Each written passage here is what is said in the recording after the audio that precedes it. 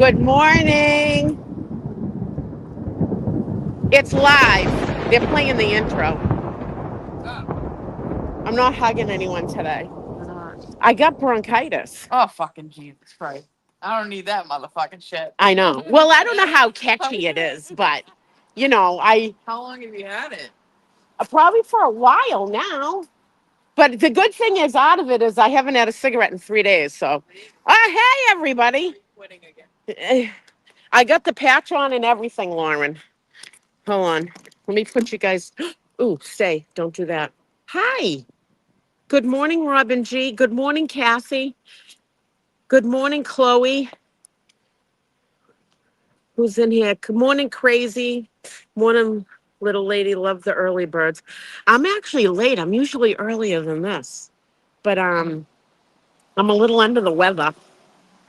As I was saying earlier this morning, Merida. Good morning. I'm here early today. Hope all is well. I'm gonna try and come down there in the day. Yeah, even if you can come by for a little while.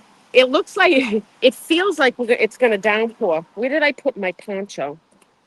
All right, I got my poncho. It looks like it's gonna rain, so I'm getting prepared with my poncho. Um, it's really overcast here. Scott McGinnis just told in, and Lauren's here. I hate putting these on now because then I sweat a little bit because we all know I'm hot. But we ain't got no quit. I found a poem too to read this morning for morning prayer. What the fuck? All right. I got my arms through the head part. Jesus Christ, I'm a freaking mess this morning. All right, here we go. All right. There we go. Ugh. All right. Raining in Connecticut. What about there, Dina? It's misting, but I'm gonna be out here all day, so I want to stay as dry as possible. Um, these were someone dropped these off for us. I used to have a pink one, like Scott McGinnis had, and I don't know where mine went. I left it out somewhere and someone got it. So I'm in Rehoboth, one town from Dighton. I know where Rehoboth and Dighton is. A lot of supporters there. Nice. Yeah, make sure you guys hit the like button and all that other stuff. Don't forget to go to alternate corner stream. Yep. Dylan's on it. Dylan's on his way in. I was just talking to him backstage. He's with Dennis Sweeney. So, anyways, hopefully we'll. I know we need some tunes this morning, but Robin G and Sherry D, thank you for what you guys will be doing today. I'm gonna try something here. Hold on, because I got a poem to read this morning, and I gotta try to figure out if I can. Hey, Lauren, can I shoot you over this poem so when I read it this morning, I can read it off your phone instead of trying to break down the live stream? All right, let me see if I can do this technology wise. So if I send this in regular messenger, Lauren. All right, let's see if I did this right. Dun, dun, dun, dun, dun, dun, dun, dun. Tell me it went over.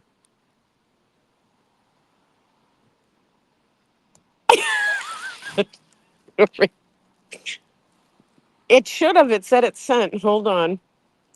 I got a nice poem for this morning, but I can't read it while you guys are in the live streaming. So I'm trying to send it over to Lauren. Hold on. Let me do it this way. Lauren Sacco. I got it. I got it. Oh, you got it? Yeah. Okay. She got it. We did it, folks. We did it. We did it, folks. All right. Good morning. Oh, Lulu must be in here. Good morning. There's Lauren. Scott McGinnis. Good morning, Ruth. Good morning, Glenn. Lulu, Belle, I seen you were down here. Good morning. I decorated the car, my car. I got it. I'm in the buff. I'm right by the buffer zone today. So Got it somewhat decorated. Yeah, you'll hear my voice. I'm a little under the weather. I got bronchitis. So I won't be giving out too many hugs today. I'll give fist pumps. The man, the myth, the Morning. legend. Dino Tuesday. It's Dina Tuesday. See you next Tuesday. Oh, we're heading up there now. Hold on a second. Yeah, I got my keys. I found my keys. Huh? I have no idea. Hi. That was my spot. I know.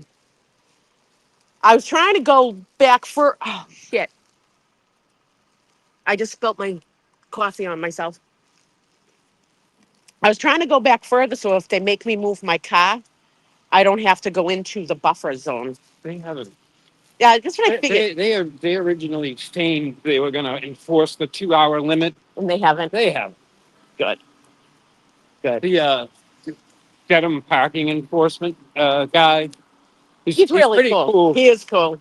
He's got a job Funny. to do. I mean, if they really call him, then he's going to do something. But good morning, Kimberlina. Yeah. Robin G said hi. Good morning. Yeah, hi, Scott. Hi, how are you?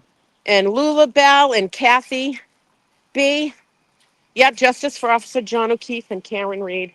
So last night I was watching Aiden's live, and someone wrote in about hi from Watch City, and at first they didn't know where it was.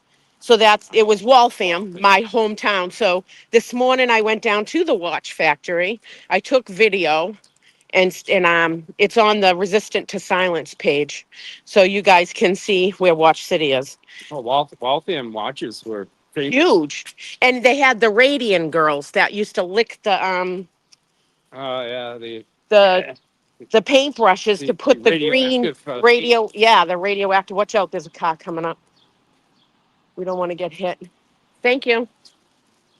Good morning, Timma. I'm not hugging anyone because I got bronchitis. I'm fist Yeah, pumping. They didn't realize the iridium paint they were using. That does. Was cancerous. They lost like their jaws and their tongues and everything. I mean, if you really Google it, you'll see all that. Good morning, Kathy B. Where is it? Oh, here it is. That's the bomb sniffing dog right there. It comes out every morning. Oh, let me get how to turn this around. There we go.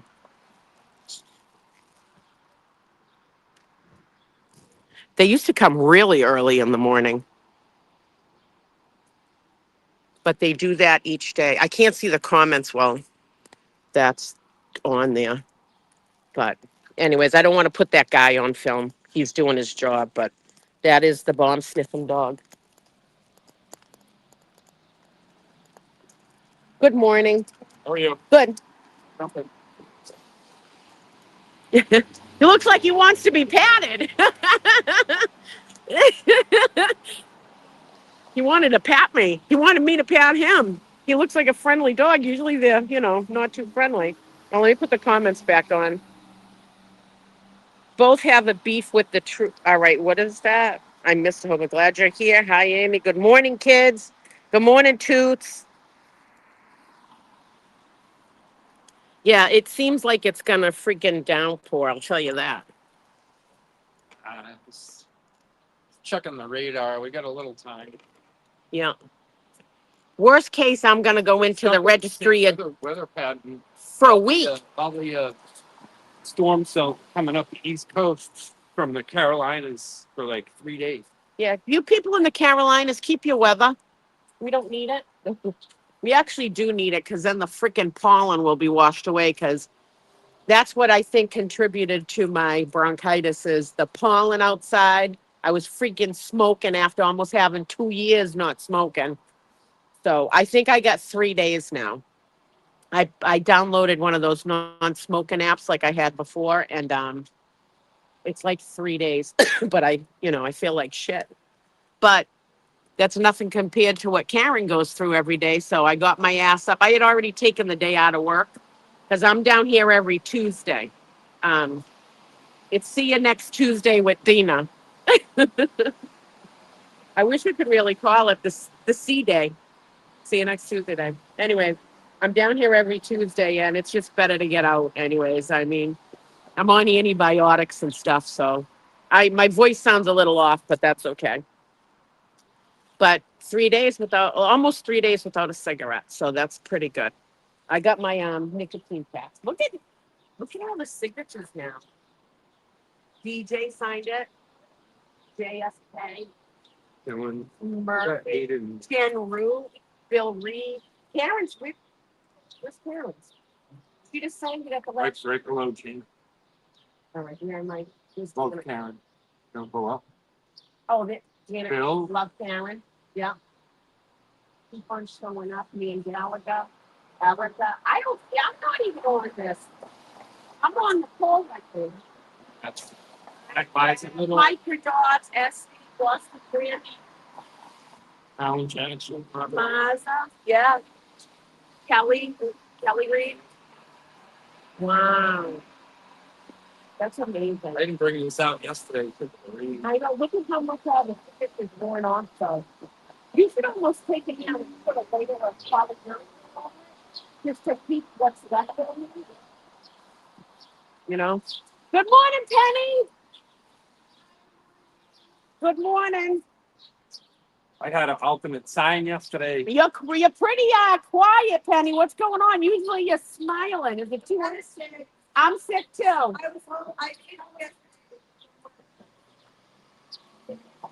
I am too. I got bronchitis. Well, feel better. See that Penny's sick too. It's the pollen and the weather here. It is. Wait, this is next Tuesday. Weather checks. Wait, this is next Tuesday. Weather checks out. I'll be here every Tuesday, so it's Tuesdays with Dina. See you next Tuesday. And we all know what "see you next Tuesday" means. Good morning. I'm live streaming. If you don't want to be on. Okay, then I'm blocking it. You got it.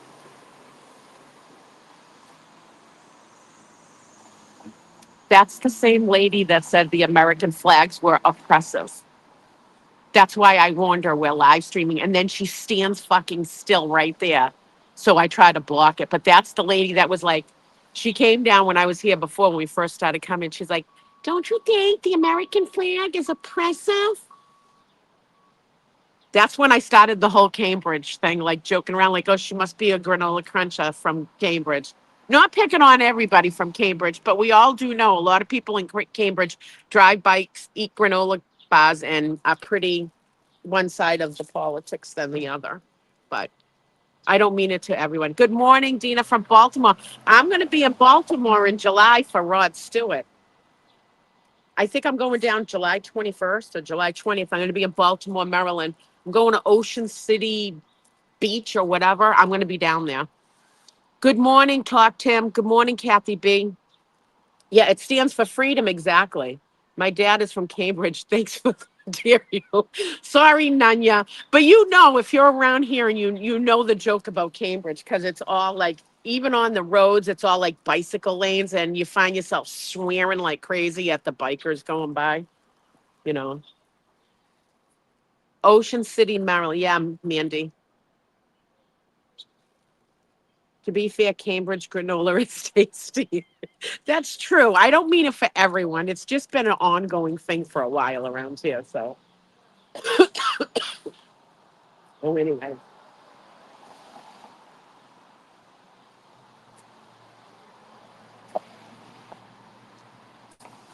How many people are in here? Ocean City is the best, and you'll love it. Go to a place called Secrets. I will.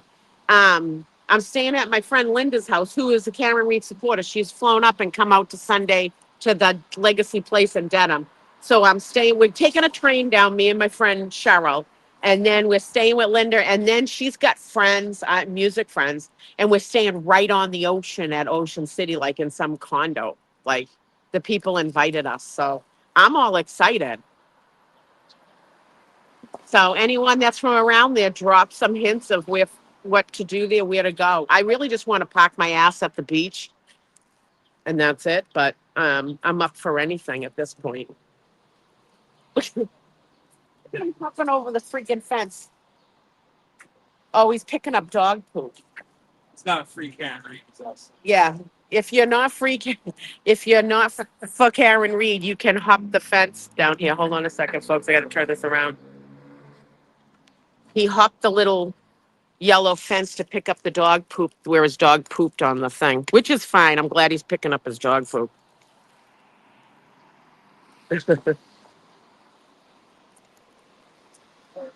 Next stop, Florida. All right. 3 ways. Yeah, donate to Karen's Defense Fund to help with feeding everybody, their lunches and stuff. And just they'll use it wisely. Trust me, there's a lot of people on her team they got to feed lunch to and stuff, and it really helps out. Steven, what's going on with Tom? You guys always write that in the thing. Everybody can come down here. There's not. It's. We're all covering it. Tom was here yesterday, so right. I thought I saw him much. Yeah, he was down here yesterday. Hi, puppy. Morning. So he was down here yesterday. So there's. Don't worry about it. Is he picking up dog poop with red solo cups?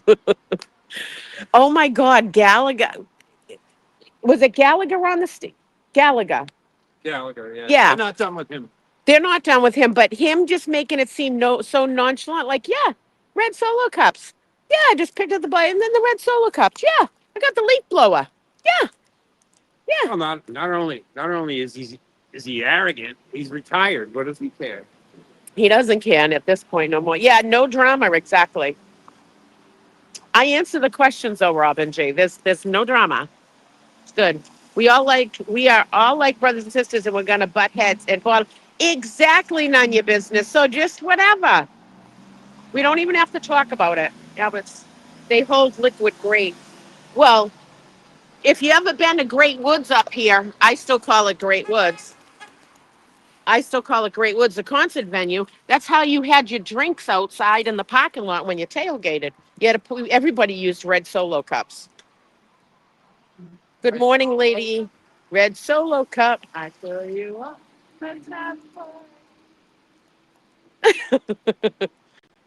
Free Karen Reed talked him.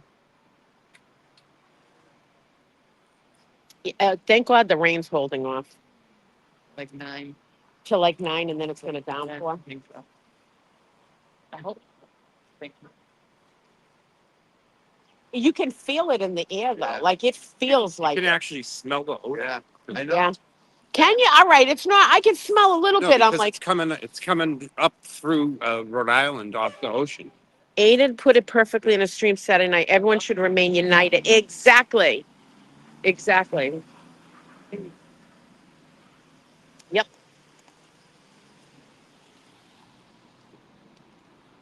Chloe, Mark. Hello, Scott and Dina. Mark, that must be Mark Cunningham. Hold on a second. If I click on it, I can see the full name. Yep, it is. I starting to remember.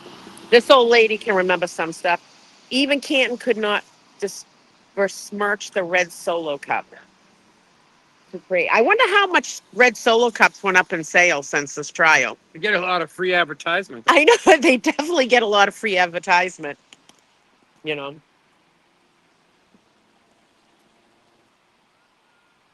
Look at it's already filling up real quick down there too. Yeah, it's coming off the water. Here, look at the weather, people. Can you hold on a second? Let me turn this around so they can see it too. It is coming off the water. Hold on, folks. This is the weather pattern for us. We're right in here somewhere. Oh well. So there's a wave coming. Yeah, there's a big dark green wave coming. So we got some time. Did the evidence in the solo cups get used in the trial? Well, the blood is the thing about it is they didn't take any pictures to see where or measurements to see where the blood spots that they collected in the solo cups were from. They just your guess is as good as mine. It's like I mean, Can't find it. Now, are those all undercovers or are those news? No, those are news guys. The news guys. Guy on the right there, forget his name. Here it's I can't remember their names. Is he Channel 5? Exactly. Good morning, Tracy V.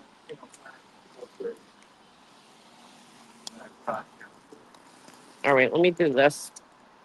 Put you guys down a minute. You can watch for a little bit. Put you over here.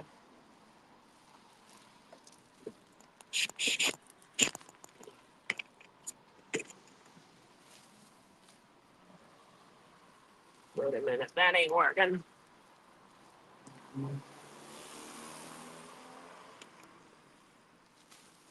There we go.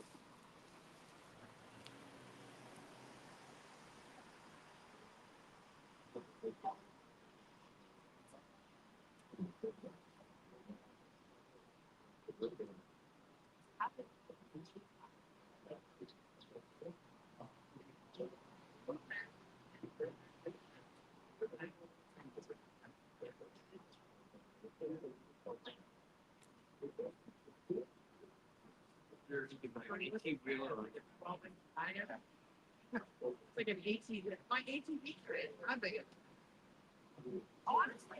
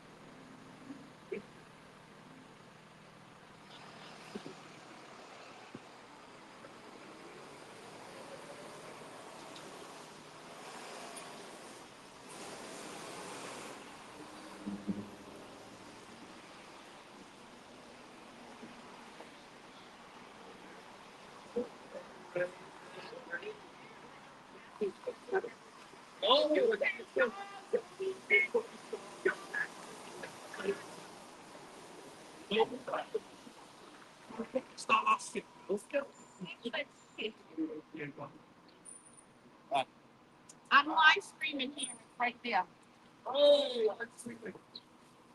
Dennis and Dylan just showed up. Yo, yo, yo. Yo, yo, yo, yo, baby. What's up, then? You come here, give me. Robert That's a G. song. Beth. They have dots there. Oh, they're talking about somebody, something somewhere. Oh, there you go. Yeah. Tracy V, good morning. Len, good morning. We got all day to chit chat, so that's why I got you guys up. We're just saying good morning and stuff. Look what the cat dragged in. No. He doesn't get fisting everybody, so. No hugs today. I promised hugs, but I got a little bit of bronchitis, so it's better just a fist pump. Sounds kind of dirty. I shouldn't. Well, that's talk why. like I'm fisting everybody. I'm fisting everybody out here.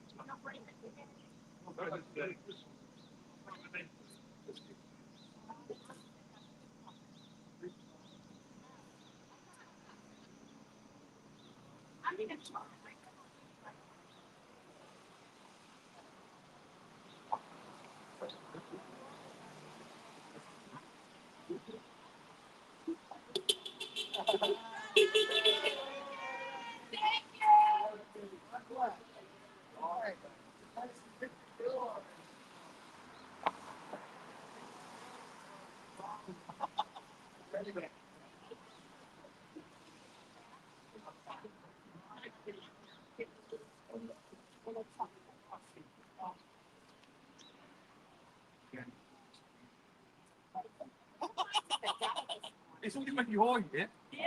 The pocket rocket. I want to share it. You know,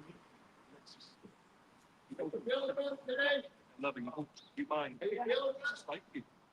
Cheryl? Yeah. Just like twins. Yeah. Yeah, you both. Near and there, both with soft. It's true. I love both.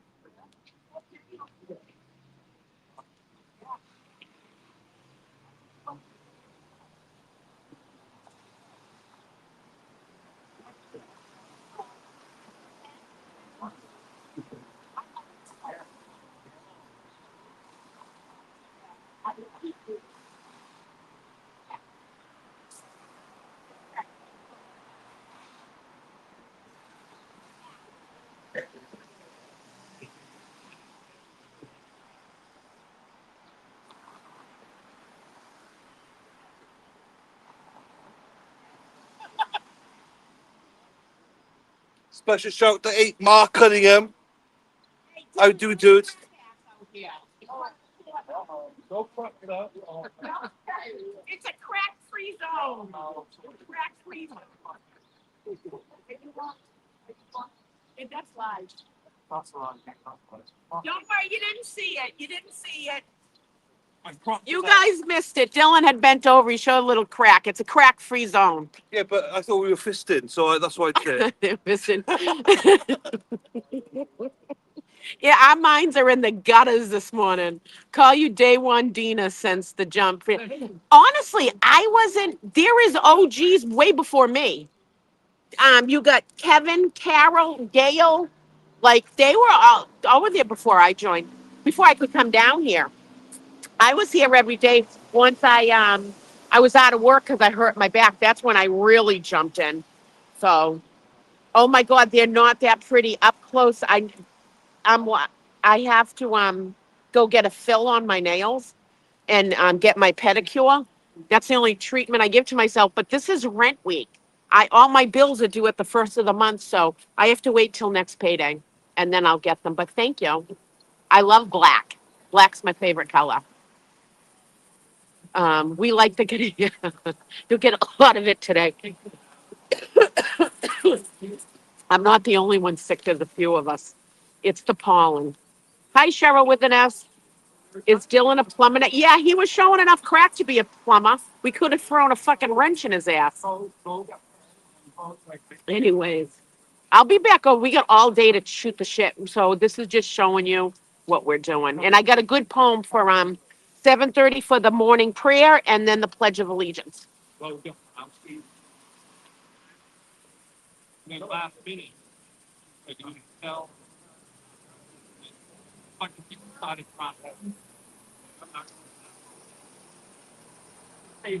to say. Yeah.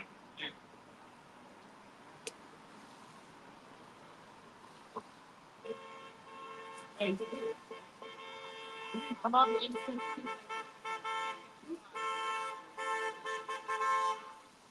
Not as much as I was. I just he was walking the salt. We didn't go back. I get up.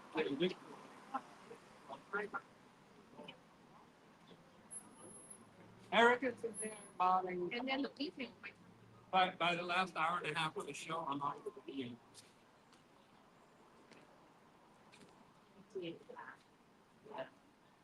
And it wasn't getting it old. Yeah, he really.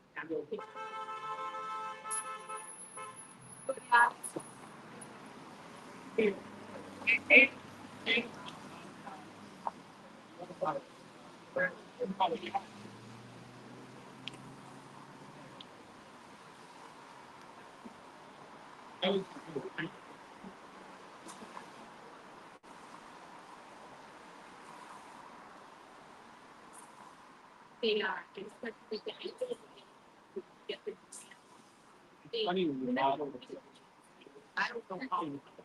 He's really good. it got fried and healthy out. Yeah, all that used to-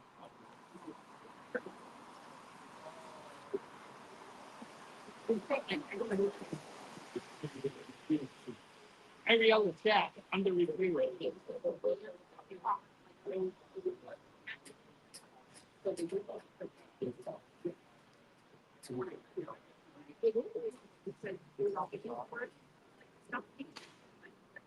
You gotta eat. And it's annoying if you're caught. You see all these. I get to up like that. Oh, I know, right?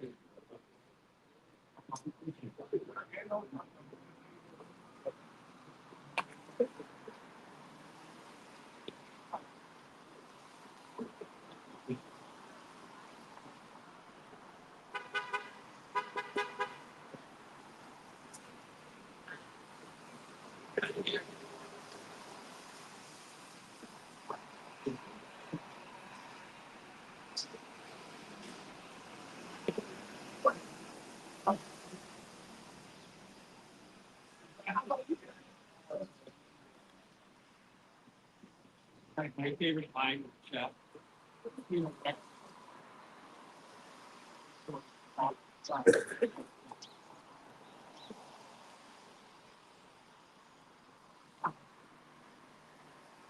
One day, when we still had all that snow and gets out of the car with the hot wheels and gone. I took Tuesday every Tuesday.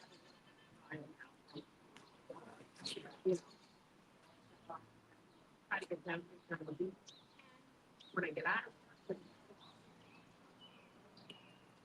Yeah.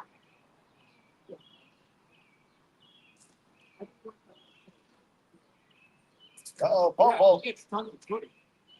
Tries to invent it.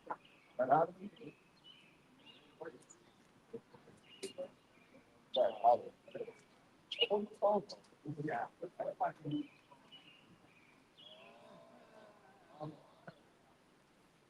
For Prasad, happened on the scene. Oh,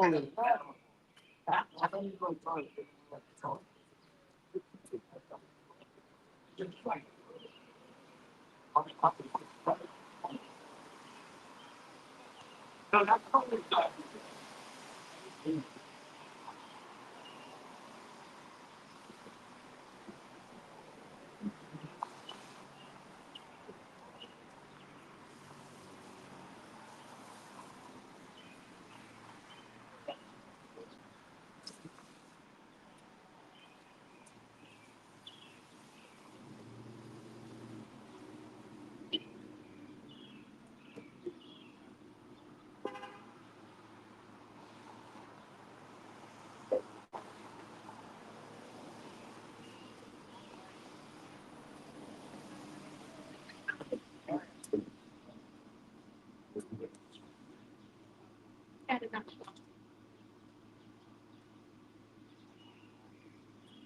Don't have Chelsea.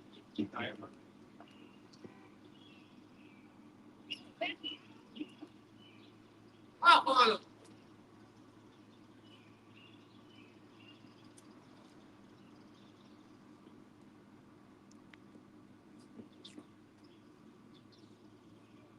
you don't get them on.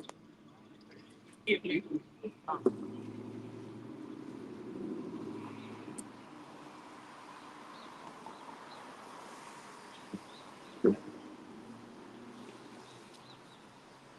get them from here, fucking.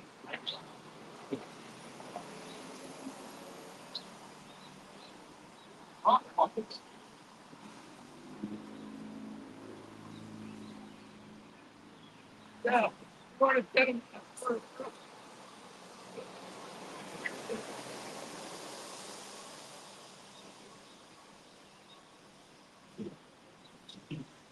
I'm doing fine. I know.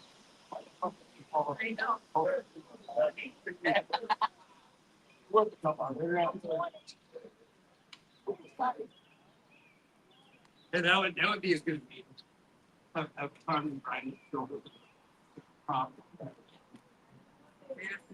Go to the order in the puppy all the back.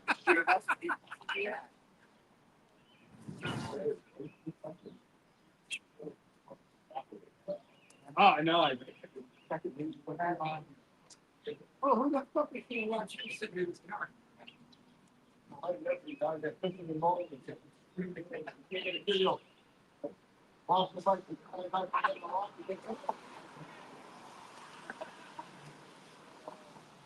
Everybody's camera waiting.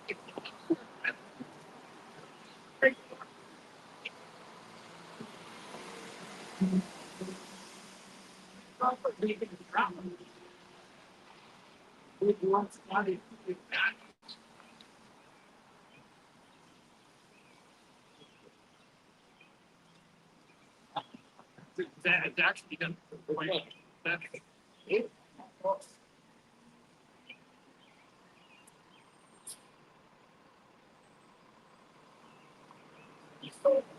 And all his audience has never been that. They're trying to somebody who's there.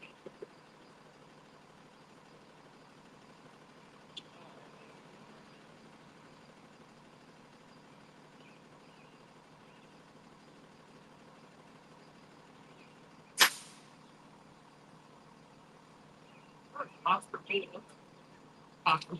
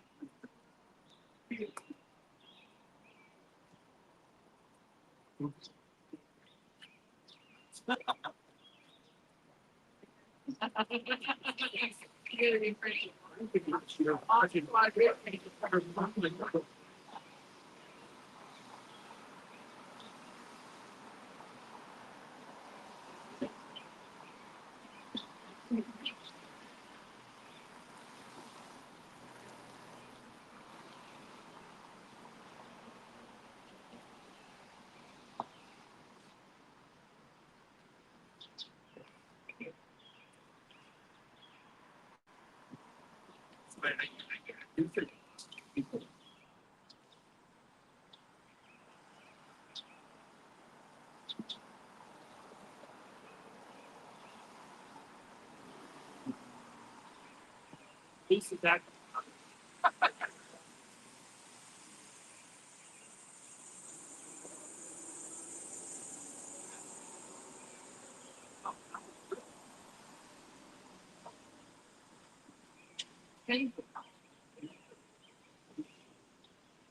But I caught it. A little fat right now. There. Yeah.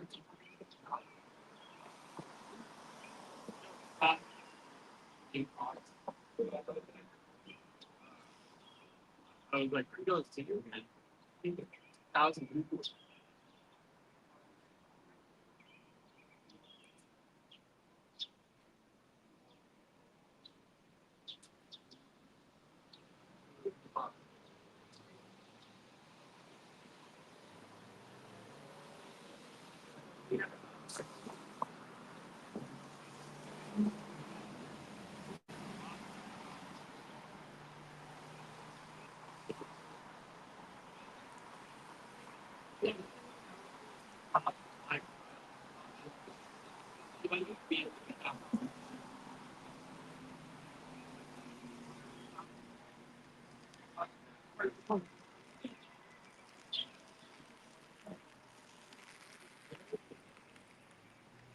No, no.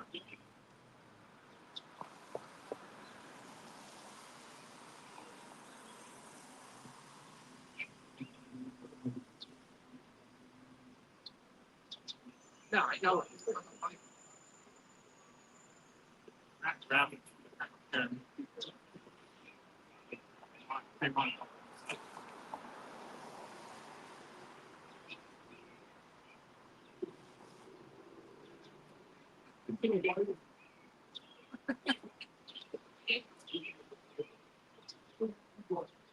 So you need, like you said, you need somebody neutral that's maybe a little more reasonable.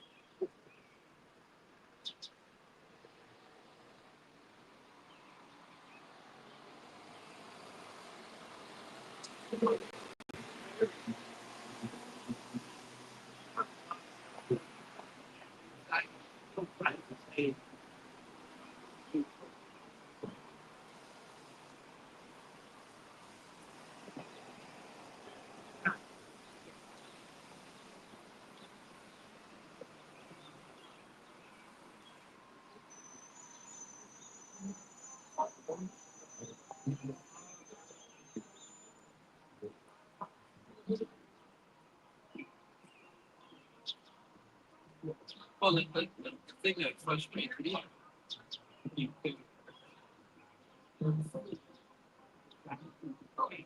they're assuming that TA is 30 they're assuming that the cops aren't involved, like all the 30 cops are involved.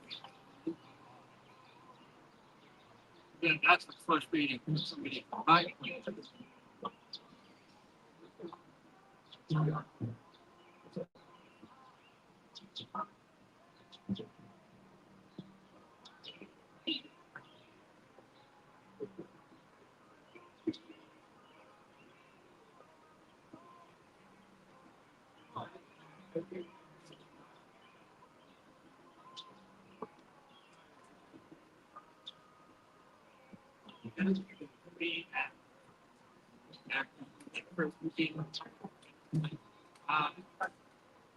24 years, there's a lackluster public defender because she hasn't included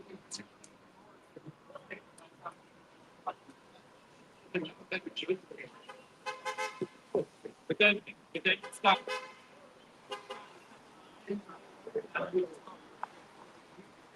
No,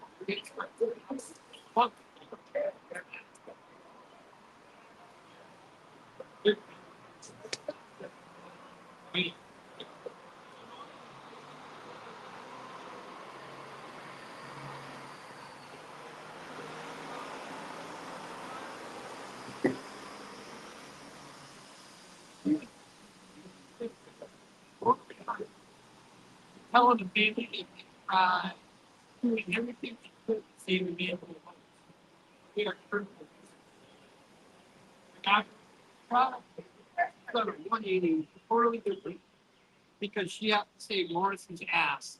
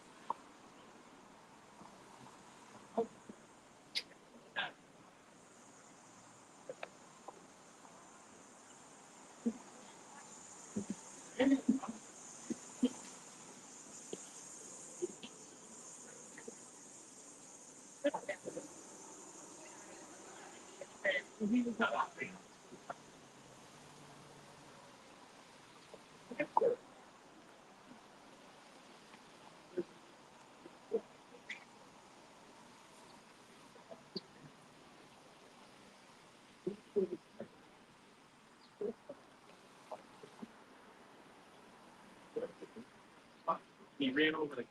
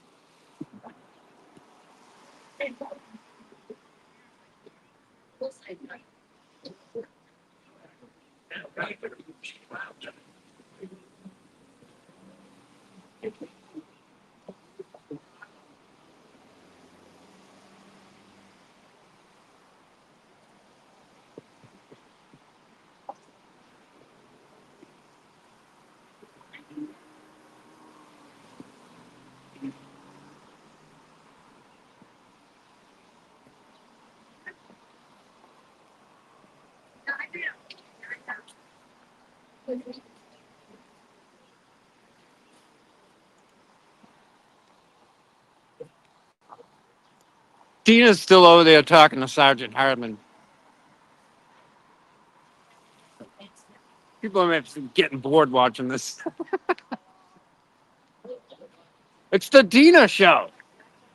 You're too busy over there talking to Hardman. I've been talking to Hardman the whole time. You know, we have a respectful relationship. I only see him once a week, so I was getting the lowdown of what's going on and everything. So sorry about that. We do. We got a good rapport with each other.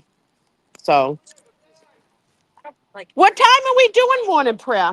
I don't know. I was looking at the time. I know it's 7:33. Hey, you too. You got 6 minutes, and then we're gonna do morning prayer. How's Hardman doing this morning? He's always all right with me. I have a good relationship with him. Um, he might not like things I do. I might not like things he does, but it's a respect mutual relationship. So, um, and that's how it should be down here. Um, if I break a law, he will arrest me. I know that. Like that's not a if I do something I'm not supposed to do, I will break it. But we were talking about the buffer zone because he gave me this thing. So if you're coming down here and you're new or whatever, you don't understand it, they want you to scan this thing. I won't scan it on my phone, but I have it down here. And it's the buffer zone. So my hat I have on that says justice. I can't wear that in this buffer zone after 8 o'clock because he knows what it stands for. And that's breaking, he says that's supposedly breaking the thing. I don't understand it, but I have enough mutual respect with him that I won't wear it. Like when I come back through, I'm going to have to, I always wear a tank top so I can lift it up because after 8 o'clock, I can't have this in the buffer zone. So I'll have to take my hat off. I won't scan it neither because I'm afraid the Mass State Police will like lock in on my phone. I've refused to scan it. Um, so, I mean, that's what the rules are. And so I will be respectful right now and take it off when I walk through. Um, I don't want to get arrested. I want this to end of us peacefully protesting, but it's gonna, if I get summons to court, I get summons to court. I'll have it. But I try not to break any rules, and Hardman has left me alone. So he's been very nice to me. Not, other people, when they go to court, like Bow and whoever else, then it'll play out. A few people have summonses to go to court. So if I'm not here and don't see it, you know what I mean? Like, I mean, he ripped the thing off of John Delgado's shirt. Like that's all going to play out. And there's cameras everywhere down here, folks. There's cameras. Deanna. They were asking about the thing for Thursday. So Thursday's standout. So there's a big one. I'll be working. I can't take the day out of work. I'll come later after work when I get out for Thursday. Good morning, Deanna. So Deanna's putting that together. So go to the I think it's on the justice page and resistant to silence page. You can find out about the standout Thursday down here on High Street, down by the post office, to really rally together. Um, I'll probably be here after 1 o'clock. You can feel how you feel about any police officer down here. I have a mutual respect thing going on with Hardman, and I'm going to keep it that way while I'm down here. Um, and like I said, court will play out. There's cameras everywhere down here, folks.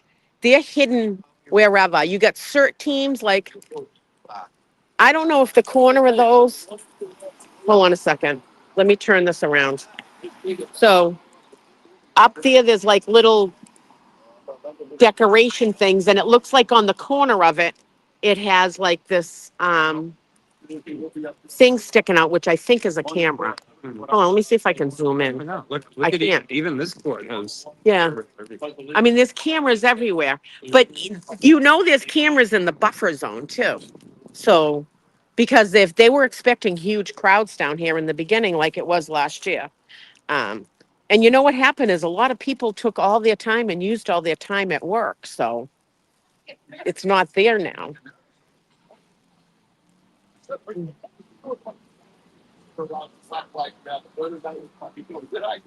Are we ready for morning prayer? Where's Lauren? 7:45, I think. All right. Somebody put it out at 7:45. What, today? Yeah. Okay, we'll wait in case somebody else shows up. Yeah. Funny, there was actually a larger crowd here yesterday, and it was pouring out. Yeah. People don't have time. I mean, a lot of people are saving time for when it really gets the verdict. Like Oh, when the weather gets better. and when the weather gets better. They want to be out here when the weather's better. That's for sure. Ready for the rain's not going to stop here. There's a big cell coming through. We're going to get downpoured on. But I go away in July, like July 20th or something. I'm leaving, and I'm like, because last year it was the first week in July, but I think it's going to go before that. But you never know. I have to be here with my brothers and sisters that I stood out with to hear this verdict. I don't think it's gonna go that deep into July. I don't think so neither. I mean, they've already gone through pretty much. I mean, they put 150 people on the witness list, but they're not gonna call everybody. No, they're not going to call everybody. So, Sure, it's a fluid thing as the trial progresses, like who they're gonna call and who they're not gonna. yeah, if you got extra snacks, bring it. I'm going to have a cough next week at some point. Yeah. I had a whole bag of snacks that I accidentally left behind. I think Brandy took them. I hope. Oh, yeah, But she's Brandy's not not coming coming back today. Yeah. How was her neck yesterday? Her neck's still sore. I told her to go to the goddamn doctor. It's been too long. Daddy told us all to get down there and flood the buffer zone. That's right. That's right. This hasn't stopped people, but people have stopped coming. And it does nothing to do with not backing Karen, but people just aren't taking the time out yet. I mean, it sucks being down here in the rain and the cold and the heat, the hot heat. It does suck. But we have no quit. And we're not going to stop. I got to get a cough drop. Hold on, people. I got to get a cough drop.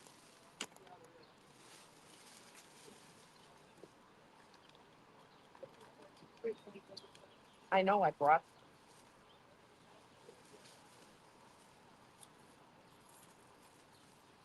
They're in one of these pockets. Jesus Christ. Buffer zone rolls. I got it. Hold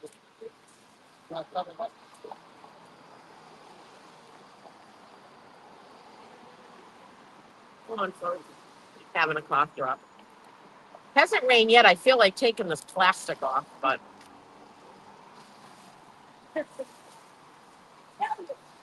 Bev's chilling effect on the front. Right. I mean, I hate that they're doing this. I really do. I disagree with Hodman on this because he feels it's okay, and I don't. And Dean, I have to send you a video of why I got in trouble yesterday. So stupid, but I'm allegedly getting something in the mail. Yeah, they said that you're getting something in the mail. It's not. It's by the CERT team, from what I'm understanding. He was talking about it. The second you take it off, it'll start. So I don't agree with it. I think we should be able to be down here out front, but you know, it is like what it is. After morning prayer and stuff, we have to go to the other end, and I'm going to have to take my hat off. I'm going to have to turn my shirt inside out. Huh? It happens. Oh, is she here? Oh, yeah. Britt Happens is here. The CERT team. Shut the fuck. You have Hodman's team. Hodman's in charge down here, but the CERT team's here. And it's my understanding, I think the CERT team was involved. I don't know. There's Britt Happens. Who's getting summons? I guess Erica and Brandy at this point. Woo! Can do that till 8 o'clock. Tell Lauren to call me when Morning Chaos is over. If I go to jail for saying peekaboo, you better come save me. I don't know. We can't say shit to Brennan, Spanky. I guess not even that. So I'll tell her. I don't know the full story. I wasn't down here. I haven't even watched from the other day. So All right. let's say hi to everybody. Oh, good Res- morning. Alternate corner, Hi. resistant to silence. Yeah, Erica too. Erica too. She didn't even do anything. She wasn't even near me. I don't know what's going on. I wasn't down here. I haven't seen everything. So all I know is that people are getting summonses. So Because you know where we go. We hang down. yeah, I got. Good morning, Gina. good. I doing fist pumps because I got the bronchitis. You got the bronchitis? Yeah. But it's good because it's giving me the thing where I'm not going to smoke now. I needed to get this sick in order to stop smoking. All right, whatever you say, man. For you. You want a gummy? Whatever works for me. I don't have any. I knew it was coming because every year I get it no matter what when the pollen comes out, but it didn't help with me smoking. You know, How so long had you been smoking? I had almost 2 years in March, but I started smoking in like February. March 23rd would have been 2 years not smoking, and then I lit up in February. That happened to me before. Then I quit again. Yeah, so I'm Now I ready. went to the vape. Man, I don't crave it though. Yeah, I won't do the vape because I'm so scared of that Yes, tough one kid, or whatever. don't do it. Don't go to it. It's not a No, good idea. right. So, I should know. they're already saying I want a gummy. Oh, Maryland's getting over bronchitis. I swear it has to do with the pollen here this year. What's up, Brandon? Are we ready? Yeah. Lauren, are we doing it on this side or the other side? Oh, right here. Yeah. Brandon, ready? Yeah. We got to do morning prayer, but it's on your phone. But I didn't want Karen. We're gonna have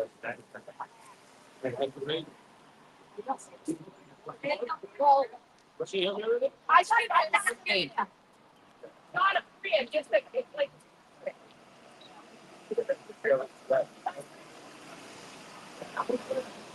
Go on.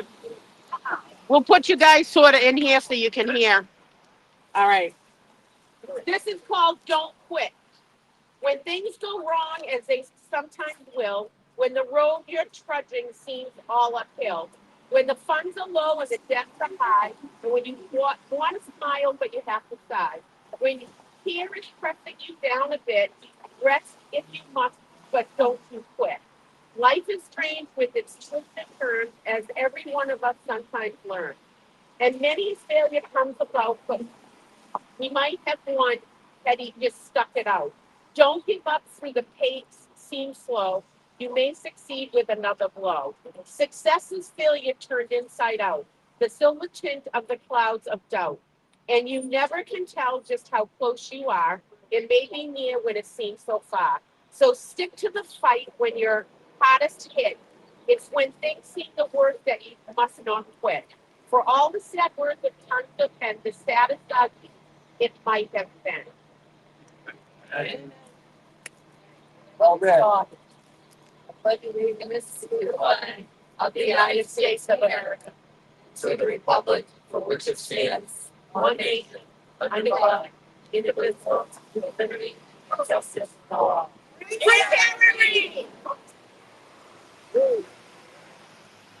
There we go, folks. I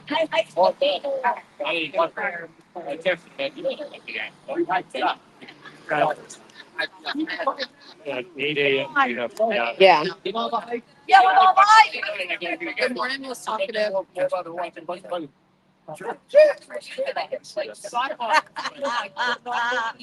Is that the aga wash or whatever when you take that stuff and you like relive everything or something? I always wanted to go to one of those retreats.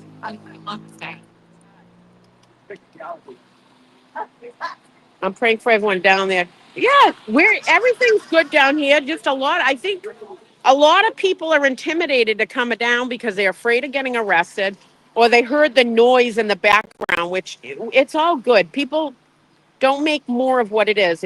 Everybody's good down here. So just come on down, even if it's for a half an hour, stop by. We boots on the ground. We ain't got no quit. We try to do the best that we can. There's people that can be down here every day. Some of us can't.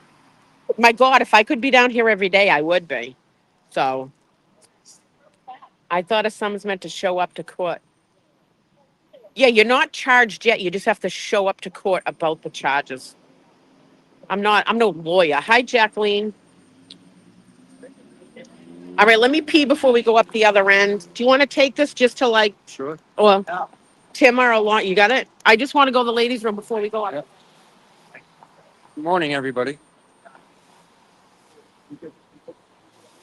Yeah, I can see the chat when they're running the app. When I have a regular link, I can't see the chat.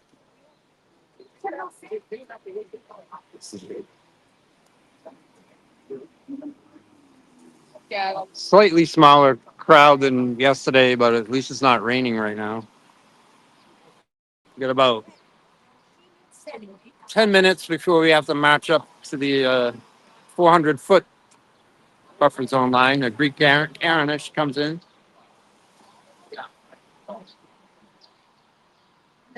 Get to see the end of Cross. Begin the day. I don't know who else witnesses will be coming up after him. Morning.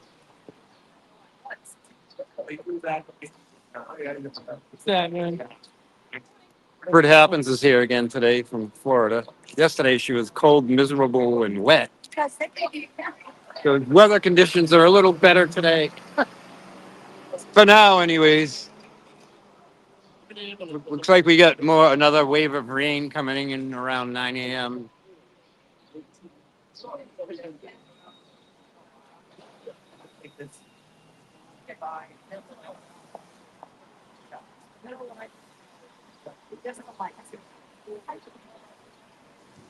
Tuesdays, it's usually the Dina show. It's her one day to shine.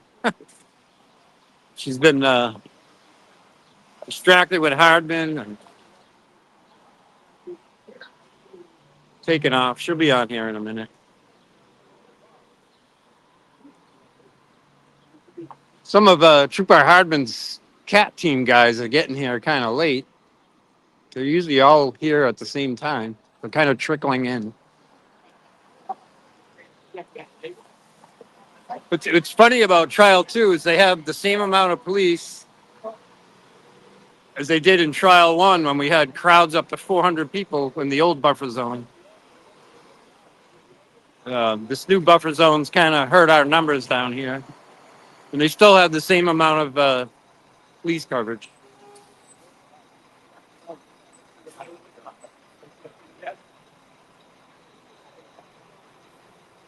I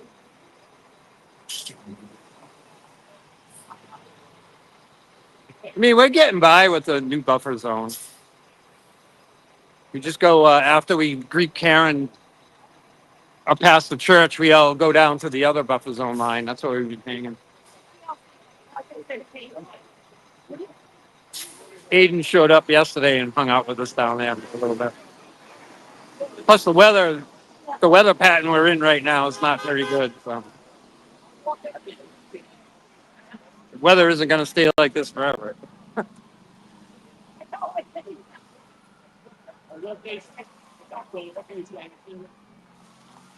No. Here come the sirens and the trial hasn't even started yet. The fire and ambulance crews always come up this street right past the court. That's why you hear them all the time during the trial. Welcome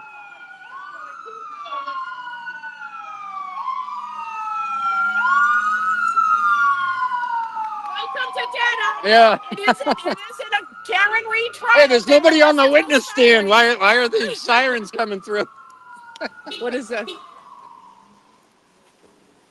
More hey, Sarah. Of course, here comes the obligatory fire truck. Oh, here comes the fire truck. Now it is officially, and they see this. All this traffic has nothing to do with Karen Reed. They try to freaking make it look like that.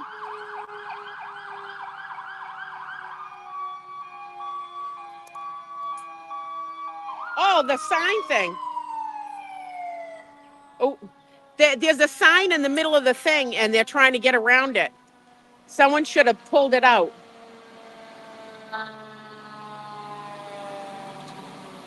There we go. Now it is official. What are we on? Day 10? And Day 10. It's officially day 10. Did he bring the pink lens?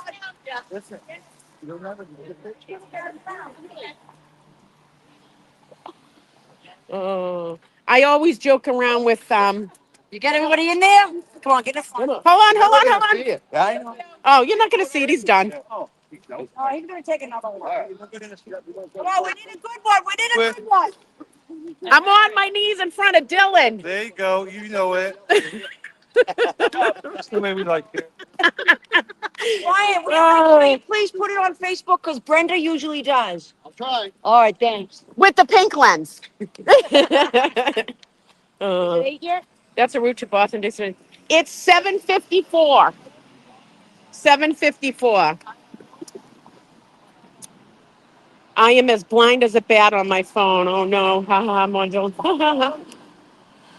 Isn't there? Oh, you want to say hi to Timmer?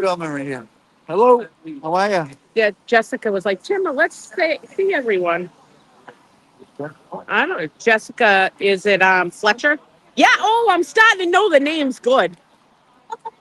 Oh, there you go. Oh, that's why she has a gap in her teeth because she stays on her knees. Oh, you're? Saying that to you. Yeah. Who is it? Sage Nickens. Oh, so, Ha! Go ahead. He did. If it's a joke, it's a joking around. I don't mind joking around, but if he gets nasty, then get him. Hi, Kat. Hope you're feeling the love and appreciation. I feel the everybody down here. It's all love and appreciation. Oh, now here comes an ambulance. Which good luck to this. And like I said, folks, this traffic has nothing to do with the Karen Reed trial. This traffic is like this all the time. All the time. Nothing to do with us. And another fire engine's coming. There's the guy with the Porsche not even paying attention.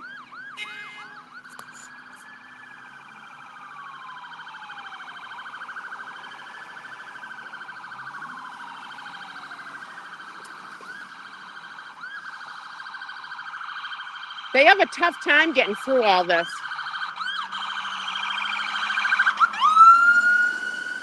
Welcome to Dedham.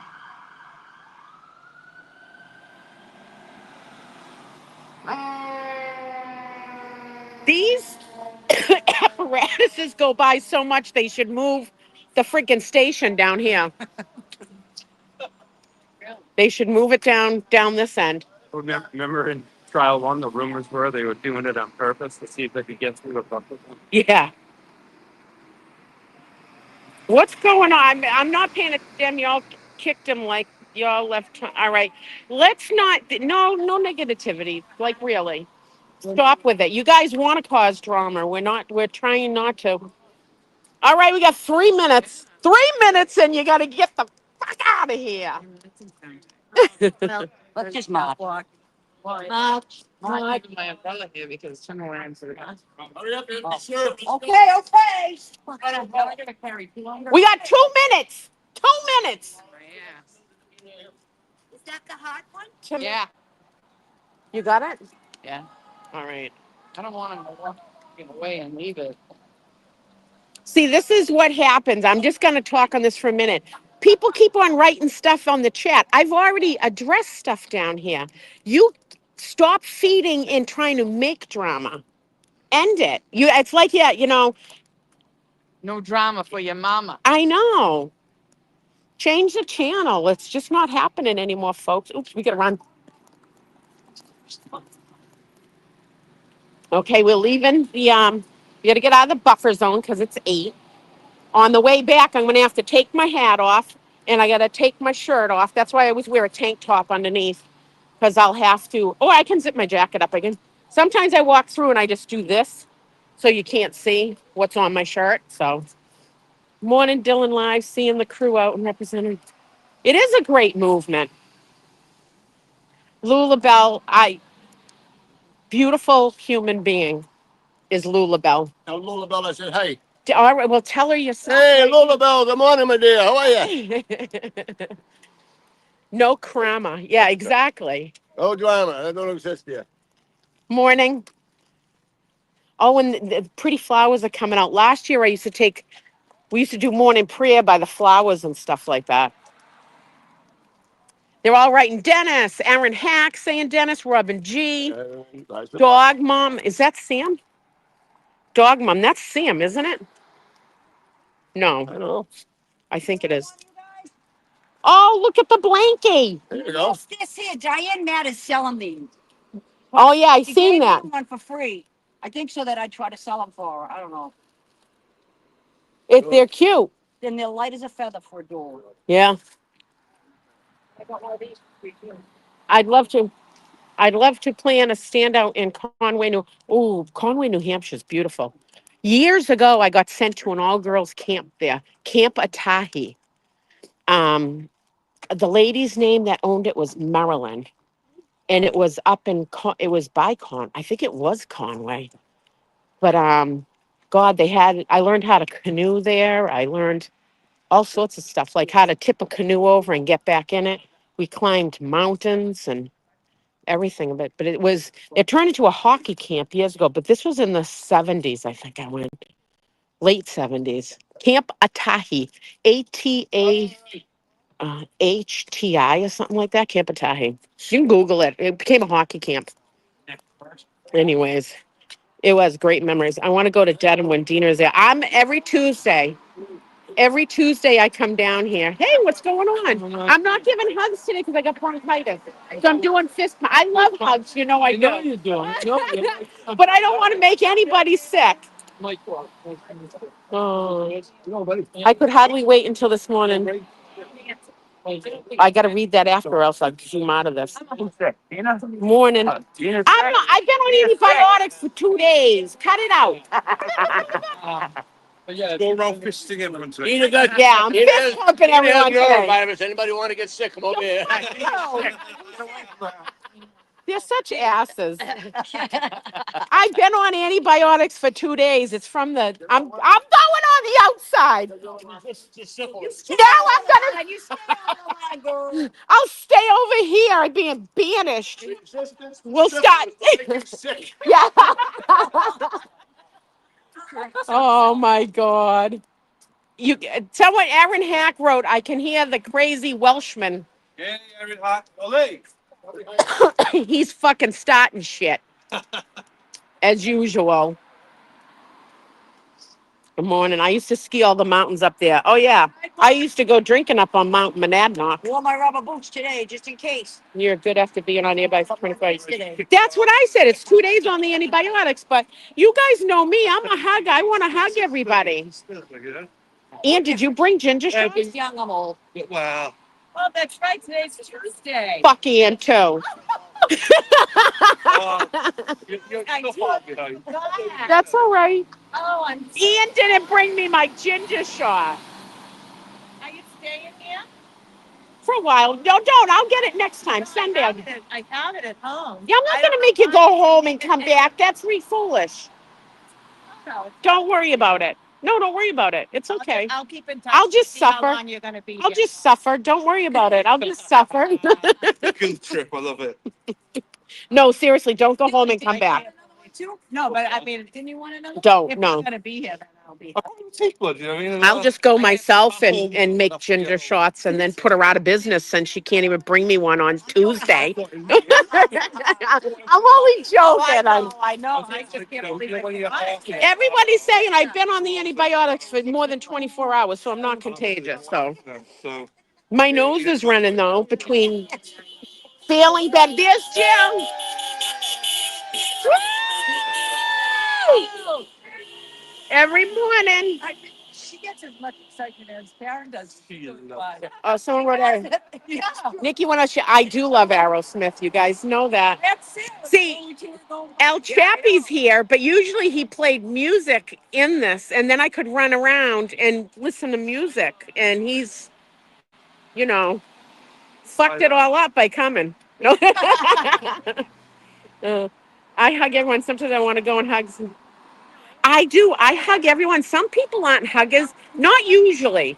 Like they're very rare, but I'm a hugger. Like you never know. That could be the last time you see someone, or you don't know what a shitty day that I like being hugged. So I can't hear Aerosmith without thinking of Dina. This is come here. I gotta hold on a minute. I gotta put you guys on chat on side.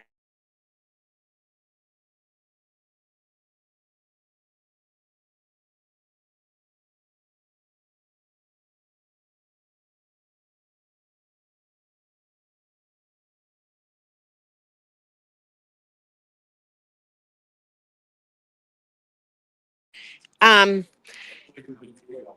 Kelly, write to Dana. El Chappie said okay with it. Just write to Dana. I don't have, just write to Dana and ask. Sending goodbyes from Central Texas this morning. What's going on up there? Oh, hi in Texas. But I asked Dennis yesterday. Sending love from Pensacola, Florida. All right. Sounds like what my boys tell me. There's nothing wrong with hugs. Some people aren't hugging people though. And you can pretty much see that vibe sometimes. They'll back away a little bit. And if I have a beer or two in me, I might just grab them and hug them anyways. I was gonna say, I'll read the signs. Yeah. Come with a warning. We'll hug. I'm a hugger. I know. Hugs are nice. James Jackson gives great hugs. Yeah. I did. No, sir, there's people that really do hug. Dennis Sweeney gives a great hug. Like they really do. I like hugs.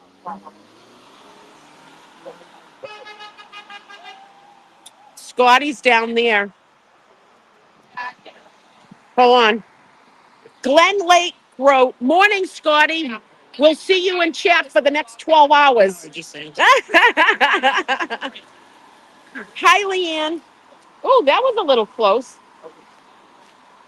Don't run. I'll find you and hug you. Ah, James Jackson is your neighbor. Oh my God, he's a really nice guy, and he's humorous too. Because we were freaking joking around. He probably thinks I'm a fucking weirdo, but I had a great time when he went to the Irish brewery. Um, just a fun time. But anyways, resistance is futile. Is Brenda the? No, Brenda's not here this morning. I got to stand this way so I can see the cars coming. That one came a little close. Good morning, J Mac. Let's play hide and hug. Oh, Robin, I love you too. I loved when you were just down here. Hugs from Vero Beach. Oh, I like Vero Beach. My favorite beach in Florida is Siesta Key Beach. I love it, but I do like Minnesota because it's got all the shark teeth in it. It's like well known everywhere for shark teeth. Um, I sent a message. We weren't okay. Hold on a second. Hold on a second.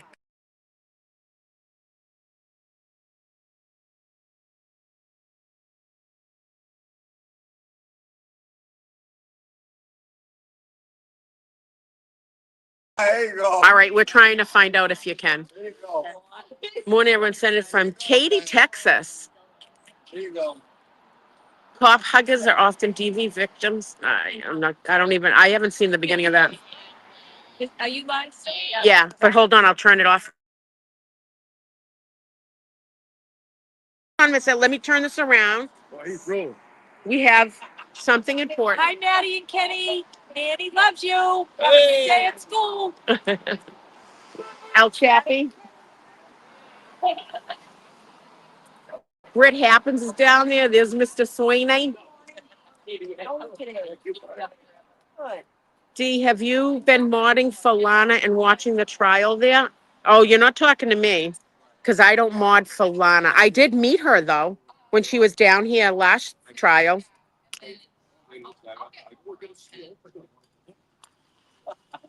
I'm coming from Philly just to hug you. Ah, I love it. Good morning from Michigan. Oops.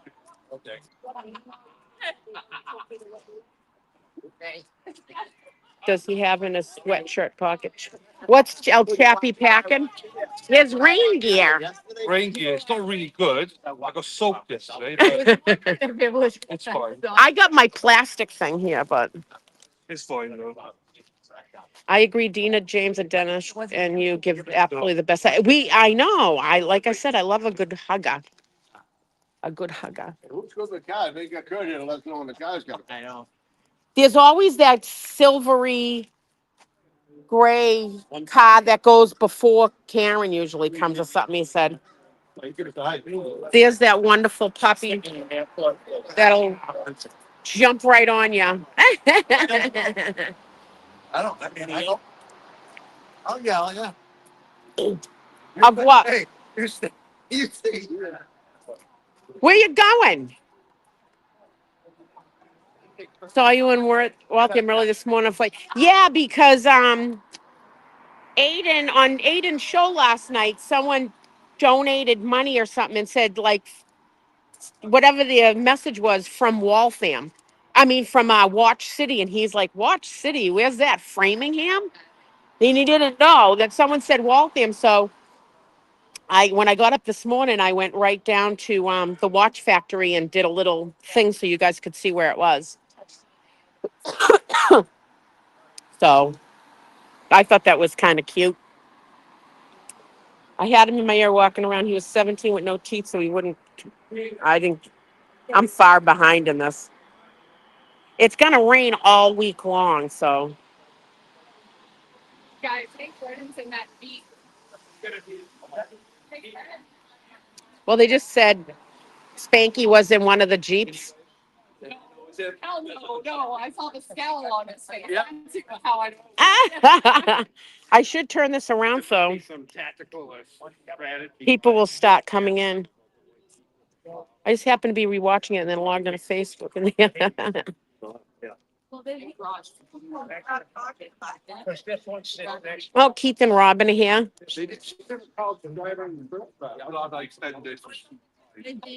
Hey, good morning. Fist pumps. We're doing fist pumps. Yeah, there we go. I'm good. How are you? Good. Better. I'm sick right now. What's the allergies, like you said? Everything's. Yeah, everything's. Woo! Would you like a cough drop? Oh, I'll take another one. Thank you. I'm gonna. Trying to make up for my. Yeah. For ya. Don't feel bad, Ian. Seriously. I'm joking. No, I know. I'll be mad if I really would be mad if you go all the way home and come back. Don't. Alan Jackson sounded so sick yesterday. I'm telling you, everybody's getting sick around here. It has to do with the allergies. It does. I'm working up a sweat right now. Hold on, I got to put my hair up.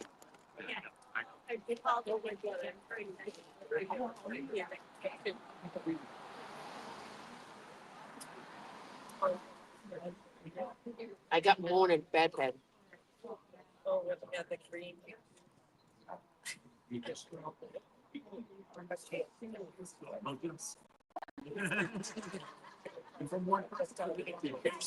Thank God.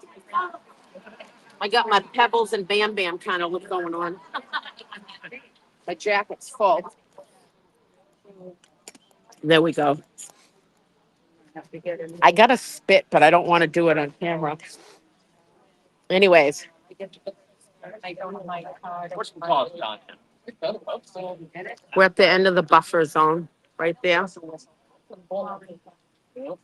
See, even me walking past these two barrels, just past this sign right here, with my shirt on, I could be charged right now. Evidence. Evidence. Take it. No, don't take it. You don't have the pink lens. There's a pink tree behind. Breaking the law. Breaking the law. Yo, you'll have to send me that so I can do that. What? That's a beautiful dogwood over there. Yeah, it is. I know. I just said that. Yeah. Oh, what was that? Yeah, it's a zip tie, but it sounded like you never know if someone's gonna throw something out their fucking window at us.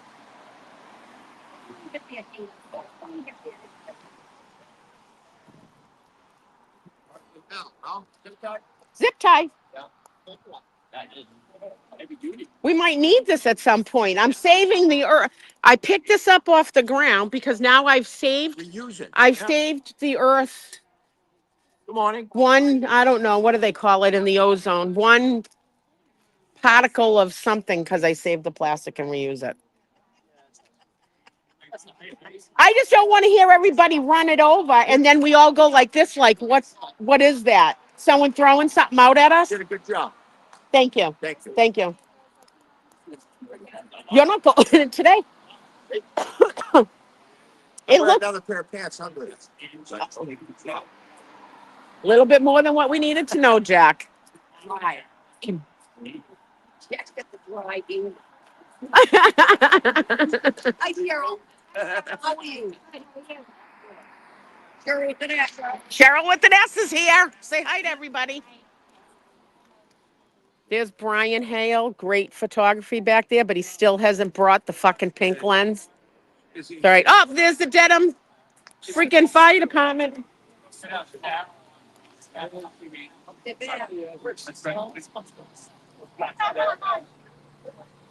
And it's the pink trees are out, Brian. This is what you said is a good time for it, is when the pink trees are blooming. Next Tuesday. Hopefully. Or he'll let me down. Yeah, they look pretty tired today.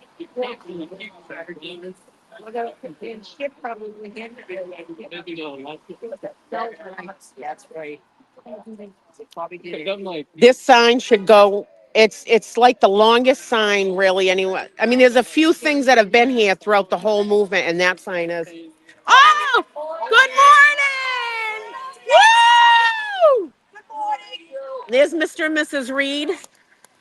Oh my God, every time I see them, my heart pounds. I know. No. Well, no. See, I start talking and almost missed shit. Yeah, I just want to lay low anyway. We'll just blame it on Cheryl because I was talking about her sign. Okay, I can take it. You can take it. That does beat for me. I know. Well, yeah. They should be enjoying retirement, They should be, you're right. away, golfing, going on trips, instead of going into that small courthouse every goddamn effing morning, Sitting on a hard bench. sitting on a hard bench, you know? So if them backing their daughter up, if they get to drive by here each morning and everybody in the movement says hello to them, and it makes them feel a little bit better knowing they got support, then our job is done, you know? It's done. Oh, I got the comments off. Sorry. Those fucking hard. Yeah, they are hard benches. Let me tell you, I don't go into the court that much because I have ADHD. I don't think I can sit all day. I've tried to, and like, I've gone to Aiden's hearings. Um, the benches are, that courtroom is so goddamn small, and God forbid someone has bad breath, bad body odor, or farts in that room. If someone literally farts in that courtroom, it's gonna take everybody out because it's so tiny you can smell everything. It's that small. But the benches, when you sit in that all day long, imagine being retirement age and you're sitting in those benches all day long. It's brutal. It's brutal. That's why I haven't gone in that much. I'd like to go in before Karen's whole trial is over, just once. See how long I can make it in there because I squirm a bit, Okay. but we'll see. It means I'd have to go get a dress and shoes too, because you know me, I can't wear yoga pants into the trial. But anyways, let me turn this around because we don't want to miss Karen. Watch out, Dennis, behind you.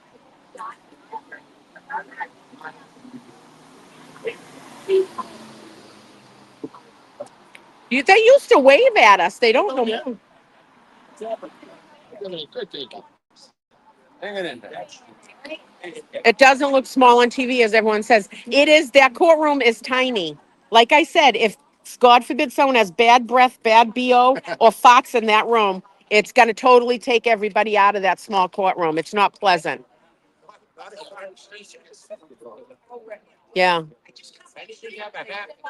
I would be constantly pushing my glasses up with my middle finger. Yeah, they catch that shit though, hippie chick. Hey, what's up? Hey, there's John Delga. I'm live streaming. There's John. Gentlemen. There you go. There we go. Hold on. Let me look better with this gentleman here. I can't stand him for some reason. Daddy's gonna take a picture now. Nice. There he is. Daddy's gonna take. That's John. That's who had the sticker ripped off of his jacket. That's cheap properties, buddy. Yeah. Yeah. No, you got me mad. There you go. Daddy's. Look at the little duck at the end of his thing. No, that's it. Here's good. That's it. Yeah. Biological warfare, ripping farts. Exactly. I'm telling you, Pete. You think it's funny, but you think it's funny, but it's really not. That courtroom is so tiny. It's tiny. What's tight? What you took on weekend for? Yeah. So tiny. That's what she Al said. Chappie. Tiny. Tiny. That's what she Tiny. said. We're gonna. That's your new nickname. Tiny. Tiny. Tiny dancer. No, I said if someone farts in the courtroom, you'd knock out the whole fucking courtroom. Yeah, that's true. Could you go in landscape? I can't because I didn't know where the button was this morning, and you got to start landscape at the beginning of the stream. Because when I go like this, hold on. Oh, what did I do? Oh shit! Hold on. Oh, I did. There you Wait! go. Holy shit! Yeah, you're streaming out, you see. So you. All right, now how do I turn this the other way so I can catch Karen? So there. Oh, there it is. Yeah. Hold on. Hey, Dallas. Okay. Oh, hello, Madeleine. How are Well, you? you know what? I can honestly say I just seen down there. I know. Well, she said the same as well. I see. How you doing, darling? Well, I How you don't doing? care. That's okay. That's all right. Lally smells like a wet cigarette. Well, he should. He chain smokes all the time. I know. Smoking. Now, see, I didn't think I hit any button, and it's on landscape mode. Yeah, you're going to stream me out, you see. Oh, The that's other day, why. you go on YouTube. YouTube. That's On why. YouTube, you have to do it beforehand. The stream me out, you can flip it. That's why. Yeah. You learn something new every day. Learn something new. I'm not a professional at this, people, so you sound just like gotta it. fucking deal sound with like it. it. I'm so untech savvy. I just, I know how to get into this and go on. Yeah. Dina the Boomer, you got it. Yeah, but you got a mouth for it, so it's all right. It's good. You can overcome everything by just being yourself. Exactly. Hey, Dina and Dylan, watching and supporting Free Karen Reed from California. Well, Hey. hello from California. Hello, California. I have to take boys to school. We can do it tomorrow. Yeah, you got to talk to them, Kelly, beforehand, because Dana and them are all at work, and Dylan's here, but it's got to be a joint thing. So you can get in touch with them. Have a good day at work. God bless them. All right. I'm leaving it on this so in case, Karen comes down the road, we can see it. Yeah, a bit early, but it's fine. Don't move your head. Keep it right there. Put it on the back of his scally cap. Ireland. If you didn't know he was Irish by his name or anything else, now you got, We have to order him a cool. We should have them make a scally cap just for you for the movement. Yeah. That's kept. No. Wait, What- Brenda's not here today, right? And it's all No. gone to shit today. No photos. We were late because Dennis was lost, and then I had a low I had that air on my tire this morning. So you're going to take a piss anyway. it's the third time in the last 3 months.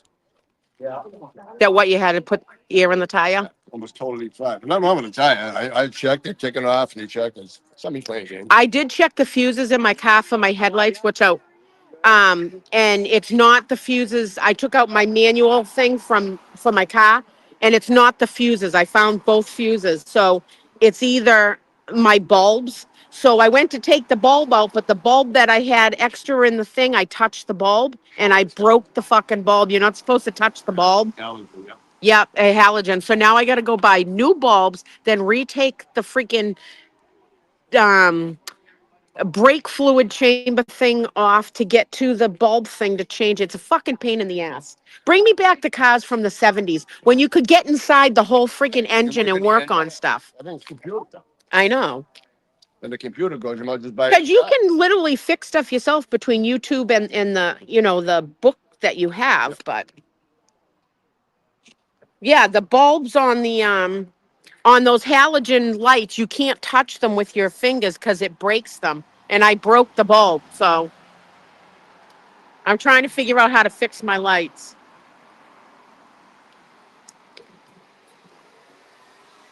Good morning, everyone. I pray for another good day for Karen and her team. I know. I wonder, does anyone know who's up?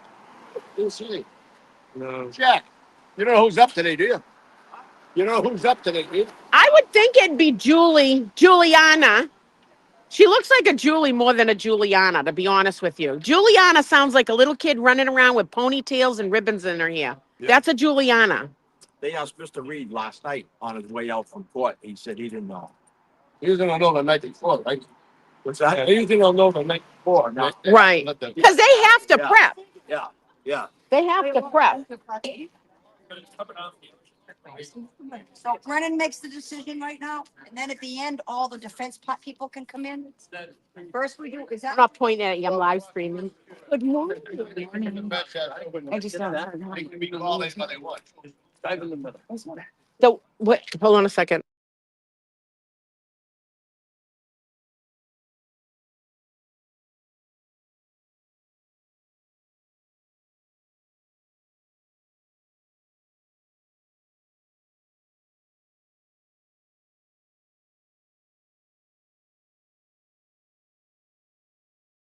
All right. I'm back on mic'd. Jackson not finished with Gallagher. Oh my God, Gallagher. What an idiot. He tried to make that seem like it's all normal. Like, yeah, we just throw red Solo cups in and use them. Nah, we don't need to take pictures of any blood evidence. We don't need to know where the blood was in the ground. We don't need to know where John was on the ground. We just, bring the leaf blower out and use it and, manual 2022 in the Gallagher Book of Rules of Procedure. So, I know. Imagine paying him $300,000. That's insane. Insane that he gets paid that much money and no one could take $50 out of their pocket to order evidence bags or call another police station for them. Yeah. Crazy.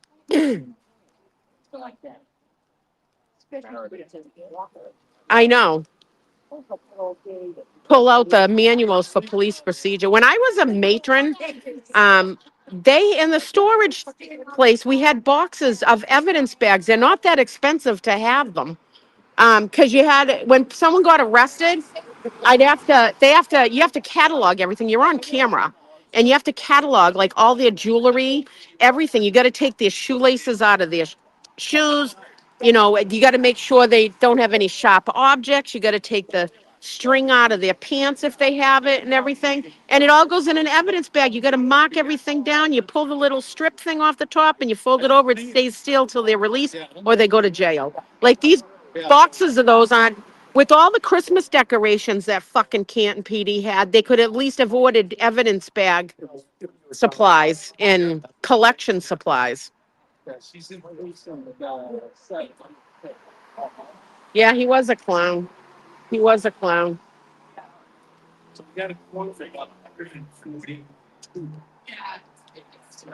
We're in about 40 minutes and you should find it. What are you looking for? Tina's not contagious, I heard anymore. I'm not contagious.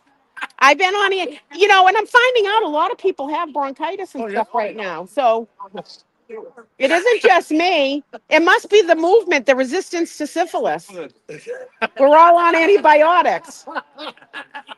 Yeah, I said it myself because it's all, in humor.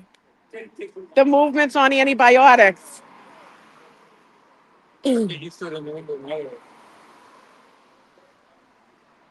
Yeah, we're just waiting for Karen to pull up. She should be here in a bit. Yeah, morning prayer. We did right at 7:45 before we got to get out of the buffer zone. Um, and I picked out a prayer thing. I'll post it on Resistant to Silence Facebook page later, the prayer that I read. And then we did the Pledge of Allegiance. You know, here comes Penny. Penny, Penny, Penny. We love Penny. Penny's a good one. She's non-biased. She reports everything. We like her. I gotta do it right now. Yeah, it's not like. Penny's sick too. She must have been too close to us. Penny. Right here, that. Yeah, I know. She's with Channel 4. Yeah, but I like her because she's non-biased. She reports everything. Yeah.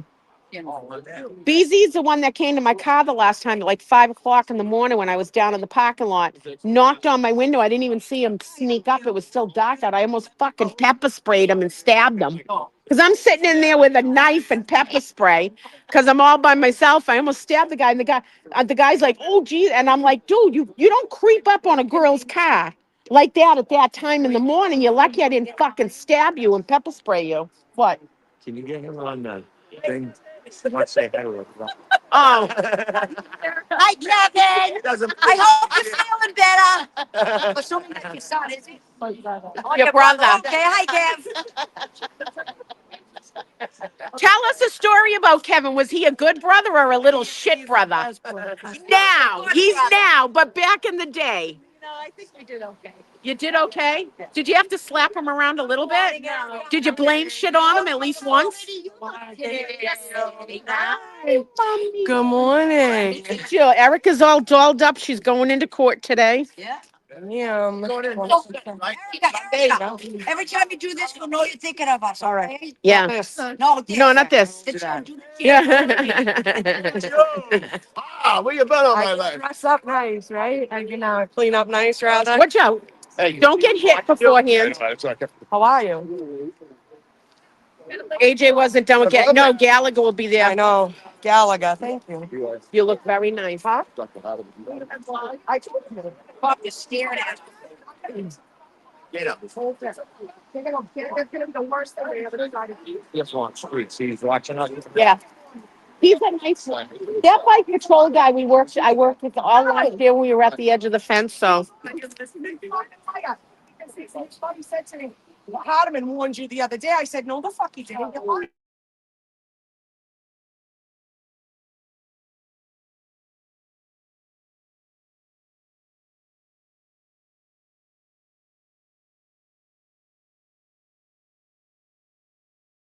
All right, we gotta turn this back on because Karen's gonna be coming down soon. Yeah. We coming around the mountain when she comes. Yeah, Erica looks beautiful today. She got that pinkish flower flowing thing going on. Two people were there and they almost kicked the guys off.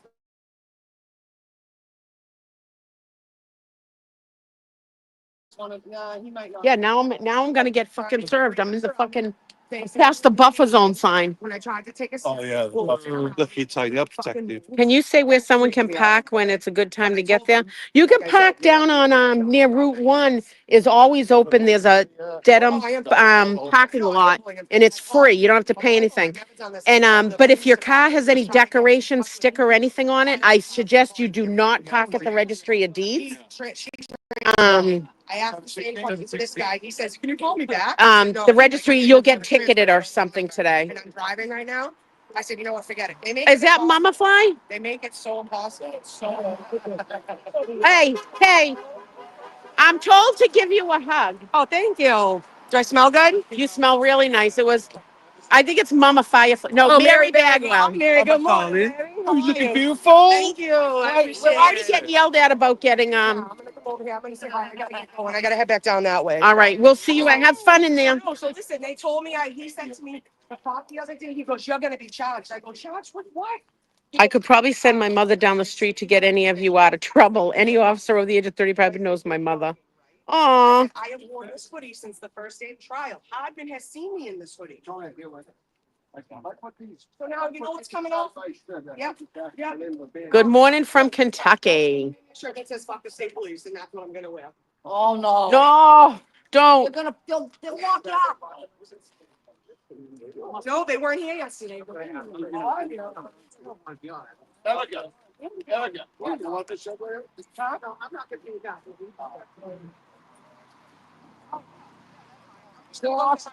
She's gonna put it on the record. Yeah, yeah.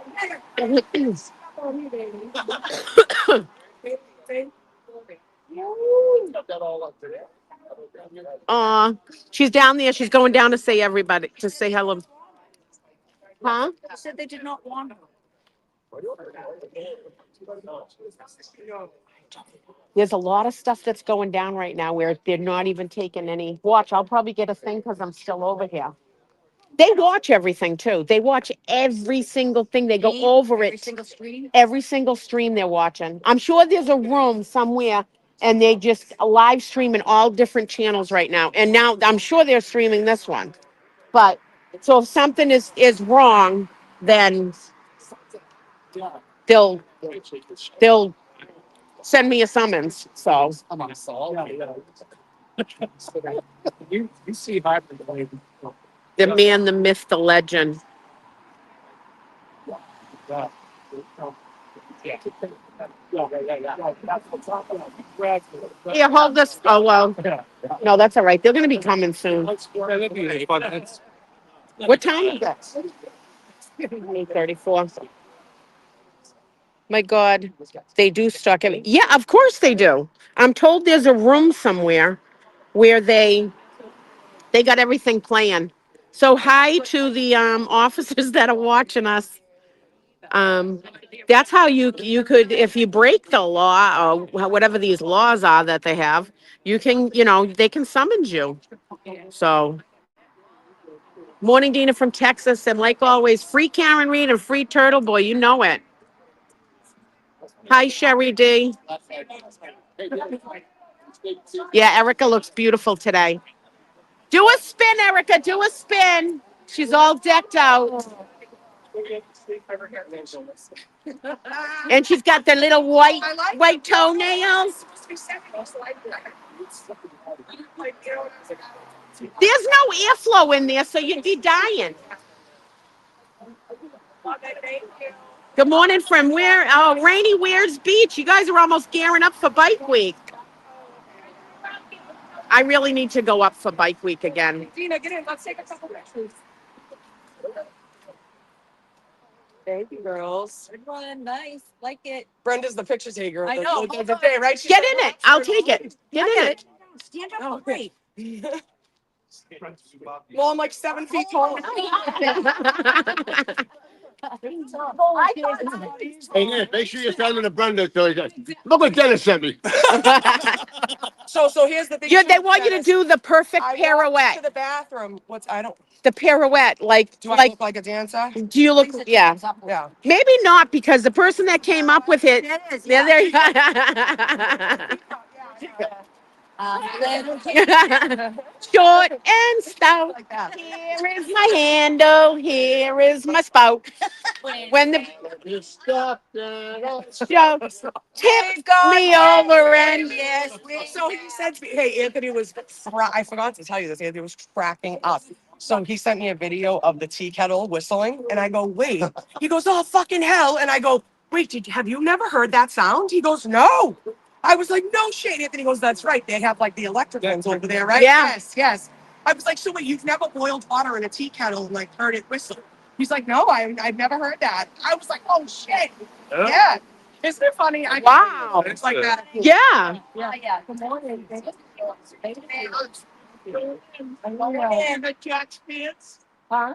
Who is that? Let me see who this is. Sherry Day.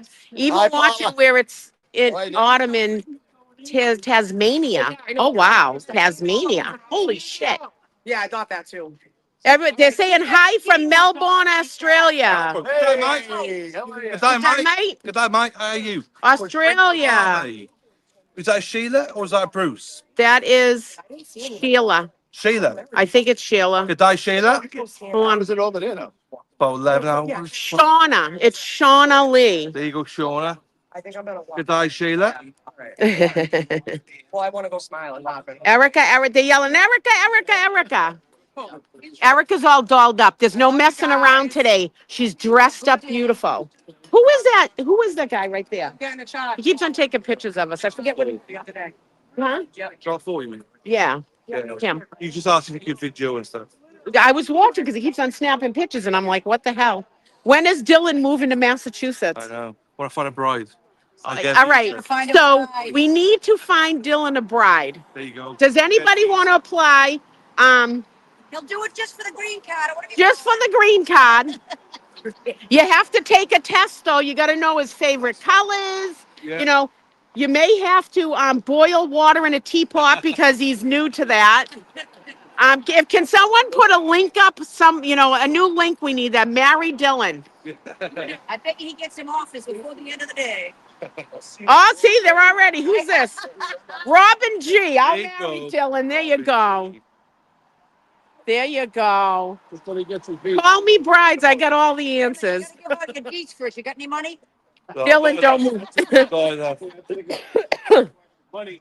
The mission is Money. find Dylan a bride. Oh, you got big ones? That's your live stream. Oh, my Lord. You got to tell me what he's looking for. So, Dylan, what are you looking for in a woman? A woman with a pulse? A woman with a pulse. That shouldn't be too. Yeah. That's it. She's not on an oxygen tank. Yeah, no. No, You know. Well, I got sleep. She got to learn how to cook. Well, yeah, it'd be nice. And he's from the UK, so you got to know how to cook like that fucking tea time, weird fucking stuff. pastry shit. With like, I don't know. Do you guys like that? You know at Christmas they used to send like fruit cake or something? Oh, yeah. Like, you like that shit? Yeah. Okay. Yeah, from Germany or something. Yeah. Like Like it's always at TJ Maxx on sale in the clearance rack for like $4.99. Those pistachios? No, they're all. Yeah. They're all pretty. Gotta know how to do fish and chips. Fish and chips. Fish and chips. What does Sherry D always say? Not fish and chips, It's a club. tits and clams. Tits and clams. Chips and clubs. Sausage rolls. Oh, jeez. I get the biggest kick out of the rice one. What is it? Cheese and rice. Rice. Right. Cheese and rice. Sausage rolls. Sausage rolls, yeah. Yeah. Right. It's not too hard, folks. When I first started listening to you, Yeah. I was out doing yard work and I understand it. I was like, what? Morning.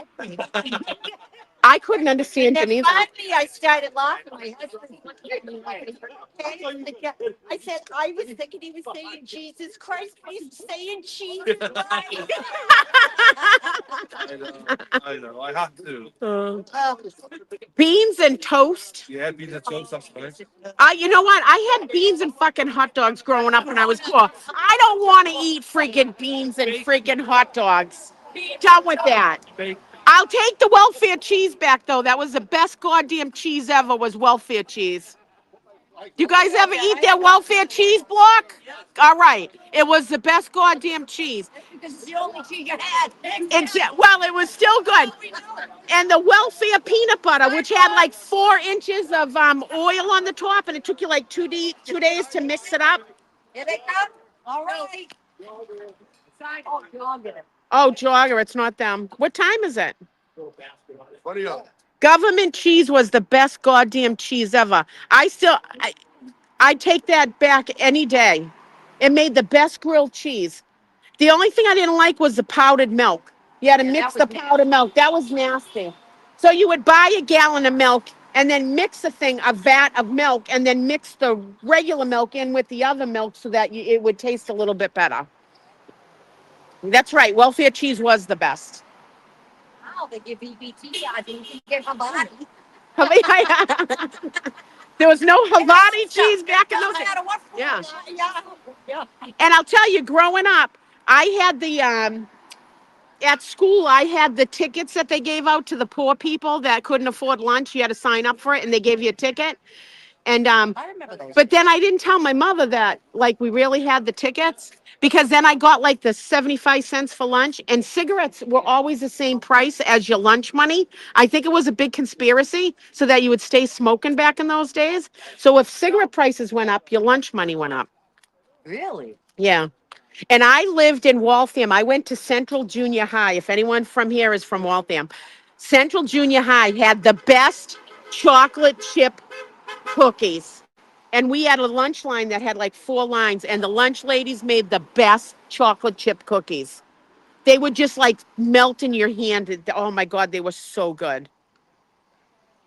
And then I left Waltham, moved to Norton, and it was like one lunch line. It was like freaking slop.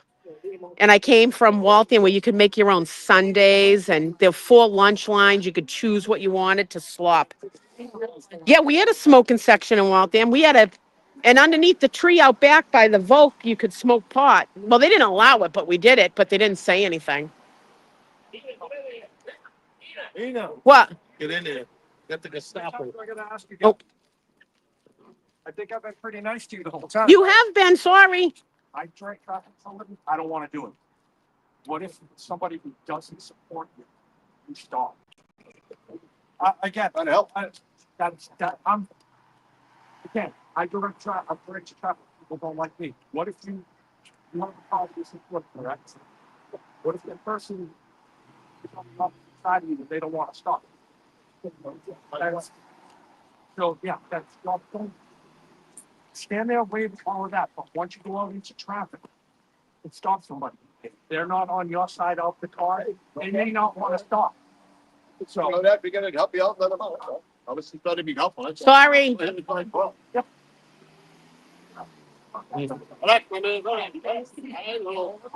All right.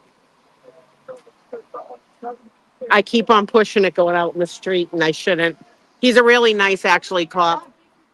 Which comes. Heads up. Here comes our girl.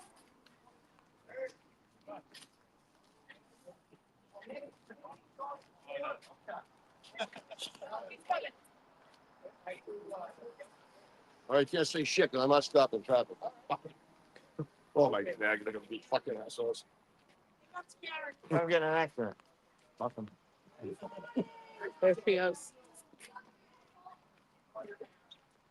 I got cross over here.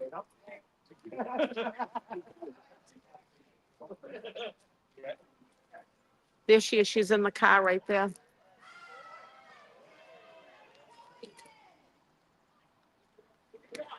I already been yelled at, so I can't go out there.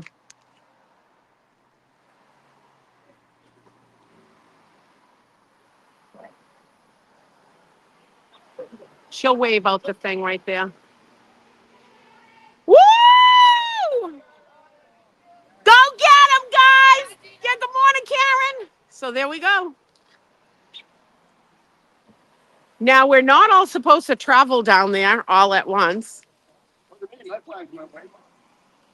Well, let's get out here then. I'll be back in a bit on the stream. All right. Hi, Henry. Henry, look at Henry. Henry! Look at he wants to go out on that road. No, don't jump this guy's around the corner. That's the cops for him. Might be. I just don't want you to run over. Yeah. If it's jaywalking. Well, they keep on saying about everybody moves down when she rolls in, and it pisses them off. So here's Henry.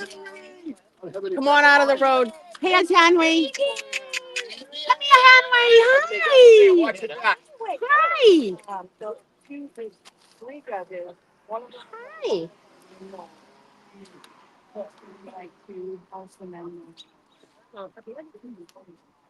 I'm not standing in the road. He's already yelled at me twice. Why are they coming now? No, they don't want us in the road in case we get hit. Oh. But I've already done it twice, and he's given me 2 warnings, so I'm not going to push it and be out there. Any of us get arrested here or anything? Well, his thing was, what happens if someone's like anti Karen Reed and sees us in the road and doesn't want to stop? Oh. Okay. Well, I hope they bring evidence, kids. That's all I've got to say about that. So, I think Dina and Dylan has a good ring to it. No, I need me a man with a motorcycle. So we're supposed to wait so long in order to move down there. So I know the other movements block traffic and everything. They don't get arrested here. If you even stand near the edge, you're fucking going in. Actually, that bicycle patrol guy, I got along with all last year and everything, and he's given me 2 warnings. Um, he's a really, really nice guy, and I'm not gonna push it like that. You know what I mean? So I got to put my shirt up though in order to walk through the buffer zone. That's why I wear a tank top all the time, so that they can't say anything. Here's Henry. Henry, Henry, Henry, get over here. He's like, no, F her. Hey, here, Okay, all right, my friend, thank you. come here. Well, hello. Meet everybody. He's like, Yeah, I'm not her. I love you. Love you too. Take care. Everybody wants to see your beautiful eyes. Henry's not having it today, folks. He's had enough. Look at. You and me both, bro. I'm fist pumping because I got bronchitis. I'm 2 days on the medicine. I'm not even contagious. So everybody's got it. So, Well, now I do. and now you do. You deserve it after you guys don't bring the pink lens. They take these awesome pictures with the pink lens, but Brian said he needs the sun to be out. So next Tuesday, hopefully. Yes. Yep. So I guess we can go down now that they're all in. I'm heading down. I'm heading down to the other side I now. had one kid that I worked with. He took 5 things down. So I have to have my shirt up. Hold on. Wait a minute, folks. Jesus. If it rolls down, I'll catch a charge. I don't want to catch a charge. I've lived 58 years of my life with no, AAA. huh? You have AAA? Yeah. All right. Well, most people don't know they pay your bill. Oh, well, that's good. Yeah, I have I think it's up to AAA gold card, 250. gold card. Oh, gold card pays up to 500, I believe. Yeah. But I'd like to I'm 58. I'd like to live the rest of my life without a record because I've never had one. I had one. They mailed my. I was driving like with a expired sticker, and they mailed it to my old address, so I never knew. Oh, so you got a warrant Oh my thing god, out. they showed up at my house at 3 in the morning, See ya. Bye. and See ya. See you later. Love you too. literally walked me into the Oh, God. like it was great. All right, we're going down. Going down to the car. I need a drink of water. Good morning, guys. How are you? Good. How are you? I'm live streaming. All right. I like to warn them.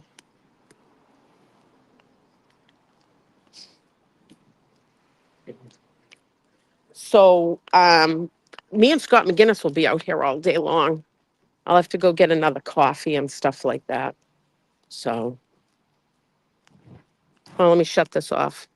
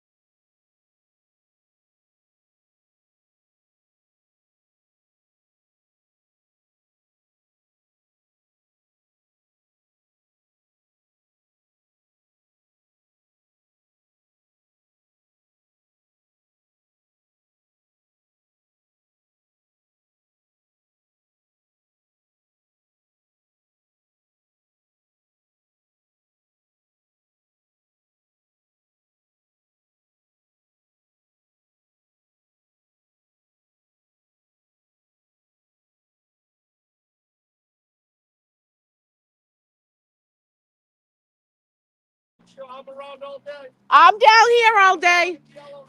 That's the cop that all last year told me to get out of the road. And it's true. There's people that have road rage, and he doesn't want to he actually see one of us get hurt, but he's got to be stern, and it's all good. I get talking, and the next thing you know, I'm in the middle of the fucking road anyway. So it's all right. It's a valid point. It just sucks because anything they say, honestly, it's like we're so not combative, but we're so passionate about this movement that even if they ask us one thing, it's like they're stomping on our, you know what I mean? And there are people out there that have road rage, like get the fuck out of the road. You know what I mean? Like that are driving by, and it is valid. So it is what it is. Well, you keep getting pushed back and pushed back. Yeah. Dina, do I have cash up? No, I don't accept any cash for anything. I'm good. I appreciate it, but no. If you want to support this channel, you can do to Tracy and Dana. Dana, they'll have it running in a little while, or you can buy some merch for them, or you just donate to them or alternate corner. I don't accept any cash at all. I'm doing this because I believe in this movement. AAA pays for your bond in case you get arrested. So. Nick and Jenna Rocco are going in right now. Hold on.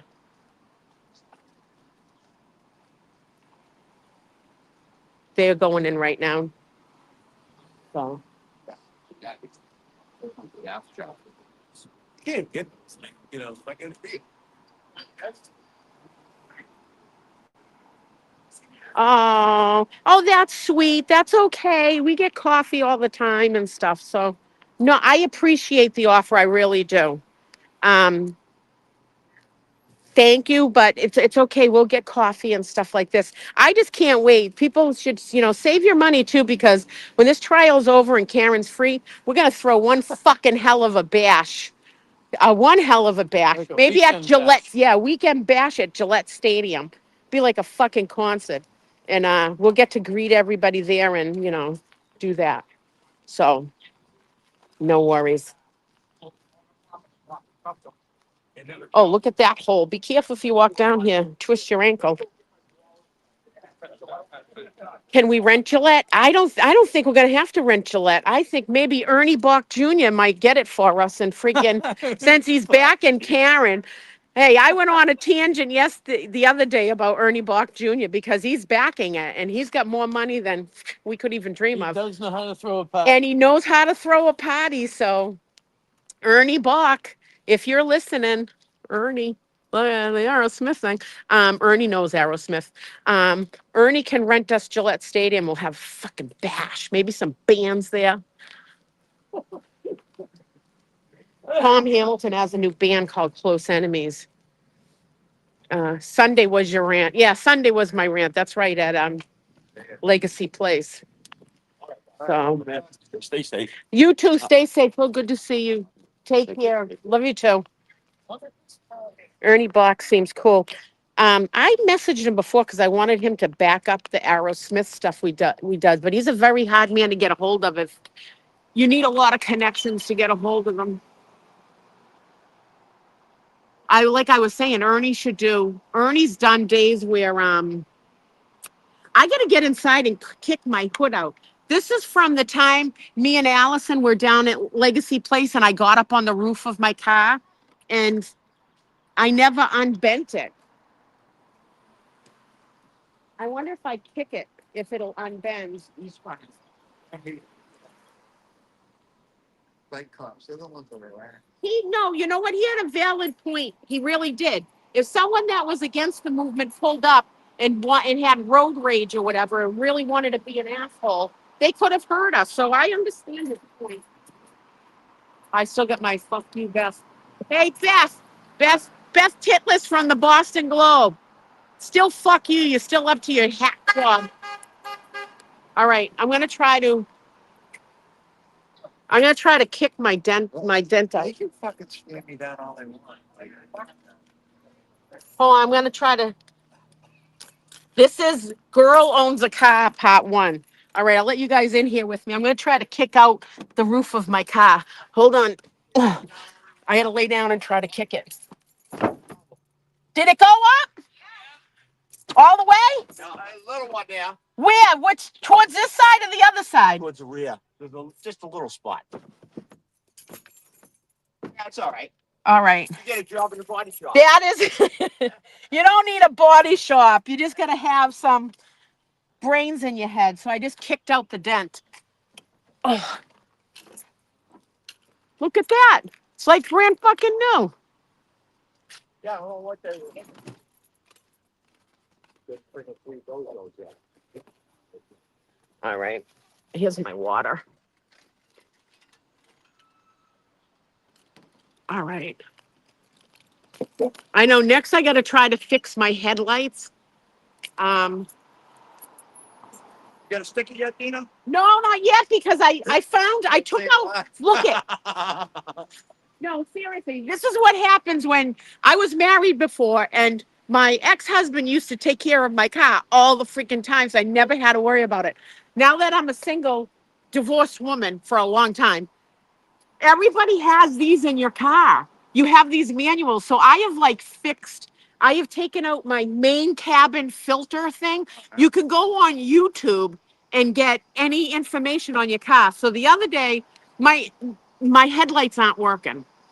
They'll work on high beam, but they won't work regular. So I asked about some of the guys of what to do. So the guy said, look for your fuse thing. So I took out my handy book. You go to the content. Is this called the content thing in the back of a book? Context? What is it? Content or context? Index. Index. You go to the index book and I looked up fuses and then it had a diagram of the fuses. So then I found, here it is, like this. Hold on, I'll show you guys. Think? Right. And it lists all where your fuses are. So I took that out and they have a little clipper thing that you grab your fuses with. And I found the fuses and they were all right. They weren't burnt. So now I have to look at my light bulbs. But so I had an extra light bulb for my front lights. The problem is I touched the light bulb with my fingertips and it broke the light bulb. It's a halogen. So now I got to find new light bulbs and then I got to take off my brake cylinder thing in order to get to the light bulb thing. So you women don't, I'm divorced. I got to take care of as much as I can because I can't afford to be sending my car to the mechanic all the time. I just paid like almost $400 for new tires in the front and stuff. So we can sort of fix our stuff ourselves. So that's next is I have to get halogen lights and then replace the light bulbs and then see if that fixes it. So Frank here, my car. If you guys don't know, Frank's my car. And Frank has 285,000 miles on it. Yeah. And he probably has another 100,000 left on it. Honestly. So I found my new thing for quit smoking too. These orange flavored lifesavers. They're so good. And they're hard to get sometimes. I go to CVS, sometimes they're completely sold out. These are so good. Anyways. Oh, hold on, I gotta put my sign back in.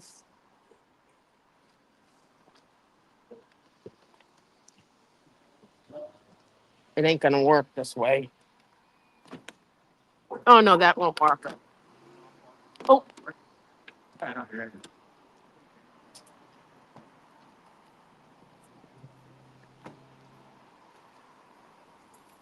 morning.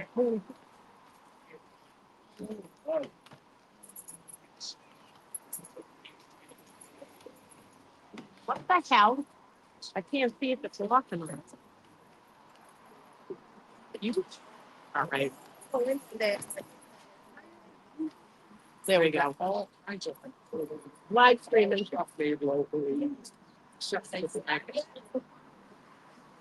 Yeah. Have a good day, John. You guys look beautiful. Thank Oh, thank you. Thank you. You're beautiful too. Yeah. Bye, Johnny. Get that sticker, will you? Only got 12. Get a sticker, huh?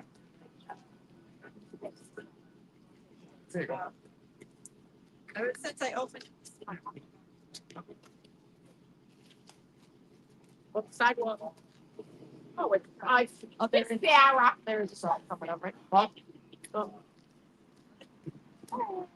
Hey, I just go. All right. Henry. I got a car Bertha. My last name was my last car was a Bertha.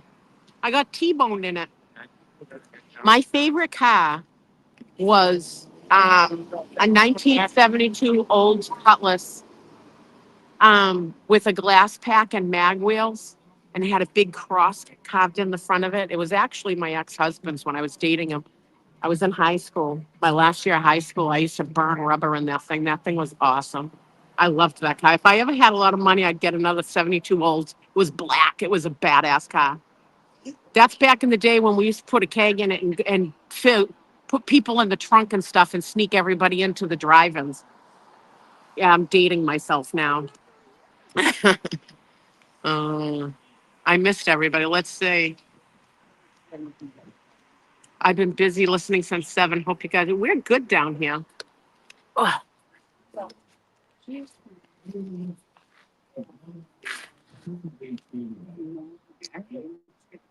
Oh, there's a picture of Steven Tyler that has one just like this. It's on my Facebook page. I took a picture of me like this and then him like that, and it almost looks exactly like his.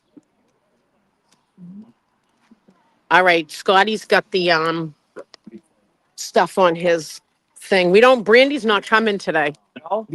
No, she's not coming today with the TV. But you know, it would be nice to have that Nirvana money. You know what I mean?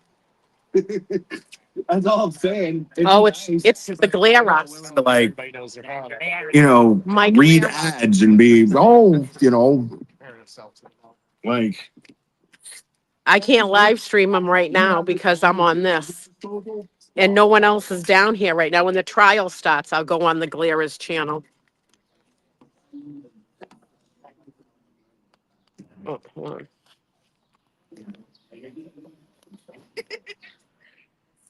There we go. Erica's inside, so she doesn't have her computer today.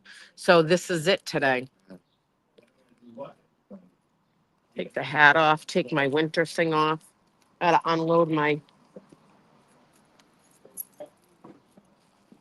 Hold on, people.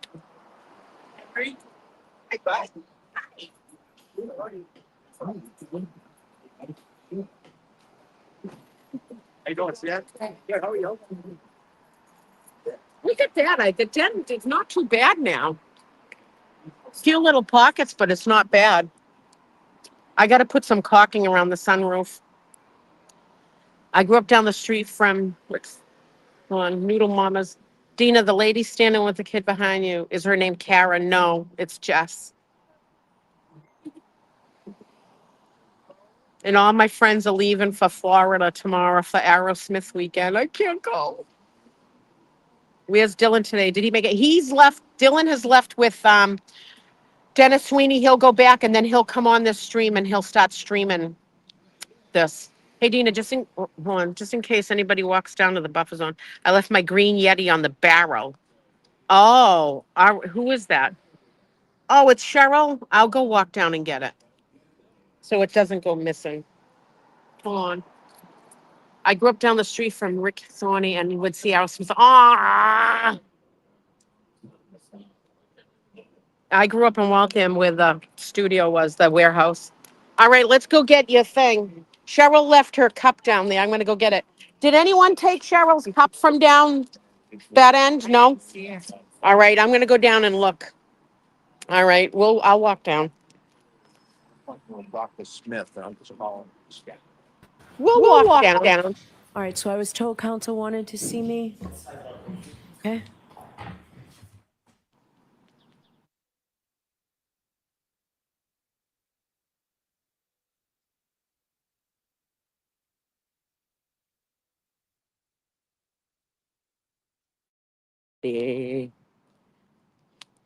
I'll cross here so I don't have to cross anywhere else.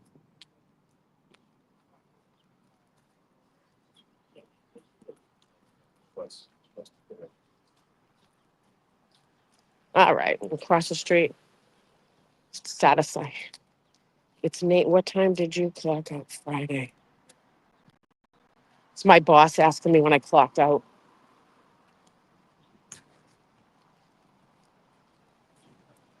Ah, you see Erica? I can't zoom in right now. I'm walking up to find her Yeti cup.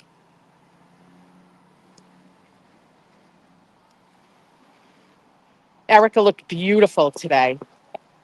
She did. When Dylan comes on completely, or when this is airing, I'll go off, and then I'll come back in when they break, and then that way I can watch my Galera. Um, at least for a second, pop into his chat and say good morning to him. So this is getting my steps in today, Cheryl. Cheryl. I didn't go to the gym yesterday because I haven't been feeling too well, so I didn't work out at the gym. So this will give me my steps. So they replaced Paul with Jugal, and one pushed Karen inside the courthouse. You know what? He shouldn't even be allowed in there, honestly. Hey, you guys are going through. That one went right through the crosswalk thing. I don't know who's on the stand, but I would imagine if they bothered calling all the Nagels, I wonder if Julie Nagel would be um, next. They're gonna roast her. My fucking word! They just made Erica spit her gum out again. Oh, did they? You know, when you're in this movement and you speak out a lot too, you get. They know who we are, so it's, you know.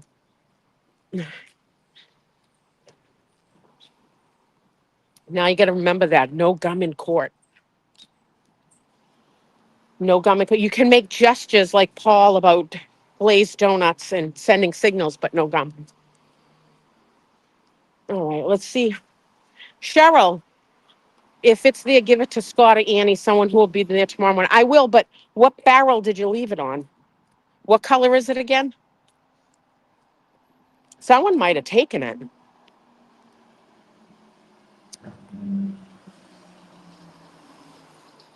Yeah, Erica did walk in with a scarlet letter.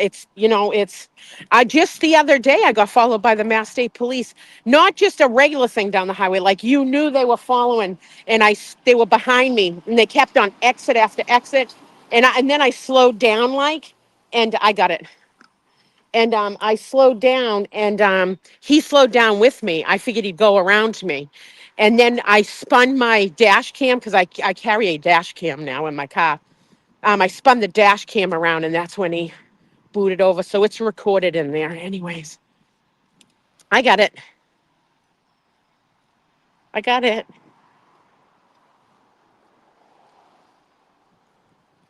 So I'll give it to someone who's going to be down here tomorrow. You welcome, my dear. Anything for you. It's the least I can do. We'll back each other up. And plus, you just helped me because I just got a little bit of walking in.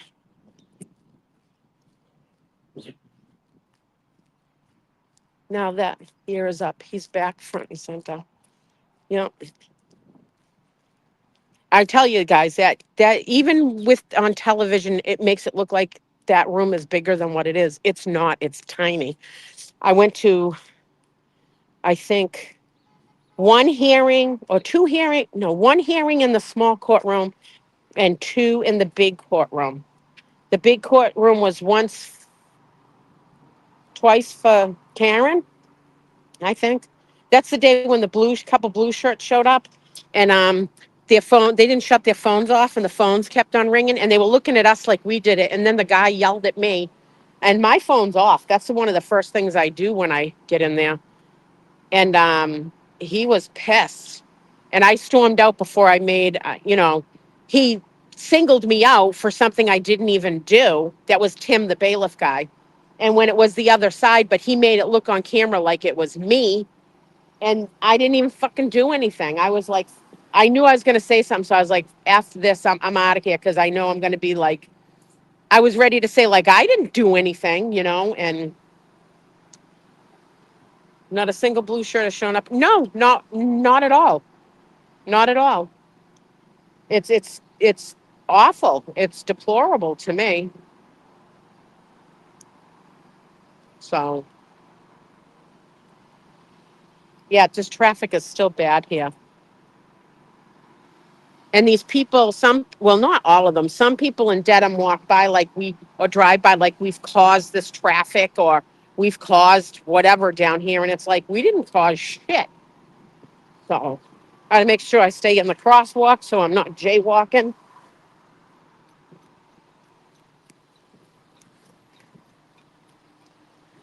Because that's a charge too, jaywalking.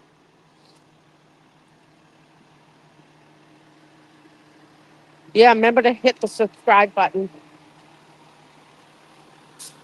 Is Dylan in here yet?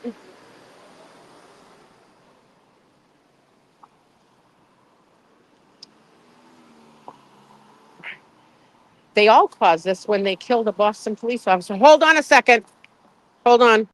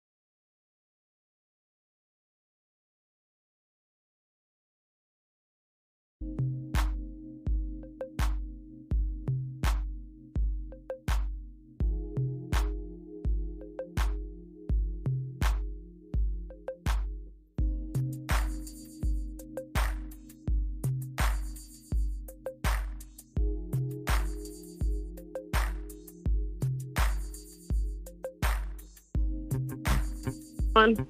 All right, guys. Sorry about that. I was talking to Hardman, and I don't film them and I don't put it on camera.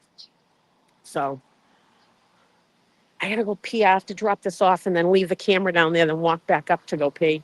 I'm not taking you guys in the bathroom. Oh, hold on. Good morning, Larry.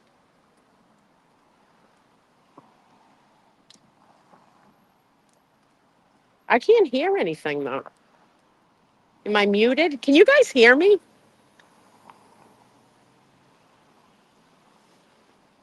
Some more bombs will have to drop for the O'Keefes to start really burning, honestly.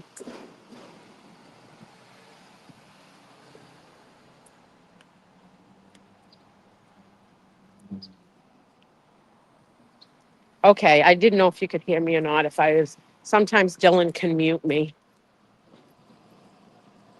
All right, I'm back in the buffer. In the buffer. I can take my shirt down now. Let me see. I don't know about the. Karen gone in yet? Yeah. Yeah. Because Are you here tomorrow? But they didn't. Cheryl told me to give this to you. It's Cheryl. For some reason. Because I won't be here tomorrow. I mean, it's evidence. All right. You know, yeah. No. No, Cheryl.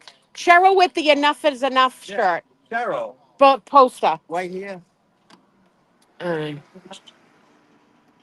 right. I got fucking wet brain. Where's Dylan? Dylan, are you in here yet or what? Yeah, but she was like, yeah. Little show. Well, they're showing this, so I'm gonna bump out of this when it starts because I have to go to the ladies' room anyways. So I have to go back into the. No, I walked up to get Cheryl's water, her coffee mug, because she left it down at the end. And then Hardman stopped me to ask about Mark DeFort, if where he's been, because he hasn't been down here. So, all right, they're gonna start. I'm going out, people. I'll see you guys in a while.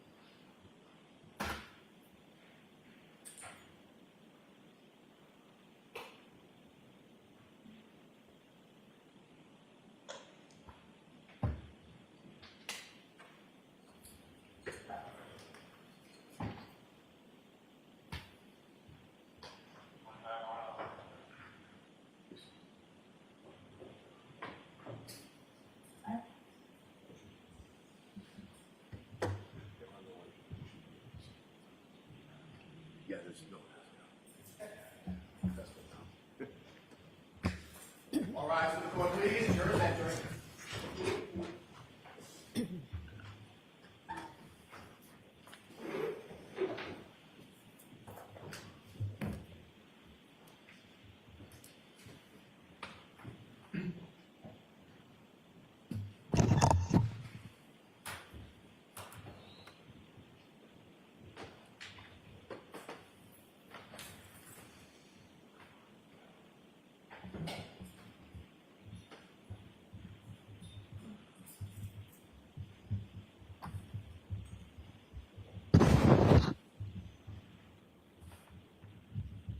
Hear ye, hear ye, hear ye.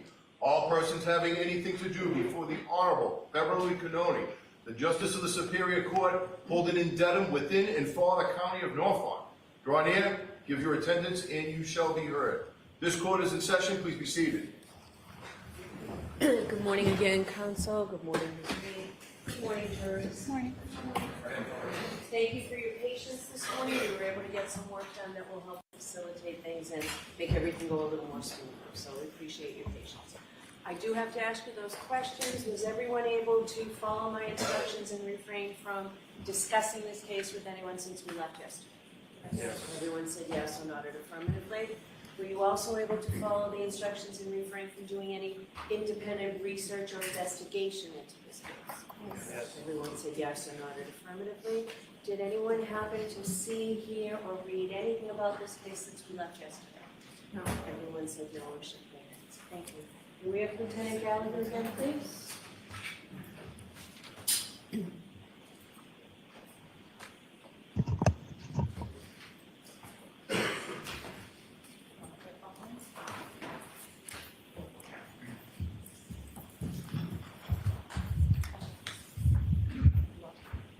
Sir, I'll remind you, you're still under oath. Good morning.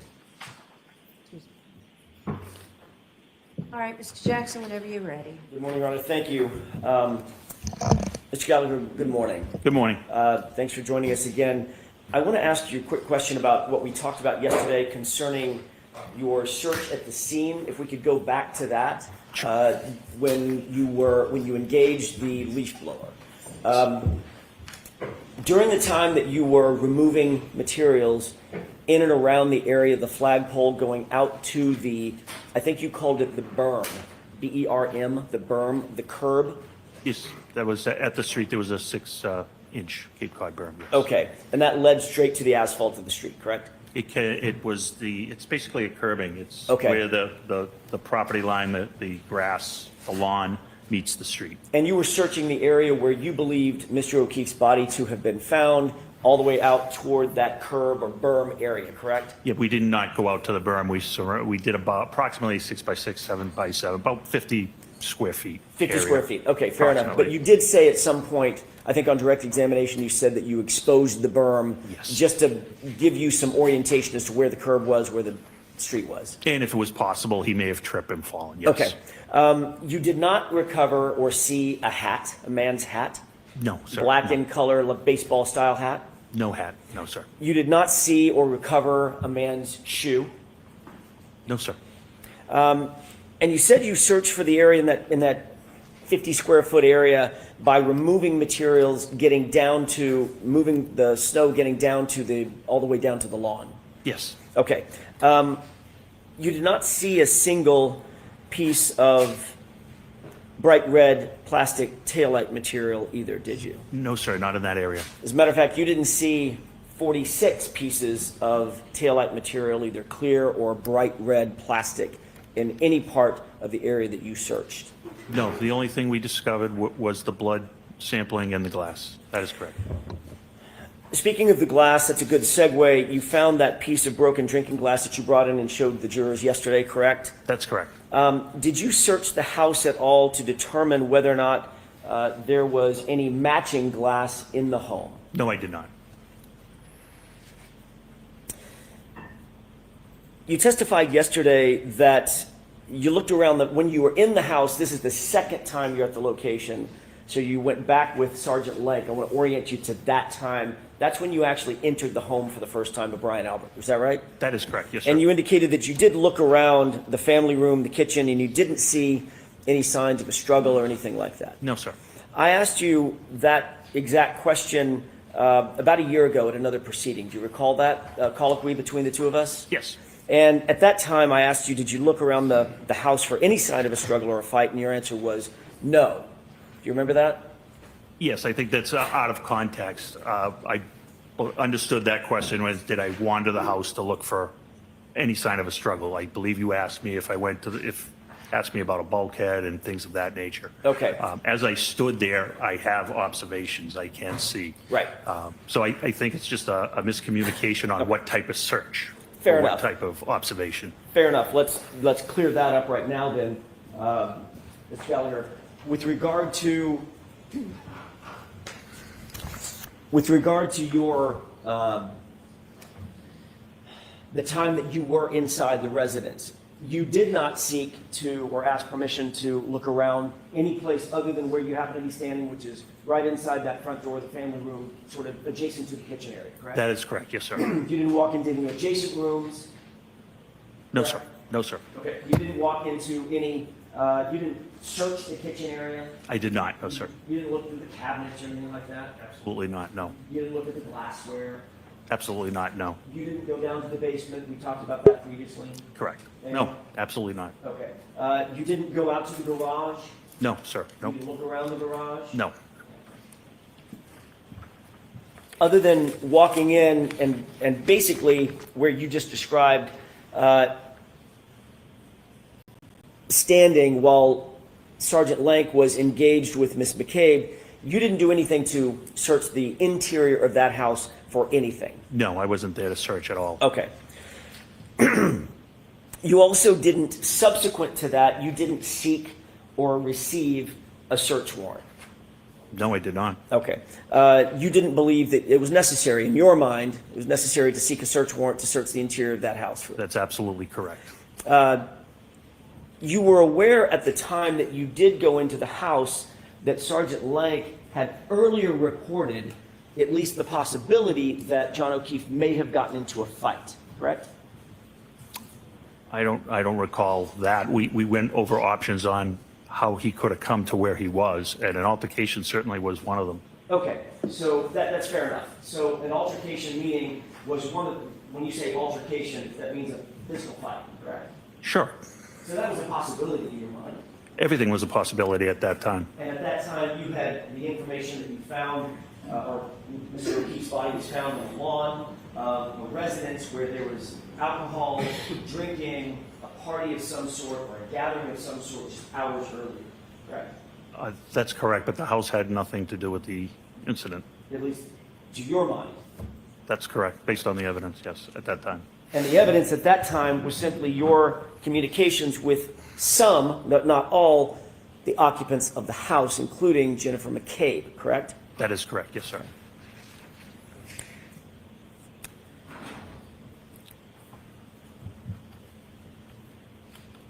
You didn't separate any of the witnesses that were, or any of the occupants that you saw inside the house, or you came across inside the house, for instance, by taking them to the station, putting them in separate rooms so that they couldn't coordinate testimony, things of that nature? At that time? At that time. So Detective Sergeant Lank was there to speak with Jennifer McCabe only. Okay. But there were others in the house? There were others in the house, yes. I'm just trying to figure out whether or not you took the added step of separating those witnesses, asking those witnesses potentially to join you down at the station, putting them in separate rooms, separating those witnesses. You did not do that? Not at that time, no. Okay. At any time, did you? No, we shortly thereafter, we were removed from the investigation. We removed ourselves from the investigation. And before you were removed from the investigation, you just left the house after the conversation that Sergeant Lank had with Jennifer McCabe, correct? Yes, after he took Jennifer McCabe's statement, we left the house, yes. Is the reason that you didn't seek a search warrant or separate the witnesses or ask any of the potential witnesses to join you down at the station, did that have anything to do with your knowledge that the homeowner was a police officer? Absolutely none. I've actually executed warrants on police officers' houses in the past, including police officers I personally worked with and had to charge some of their children. So that absolutely would not factor into a reason. And it didn't factor in this case? Absolutely Can I not. finish my question? It did factor into your decision-making that Brian Albert was a police officer? Absolutely not. He didn't get any special treatment because of that? Not by me, absolutely not. Okay, not by you? Not. Okay. I can only speak to my personal knowledge. You were aware that, and you indicated yesterday, that the reason that Canton PD was removed from the investigation, or at least the interview section of the investigation, was because of a relationship of one of your detectives. You indicated your best detective, Kevin Albert, correct? That's correct. Or you gave Mr. Albert, Detective Albert, very high praise. He's a very good detective, yes. And you were his direct supervisor? I was at one point, yes. Okay. You're aware that Kevin Albert was disciplined by the Canton Police Department for an incident occurring in July 2022, correct? I am, yes. Do you stand by your testimony knowing that Kevin Albert is your best detective, or was your best detective? He's an excellent detective, yes.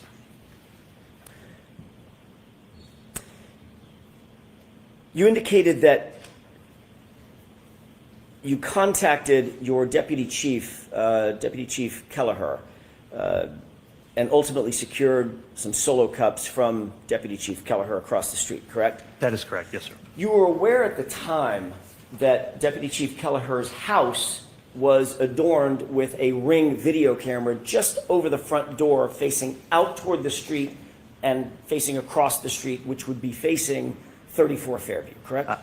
That is incorrect. He does not have a Ring camera. I know that his system is an Arlo camera, and I have personal knowledge of that because we've discussed cameras because we bought them approximately the same time. My mistake. Arlo camera, A-R-L-O. I believe so, yes. Okay, that's still, although it's a different brand, it's still a home personal surveillance camera, correct?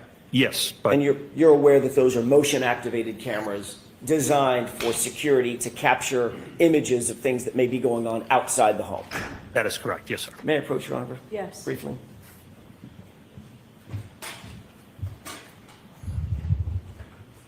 Thank you.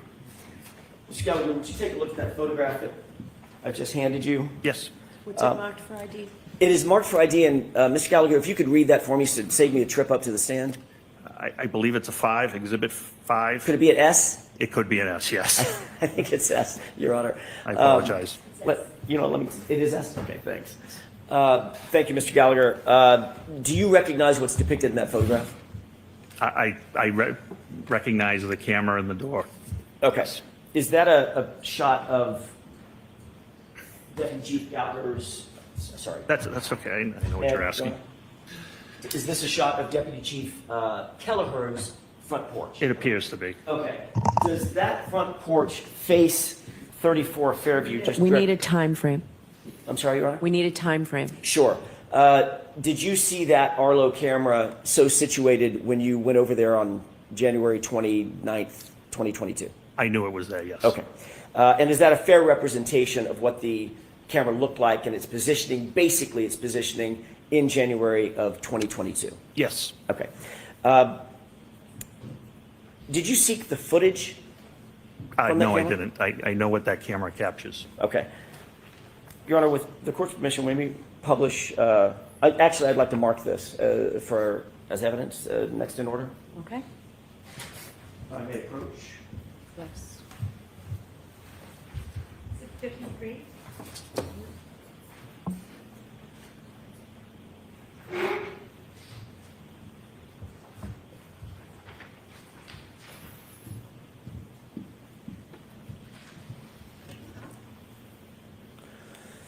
May I publish, Your Honor? Yes.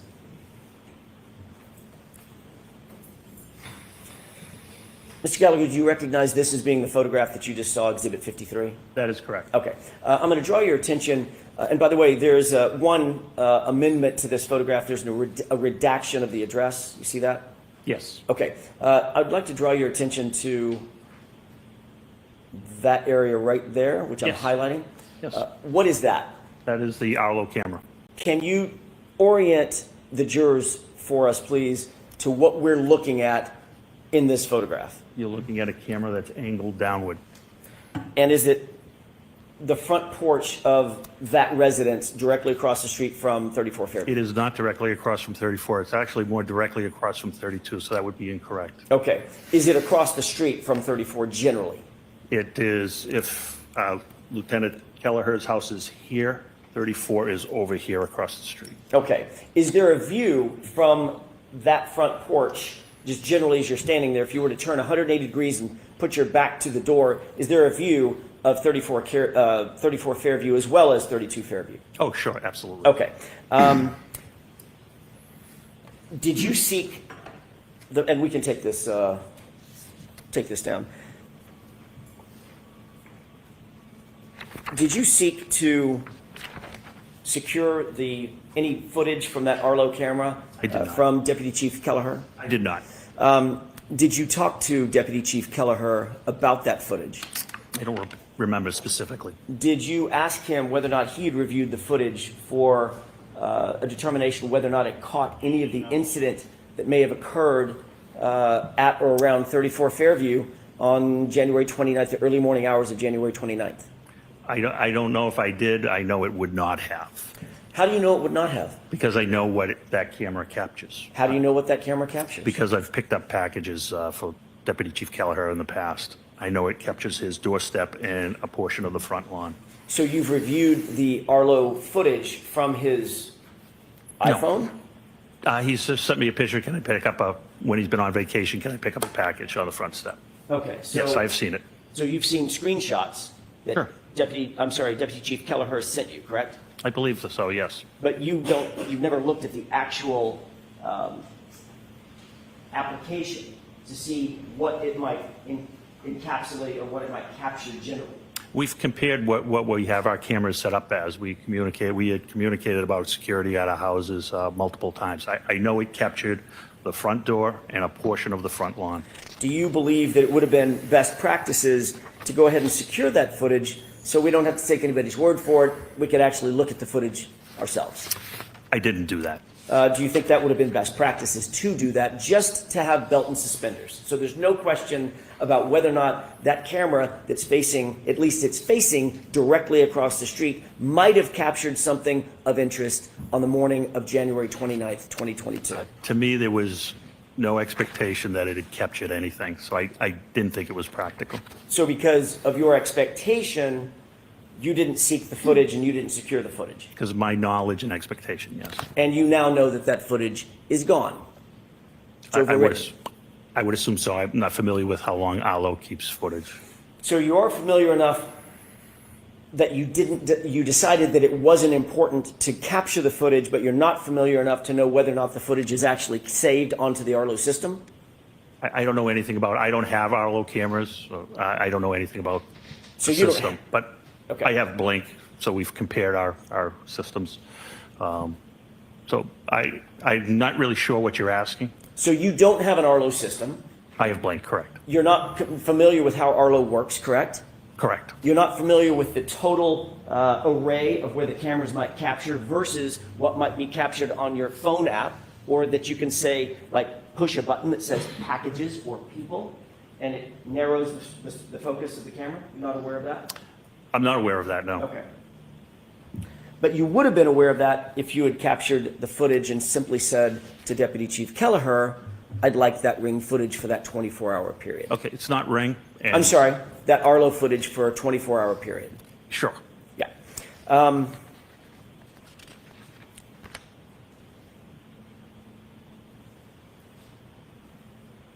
Well, let me ask you this. Did Deputy Chief Kelleher get any special treatment from you because he's a police officer? No, Did Deputy Chief Kelleher get any special treatment from you because he was your boss? no, absolutely not. Okay.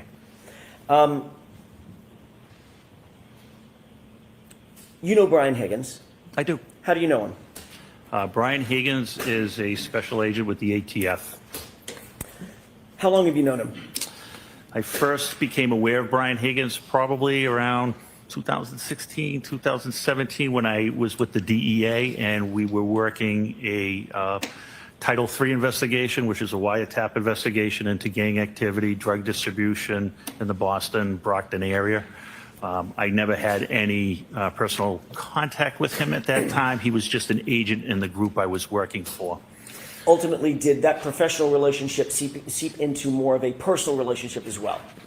It did. So I think it was 2018 or 2019, the ATF had a satellite office at Canton PD, and he was one of the special agents that was assigned, yes. So he actually officed in the brick and mortar location of Canton PD? Yes, he did.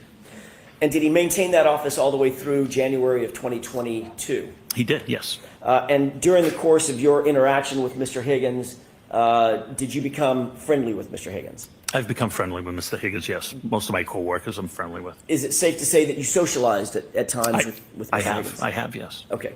You've shared cocktails with Mr. Higgins? Yes. Shared meals with Mr. Higgins? Yes. Okay. So it is safe to say that you have both a professional and a personal relationship with Mr. Higgins, Yes, I do. and you consider him a good friend. Yes, I do. You were aware, Mr. Gallagher, that he was at 34 Fairview on January 29th, those early morning hours, during the course of the time when John O'Keefe went to 34 Fairview. I'm sorry, can you repeat Sure. that question? You're aware that Mr. Higgins was at 34 Fairview in the home at the time that John O'Keefe went to 34 Fairview on January 29th, 2022? By the time I became aware of it was afterwards, yes. Okay, that's what I mean. Yes, I know yes. you weren't aware of it at the moment, but Right, okay. you became aware of it. Later on, yes. Okay. When did you become aware of it? I'm not sure. It was after we were, I'm not really sure. It was during the time that you were dispatched over to Brian Albert's house to ultimately either begin the investigation or go into the home with Sergeant Lank and interview with people there, correct?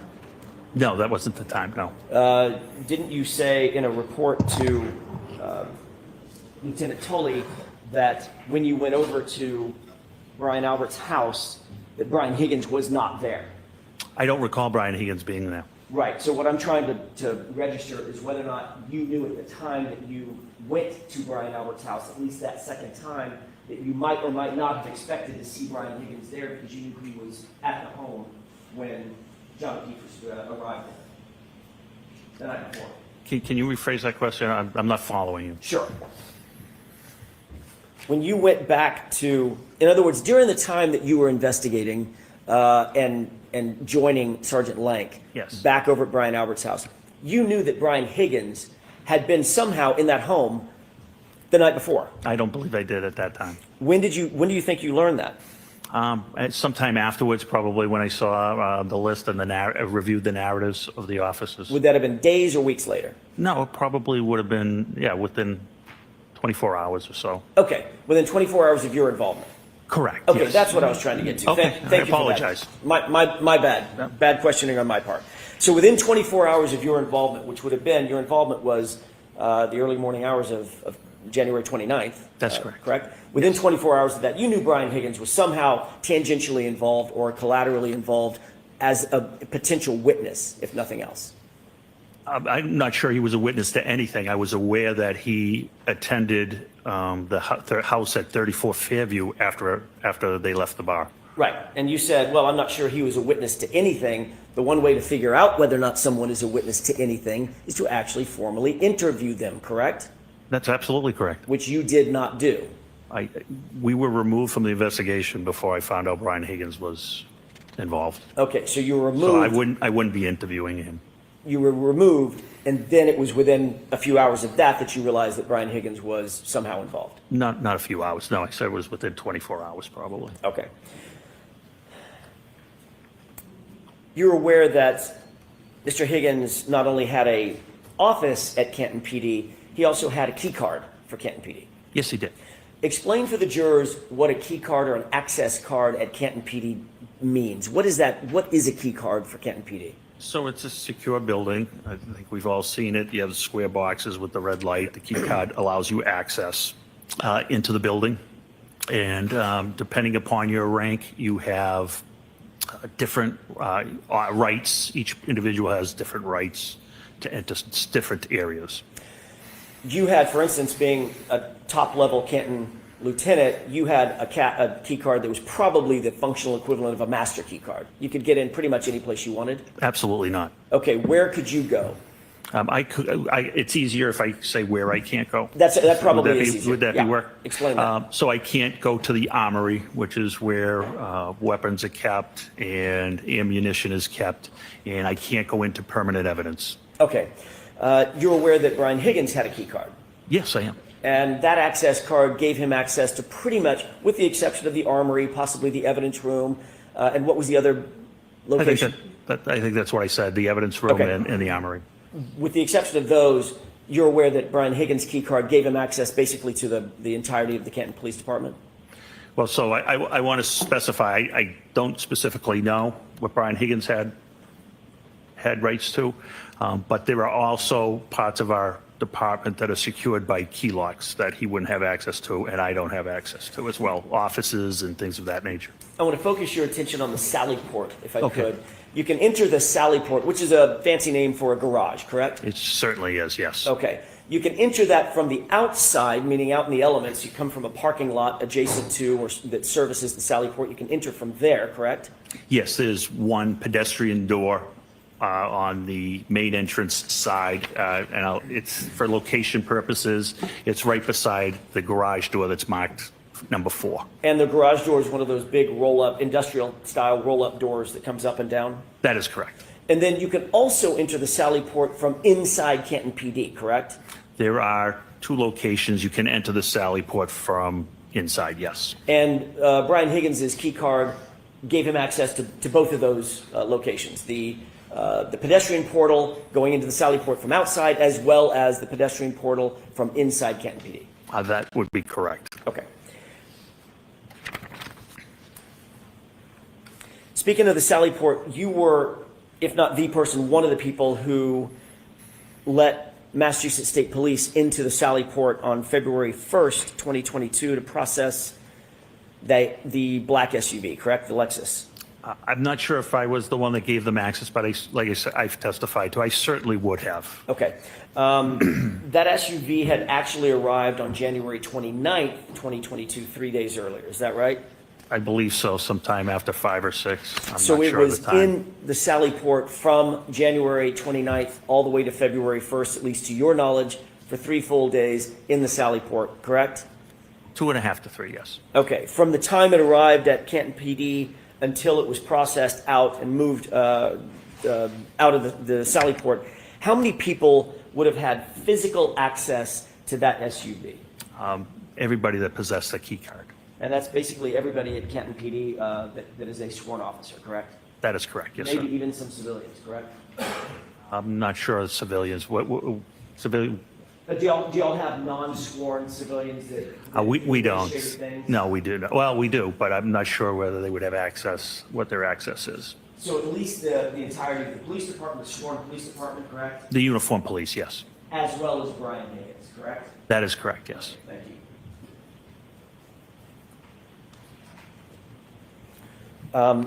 Oh, by the way, can I go back to something? Sure.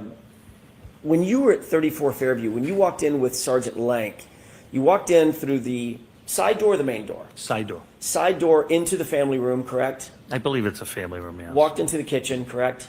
I was by the kitchen. Adjacent to the Yep. kitchen. Did you see a dog? I did not.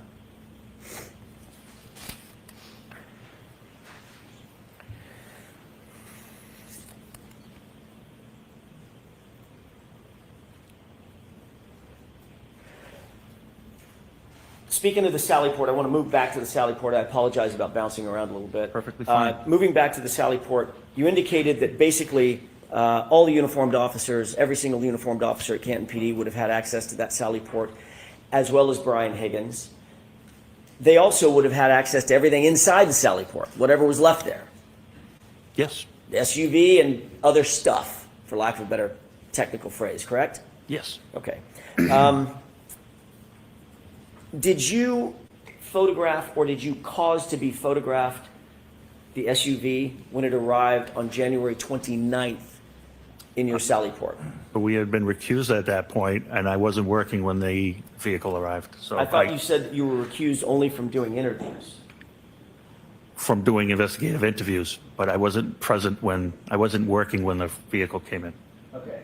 So you could have taken photographs of the vehicle had you wanted to, or caused someone to do that had you wanted to. I had no idea that vehicle was coming to Canton PD, sir. Okay. Once you got to, as the lieutenant in charge at the scene, was it important to you to know that a seminal piece of evidence had been moved into the custody and control of Canton PD? It wasn't important to me. It's the state police investigation. Even though it was on your property, in your Sally Port, with access through your key cards. That's up to my chief. That's not up to me. I see. To your knowledge, let me just ask it this way. To your knowledge, did anybody seek to photograph the vehicle when it arrived at Canton PD on January 29th, 2022, to your knowledge? I have no personal knowledge of that. Have you ever seen a photograph of that vehicle that was taken by someone in law enforcement on January 29th? I'm going to give you 3 days. January 29th, January 30th, January 31st, sorry, 30th, or February 1st. I have seen photographs. I'm not sure what days they were taken. The photos were taken. You have not seen a photograph that was taken on January 29th, however, have you? I've never seen anything dated January 29th. You've never seen a photo, and I'm going to go through this a little bit more. You've never seen a photograph that was taken on January 30th, have you? Yeah, I have never seen any photographs with any dates on them, Okay. I believe. Do you think that would have been, you were at the time the head of detectives, correct? No, that's not correct. You were not, you had already moved from that spot? I had, In January of 2022, I may be wrong. I thought You are wrong. as the It's, lieutenant, you were also the head of detectives. no, that was Lieutenant Kelleher at the time. I know you keep calling, it's a mix-up. So we've had promotions since January 29th, and I think that's where the mix-up might be. So he was a When lieutenant you at the refer to time. Deputy Chief Kelleher, he was actually Lieutenant Kelleher, and he was in charge of detectives at that time. At some point, had you been in charge of detectives? I became in charge of detectives in June of 2022. June of 2022. Yeah, approximately 6 months later. Understood. You had been a detective previously, however. That is correct. yes, Okay. sir. As a detective, do you believe that it would have been important to photograph, had you had your druthers to do it, it would have been important to photograph that vehicle when it came in so that it could be memorialized and documented the exact condition that vehicle came in on January 29th, 2022. So this is important to know that unfortunately John O'Keefe was deceased at this time. Once John O'Keefe becomes deceased, it becomes the state police's investigation, the Norfolk County District Attorney CPAC investigation. That's why it is not our investigation. It's up to the investigating agency to make those decisions. Even something as uninvasive as taking photographs. Yes. Okay.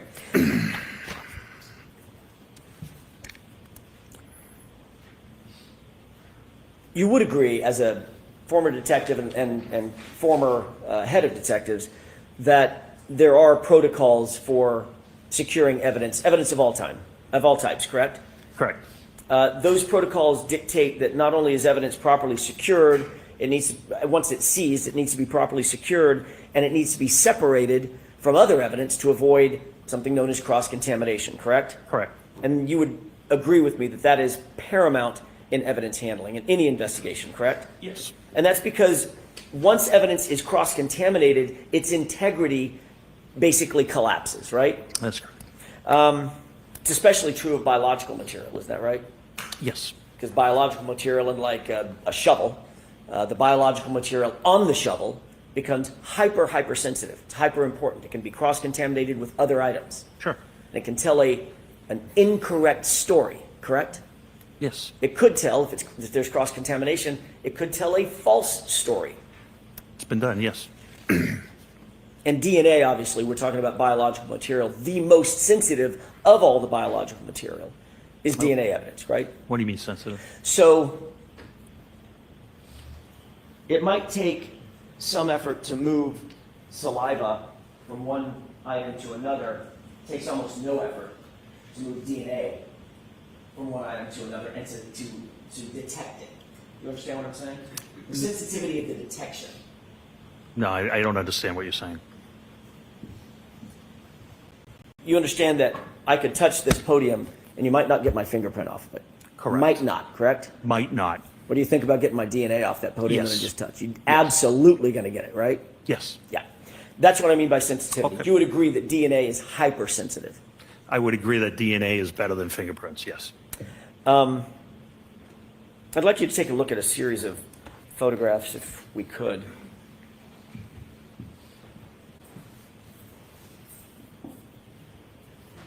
Can I approach your arm?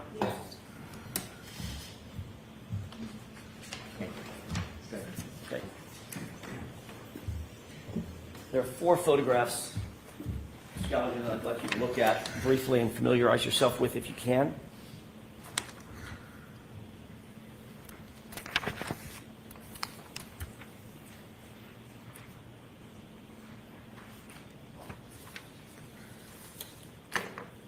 Mr. I'm all Kelly, do set. you recognize what's depicted in those photographs? I do. How do you recognize what's depicted in each one of those? There's 4 of them in front of you. Just generally, how do you recognize what's depicted in those photographs? Generally, I know this is the exchange of custody from the Canton Police to the Massachusetts State Police. Are those taken inside the Sally Port, to your knowledge? They are, yes. Some of those photographs include the SUV, One SUV picture, yes. and some of those photographs include the blood evidence that you've earlier described, the Solo cups, the Stop and Shop bag. That is correct, yes, sir. May I approach? Yes.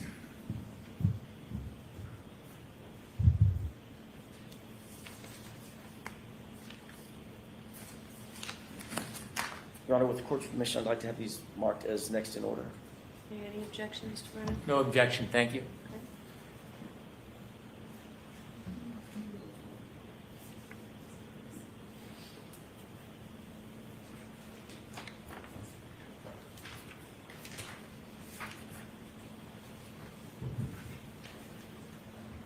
Exhibits 54 through 57.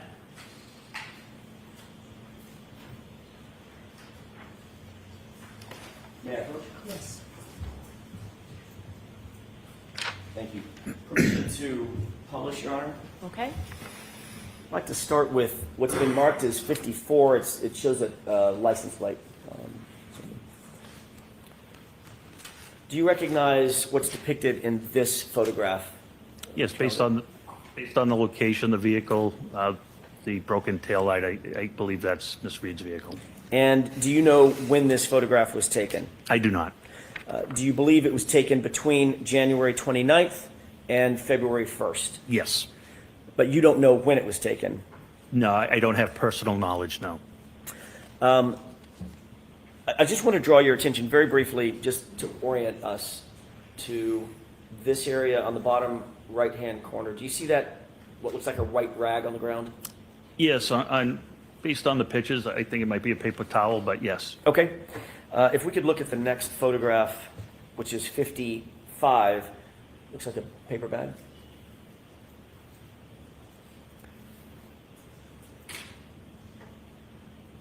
Do you recognize what's depicted in this photograph? Yes, What is that? that's the Stop and Shop bag that contained the 6 samples.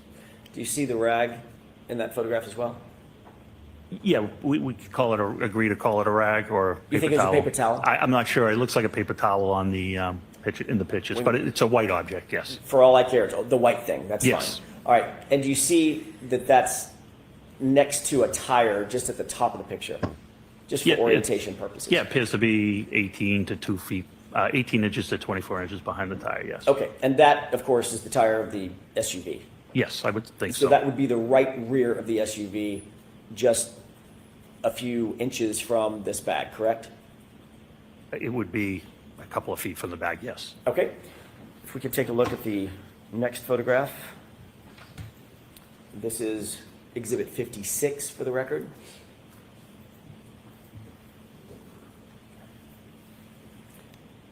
What's depicted inside the bag?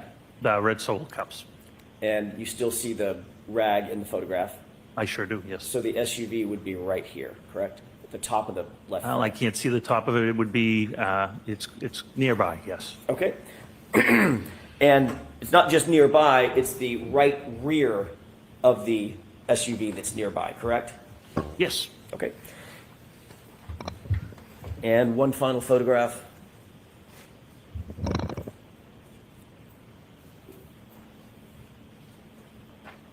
This is Exhibit 57 for the record. What is inside that? What's depicted inside that bag? The red Solo cups with coagulated blood. And these are the only, we can have the lights, please. And so if you take that down.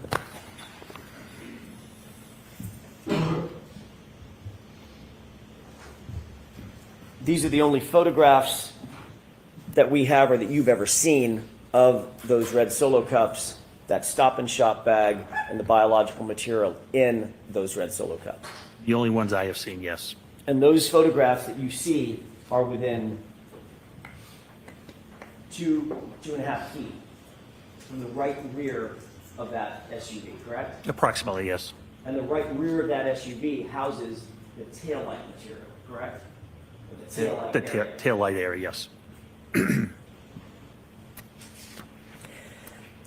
The cups were not sealed, correct? The cups were not sealed. The bag was not sealed, was it? As far as I know, What do you mean by sealed? Yesterday, you brought a box in. You remember that? Yes, That box had tape on it. that's correct. What color was the tape? Red. Why is the tape red? It can be red, it can be blue. I mean, evidence tape is different colors. Normally, in your experience, red evidence tape is used to formally seal evidence bags or evidence containers, correct? Yes, That's because it highlights to the eye a visual cue. Hey, that's important. It's been sealed. It's got bright red tape on it, correct? correct. Oftentimes, that tape has additional information on it as well, correct? You could have initials on it of who put the tape on, yes. Right. In other words, it might say evidence, correct? Might be pre-printed with the word Pre-printed, evidence. yes, correct, And it may have a place for initials to be. correct. And one of the reasons that you initial it is because if someone takes a razor blade and cuts through, or a knife and cuts through that tape, those initials are cut through, it has to be retaped and reinitialed, correct? That is correct, That is a basic protocol for chain of custody, is it not? yes. And that's to maintain the care, custody, and control and the integrity over the items and the items inside the evidence container, whatever they may be. That's correct, Whether they are biological material, physical items of evidence, a document, whatever. correct, None of that was done with what we just saw, correct? correct.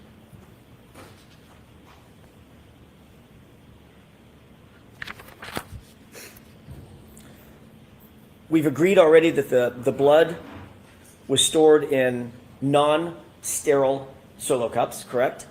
Correct.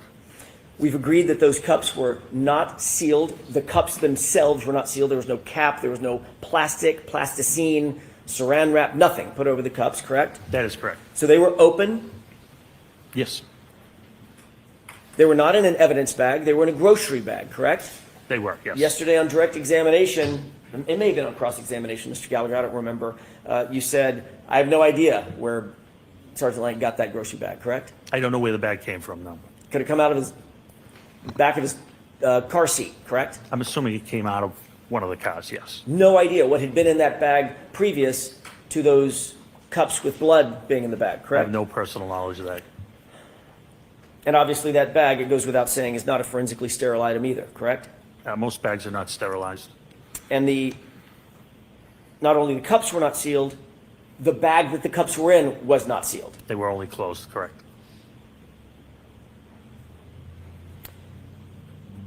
You will agree that having unsealed and unsecured biological material, specifically blood material, situated right next to the right rear quarter panel of that SUV would not be within normal protocols for securing evidence, correct? This was in the hands of a criminalist. It was an exchange of custody. I don't have any issue with it. You have no personal knowledge of where that bag had been or where the cups had been previous to that photograph being taken. Correct. You will agree that having unsealed and unsecured blood right next to the right rear of the SUV is a recipe for cross-contamination, wouldn't you? Not in the hands of a trained criminalist, I wouldn't know. Well, generally speaking, there were other people there that weren't the trained criminalists, right? There was a photographer who took the pictures. Who's not a trained criminalist. Correct. But Someone the else? cups weren't in his hands. It was in the criminalist's hands. Those are the criminalist's hands you see gloved in that photo. That's not my question. My question is, there was unsealed blood and in an unsealed bag for how much time, you don't know, sitting right there by the right rear of that SUV, correct? No, I do know, How do you know? because I'm the one that brought the bag with the criminalist to that area. They photographed it, documented it, and then they transferred it to their plastic containers. And before you grabbed that bag, you don't know where that bag had been for 3 days hence, 3 days before. I know it had been in the temporary evidence room in a refrigerator. You actually never saw it in the temporary evidence room in the refrigerator until February 1st, did you? I don't recall. So you don't know where that bag had been. You don't know who had handled those cups before you pulled them out of that temporary evidence locker, correct? I have no personal knowledge if anybody else, I have no personal knowledge. I took them out of the refrigerator. That's all I can testify to. Do you remember us talking about this about a year ago? Yes, And I asked you, would you agree that having unsealed and unsecured blood next to the right rear portion of the SUV is a recipe for cross-contamination? I asked you that question. you did. and you said, if I can speak to this incident alone, and I asked, that's a yes or no question? That is Do correct. you remember that? Yes, And you said, well, it's not a yes or no, but for your purposes, I would say yes. correct. So it is, at least in your mind, a recipe for potential cross-contamination, correct? Not in this particular situation, which was clarified later on. Although you did say yes in answer Hypothetically, to my anything, question. hypothetically, anything is possible, yes.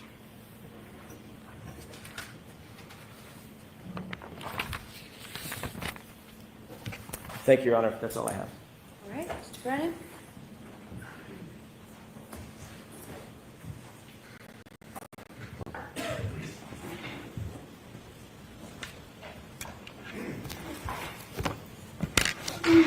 May I? Right ahead, yes. Lieutenant Gallagher, you mentioned that one of your colleagues who lived on Fairview Road had an owl camera.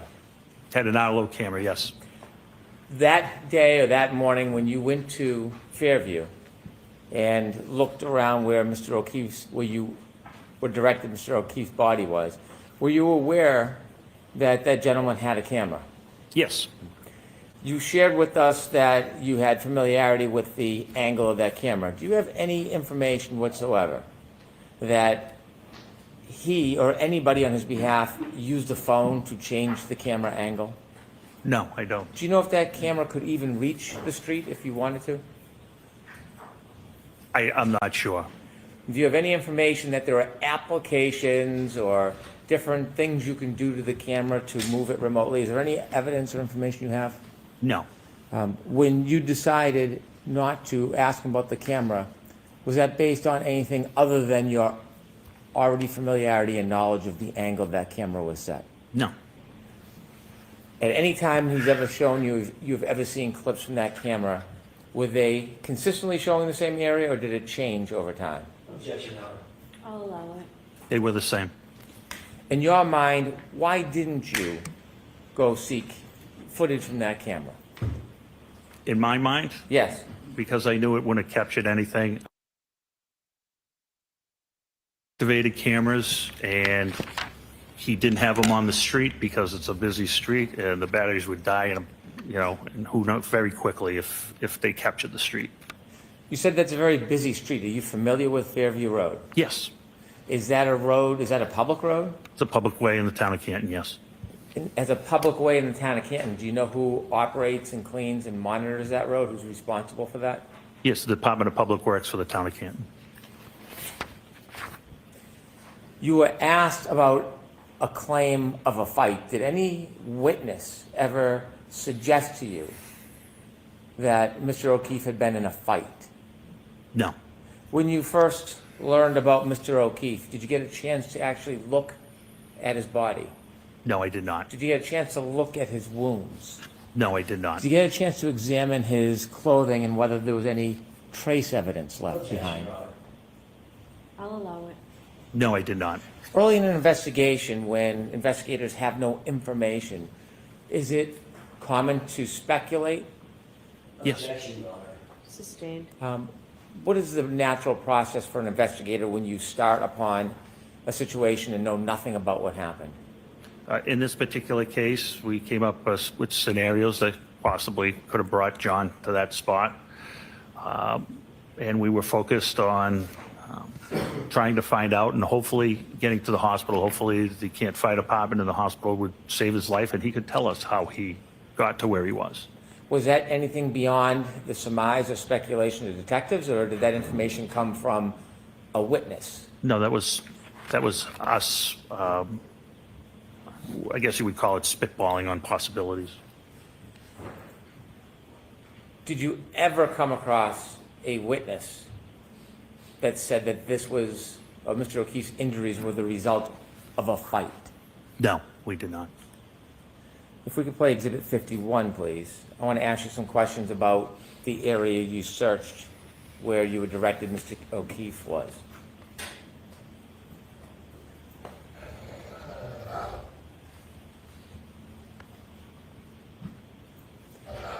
Stop it there, please, Ms. Gilman.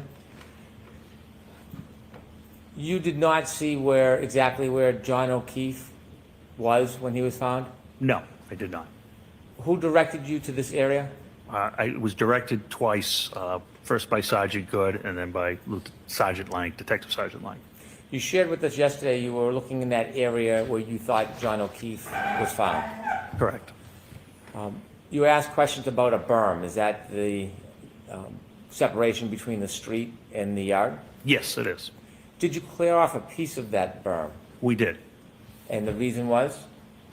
We wanted to see what was there. We didn't know what was there. Did you do a search from the flagpole all the way to the street? No, Did you do a search of that flagpole across the front yard? no, Did you do a search from that flagpole all across the berm, all the way down the line? no. It was approximately 15 to 18 inches. And why such a limited search? Because we had no other reason than it was a medical call at this time. Did you see snow in other parts of the yard? Yes, the entire yard was covered. And other than Officer Lang's footprints across the front of the yard, no other footprints? There were no other footprints. Any other visible signs that anything was moved or dragged across that side or front lawn? No, not at all. Any doggy prints in the snow? No, not at all. You were asked whether you sought a search warrant. Is there a difference between a witness and an eyewitness? Yes, You were asked questions about people in the home, and they were characterized as witnesses. Did you have any information that anybody inside that home was a witness to what happened to Mr. O'Keefe? no, Did you have any information when you made these decisions about search warrants? Did you have any information from anybody, anywhere, that Mr. O'Keefe ever stepped 1 foot inside that home? I'm going to allow it. Briefly, can we turn the lights on, Mr. Brennan? Yes, please. Take that down, Mr. Bennett. Thank you.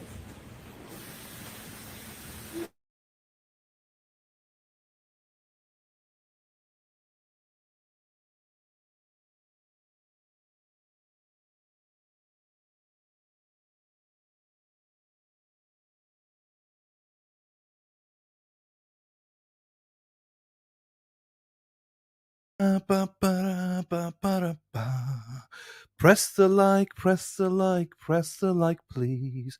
Press the like and subscribe. It would mean the world to me if you liked and subscribe. Like and subscribe, everyone. Let's fucking go. Sorry. What were we doing? I was on the are we on a break? I was on the phone to my mother, so apologies. What are we doing? I missed that now. Whilst I catch up with you guys and you tell me what's going on, I will play your favourite song. Ole, ole, ole, ole, ole, ole, ole, ole, Erin hack, hack, hack, ole, Erin hack, hack, hack, ole, let's go, Erin hack, hack, hack, ole, Erin hack, hack, hack, ole. Apologies, apparently I was on mute, but we know whose fault that is. There he is. Ole, ole. There you go. Yeah, I know. I was on the phone to my mother. My father came in and I told him I'll phone him tomorrow. Hey, look at this. Look what Maria does. Oh, shit. Hang on. Fuck. Hang on. May I? Yes. As a lifelong law enforcement officer, have you obtained search warrants before? yes, Have you obtained search warrants for homes? yes, many times. Is there a certain requirement before you obtain a search warrant for a home? Yes, critical legal standards, yes. And what is that? Probable cause. And for us, what does that mean, probable cause? So probable cause is a reasonable belief that a crime has been committed or evidence of a crime can be found in a specific location. Can you obtain a search warrant if you do not have a reasonable belief that evidence exists somewhere? No, you cannot. Is there a process in getting a search warrant? Can you just walk in a home and say, I have a search warrant, or do you have to do something? You have to write an affidavit in good faith, swearing before the court that all your information is accurate and truthful, and present the facts, circumstances, witness statements that would make you believe that there was a reason to violate your Fourth Amendment constitutional right. When you walked into Fairview that morning with Sergeant Lang, did you have a search warrant? No, I did not. Did you have any reason to get a search warrant? No reason at all. When you walked in, were you invited? Yes. Did anybody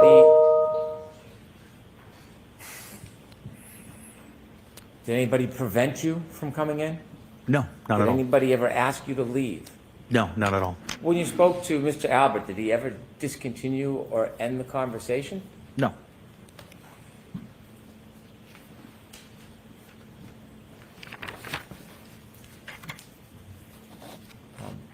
Were you doing any favors for anybody that morning?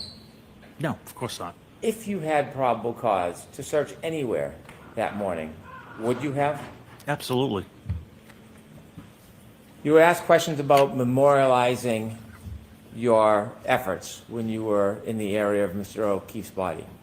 And you were asked about written reports. Are there other ways to memorialize efforts other than writing a report? Yes. You videotaped, or you had Sergeant Good videotape your search? That is correct. Who told him to do that? I did. Why did you tell him to do that? Because I want, in case it ever became an issue, I wasn't familiar with it being used before. I wanted people to understand how effective it was. Do you know whether or not the police cars have dash cams? They do, yes. Do you know if any of the police cars had dash cams that day? 3 of them did, yes.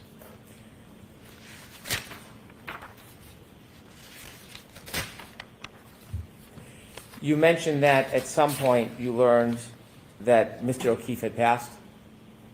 I'm not sure when we found that out, but yes. Is there a statute or a rule when there is a death, whether a local county keeps the case or it needs to be transferred?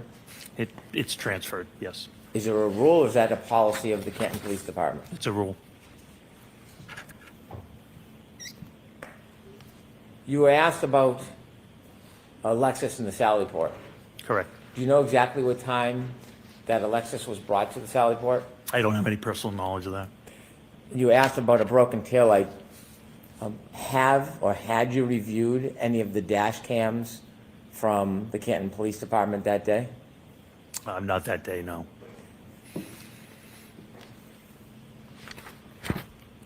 You were asked about cross-contamination with the cups. When you brought the cups to the criminalist, where did you give them to him or her? I carried them down to, we walked together, I carried them down to the Sally Port. Did you see anybody using a white rag or a paper towel to dip it in to any of the cups? No. Did you see anybody shaking the cups or splashing? No, they were handled very carefully. Sustained is different. Did you see anything that would cause you concern that there was some type of purposeful or inadvertent contamination or transfer? Absolutely not. And you've been trained. Yes. Did you see anything during that time that caused you any concern about the potential corruption of evidence? No, I had complete faith in the criminalist.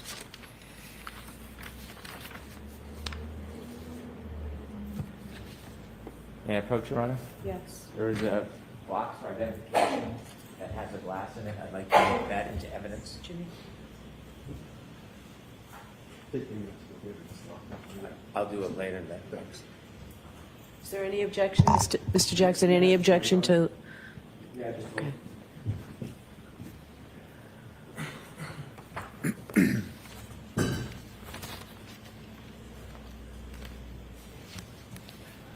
No objection, thank you.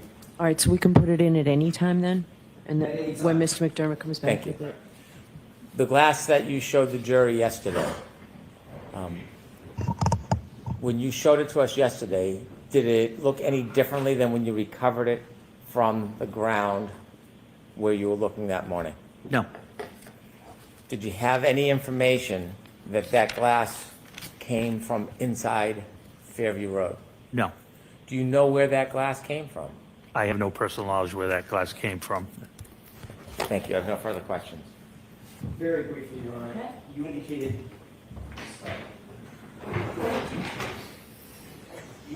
that you were spitballing, to use your word, correct? Correct, Trying to figure out what happened. correct. That's the job of an investigator, correct? That is correct, You yes, don't sir. just take witnesses' words for things, do you? That is correct. You have to corroborate things. Yes, You have to look deeper, yes, ask more questions, absolutely. actually investigate. That's why we're here today. You don't rule out anything or anyone We right didn't- off the bat, correct? Correct. and we No did not. one is ruled out. Nothing is ruled out, That correct? is correct, You yes. follow where the evidence leads you, period, amen. Absolutely. You didn't seek, you didn't seek to separate the occupants at 34 Fairview, correct? No, You didn't interview Brian Albert formally, did you? I did not, no. You were asked by Mr. Brennan, did he ever end the conversation precipitously? Did he end it earlier, anything like that? He didn't end any interview because he wasn't interviewed, correct? That is correct. You didn't interview Brian Higgins. That is correct. You wouldn't interview Brian Higgins because he's your personal friend, correct? Correct. But you didn't have anybody else interview him either, did you? Again, we're talking, I think we've gone over this and maybe you didn't understand it. I didn't know Brian Higgins was at the house at that time. Because you didn't ask anybody else who was at the house at that time. I wasn't talking to anybody at that house, correct? Might have been a good idea, wouldn't it? Not at that time. We were there for one specific reason. We wanted to get to the hospital. So no. Might have been a I good disagree. idea to sit Mr. Albert down and say, there, you're shaking your head again. I'm not done with my question. Might have been a good idea, Mr. Gallagher, since you happen to be there, no sweat off your brow, to sit Mr. Albert down and say, by the way, I got a pen and a paper. Who was here last night, just before John O'Keefe was found dead on your lawn? Who was here? Might have been a good idea, correct? So that was already done by Detective Sergeant Lank, and it was documented in his report of everybody of what Mr. Jackson is asking. Then how did you two not know that Brian Higgins was there? I don't know where. At I 34 mean, I'm confused. At what time? Right. At what time? Exactly. At what time? When John O'Keefe arrived Okay. at 34 Fairview after midnight on January 29th, 2022. So when I discovered Brian Higgins was there, wasn't until I read the report. If you were standing in the house, Sergeant Lang, you just told these jurors, knew that Brian Higgins and everybody else was there. He had obtained the names. He hadn't written the report yet. And hadn't told his boss, I don't recall. even though you two went together to interview yet another witness? That's correct. There was a very fast-moving scene and pace. That is correct.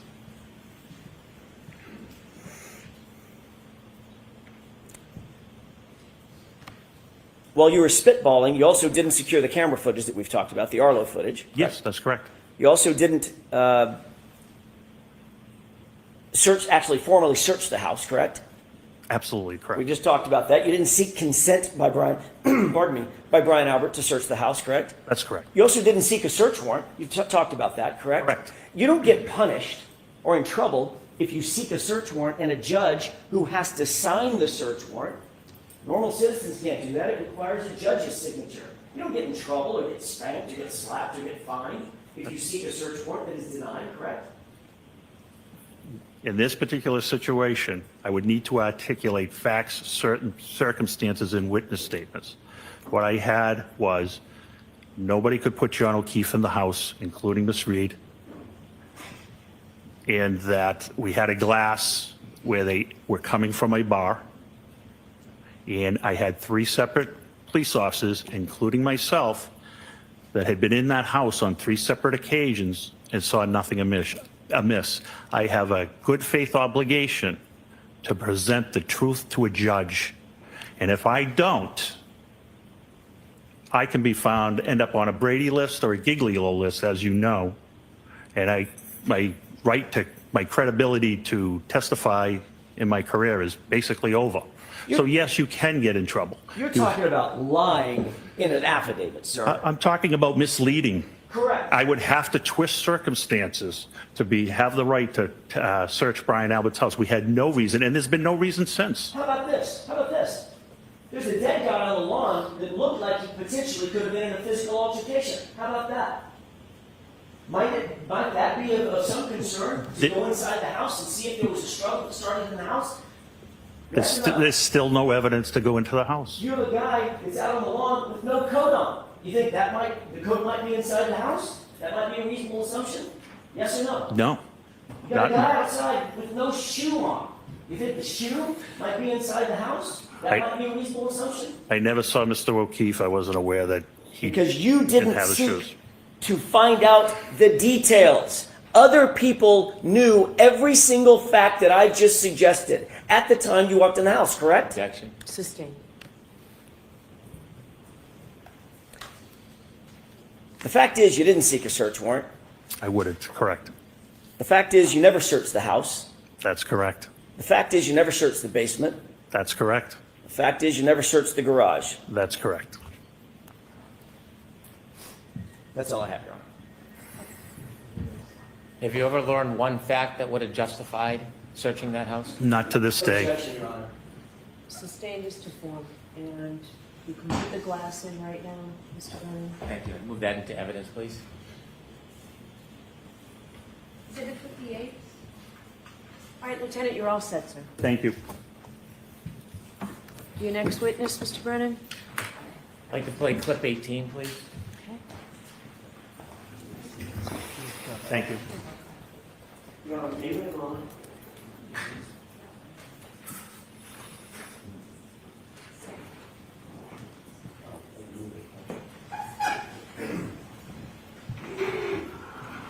Your Honor, may we approach?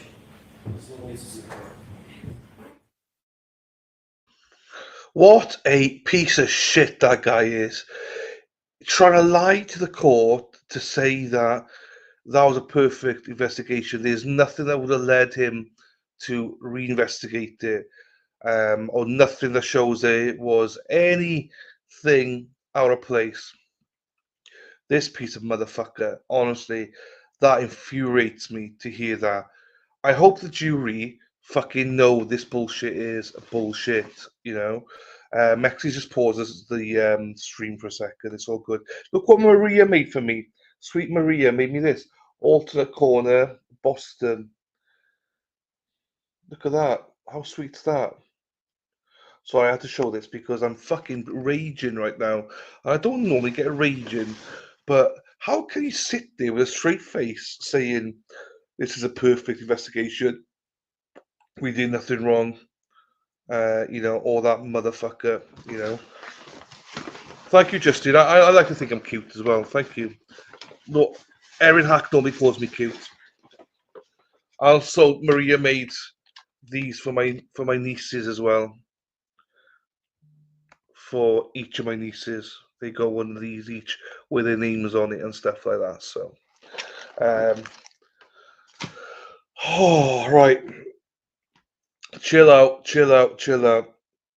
Because the next break, I've got to exit and come back in. Right, she's coming back in. Mexi's coming back in. So, so we might be a second behind the stream, but it's all good. They're still sidebar. They're thinking it might be recess coming. They're all fucking corrupt. I know. Now, normally I would say it's this guy's fault, but I can't this time because it's not even his fault. It's not even Dana's fault. I know they will love it. I know. My nieces are 18, 14, nearly 15, 13, nearly 14, and 5. So you know, yeah, Gallagher. You can't even blame Dana because I wouldn't even blame Dana here. Do you know what I mean? You can't. Jeepers, these motherfuckers. I forget how infuriating all this is. I'm not listening to the trial, you know, all that intently. I forget how infuriating it is. Right. Let me just see. here for a second. Just in case Mexi's having trouble coming back in.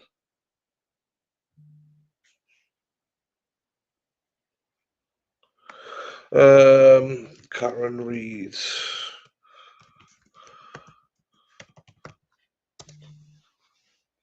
Trial.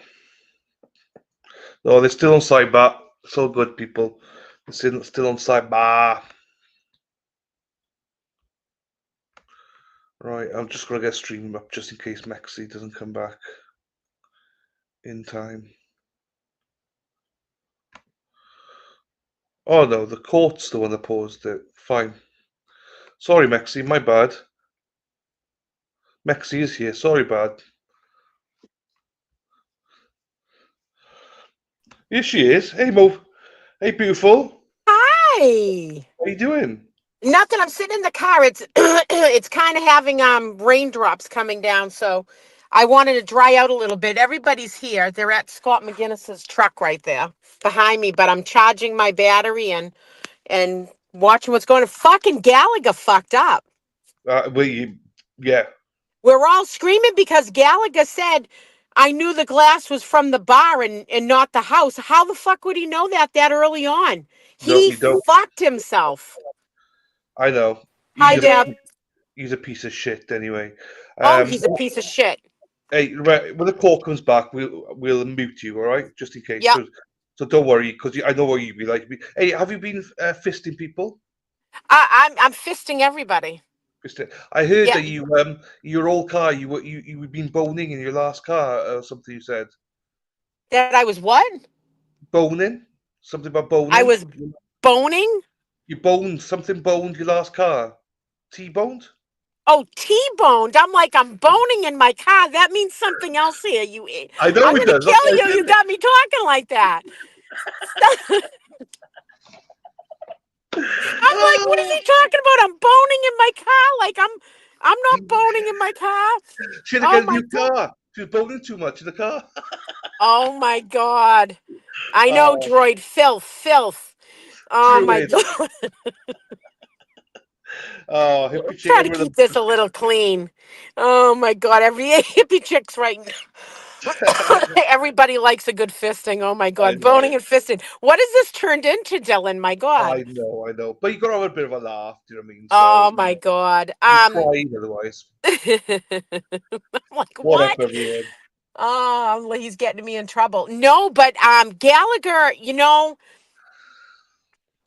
it's disgraceful here in Massachusetts that our tax dollars are funding these police to go on these like seminars out of state, like to Florida, to Vegas, to Seattle, to California, to go to these seminars to learn about police procedures, interaction with other humans, how to cut. Like they go to these seminars that we pay thousands and hundreds of thousands of dollars to go to these conferences out of our tax money here in Massachusetts. And this is what we're getting, people like Gallagher. I'd like to see how many seminars he's gone out to. I really would like someone to look up the seminars that some of these police in Canton have gone to and what the seminars were about, how much we paid for them, and what they didn't fucking learn, because they go to a seminar one day, they're gone for 3 or 4 days, they're probably out in Vegas, they go one day, and then they're shitting drunk for the rest of the 3 days.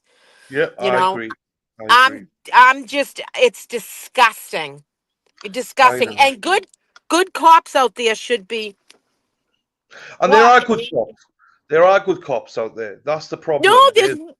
I'm friends with a ton of wonderful cops. Honestly, I Yeah. am. And even when this trial started, I still somewhat in contact with just a very few of that I used to work with and stuff who are really good guys. And it's disgraceful because I know a lot of them are good cops. You know what I mean? And it's not easy being a cop. No one's saying it is. But this is just fucking everyday shit. Everyday shit. I agree. I agree. And I could probably walk up they won't let me, but I could probably walk up to Hodman's vehicle right now and say, Hodman, pop the trunk. Do you have an evidence bag in your car? So you're telling me all those vehicles out there that showed up at 34 View. Every single one of them, even the ambulance, like not one of them had a fucking evidence bag in their thing. Like it's just mind boggling to me. I think they just got on recess for 20 minutes. Yeah, just a small break. My car, like, and then I'm 99% sure, only 99. But I was at the bagel shop eating a bagel. I was sitting in the window, and a Yeah. girl walked up, and they went to come in. I was facing like the door where you walk in, on that side of where you get your coffee. You know what the bagel shop looks like. And I Yeah. swear to God, it was one of the it was Kate. I thought it was Caitlin. Um, I'm not 100% sure. It looks like she lost some weight, but I'm 99% sure it was her. And she saw me. That what makes me even think it more is because she saw me and she stopped like dead, and they didn't come in. Right. Okay. That Yeah. they know you though. They recognize you. Well, someone's writing in there. It's the seminars aren't the problem, Caddy. It's part of the problem. I agree it has to do with policy, standards, and procedures. I agree with that. But that's why they go to these seminars, to learn policy, procedures, and stuff. So that's a problem there. If they're going to these to get certified and learn something new, and they're not taking anything away from that. Go to your if you guys know a cop, any cop right now, in your area, wherever you live, walk up to any of them in the thing and say, hey, do you have evidence bags in your thing? Like, what do you carry? You don't have to search their car, but just ask a cop that one question. It's just mind-boggling to me. Hey, before I had my first Dunkin' Donuts today. You know what, Dylan? You got to have Dunkins, but you got to put flip-flops on, and then you're a true Bostonian. Well, I got flip flops. I could wear flip flops. All right, we need a picture of you holding a Dunkins and in flip-flops. There you go. Dennis Sweeney, he's here. Dennis Sweeney, we'll go one day when it's not raining. We'll go Yeah. and we'll get one of these. I met this woman. She's an awesome woman, old woman. She's like, I'm not allowed to do the drive-through. It's because I talk too much. She said. I was like, oh, you could do it as well. Oh my So God. she's a talker. I loved her. She was great. The the best part is when you surprised us at the dive bar, and it was a true Massachusetts greeting I gave you, Yeah, because I walked up to you and go, "You motherfucker!" yeah. Like, and like we use that as in love, like, and then someone else called you an asshole, and I'm like, Yeah. see, he's so loved here in Massachusetts because we I gave know. you that greeting. I know. I love it though. I love it. All right, folks, just to let you know, it's kind of chilly out here, but this was my coffee from like 5 hours ago. I don't even know, a few hours ago, but it's cool enough. But I was gonna buy, it's half full, and I'm like, I was gonna get an iced coffee down here, and I'm like, fuck it, I'll just drink my cold hot coffee and kill it. Yeah. Yeah, drink it. We got, I think Kurt's in the chat. Through Donna, if it's Donna, I'm not sure if it's Donna or Kurt, but Donna, we love you, Kurt. How are we doing, Kurt? Hope you're well, my friend. Kurt, Oh, hi Kurt, hi Donna. they're going on a holiday in a couple of days, so I hope you enjoy yourselves. Yeah, this is my, look at the Elise sign. There you go. We love it. I saw your cars. We drove past. Yeah, Mighty Meat is an ex-cop. He saw the light and he stopped being a cop. So. Yeah, so Yeah. they've got an ex-cop in here. So Mighty Meat is an ex-cop in Detroit. So he used to be a police officer. So, That's a tough place, especially back in the day. I have a friend that lives there, and her father was a police officer there, and yeah. she lived there during the riots back in the day. Good morning, Dylan and Dina. Miss you already. Oh, hi Heather. Yeah, so yeah. So but Um, Mighty Meat though was obsessed with Boston Brandy. So we got yeah, behave. Brandy's awesome. He's upset. All he wants Boston Brandy on. Whenever I come on, he's like, get brandy on, get brandy on. Apparently Brandy's getting served. Yeah, she has, I think. Or it's on Yeah. the way, I think so. Or it's on the way in the mail. So, oh my God, the chat's going so quick.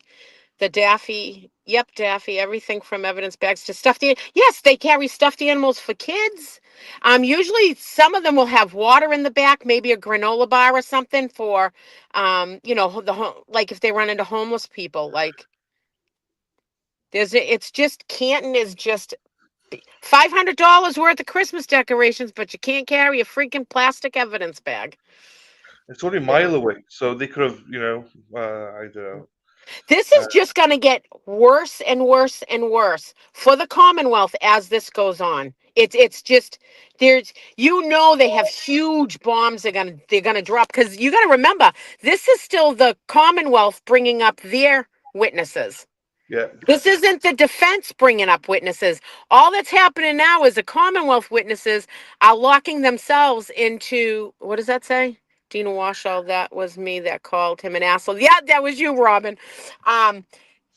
They're just locking them into their testimony, because when the defense can call them back up, they're locked into what they said, and evidence is going to come out that really,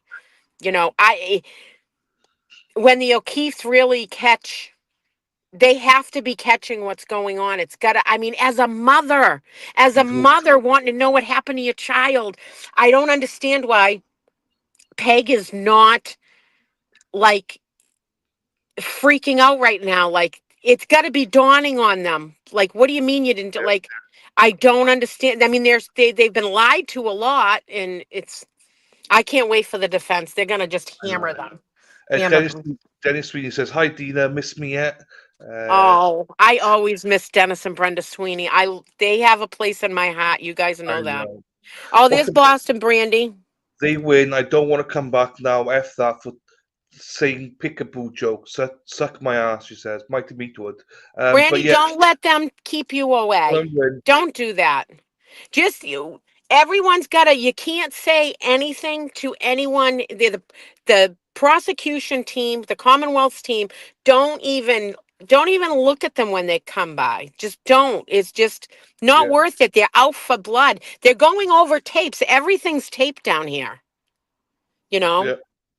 So we'll all be lucky if from the first trial we don't get charges from stuff. They're going there's people, a team of people sitting in an office somewhere, and they got everybody's YouTube channels up and anything that's going on down here, and they're watching everything. People are assigned just to watch this shit. They're probably watching right now.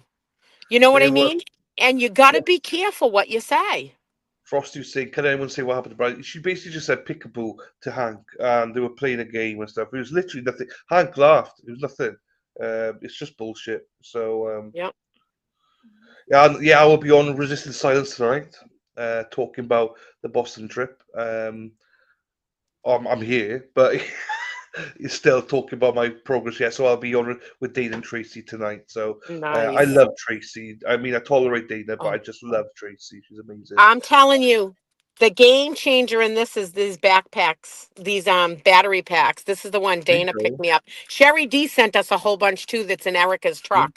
So we have it, but I'm already back up to 59% already, There you go. It looks big in your hands though. Well, fisting everywhere. You grip it well though. You grip it well.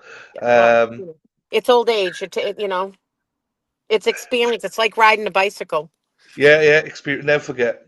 I got my trusty knife for in the mornings when Yeah, because someone came up with you, didn't they? Yeah, well, the WBZ, it was early morning, and he instead of announcing himself as he approached my car, he just popped up at my window. And you don't fucking do that. I had my mace out. Here's my mace. Yeah. He's lucky I didn't mace him. I would have maced him, then probably stabbed him. But you don't pop up to someone's window like that at all. I heard as well. Well, I didn't hear. We were driving back, and I heard you had your legs up in the air earlier on. Kicking the roof. Yeah, well, me and Allison at Legacy Place were standing on the roof of my car, and I keep on forgetting to pop it back out. Oh, I love it. So I got in the back and popped it out, thank God. But Dennis, she's got fucking legs up in the air. That's after you say to everyone, "Oh, I bought my last car," and then you got your legs up in the air. I was like, "Oh, this girl, she's fucking crazy." We love you. You made us laugh. On the way back. You got to fix your car the way you got to fix your car. If I went to a garage, they would have charged me $100 to pop that back out. You're a huge manual, so index and look at all that. Yeah, I got it right. Know. You got to carry that. You got girls, us girls, we got to learn to take care of himself. I relied on my ex-husband. He was my husband at the time. I was with him since I was 16, but the first thing he ever did when I got my license was he made me change my tire myself and do an oil change. He taught me that and how to hang your muffler up if it falls down. Like those are things that everybody should know. A woman should know if you're on the side of the road, Yeah, you know? everyone. Yeah. But he always worked on my cars. And now I'm not married no more. Now it's like every time I go to a garage, it's, just to look at it. I'm a girl. They want, if I went to a garage and wanted my filter changed in my air unit, my air box here, that's like $125 when I can go buy it myself and put it in for $19. Hmm. So most important, women, carry your booklet for your car and learn how to look stuff up and do it yourself. Everything's on YouTube too. You can do anything on YouTube. And also is man lube. It's called WD-40. I call it man lube. Men use it for everything, but women, you can use it too. WD-40. If you want to unscrew something in your car, you spray WD-40 on it. If your door is squeaking, WD-40. It's called man lube. Buy yourself a little container. It cleans stuff. It opens stuff. It's unbelievable. Well, it's not Oh, used for everything, but I call it man lube and duct tape. You gotta have duct tape. you gotta have duct tape. Yeah, you gotta have duct tape. Duct tape, WD-40, and your manual, and make sure you got a DeWalt Yeah. toolkit. I love my DeWalt toolkit. You touch my Oh, DeWalt toolkit, I'll kill you. But women should all carry these things. You should be able to take care of some things yourselves. I love You're it. right, hippie chick. You're right, man. WD-40, man lube, and duct tape fixes everything. In the car, not in the bedroom, not people in Yeah. the car. You mean so? Exactly. See, Heather's in Alabama. She's like WD-40 is a household necessity. It is. You can even spray it on stuff and it takes pen off sometimes, magic marker. It's for everything. It's like coconut oil is for women. WD-40 is for men. There you go. Yeah. I'm behaving. I'm shutting up. See, Mighty's saying it too. Mighty Meat is saying I use man lube to screw things and not unscrew things. I just love it. It's just the chat's just gone. I kept quiet. I'm just like, oh, Well, you gotta it's love it. the truth. You go It's to any man's car, truck, van, yeah, whatever, semi rig, all men have WD 40. yeah, I yeah. did too, Daffy Dill. That's what my ex husband taught me is how to hang your muffler back up with a coat hanger. What's a muffler? A muffler on your car, a muffler, What's your that? exhaust pipe. Oh, for fuck's sake! Exhaust. Yeah, that's fine. The Yeah, exhaust. we call it a muffler. Cheapers. Yeah, it's a muffler. And you have your, oh, what is it called? Oh my God, people saw him off on your car. It's in your muffler. Oh my God, why is that losing me? People saw them off your car for money. What the frig is it called? Come on, men. What's, oh my God, why can't I think of it? It's on the tip of my tongue. Someone's going to say it. Not the silencer. It's people steal them off your car to sell them. Catalytic converter. Thank you. Who said that? Yeah, Key. catalytic converter. Everyone did, yeah. So you got that in the big part of your muffler, the big like runt, and then you got the pipe that comes out. But the catalytic converter, people steal those for money. Some of them are worth a lot of money. See, these people are pretty smart in this chat. No, we got the best shot. They're great, Yeah. saucy as fuck, but they're great. Everyone's You stealing it know, now. a lot of these companies should sponsor us. Between the green glasses, Dunkin' Donuts, now it's WD-40. I should be on a Yeah, commercial for yeah, WD-40 man friggin' lube. You know what yeah, I mean? Like they really should and donate all the money to Karen. yeah. There you go. No, I Yeah, know. 3-in-1 oil is great for everything. And remember I got to try to remember this. It's been so long. You can put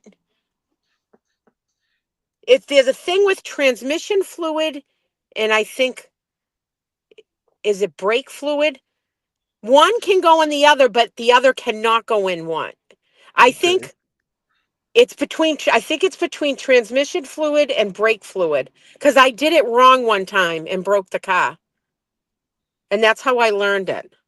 The men will know. It's power steering can go into the transmission, but transmission not in the power steering. There was something like that. And I'll have to try to remember that. Keith knows. Keith will know. No, Keith will know. Power steering fluid and tranny fluid. Okay. Transmission fluid, yeah. Yeah. There's one I did it wrong before, and I screwed the car up. Just like I worked at Cumberland Farms a long time ago, and a lady in her 80s pulled up, and she came into the store and she was crying, and I'm like, "What's the matter?" She's like, "My husband died a week ago," and I'm like, "Oh, I'm so sorry." You know me with my heart. I'm like, "Oh my God, I'm so sorry. What can I do?" And she's like, "My husband always put gas in the car." She goes, "I don't know how to do it," and I'm like, "Don't you worry. Come on, I'm gonna come out and I'm gonna show you right now how you do it." And I did. She was in tears, but can you imagine? Like, nothing, that's a different generation, but ladies, you got to learn how to do so. Like, you should know how to pop your hood of your car, change a tire, you know. Maybe we should have classes on this. Tutorials. Hey, people are asking, Heather was asking where you get the glasses from, your glasses The from. Dollar Tree, but apparently around here in Massachusetts near us, they're pretty much sold out. Like, you got to keep on shopping it for this color. Um, if you're on the outskirts, you can probably pick it up, but it seems people keep on trying to buy them and they're having trouble finding them. Keith says he always pumps for ladies. Yeah, a gas we're talking about, Keith, not the other pump. But Yeah. yeah, And ladies, do not put diesel fuel in your gas tank. oh, you don't. Diesel fuel here in Massachusetts usually has a green colored handle on it, and it's separate from where it says like 85 octane, 87 octane. So look really carefully if you see a green handled gas pump. Really look at that, because that usually means it's diesel, and that can break your engine. We're So learning with Dina today.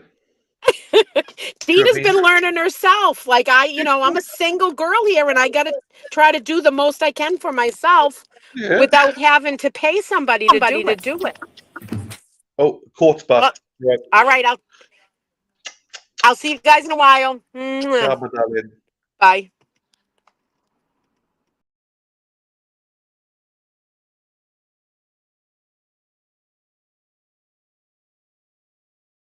Straight to sidebar.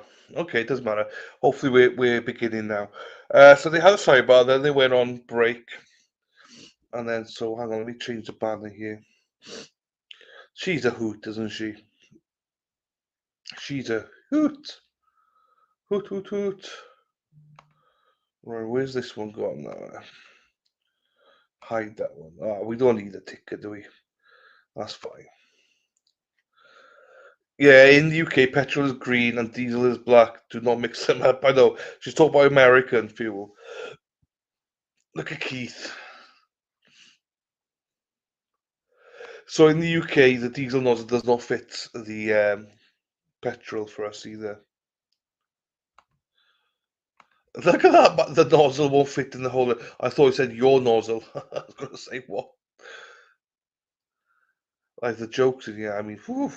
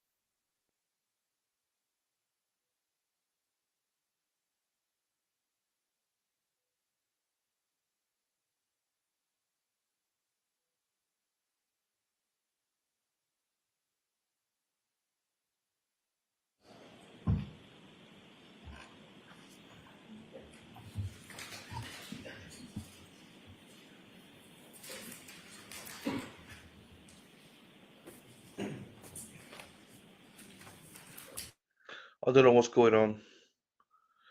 Are they playing the video? Are they not? But how good does Erica look in core? So glad Erica's in there. I love it. We saw Erica this morning. She came over to the buffer zone to see us all, and then went down. Jack was with us this morning. He didn't go in today.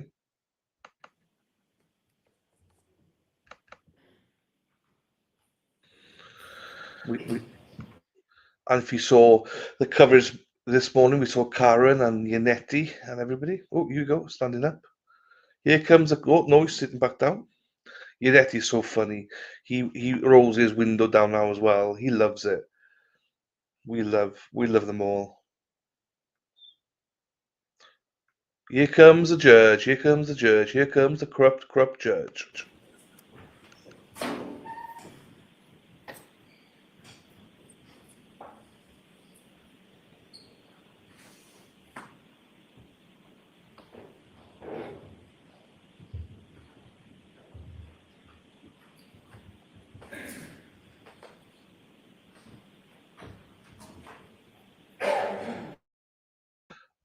Brandy's going to serve for saying peekaboo to Brennan, and I think what do you call it? Erica's doing something for some. I don't fully know about Erica's one, so the judges just walked in. So here we go. All right, Mr. Brennan. Thank you.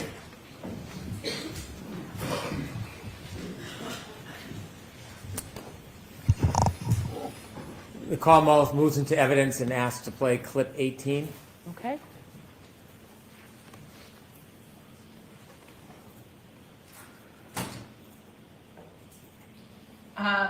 So when John got out of the car at Brian Albert's house, he took my full vodka soda, which is sitting in the cup holder. You will The Common. that. Thank you.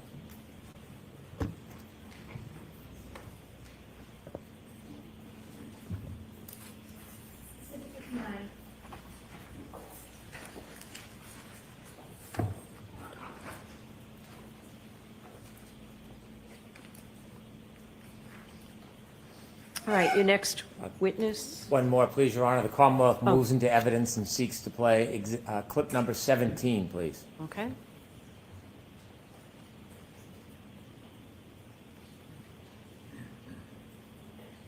I gave an interview with ABC with Matt Gutman. I think this was whom I gave the interview to, and I said, he asked why was I saying, could I hit him, did I hit him? And I said, yeah, my first thought was, I've been out late, I've been drinking, and he's in the general vicinity of where I last saw him. I mean, they talk about the left side of the property and the right as if it's, you know, Hammersmith Farms. It's a postage stamp. It's 50 feet. So he's in the front yard to the left of the front door, and no one's coming out of the house. Jen's telling me nobody's seen him. So I'm thinking, Jesus, was I starting to pull away and I ran over his foot? Like, he's roughly where I left him. So yeah, when I found him, I was thinking, did I like clip him somehow?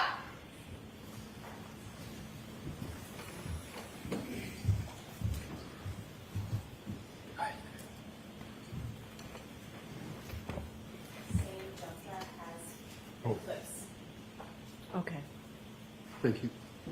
So in order, it has 18 and then 17, or are they in the reverse order on the clip? If I may see the exhibit. This one exhibit contains clip 12, clip 12A, clip 16, clip 17, and clip 18, all which were previously introduced. Okay. And it's exhibit number what? Thank you. 15. All right, thank you. Your next witness, Mr. Lally.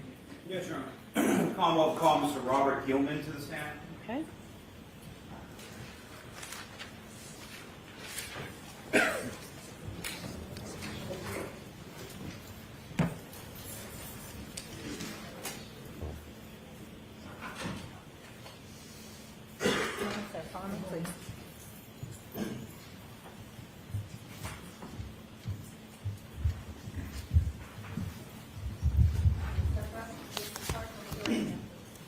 solemnly swear the evidence you give to the court and jury in the case now hearing is the truth, the whole truth, and nothing but the truth, so help you God? Yes. Thank you. Good morning. Good morning. All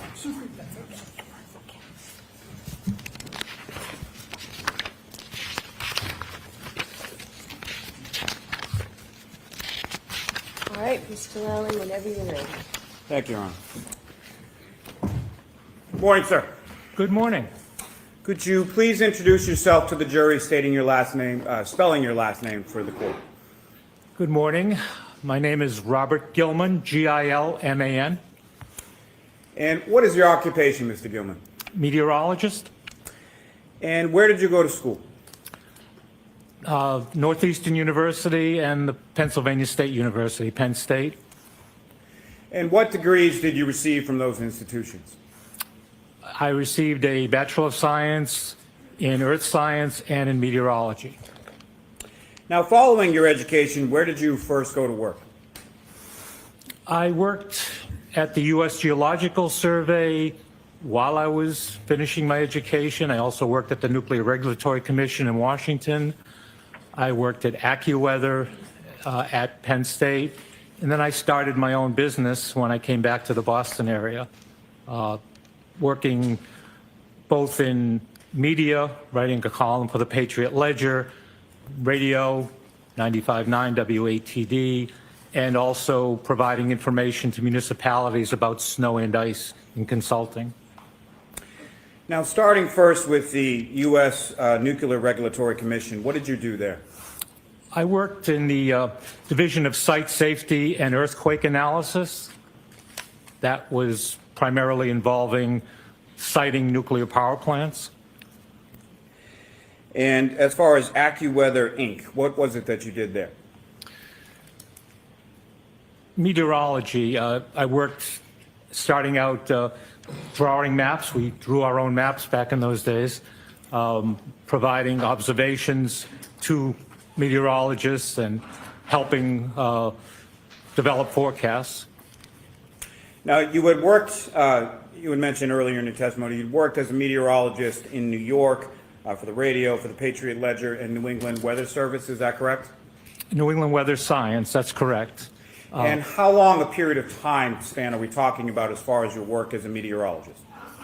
Over 45 years. Now, if you could explain to the jury just in general terms, what is meteorology? Well, the term is actually a shortened term of hydrometeorology, one who studies falling water things. And it's a study of the atmosphere. Now, in your work as a meteorologist, what are the different types of data that you study and examine? Mostly measured data such as temperature, humidity, wind, precipitation, but also sensing data with satellites that orbit the Earth and with radar that shoots electronic beams out and comes back and forms images that we can analyze. Now, beyond the satellites and the radar, where does that other data come from? Well, the observing stations generally are at airports, for instance, but they're also at utilities, and there are private networks. And these, either automated or amateur weather observers, take down data such as I just mentioned, temperature, precipitation, visibility at these different locations. And what is your current occupation? Meteorologist. And where is it that you currently work? I work for Precision Weather Forecasting Incorporated, and I also do work to assist requests for past weather data, both for clients of ours at Precision Weather Forecasting and other requests for weather data. And is that a company that you started yourself in conjunction with other people? Yes, thank you. It's a company that we founded, my partner and I've been working with meteorologist Bill Guile for 30 years. We're both local, and we found that we had a lot of interest together. I don't stay up 24/7. He stays up overnight a lot of times, and we work much better on that shift kind of work during the day, answering questions of clients about snow and ice especially.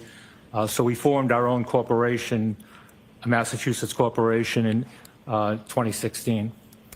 And how long, even prior to the incorporation in 2016, how long have you been working in that capacity for building that company? Oh, I would say over 45 years, going back to 1979, 1980. And what type of service does your company provide to your clients?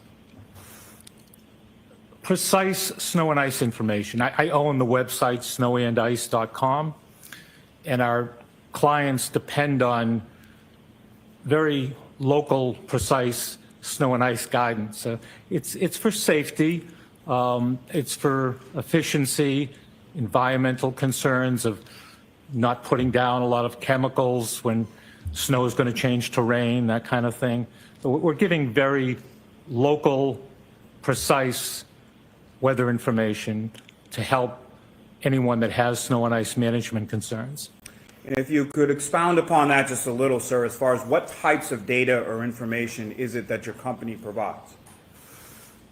Mainly precipitation timing, when snowfall might begin in a particular place, the intensity of the snow, whether it might be expected to change to ice or rain or go back to snow or ice to help with those kinds of operations.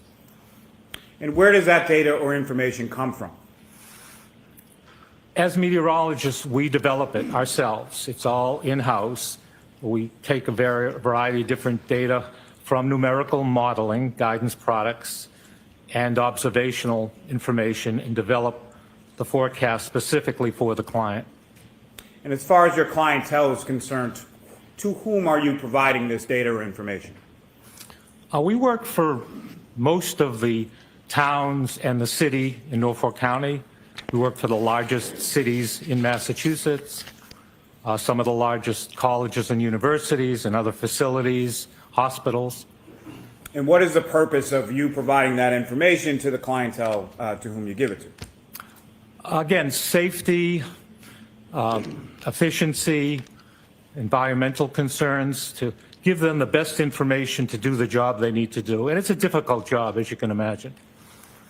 Now, at some point, sir, were you asked to look at some data related to the Canton, Massachusetts area in the time frame leading up to and including January 29th, 2022? Yes. And what were you asked to do? I was asked to provide a simple report of the days preceding January 29th, 2022, and a more detailed report of the early morning hours of January 29th about estimating snowfall during that time period. And in total, as far as that total time frame, do you recall what dates you were looking at? I believe it was January 26th to the 29th. And during that time frame, was there a significant storm forecast for that time period? Oh, yes. And what was the forecast for? Well, the forecast for the first couple of days was dry and very cold to bitterly cold. As we got closer to the 28th and 29th, we were looking at a storm coming in from the west and strengthening along the mid-Atlantic coastline. And we issued warnings, again, 2 to 3 days ahead of time to let our clients know that this was going to be a significant winter storm. And specifically with the storm, what was the timing associated with that forecast as far as when would the storm begin? We expected the storm, the snowfall, and the increase in wind to begin very late Friday evening, the 28th, with light to very light snow, and then to increase in intensity, especially later in the morning and through the late morning and midday of the 29th. Now, from a scientific perspective, what is a blizzard? A blizzard technically requires a great reduction in visibility. It doesn't even have to be snowing. Either falling or blowing snow visibility a quarter mile or less, with winds of 35 miles an hour, either sustained or frequent gusts for 3 hours or more. Now, did this particular storm meet that criteria? The storm did, absolutely, for Boston and much of the greater Boston area, including in Canton at the Blue Hill Observatory. However, not every spot had all of those criteria during the entire time period that the snow was falling. Now, how significant a storm actually occurred, not taking away from your forecast, but actually occurred during that time frame?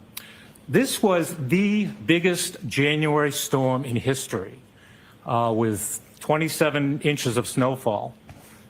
And it snowed heavily for several hours, visibility under a quarter of a mile. And the temperature was dropping during that time, and the winds were gusting frequently to 40 and 50 miles an hour in this area. Now, that data that you looked at from that time frame of January 26th through the 29th of 2022, what types of data specifically did you look, or actually, we'll get to specifics in a moment. What data in general terms did you look at in your analysis? 3 locations, the Blue Hill Observatory, which is the oldest continuously operating weather observatory in North America, close by, Boston, which is a first order weather station at Logan Airport, and Norwood Airport, which is a mile away. And those were the 3 locations. I was considering the surface observations from those locations, also considered other types of observational data. I mentioned the radar data, so the National Oceanic and Atmospheric Administration maintains a NEXRAD NOAA database. And third was the National Operational Hydrologic Remote Sensing Center, which categorizes snowfall and snow depth. So those 3 different types of data at those 3 different locations. Now, when you talk about the Blue Hills Observatory being the oldest in the country, how old is it? It was established by Abbott Roch, who left his family home at 5 Commonwealth Avenue in Boston and built this really strange little structure at the top of Great Blue Hill on February 1st of 1885. And do you know how far away from 34 Fairview Road that Blue Hills Observatory is? Yes, I do. If you don't mind me consulting my note for a moment.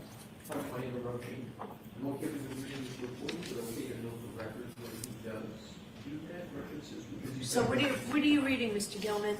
I'm reading notes I took on measurements from Blue Hill to Fairview. And that's, may I answer the question? Yes, yes, you I'm okay with Your Honor, I just wanted the record to know. Yes, that's why I asked him what he's reading. Thank you, Your Honor. That would be 7 miles. And the Norwood Airport, how far again is that, or how far away again is that between Norwood Airport and 34 Fairview Road? 1 mile. Now, these measurements that you used in your analysis, are you familiar with how those measurements are taken or how they're done at each of those 3 locations? And can you explain to the jury sort of how those measurements are done or how those calculations or the data is collected? Sure. Boston, again, is a first order station. It's equipped with automated equipment. It's called ASOS, Automated Surface Observing System. And it takes measurements of temperature, visibility, wind, humidity at very frequent intervals throughout the 24-hour day. It also collects precipitation, which isn't easy if you think of Logan Airport being out in the harbor and trying to collect every raindrop in that environment. But they have a very sophisticated rain gauge system that actually does a fairly good job of collecting precipitation.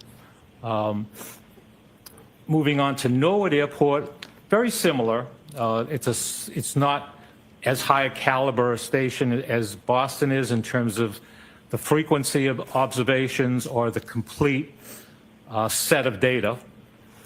Blue Hill Observatory is a special case indeed. It had been manned for most of the day for many years. The former observer is still alive and well in Hingham, Bob Skilling.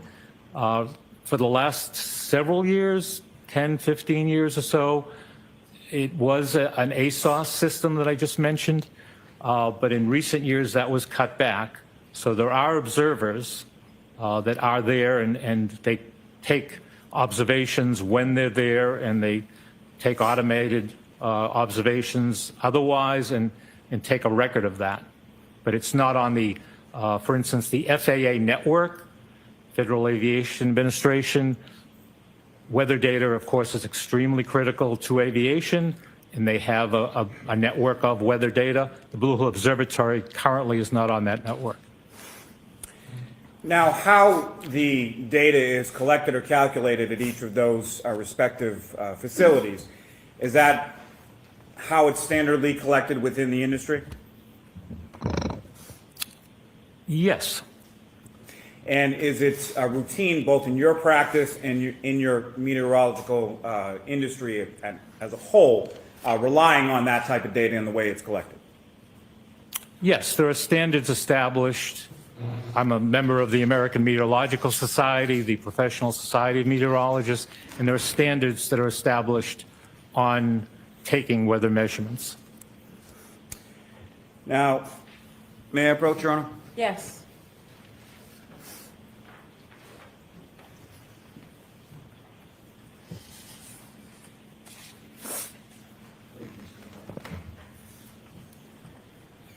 Gilman, Your Honor, may I remain here just Sure. a moment? Mr. Gilman, I'm handing you a series, I believe, about a 6-page document. Do you recognize that? Yes. Back a little bit more so the jurors can see the witness, please.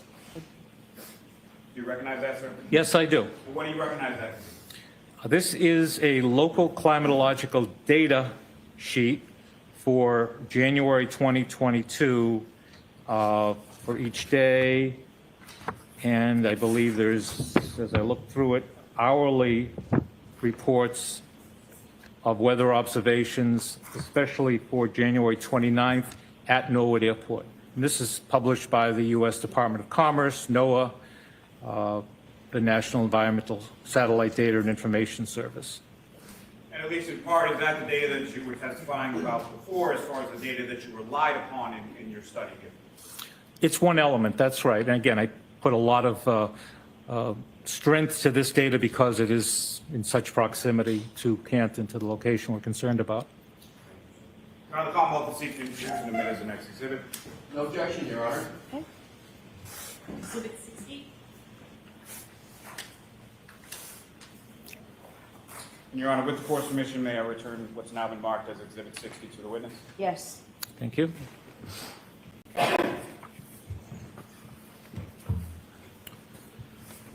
So, Mr. Gilman, starting with snow accumulation, during the period that you were looking at, what is it that you found?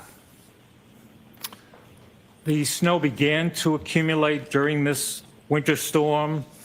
And by the way, I think I can use the term nor'easter, blizzard, bombogenesis, bomb cyclone, winter storm, all referring to the storm event of the 28th, mostly the 29th. The first snowfall began late in the evening on the 28th and continued into the 29th. Just starting with that snapshot of the evening of the 28th, how much snow accumulated on the 28th before turning the page to the 29th? Very little. Enough to track a cat, 0.2 of an inch. Now, with reference to the 29th, were you able to determine from that data sort of the hourly snowfall as it came down? Yes, as the hourly precipitation data, temperature, and other information was reported, I was able to analyze it each step of the way as the storm progressed. And from your analysis, sir, could you describe to the jury, sort of going bit by bit, what was that hourly snowfall for the 29th? As I said in the report, it's estimated that as it began It was on the order of 0.3 of an inch an hour on the 29th until 1 o'clock. And it stayed in that light range. And anything under an inch an hour of accumulation is termed light snowfall. So that by 3 and 4 a.m., we were looking at 3, 4, 5/10 of an inch an hour. There started to be an increase more noticeable in the intensity by 5 a.m. with another inch, and then by 6 a.m. with another 1.2 inches. If I could stop you there just for one moment, Mr. Gilman. So from the time period from when the storm began on the 28th to the time period of 6 a.m. on the 29th, how much in total snowfall had accumulated at that point? I believe that was, do my arithmetic, 3.9 inches up to 6 a.m. And I'm sorry, sir, if you could continue now going forward from 6 a.m. on the 29th. Then we started getting into a more moderate snowfall, and again, that's an inch an hour more, so that by 7 o'clock was another inch and a half. By 8 o'clock, another inch, inch 0.1. And then by 9 and 10 o'clock, it was getting to be moderate to heavy snowfall based on radar returns, the NEXRAD radar information, based on the visibility reduction, based on the amount of precipitation that was melted in the rain gauges, based on other reports from cooperative observers. So that's on the order of an inch and a half an hour of intensity, and that continued through the middle of the day, rapidly accumulating on the ground, and it accumulated at even 2 inches an hour by the early afternoon, before it started to wind down in intensity, as these types of storms always do. By 7 or 8 o'clock in the evening, it was back down to light snowfall, ½ inch to 2/10 of an inch. And the snowfall accumulation had ended by 10 o'clock at night. If I could take you back just a little bit to right before it turns from the moderate inch and a half per hour to about the lighter snow. About how much snow had accumulated at that point? Around 6 p.m. or so. Around 6 p.m.? Yes.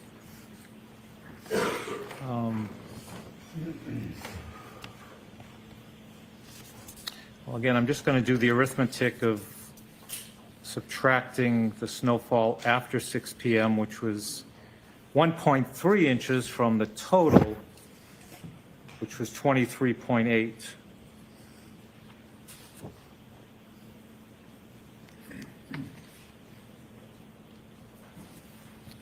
Do that arithmetic. 23.8 was the total snowfall, and 1.3, 22.5 inches. So that's 22 and a half inches, just short of 22, excuse me, just short of 22 and a half inches by 6 p.m. Is that correct? That's correct. And what was the total snow accumulation from the storm in its entirety again? 23.8 inches. Okay, so just short of 2 feet. Is that correct? That's correct. The biggest snowstorm in January in our history. Now, sir, have you prepared some visual aids to assist the jury with the snow accumulation? Yes. May I approach the witness again, Your Honor? Yes.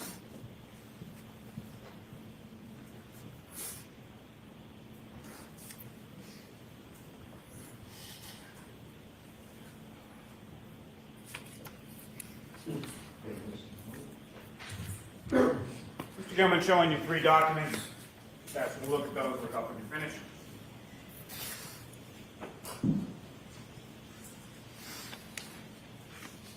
Yes, I've seen these, yeah. And what do you recognize each of those 3 to be? The first one is a storm warning report that was sent to our clients in this area regarding the upcoming snowfall, winter storm. And we began sending this type of report, as I said, 3 days prior. This was one of the last ones that was sent as the storm was getting underway in this area. So this was sent by my colleague, my partner Bill Guile, at 8 o'clock that Friday evening. And it's a detail of when the snow is going to start, when the first inch will be on the ground, the total snowfall, the duration of the storm, and what's going to happen after the storm, which is also critical for our clients to know how to clean it up and what kind of post-storm conditions as far as temperature and other things to consider. So that's the heading of the form. Then we get into this detailed 6-hour time block series. And of course, that begins at 6 p.m. to midnight, since this was issued at 8 p.m. And we talk about the weather conditions and how much, if any, snowfall. I don't mean to interject, but just you recognize what's on that, and that is a forecast that you sent out, correct? Yes. Our company sent out. My partner, Bill Guile, actually sent it. And the last two sheets that you have before you, what are those? These are images taken from one of those 3 sets I talked about, the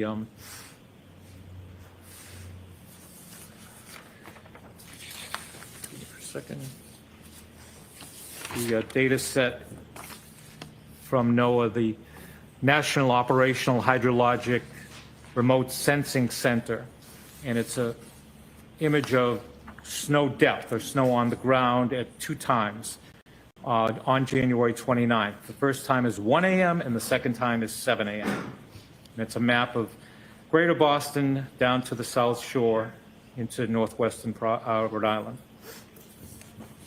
Can I go, Sean? Yes. I'm going to introduce in a minute the next 3 exhibits. No objection, Your Honor. All right, thank you.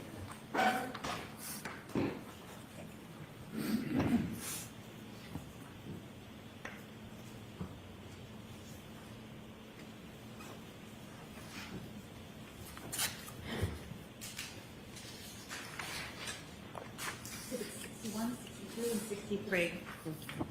And again, Your Honor, may I return those to the witness? Yes. Thank you.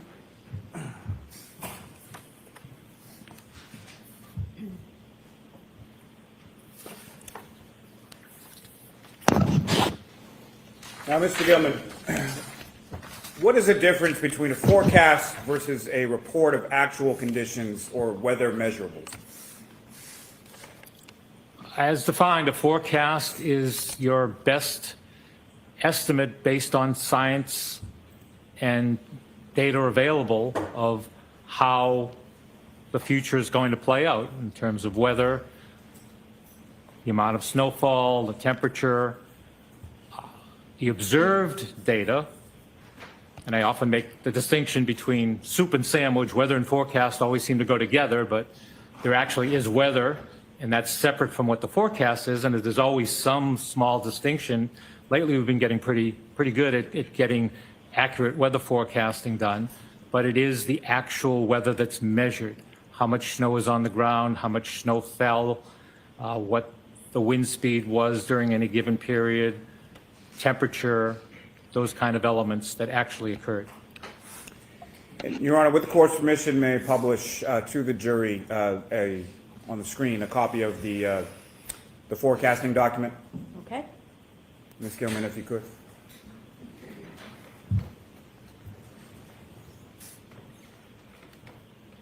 Thank you. And Mr. Gilman, what's up on the screen? Is that what you have before you as the forecasting document that's now been marked as an exhibit? Yes. Okay. And if you could, directing the jury's attention from left to right as far as the columns go, if you could walk the jury through sort of what we're looking at in this particular aid. Sure. So below the heading, I think I defined the heading just before, we have these 6-hour time periods. So the columns are the day, in this case today being Friday in this forecast, the weather, the amount in inches, that would be of snowfall, the temperature, that's the air temperature, and air temperature is taken 5 feet above the ground in a natural surrounding. The road temperature, also in Fahrenheit, and that is the surface ground temperature, which is very important to our clients. And then we have wind, both sustained and gusts. Below that, we have special notes to amplify our message. A lot of times people don't read everything, so we try to highlight what's important or add something that wouldn't be in one of those columns. And as far as the air temperature as concerned, as far as it being recorded, does that incorporate wind chill into that temperature, or is that something else? Wind chill is a calculated amount or figure of heat transfer based on how human beings react to temperature. So this is the actual temperature that would be measured on a thermometer. And thank you. And Ms. Gilman, if you could scroll down.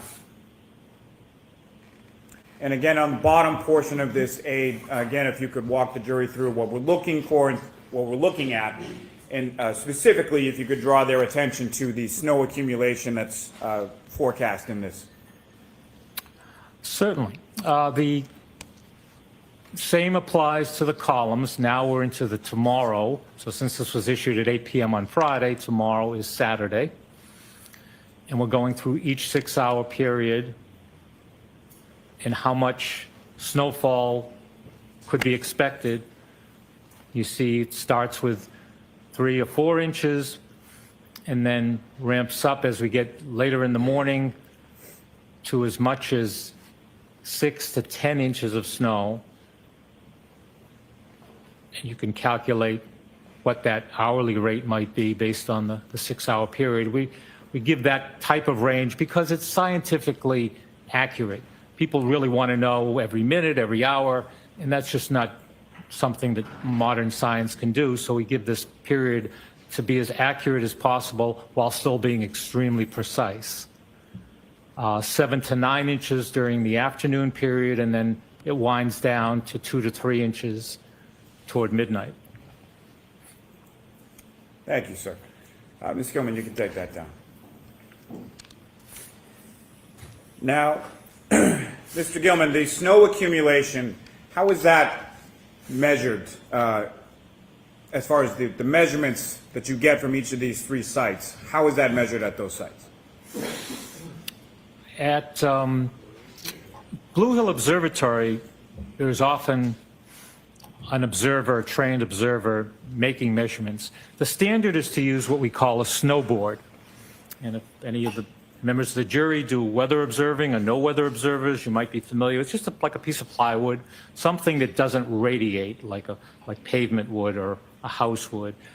Just something that would allow the snowfall to accumulate in a natural way, and then that's cleaned off every 3 hours, and those amounts are added throughout the duration of the snowfall event. So that's the way the observers at the Blue Hill Observatory literally have been doing that since 1885. When you come to Logan Airport, you don't have an observer right there. There was back in before the 70s, 80s, around that time period, before ASOS came into play. There were people that were in the weather office that would go out and make those measurements. Now they contract with an observer, and I'm not sure of the location right now or during this event in 2022. I believe it may be in Winthrop, but it's very nearby to Logan Airport, and this is a contracted observer that makes these measurements. At Norwood, there is no snowfall measurement made right at that location. Now, you've used a term a couple times as far as heavy snow. What is scientifically, what do you mean by heavy snow? Heavy snow, again, can be defined in 2 ways. Either by the reduction in visibility or by the accumulation rate. So it's an intensity of snowfall.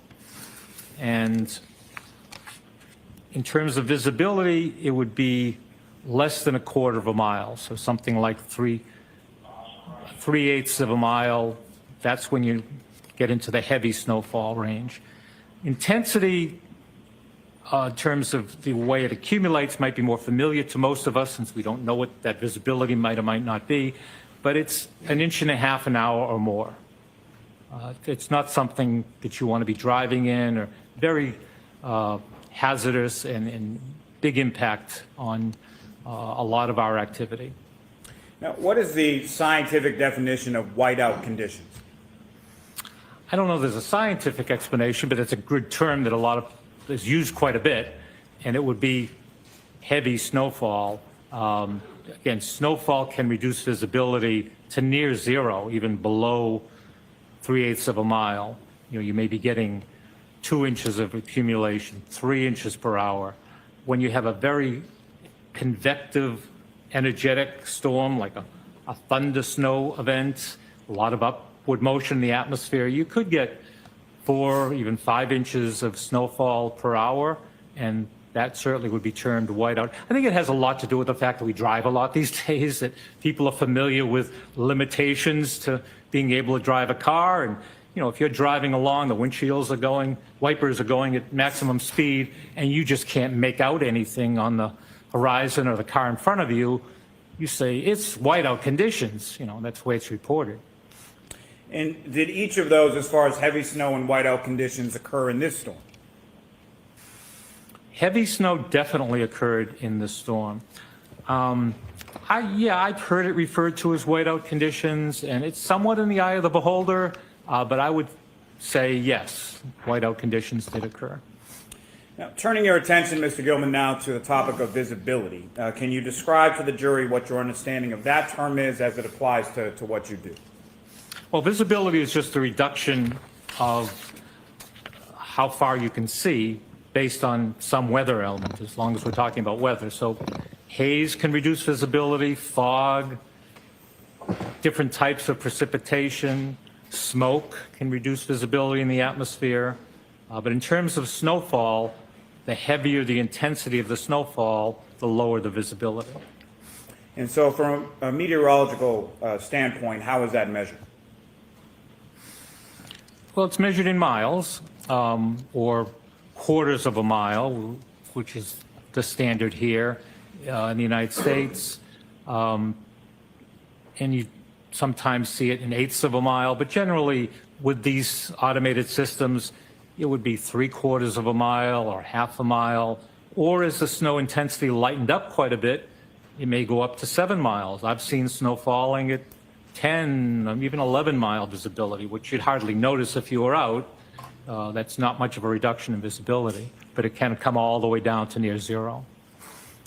And what was the lowest, if you know, the lowest recorded measurement as far as visibility as it pertained to this storm? I would base that on the Norwood Airport because it was, especially in this immediate area, and they do a good job of measuring visibility, and that came down to 1/4 of a mile at the airport.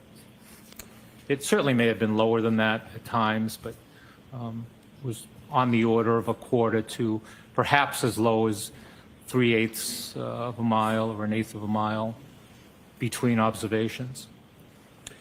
Now, sir, if I could turn your attention to the topic of temperature. How is temperature measured in your analysis as far as the data that you have? Temperature is measured with a thermometer, and there are different types.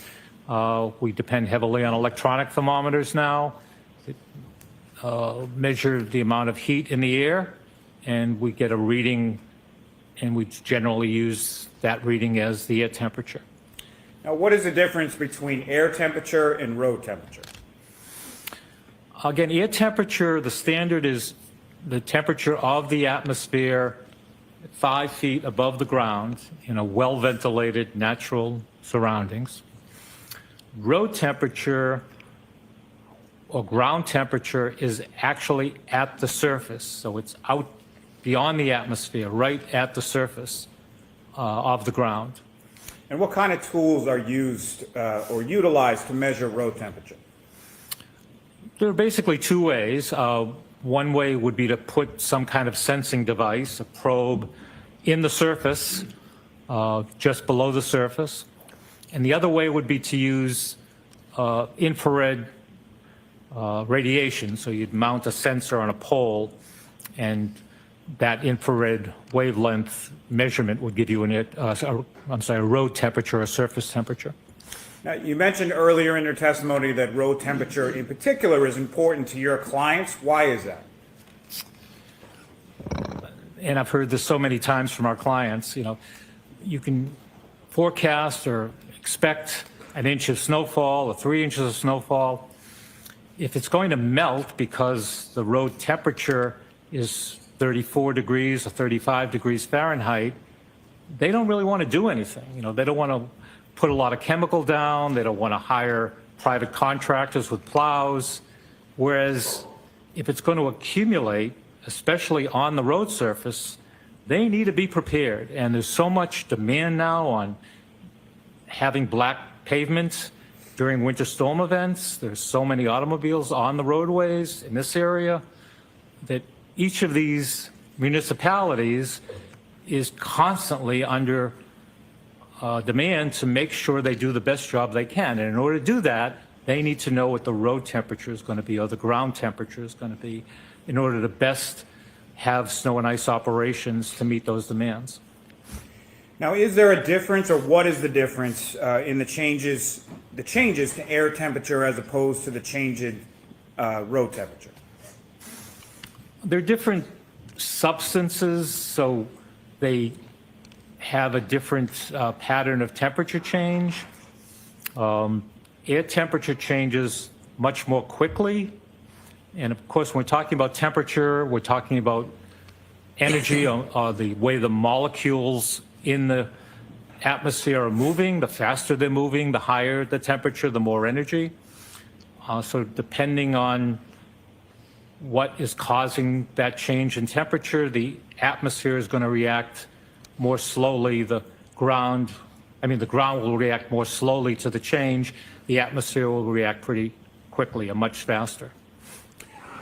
Now, in your analysis here, what time frame again were you using, or were you measuring the temperature across? Let me ask you this way. You started on January 26th through the 29th, correct? Correct. Okay. And why is it specifically with temperature that you started on the 26th as opposed to anything else? I was asked to start at the 26th, and I said that's a good way to go because it establishes a period of seasonal freezing ground. It typically happens in this climate in the midwinter that our ground freezes. So if you look a few days before, you get a good sense if that was the case. I mean, there have been winters, there have been months of January in recent years that we've reached 60, even 70 degrees, and nothing is going to be frozen during that time. This was not the case in late January of 2022. It was an unusually cold period, and it was important to record that. Now, can you describe to the jury or lay out for the jury the temperature readings throughout that period of time that you analyzed? Yes. I'll start with the 26th and just go without going through more than just a day high and low. A high of 28, a low of 12. On the 27th, the high was 27 and the low was just 9 degrees Fahrenheit. On the 28th, Friday, the high temperature reached 36 and the low was 22. And then on Saturday, the 29th, the high temperature was 29 and the low was down to 15. Now, sir, if I could ask you specifically within that time period, a specific time period of approximately 1:30 a.m. on the 29th through 5 a.m. on the 29th, what does the data demonstrate with respect to the air temperature during that period? From 1:30 to 5:30? Yes, please. On the 29th? All right, I'll consult this data from Norwood Airport if that's the way we should look at this. I would suggest to do that. And at 1:30, the temperature was 31. By 5:53 in the morning, it was down to 24 degrees. During that time period, before that, is the temperature relatively stagnant during that time period of 1:30 to 5 a.m.? Before that time? During that time. Oh, during the early part of the time. And again, this is right at Norwood Airport. It might have been a little bit colder in Canton. It certainly was colder at the Blue Hill Observatory, but I don't have a lot of that, so I'm using this. Sure. So based on this, it was pretty steady through around 2 in the morning. And then because of the nature of this type of storm, It's deepening rapidly. It's low pressure offshore. So the wind tends to back from the northeast to the north-northeast to the north. And that backing wind starts to draw air rather than from the Gulf of Maine, the Atlantic Ocean, the harbor, more from northern New England and Quebec. So that's a tendency of all of these winter storms to tend to get colder as the storm intensifies. And that's what we see starting to happen as you get toward 2:30 in the morning, and especially 4:30, it's down to 28, 26, and then down to 24 degrees just before 6 in the morning. And that temperature sort of fluctuation or lack thereof, is that consistent with what you would expect in this type of storm? It's exactly what I would expect, and this is a classic winter nor'easter, and that temperature drop is part of that. Mm-hmm. And lastly, sir, if I could just take you back to the road temperature you were talking about before. How would you describe the temperature readings generally from the 26th through the 29th as far as what type of temperatures were recorded during that time frame that you just testified about? As I said, it's the coldest time of the year anyway, in late January, here in the Boston area around Canton, midwinter. And this particular year, 2022, it was colder than normal. So road temperatures were dropping much of the time. They may have come up a little bit during the course of the day, thanks to sunshine during the 26th and 27th. A little moderation in the temperature on the 28th, but for the most part, there was a frost in the ground, the soil was frozen, and the temperature was unusually cold at the middle of winter. And what impact would that have on the hardness of the ground over that time period? Well, again, the ground was frozen, the soil was frozen, and the surface of the ground was frozen. And it would have made the ground impenetrable, that hard, you know, as hard as too difficult. You wouldn't be able to dig in the ground. Thank you very much, sir. I have nothing further, Your Honor. All right, Mr. Lessie?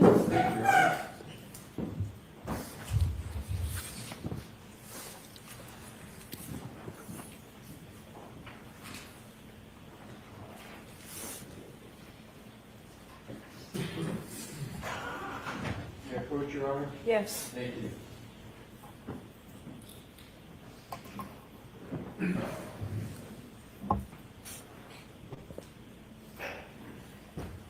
Show Mr. Lally, please. With regard to Mr. Lally and myself, we have agreed I'd like to address the court with a stipulation, and with regard to the document we stipulated into evidence, to expedite matters. Yes, Your Honor, may we approach this very briefly? Okay.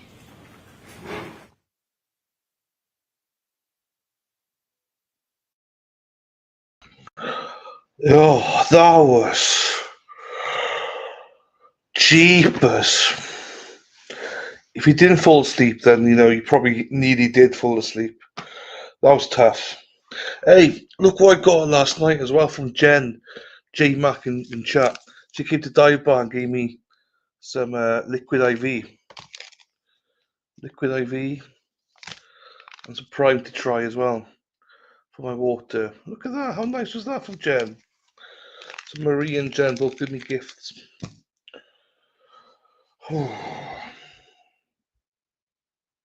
It's nice, Alex. You showered at the perfect time, Frosty. There you go. Hey, Lulu Bell. Love that stuff, Sassy. Hey, Donna. Oh, how's beautiful Donna today? Hope you're well, my darling. Prime. Oh, Prime is nasty. Dana gave me Prime as soon as I came here. First thing he bought me was Prime. The mofo. The streaming. Hey, Sarah P. Stream is streaming ad free. If you let's support the channel. There you go. But I get some pep in my step. I need something. Oops.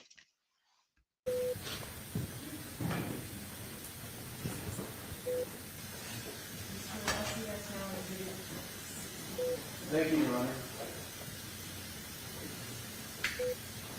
Thank you.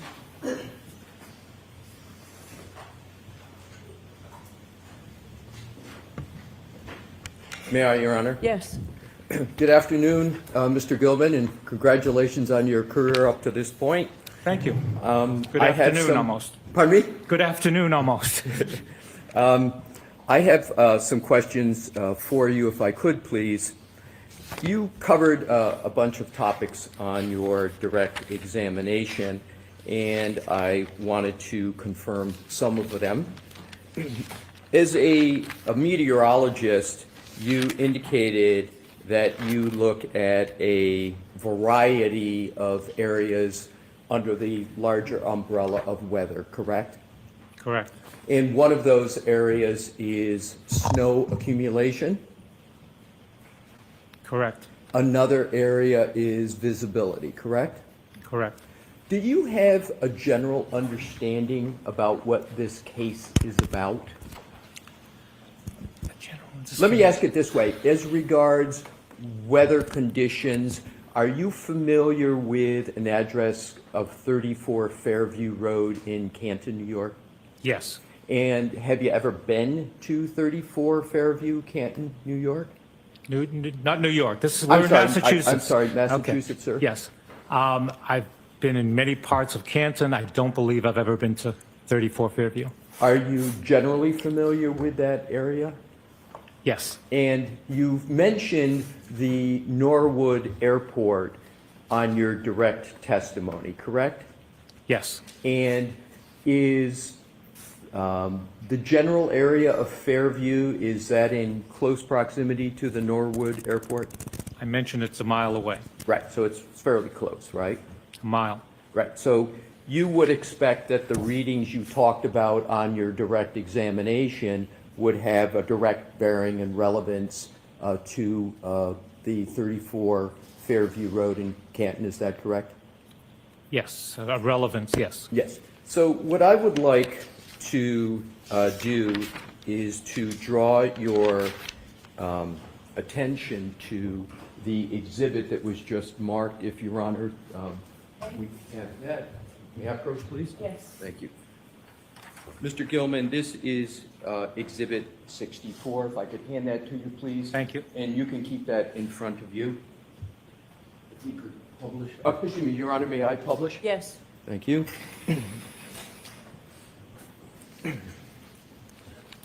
If you can enlarge, just, no, not the whole thing, just the chart up above, and make that as large as you could for the jury, please. That is very good, thank you. You see where we are, and Mr. Goodman, you can either look on the screen or look on the document, whichever is best for you. Thank you. You're welcome. So let's start with the top, which is estimated hourly snowfall ending at. This is for January 29th, 2022, correct? Yes. And what does not appear on this chart, but I want to make sure I can get this as accurate as possible, would it be appropriate to, before 1 a.m., to add a 0.2 for what you mentioned on direct for midnight? You mentioned there was a little bit starting, and there was a 0.2. Is that correct? Did I hear that correct? If you want to get the total for the snowfall event, yes. Okay, so we'll just have, if you will, an imaginary 0.2 up at the top. And what I'm going to do, sir, is I'm going to go through the hourly snowfall, because there are times that you have on your chart that are relevant in this matter. So let's start with, and just do it chronologically by time. And what I'm going to ask you to do is to do a little bit of math as we go through. If you need a calculator, I think it's going to be fairly straightforward math for someone with your skills, but take your time when we get through it. So we start at midnight, and you mentioned the concept of visibility on your direct examination, correct? Yes. And I believe you said on your direct examination that at midnight there was, quote, very little snow precipitation. Is that correct? I believe I said there was very little snow on the ground. Very little snow on the ground, and I think you used the phrase track a cat? Enough to track a cat, exactly. Right. So enough to track a cat, but a fairly small amount, correct? I don't know how to define it any better than enough to track a cat. Very That's- good, sir. that's- I'll go with track a Yeah, cat. that's the smallest amount as you can get. And again, that would be on a natural surface, not necessarily on pavement. Right. And what would the variation be, if at all, on pavement? Oh, a lot of factors would come into play. Most importantly, since this was a forecasted storm event, the town may have pre-treated the road. That lowers the freezing point of the precipitation.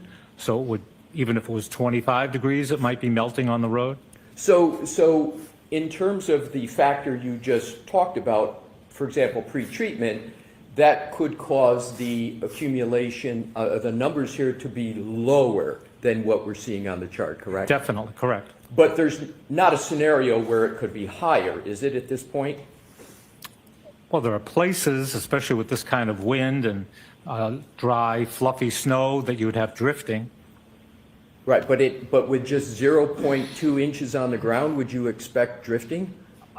No, Okay. absolutely not. Not Right, unless I was a very small animal. I was going to say, tracking a cat wouldn't Yeah. seem to work very well if you've only No. got a drifting with 0.2. I thought you were asking about the larger numbers. No, sir, good point. What I'd like to do is to just concentrate on the beginning here and midnight and 1 a.m., and then we'll progress down through, okay? I Okay. want to snapshot it, if you will, starting at the very beginning.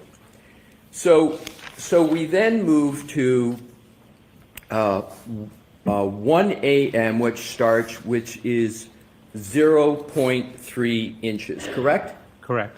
Now, if you add, and it seems like to be most accurate, to each number here, we would add a 0.2 to get the total, correct? Correct. So if we go to 1 a.m. on January 29, 2022, we've only got 0.5 inches of snow per this chart, correct? Total so far, yes. And that could, on the road, that could be less because of municipal pre-treatment. If they pre-treated for the storm, they could have put some chemicals down that would have caused a melt and therefore less. That's a possibility. That's one factor. Another factor would just be the road may be warmer for a number of reasons. So that could be another reason why it might be less, another factor. Absolutely. Okay, so now let's go to, I want to go between 1 and 2 a.m. Let's assume a time of 1:45 a.m. on January 29, 2022. Is it correct that the accumulation would be less than 0.8 inches at that point, according to your chart?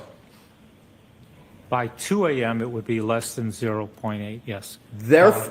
Therefore, by 1:45, it would be less than 0.8, yes. Right, so- Or equal to, if yeah. I'm sorry, I didn't mean to interrupt you, Less sir. than or equal to. Right, so you used 2 a.m., right, which would mean that it was 0.8, correct? Correct. And then if you work back 15 minutes, at 1:45 a.m., it would be less than 0.8, correct?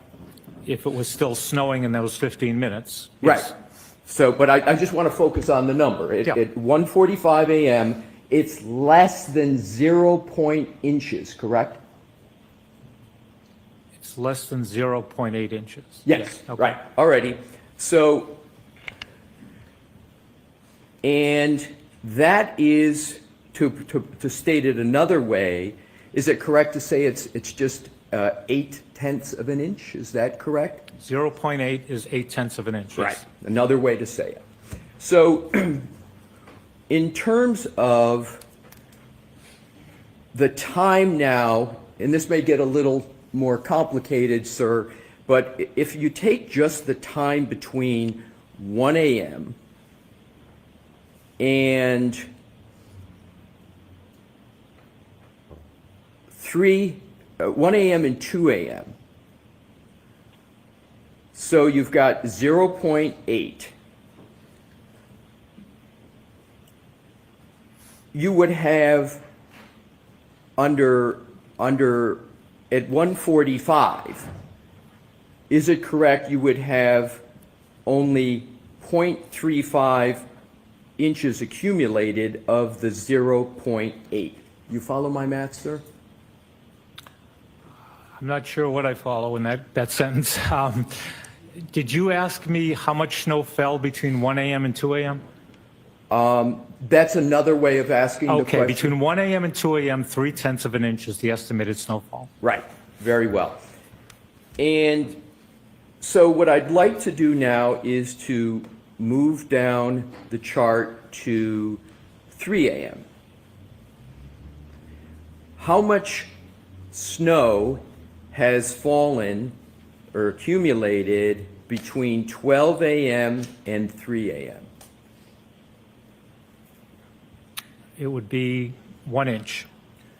Right, and is an inch, and you're in the measurement business, about the size of a thumbnail? Yeah, I actually use the knuckle on my thumb to the end of my thumb as an inch. Right, so from the knuckle of one's thumb to the end of the thumb is 1 inch. Right. And under your terminology on direct, you had used the term very little. Would you consider from the knuckle to the top of the thumb very little snow? It definitely would require a comparison. 1 inch of snow has caused tremendous problems for people. Right. So I would not call it, just by the fact of 1 inch of snowfall, I would never say it's very little. No, I'm sorry, maybe my question wasn't clear. I'm not talking about effects of 1 inch. I'm just talking a measurement of 1 inch on a measurement scale. Would you still consider that your phrase, track a cat, or would you be out of the track a cat? We'd be out of the track a All cat right, stage. got it. So, but again, the 1 inch being from the knuckle to the top of the thumb. Yes. Let's now go all the way down to about another time is 3:30 a.m., which we're going to focus on now, 3:30 a.m. How much snow had accumulated by 3:30 a.m.? Well, we're going to have that inch we just talked about at length, and we're going to add the 0.2 from the previous day, the last few hours of the 28th, so we have 1.2. And now we're going to add another half an inch by 4 a.m., so somewhere less than 1.7 inches, less than or equal to. Wouldn't the number at 3:30 be 0.85 inches? You're including the snowfall from the previous day, the 0.2 of an inch? Yes. No. What would it be? As I said, there's 1.2 inches up to 3 a.m., and then we're adding some amount before 4 a.m. Unknown how that was distributed within that hour, but something like 1.7 equal or less than total. How about the accumulation between 1 a.m. and 3 a.m.? How much accumulation for that time period? Between 1 a.m. and 3 a.m., so we have 0.3 of an inch up to 2 and another 0.4 of an inch, to a total of 0.7. So between 1 and 3 a.m., there's only an accumulation of 0.7, correct? Correct. Inches. Correct.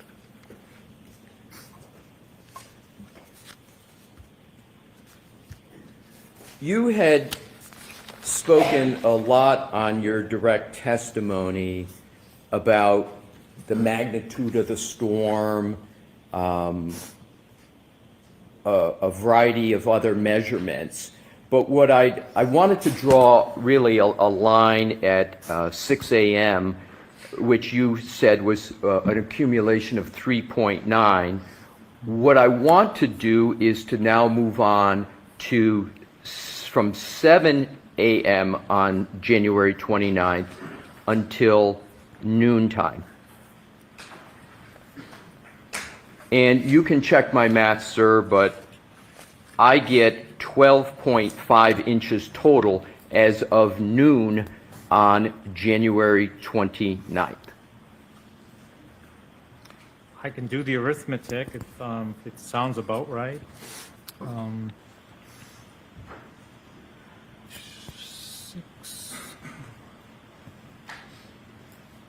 8.6 inches fell up until noon, starting at 6 in that time period, which is about the amount we forecast. And did you ask about the total going back to the night before? Or Yeah, the total starting at midnight, starting at midnight? right, going until noon, so it's a 12-hour period of the same day, January 29th.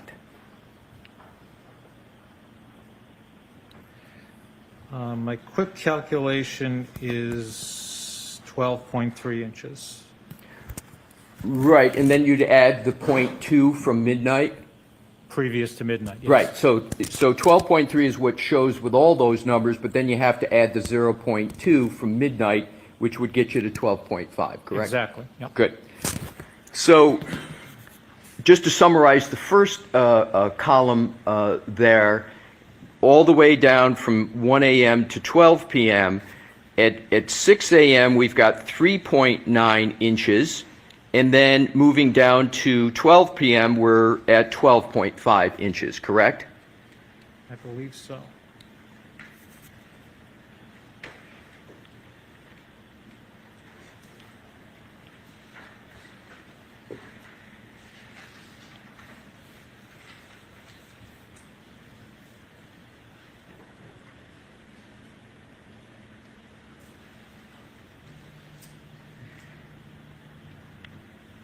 Sir, tell me when you're Yes, yes.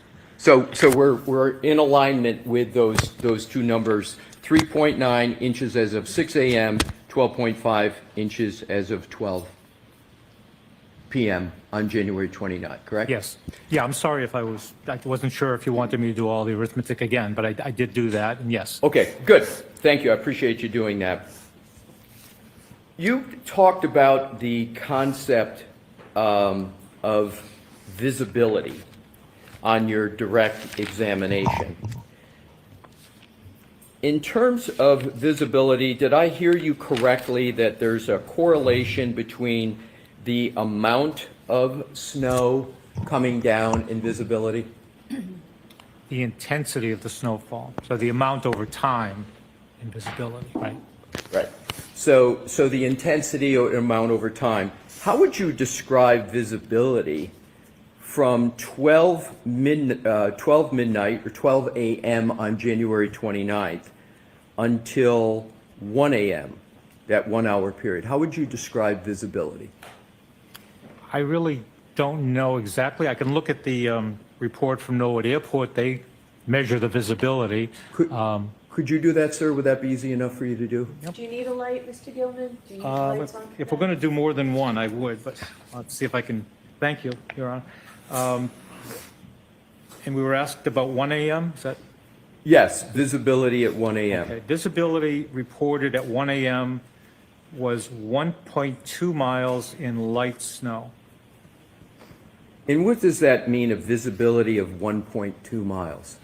1.25 miles, 1.25 miles. That means that anything that was more than 1.25 miles away from the observer would be hidden by the snowfall. You wouldn't be able to see it. And what does it mean if the visibility was less than 1.25 miles? And as the visibility lowers, your ability to see objects in the distance is reduced. So assume, sir, that somebody is 30 feet away from an object they want to see, and the visibility is 1.25 miles. Would they be able to see that object based upon your experience with visibility and your career in that area? All other things being equal, yes. Right. So would it be fair to say visibility would be good from 30 feet if it's a 1.25 mile and beyond? answer that, Mr. Gilman? Can I further explain to the jury about visibility? Thank you. A term like good for visibility would generally apply more toward 8 miles, 10 miles is good visibility. So it's hard to say that anything under 3 miles. For instance, we go from calling visibility reduction in haze to fog. Once it's really the same atmospheric phenomenon, but once you get below 3 miles, we call it fog or dense fog. So anything below that, when you reduce visibility by fog, haze, snow below 3 miles, it's hard to call it good visibility. But if something is at 1.25 miles, there's visibility, correct? Of 1.25 miles, yes. There is visibility. And again, if I could explain for the jury, a lot of this is developed for aviation. Right. And if you're a pilot or you think about what a pilot needs to go through, that's where these terms come from. I understand, sir, but you are in the weather forecasting business, correct? I sure am, yes. And you, and weathercasters, we all here on TV talk about visibility on their forecast, correct? Correct. And they're not talking just to pilots, right? They're talking to people who are going to drive, people who are going to walk, is that correct? And it is a challenge to communicate that, yes. But sir, my question is, when someone, a weathercaster, weather person is talking about visibility, the main target audience are for people who are going to be driving or walking, correct? There's not pilots that they're giving. Well, I don't know, but I would never expect, and I do broadcast meteorology, a broadcast meteorologist to say visibility was good if it was less than 1.5 miles. Yeah, sir, I appreciate that, but my question's not, I've left whether it's good or not. I'm talking about the purpose of weathercasters speaking about visibility. Yes. You had indicated in your earlier answer, you had tethered it to pilots, but there's also an application of the visibility concept for the rest of us in the world who drive and walk, correct? Yes, isn't it useful for that? Absolutely. I'm trying to answer your question about whether the visibility was good. Right, but but I'm not asking that question anymore. My question is just, I only know what you asked me. All right. I'll try it a different way. Visibility is a concept that is used by weathercasters to assist people who are going to be walking or driving. Is that correct, sir?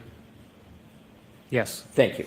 So now let's go on to the concept of temperature. You mentioned the concept of wind chill on your direct examination. You recall that, sir? I was asked about it, yes. Yes. Does wind chill have a relationship to temperature, and if so, what is it? It does have a relationship to temperature. It's a complex function that was developed by the U.S. Air Force in the 50s to help produce cold weather gear. And it was determined that wind had a major impact on our military in terms of what type of gear they needed, in addition to how low the temperature was. So it's a measurement of temperature to begin with, and then there's a complex function applied based on the wind speed to come up with how that air temperature, how that air is going to impact the human body. So is it fair to say that if you have a temperature, and what I wanted to do is to go to the temperatures that you gave on your direct examination, is it accurate to state that, for example, on January 29th, I believe I heard you say there was a high of 29 and a low of 15. Is that correct, sir? Yes, that was my report based on all those 3 locations, yes. And you had also testified about wind speed and wind gusts as well. And can you state, if you have it in your notes? I do, yes. It was in the report, yep. Yep, and what was the wind speed? Average and then high gusts? Sure. 23 miles an hour with frequent gusts of 47 miles an hour. So what does your number 23, how does that affect temperatures of 29 and 15? It makes that air feel much colder. So that air, that 20-degree air, did you say 20 and 29, sir, and 15 were the numbers you had given? that range for that day? Sure. Yeah. So it makes that air temperature feel colder, and it allows that air to take heat out of your body more efficiently and more rapidly. So it feels much colder. And we can calculate roughly how it would feel if there was no wind at all. And sir, thank you. You've gotten right to my next point, and I only have a few more questions left for you. So if you have the highest temperature on the 29th of 29, January 29, 2022, do you know what the wind chill factor would do in terms of a calculation number to bring that 29 number down? Do you know what that number would result in applying the most conservative wind speed of 23? I wasn't asked to calculate that, no. Would it be less than 0? Just an estimate. Based on the 29 temperature? Based on the 29. No. Would it I be don't in- believe so. Would it be in the teens? Yes. So the 29 would be in the teens. And then for the low of 15, approximately what number might that get down to? Again, depending on the wind, if you looked at 5 miles an hour, again, it wasn't that wind all day, and that 15-degree might not have been corresponding to any wind at all. Just using your average that you used on direct of 23.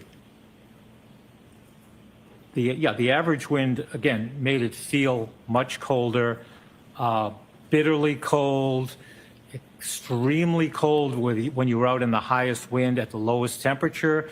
So it may have felt like 0 to even 10 below 0 at the lowest temperature and the highest wind gusts. So if I got that correct, so 15 was the lowest temperature you gave in direct on January 29th, and you state that it would be, with the wind chill using about an average of 23, would be 0 or maybe minus 10. Is that the number correct? Again, I'm just guessing. I didn't do the calculation. I wasn't asked to do the Fair enough. calculation. But based on my experience of reporting in this area for 45 years, I basically get the idea of what it's like when the temperature is that low and the wind is that high. Yeah. Right, and if we could please have the chart published back up, please. You can keep the lights on, you just make it larger. I want to make sure Mr. Gilman has some facile with his notes. Okay, so is it correct to say that if the total accumulation for the storm was 23.8 inches, that the vast majority of that accumulation came well after 6 a.m.? Yes.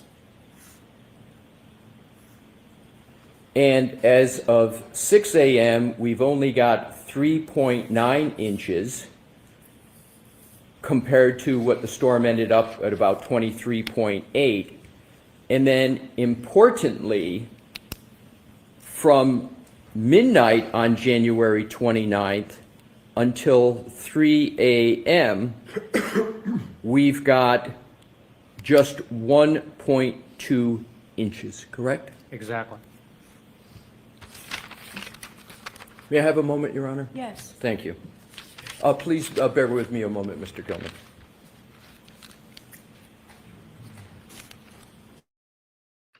Christine, stream anytime you want, my darling. You've always got permission.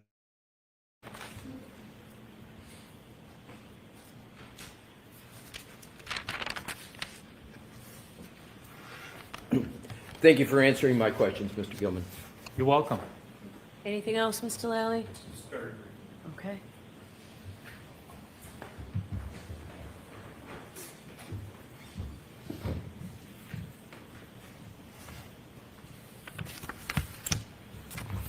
Mr. Gilman, you were asked about the snowfall between 12 a.m. and 1 a.m. How much snow again was there during that time frame? During that time frame, about 3/10 of an inch. And during that time frame was probably the least amount of snow that was on the ground during the course of the storm, correct? During that hour or two previous. Yeah, there was really, in fact, I have this chart I showed, the graph, the map. It just showed a trace, a zero. There was less than an inch on the ground. And we measure snow on the ground in whole numbers, so it would either be 1 inch or 0. And so that would be during what you've characterized as the track-a-cat stage, correct? Yes. And so it's during that track-a-cat stage that there's the least amount of snow between the frozen ground and anything that may come down on top of it, correct? Yes. Now, quickly as it applies to visibility. When you were asked about visibility in 30 feet, you said all other things being equal. What are some of the things that would make it unequal? A car in front of you, a building in front of you, a person, anything other than weather. And there are other types of weather that can lower the visibility besides snowfall, including fog. So darkness, as far as nightfall versus daytime, that would have a negative impact on your visibility? Objection, Your Honor. Sustained. What about lighting? How would Lighting? lighting impact the visibility of an object? I really can't say that lighting, obviously, you need some light to see anything. That's really all I could say. And lastly, sir, as far as wind chill is concerned, again, could you explain to the jury exactly what is wind chill? What is it measuring? Again, it was developed for the military in the 50s to help design. It was actually done here at the Natick Labs here in Massachusetts to help design cold weather gear, because prior to that time, during World War II, the Korean War, unfortunately, especially Air Force aviators were suffering. They had clothing that might have been adequate for the temperature, but because of the wind, they suffered frostbite and other ill effects. And so research was done, and the result of that was a wind chill temperature, the way it would feel to the human body based on the wind on a certain temperature. And so the wind chill is measuring the impact of how a person experiences the air temperature, correct? Exactly. I have nothing further. Thank you, sir. Anything, Mr. Lessie? No further questions, Your All Honor. right, Mr. Gilman, you are all set, sir. Thank you. You're welcome. Thank you. Do you have any the marked exhibits or identification? I have relinquished them to this nice young lady. Thank you.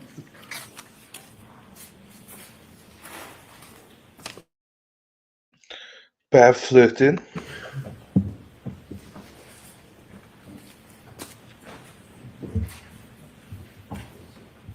So fine. Next witness. Thank you. The Commonwealth recalls Nick Garino. Your Honor, I'll inform this will be the last recall for Mr. Garino. Thank you.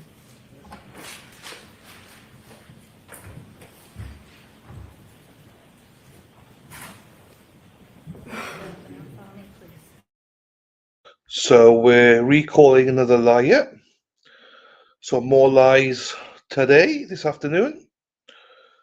Nick the liar Garino. Truth, the whole truth, and nothing but the truth, so help you God. I do. Good afternoon. Good afternoon, Your Honor. Again, if you need to stand at any Thank you. I'm sorry.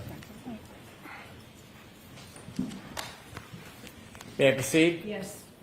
Good afternoon. Good afternoon, sir. Last time you appeared, there were a number of extraction reports that we introduced into evidence. Do you remember that? Yes, I do. And just remind us briefly what an extraction report is? It's the information from the cell phones that I pull up via cell bar. All right, so I'm just going to ask that this witness identify himself. My apologies, Your Honor. Could you please again introduce yourself to the jury, spell your last name for the record? I'm Trooper Nicholas Garino, G-U-A-R-I-N-O. You would explain what an extraction report is. Yes, it's the information in the cell phones. We can create create PDFs or portable cases from information, whatever is specified. An extraction report, can it be general or more narrow? Yes, it can be. I want to introduce a few more extraction reports that we didn't get to last time. Okay. In this case, did you use Mr. O'Keefe's phone to create an extraction report that included all of his calls from the 28th and the 29th of January 2022? Yes, I did. May I approach, Your Honor? Yes.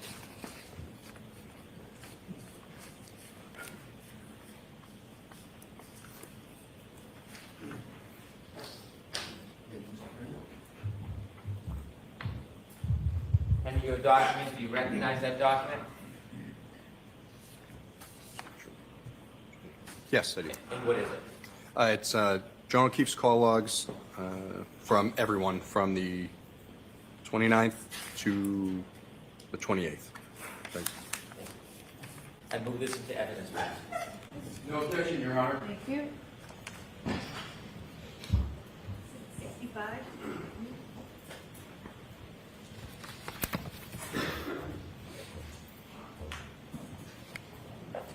Did you create an extraction report that included a text message between the defendant and Jennifer McCabe? Yes, I did. May I approach, Your Honor? Yes.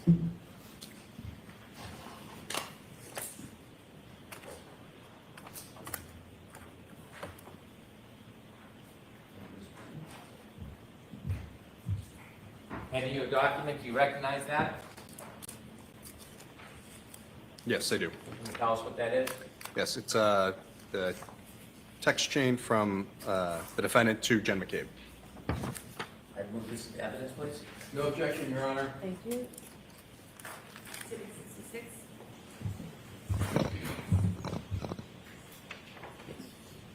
One moment. Thank you. With the court's permission, could Mr. Guarino read this to the jury? Okay.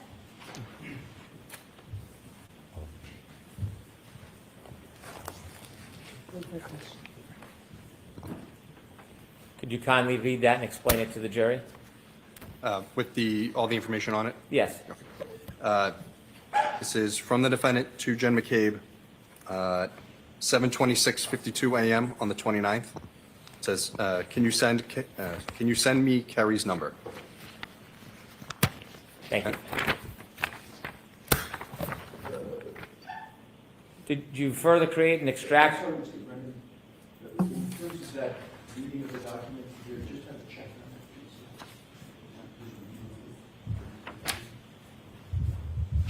Sorry.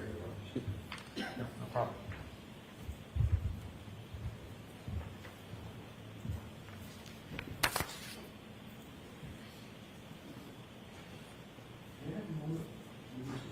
Yes.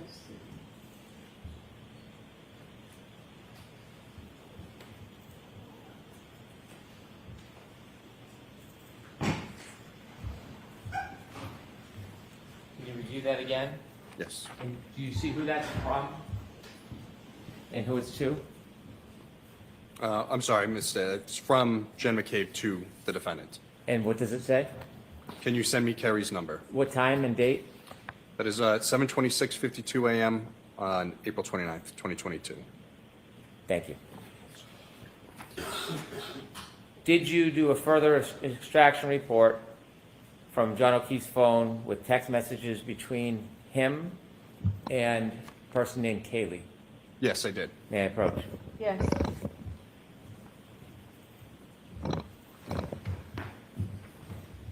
You recognize that?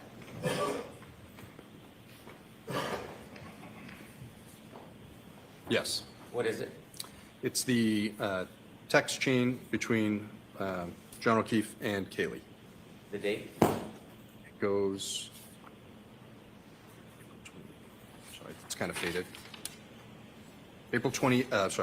January 28th, 2022 to January 29th, 2022. Thank you. I move this into evidence. No objection, Your Honor. Okay. Thank you. Exhibit 67.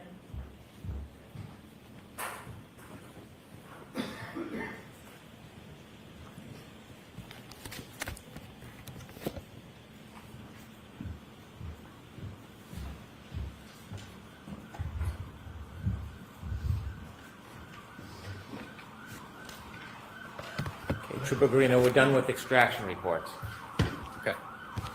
Did you have an opportunity to obtain phone messages, phone calls, and text messages between the defendant and Mr. O'Keefe?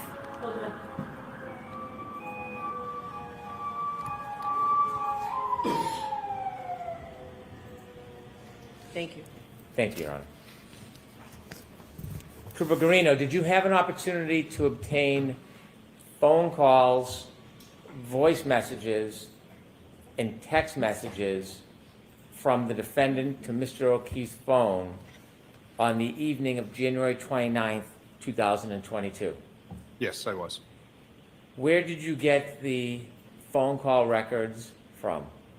From John O'Keefe's phone. Where did you get the voicemails from? Also from John O'Keefe's phone. Where did you get the text messages from? From John O'Keefe's phone. Did you have an opportunity to take those phone calls, the voice messages, and the text messages and put them in a chronological order? Yes, I did. Did you include all of the phone calls, all the text messages, and all of the voicemails? Between John O'Keefe and the defendant, yes. Did you create a PowerPoint to put them in a chronological order? Yes. May I approach, Your Honor? Yes. Show Mr. Alessi. Sorry.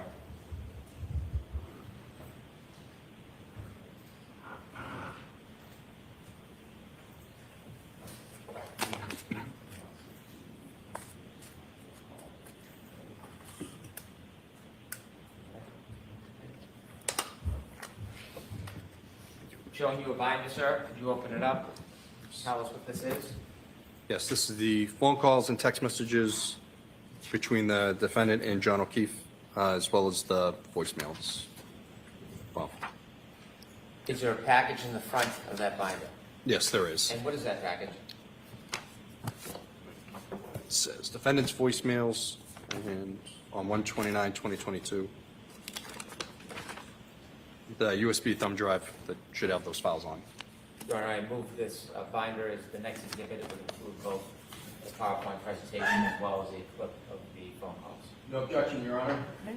Should, yes. Do you need the thumb drives? I don't. Okay. Mark this, please. Exhibit 68. Thank you. Thank you.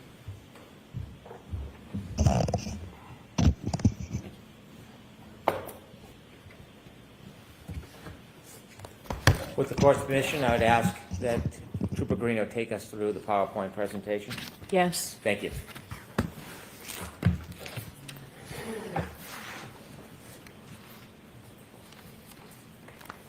Is it okay to begin?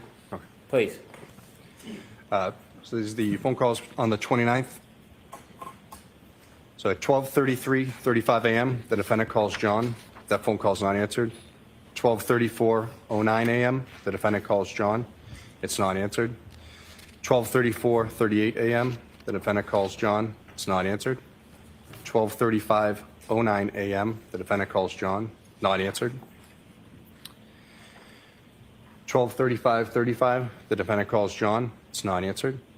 12:36:09 a.m., the defendant calls John. It's not answered. Trooper Greeno, let me stop you there for a second. Mm-hmm.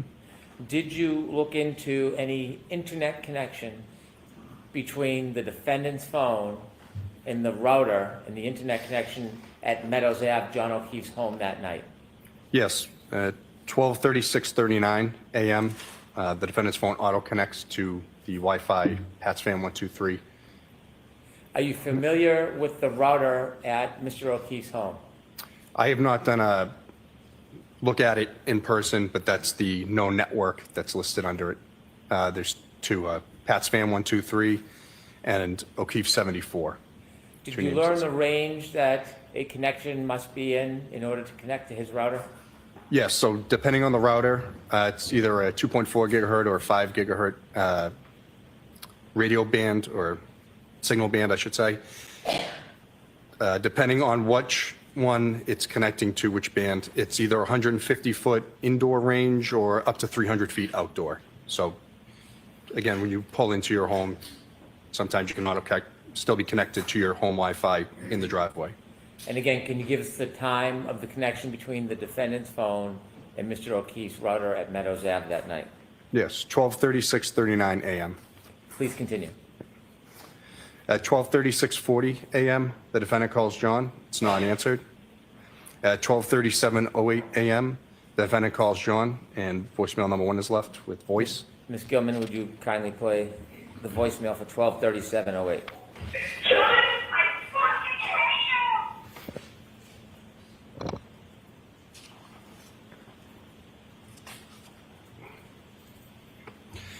At 12:38, 26 a.m., the defendant calls John. It's not answered. 12:39, 03 a.m., the defendant calls John. It's not answered. 12:39, 37 a.m., the defendant calls John. It's not answered. 12:40, 43 a.m., the defendant calls John. It's not answered. At 12:41, 35 a.m., the defendant calls John. Voicemail number 2 is left. Some beeping noises, appears to be a butt dial or accidental call.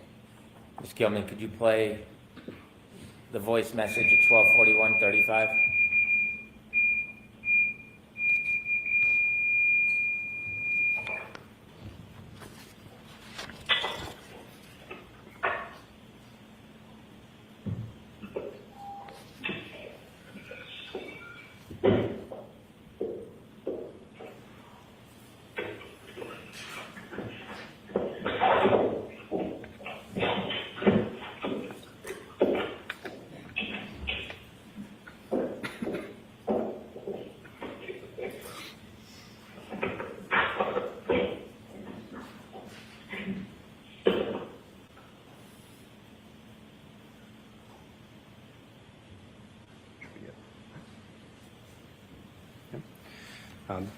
The defendant then texts John O'Keefe at 12:55, 31 a.m. on the 29th, "I'm going home." The defendant texts John O'Keefe, "See you later," at 12:55, 50 a.m. on the 29th.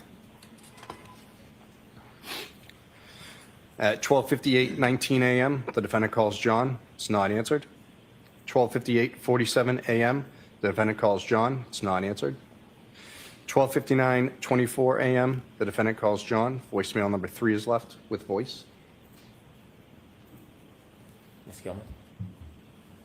John, I'm here with your fucking kids. Nobody knows what the fuck you want, you fucking pervert.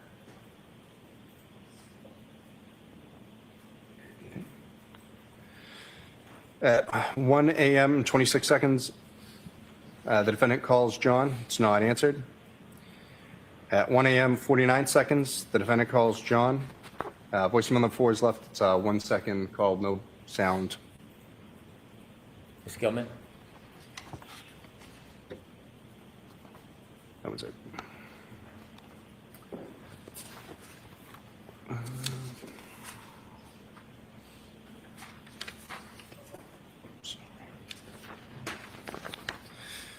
The defendant texts John O'Keefe, "Your kids are cucking alone," at 1:02 a.m. on the 29th.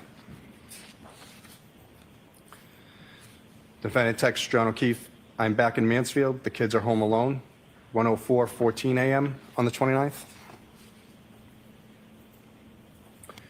At 1:10:17 a.m., the defendant calls John. Voicemail number 5 is left with voice. Ms. Gilman? Yeah, it's 1 in the morning. I'm with your fucking niece and nephew. You fucking pervert. You're a fucking pervert.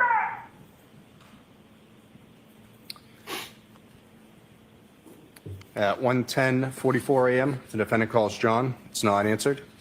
At 1:12:18 a.m., the defendant calls John. It's not answered. 1:12:46 a.m., the defendant calls John. It's not answered. 1:13:13 a.m., the defendant calls John. Not answered.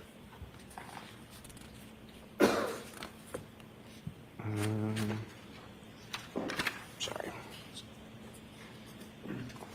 At 1:14:11 a.m., the defendant calls John. It's not answered.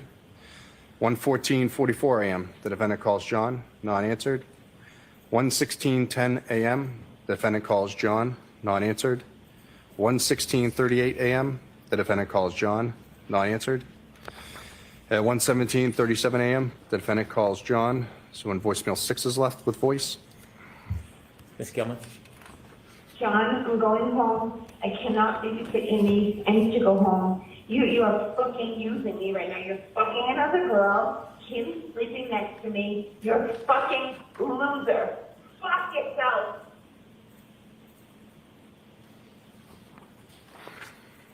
At 1:18:38 a.m., the defendant calls John. Not answered. At 4:38:14 a.m., the defendant calls John. Not answered. 4:38:49 a.m., the defendant calls John. Not answered. 4:39:39 a.m., the defendant calls John. Not answered. 4:40:05 a.m., the defendant calls John. Not answered. 4:42:05 a.m., the defendant calls John. Not answered. 4:42:54 a.m., the defendant calls John. Not answered. 4:45:10 a.m., the defendant calls John. Not answered. 5:04:27 a.m., the defendant calls John. Not answered. 5:21:28 a.m., the defendant calls John. Not answered. 5:21:58 a.m., the defendant calls John. Not answered. 5:23:26 a.m., the defendant calls John. Voicemail number 7 is left with voice. Ms. Gilman?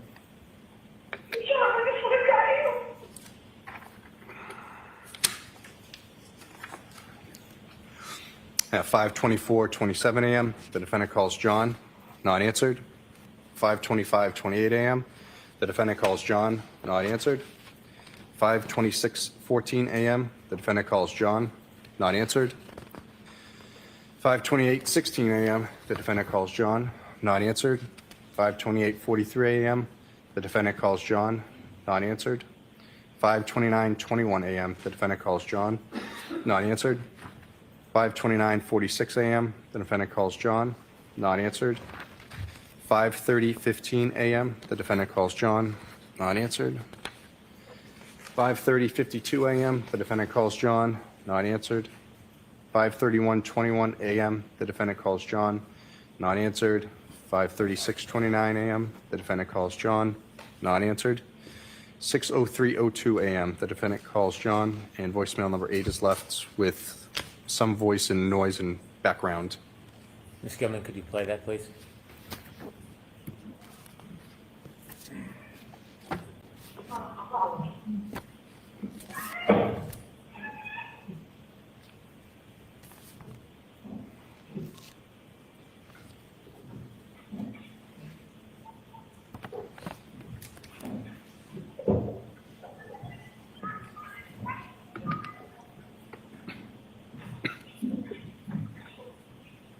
Yes, I need someone to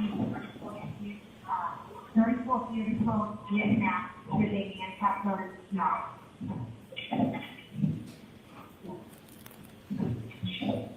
Yeah. I can put that.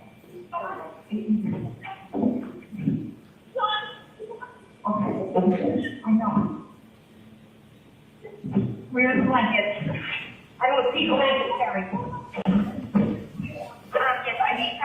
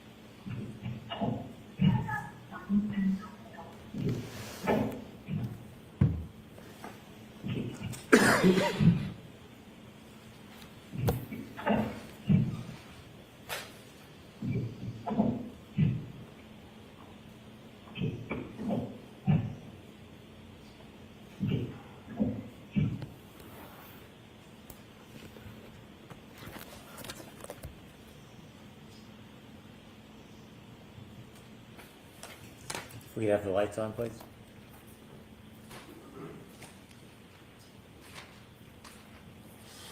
I have no further questions.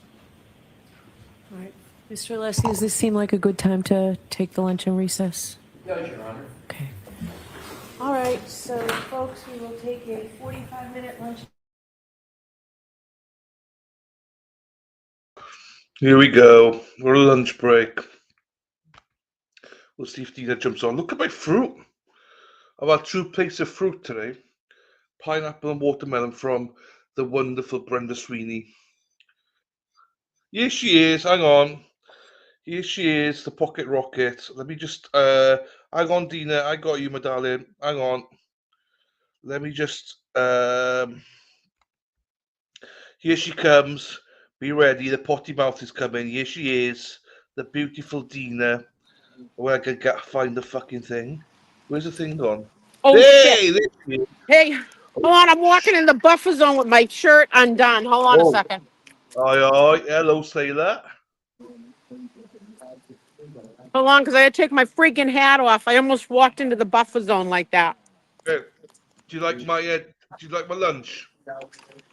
They're breaking for lunch right now. Yeah. Do you like my lunch? Brenda Sweeney made it for me. Asshole. Look at that, You Brenda Sweeney. delivering down to us? What? It's Brenda's. Dennis, get in the car, Dennis. Get in the car and go. Hold on, I can't walk through the buffer zone with that shit on. No. It just poured here. And we were out in it. And then I got in my car to drive off. So hold on. I turn it around. Let's see if I can catch this at the right time. Turn the landscape if you can. They're coming out for lunch. Right, hang on, let me make you bigger then. Oh, here's my other favorite driver that Karen had last year. They were so nice.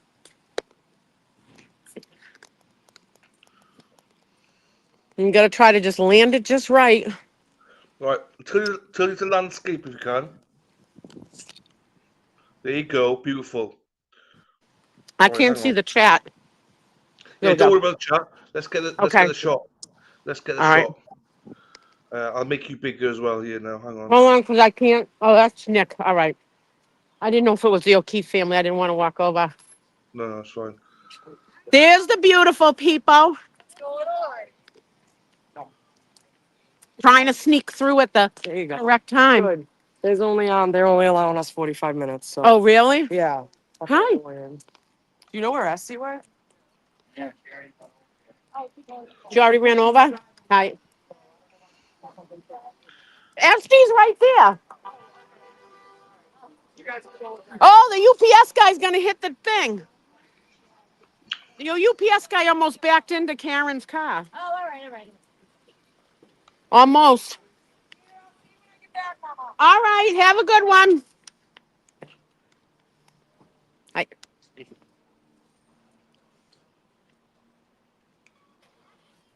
Hi, love. Stay dry. I'm trying to delay a little bit so I can see them walk out. That's all right. There they are. Well, that's Christina Rex. There's Liza. There they are.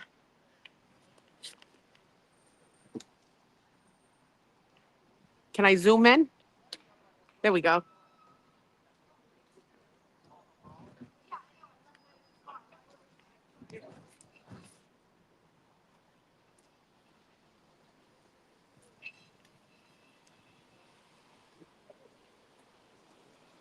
They're trying to stay dry. This Karen.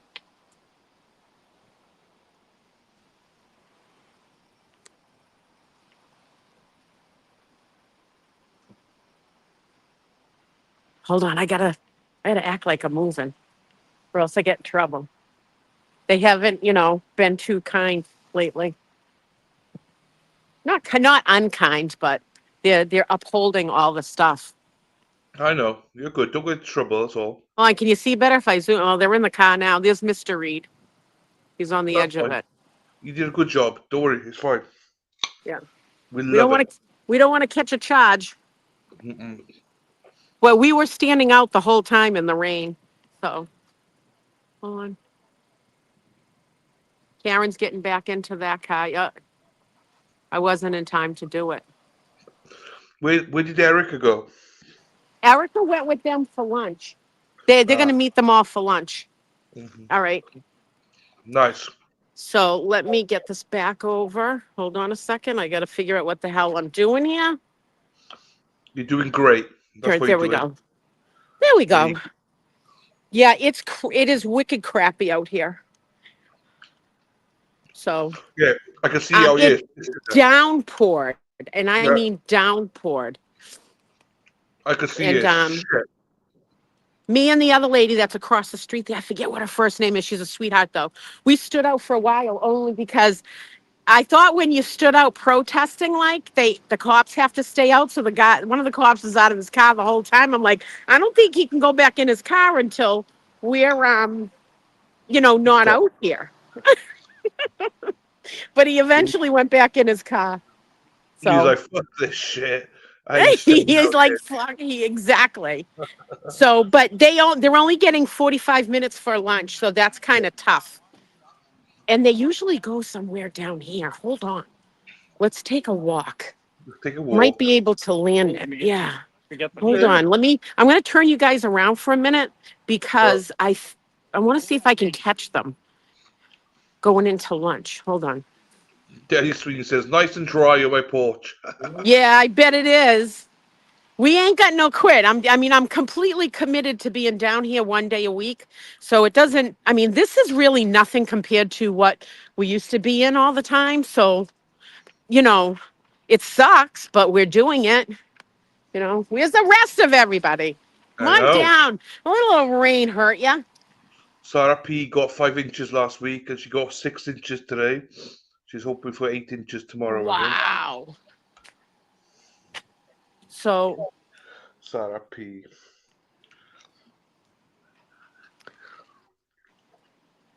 Mm. they might have already left. I don't know. But they normally go down to town, into the centre.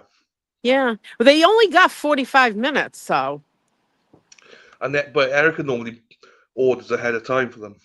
yeah. And today's Taco Tuesday, so you Oh, know, you never know.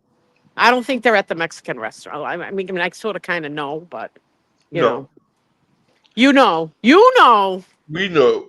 we know, we know, we But know. I think you're heading in the right direction, though. Yeah, I think so too. Wow.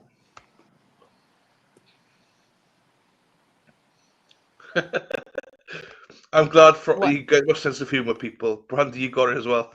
content, Dylan? Content? Is that what they're saying to you?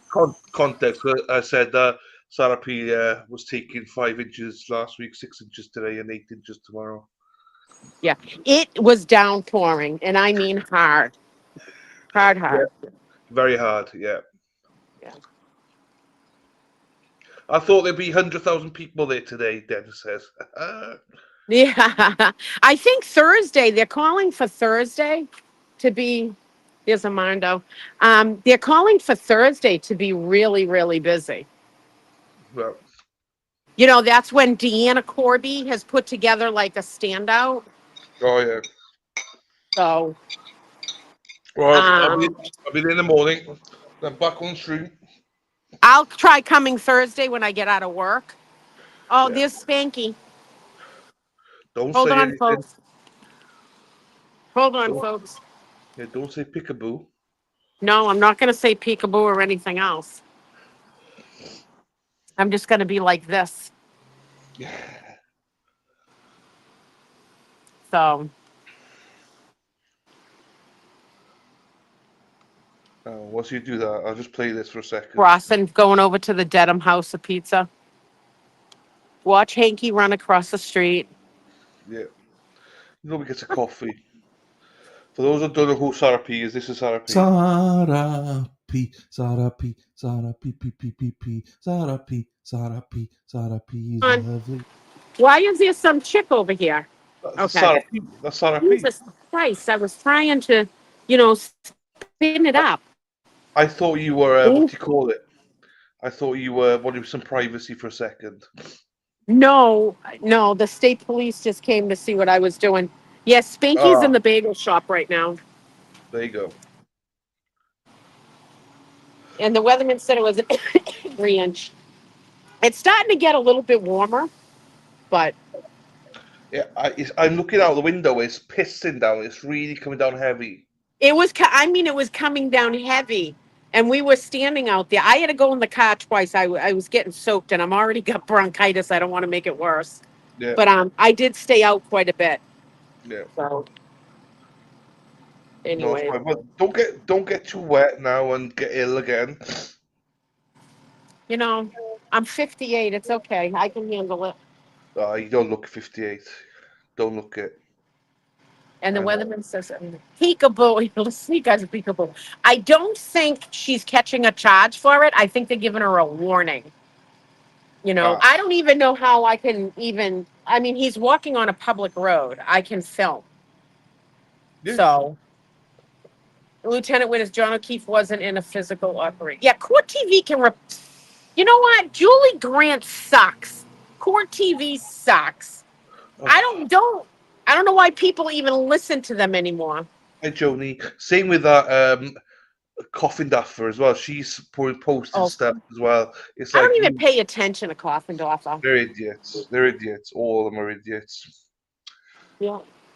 But hey, people want to watch it, go watch it. Do you know what I mean? Up to you. Yeah, go. You watch anything you want. I just personally think Court TV sucks. That's And now taking that stuff is coming out, they're getting a little more into it. But yeah. and the guy that's always down here, he's a nice guy, but he looks like he took orange pumpkin stuff and just painted his face with it. He's got so much makeup on. It's probably like body armor, like a bulletproof vest. Hey, look at this, right? Joni. Joni's from Foxborough, right? But she's just landed in Florida. Look at that. Oh, So and she's she from wrote Free Karen Reed. she's from Foxborough. Hey, But Tim, how are you? Good, good. Live streaming. Timmy, Timmer left, and Jack is up with Scott McGinnis. That's where we all are. We're parked up there. thank you, Joni. That's beautiful. Are you nice and relaxed in the nice, comforting weather?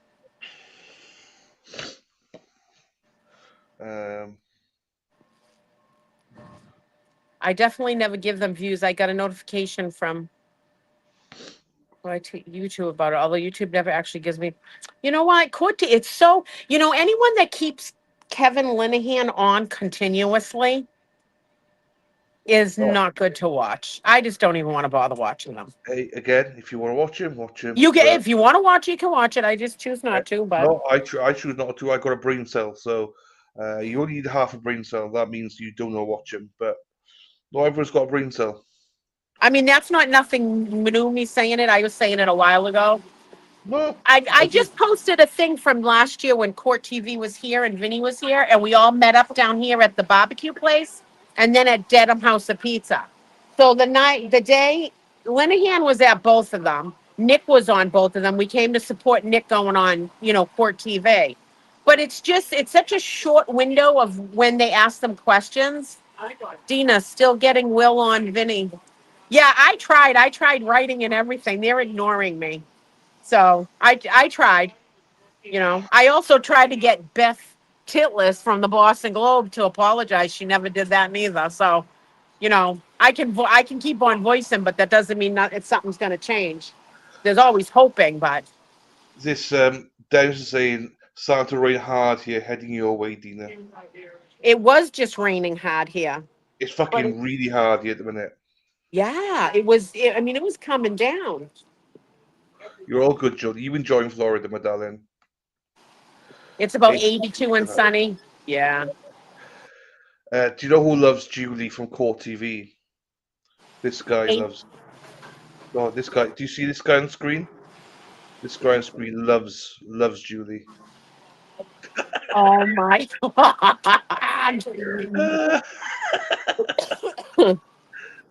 Oh God. Oh. Very hard. Hey now, yes.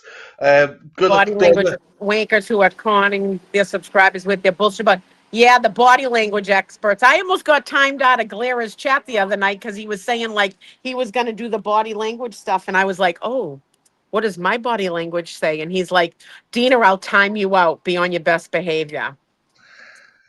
And then later on today, he's talking about all sorts of shit. So he almost timed me out. Dana's fault, though. It's Dana's. It's always Dana's fault. Always Dana's Everything's Dana's fault. Everything. Well, yeah. Dana, Where you is Dana? Is Dana in the chat at all, or is Yeah, he he not? is. Yeah, he is. Julie He's- Grant has the perfect phone for porn voice. Yeah, but if you find out it's her, you wouldn't want it because she's such a loser. Loser. Don't you Loser. guys think I have the perfect phone porn voice?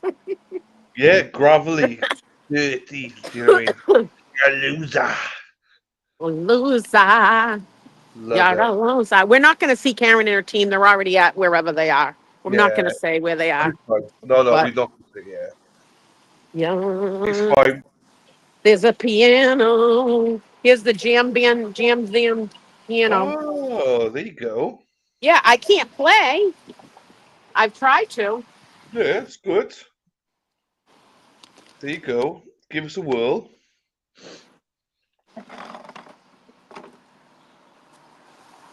I have no clue. I took lessons on the organ or something like that when I was in like 7th grade, but I don't remember how to play.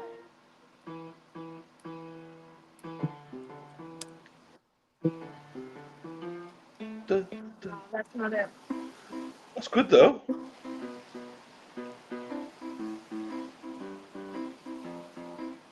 Oh, Hey, that's better than I could do. Nah, fair play to you. You're jamming. I We're should have jamming. bring my harmonica. Have you got one? Yeah. I got one. Someone bought him. Like we could. I could have played that for Spanky as he's walking by. Oh, He's fuck. walking back. We missed him.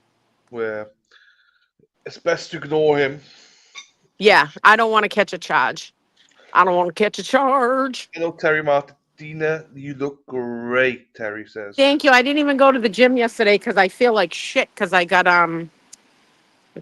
bronchitis. But I'll go. I got work tomorrow, so after work tomorrow, I'll hit the gym, and then that way Thursday I'll come down here after work for the standout that I think is from like 8 to 5 or something. We're asking everyone to come out. Yeah, something like that. I'll be Yeah. there at 6:30 as usual with Mr. Sweeney and Mrs. Sweeney. Then I'll come back to stream then, so I won't be down there Yeah. today. I'll Yeah. be back here. Well, we all take turns. Yeah, I mean, We take turns. it's all good. Well, I say I don't mind doing the morning. I What love time is it? Now it's now 7 minutes past 1.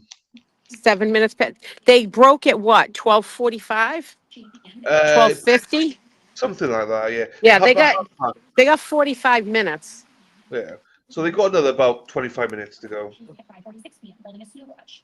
On.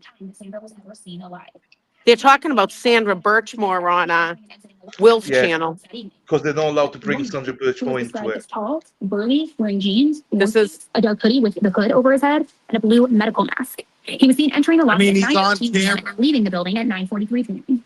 It was later confirmed that this person. So yeah, they're not.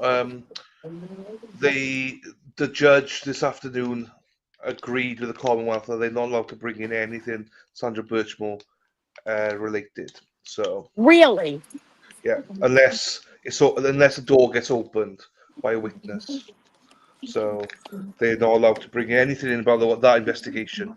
So Well, of course, you know why? Because they're Yeah. scared of what will happen with that.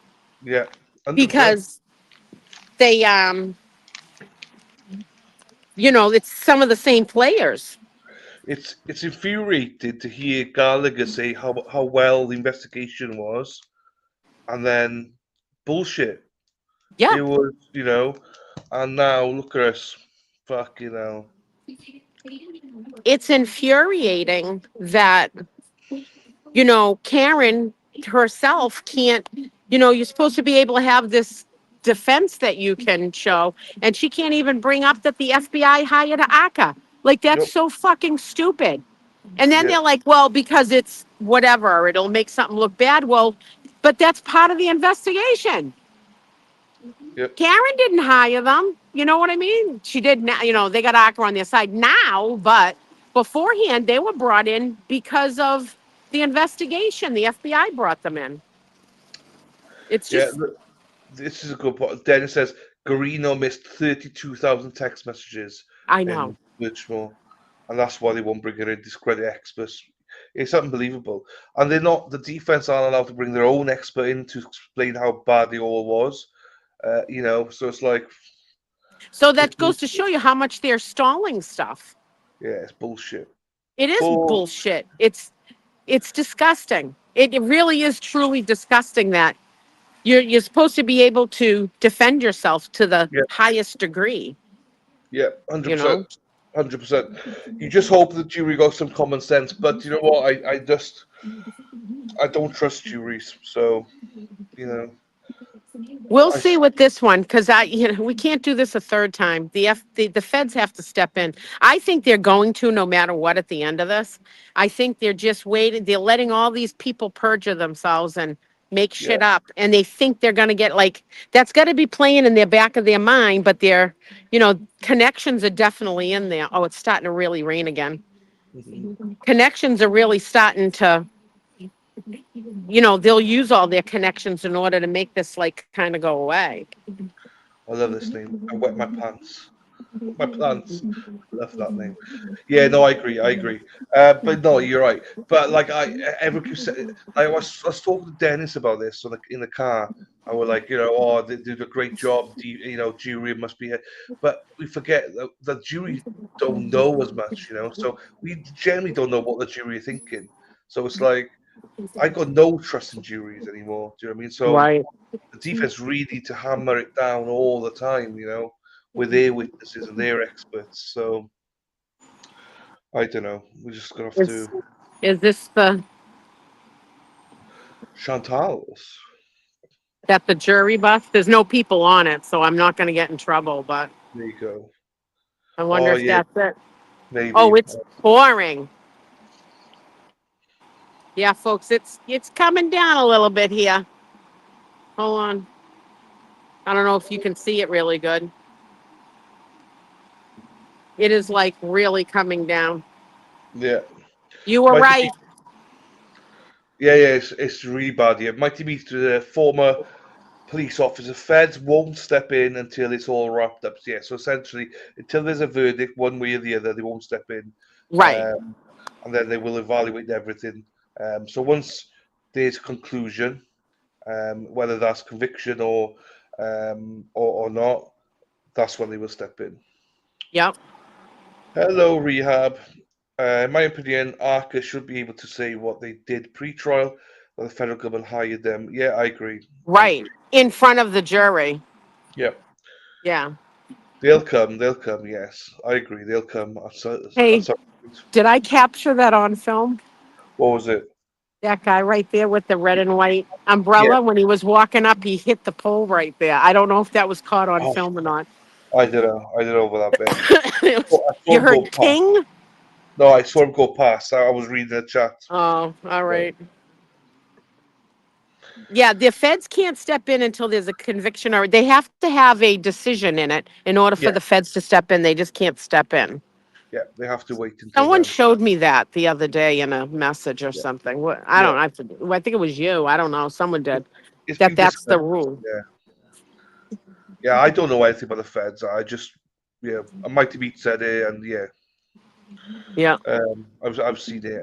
Other people discuss it. Look at that beautiful car. No, there's Frank. That's Frank. That's Frank. Frank's been Frank. boned as well. That's Frank. And this That's is, I forgot I did them Sunday, but again, here is Hold this sign for Mississippi. We are praying for you. There we go. There's 3 of them. The other 2, I think, are in my trunk. Hold on. Okay. Yeah, the other ones are in my trunk. I can't get them right now. Well, you know what? We got a few minutes. Let's see Yeah, if we I got can. plenty of time. We got another 15, 20 minutes. Okay. Look, yeah. People say Dina hasn't got enough stickers. I don't have enough stickers. I need some more. So let's see if I got the right ones. Here's another one. Here's another one of her signs that she bought. Free Karen Reed from Mississippi. We can't be there, but hold this sign for us. Jan Holman Sears. There you go. And here's another one. Much love from Mississippi. I think it's like we cannot be with you, but we are praying and supporting you from Jan. Oh, that's nice. That's another one. And that was it. She got 3. Then this is the other one. Justice is coming. Decorated dude. Eliza. We ain't got no quit. Oh, thumbs up. You too. You never know if someone already drove by today and say, get a job. I got a job. Is I that got a job. that hoodie? Is that the resistant silence or resistant syphilis Yeah, one? that's Resistance of Silence sweatshirt I got. All right. It's not a syphilis one. Okay. Yeah, this is I showed these the other day. This is my fuck them trolls one. Hold on a Yeah. second. Fuck them trolls. Fuck them trolls. Fuck them. Fuck them. My Herbie jacket. says, most disgusting part of this woman's life has been turned upside down, ruined as well, as those I know. attempts against the Commonwealth's pursuit based on zero evidence against her. I agree. And trying to basically bankrupt her. So, like, freaking Nora. Can you imagine if this goes to a 3rd time? I mean, they would not hesitate No, the to. feds will step in. I love this one. Let's They go, can't. Alessi, the Lessinator. That's what we're saying, though. They can't step in. That's the problem. Well, once this is over, whatever verdict it is, they can. Yeah, but no, if it's a mistrial again, we're saying. Hold on a second. I gotta wipe my phone off. It's getting soaked. There That's we all go. right. Is this Kyle Dougal walking up on this side? It's not. I was gonna be like that motherfucker walking up on this side. I did a double take. Yes, it is. No, it's not. Are you positive? Yeah. He even walks like him. Doesn't he? Yeah. Yeah, it's not though. Oh, it's totally not. Yeah.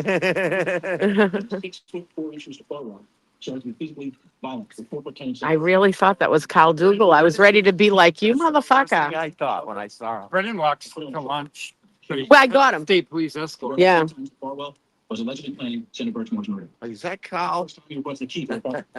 It does even kind of, well, now that I look from behind, he's got like a bull leg, so that's His not right Kyle. leg is kind of bold. Yeah. It's out there. That's Jack, Cheryl, and S, and Scotty. Yeah, there's Jack. Jack, Scotty. It says, Jack, you all tight? Who is that? Dennis Sweeney. Dennis Sweeney. I just texted you, you bum. Get a job, Dennis. Get a job, Dennis. Come on. It's raining here in Baltimore, so expect more coming your way all week. I know. There's every so often, like it was just warm, but now there's a chill. It's weird. It gets warm and then it rains and it gets cold. Look at him. Yeah, I just texted him. Where's Tim? Yeah, Tim left. Yeah, he left. Hold on a second. Oh, Dry it off. dry. Oh, shit. What did I do here? Jessica says, hey, handsome Jack. Jess says, hey, handsome Jack, XO. Who's that? Jess. Yeah. Jessica Fletcher. You gotta understand. Jessica Fletcher. And that's Cheryl with an S in front of you there, Dina. Yeah. Cheryl with an S. Turn around. They want to say hi to you. Hi, Cheryl. In the chat, it's Dylan. Dylan. She's out here holding it down, too. I know, she's great. Pick up my daughter at school though. Yeah, she's got to leave soon to get her daughter at school. Round 2?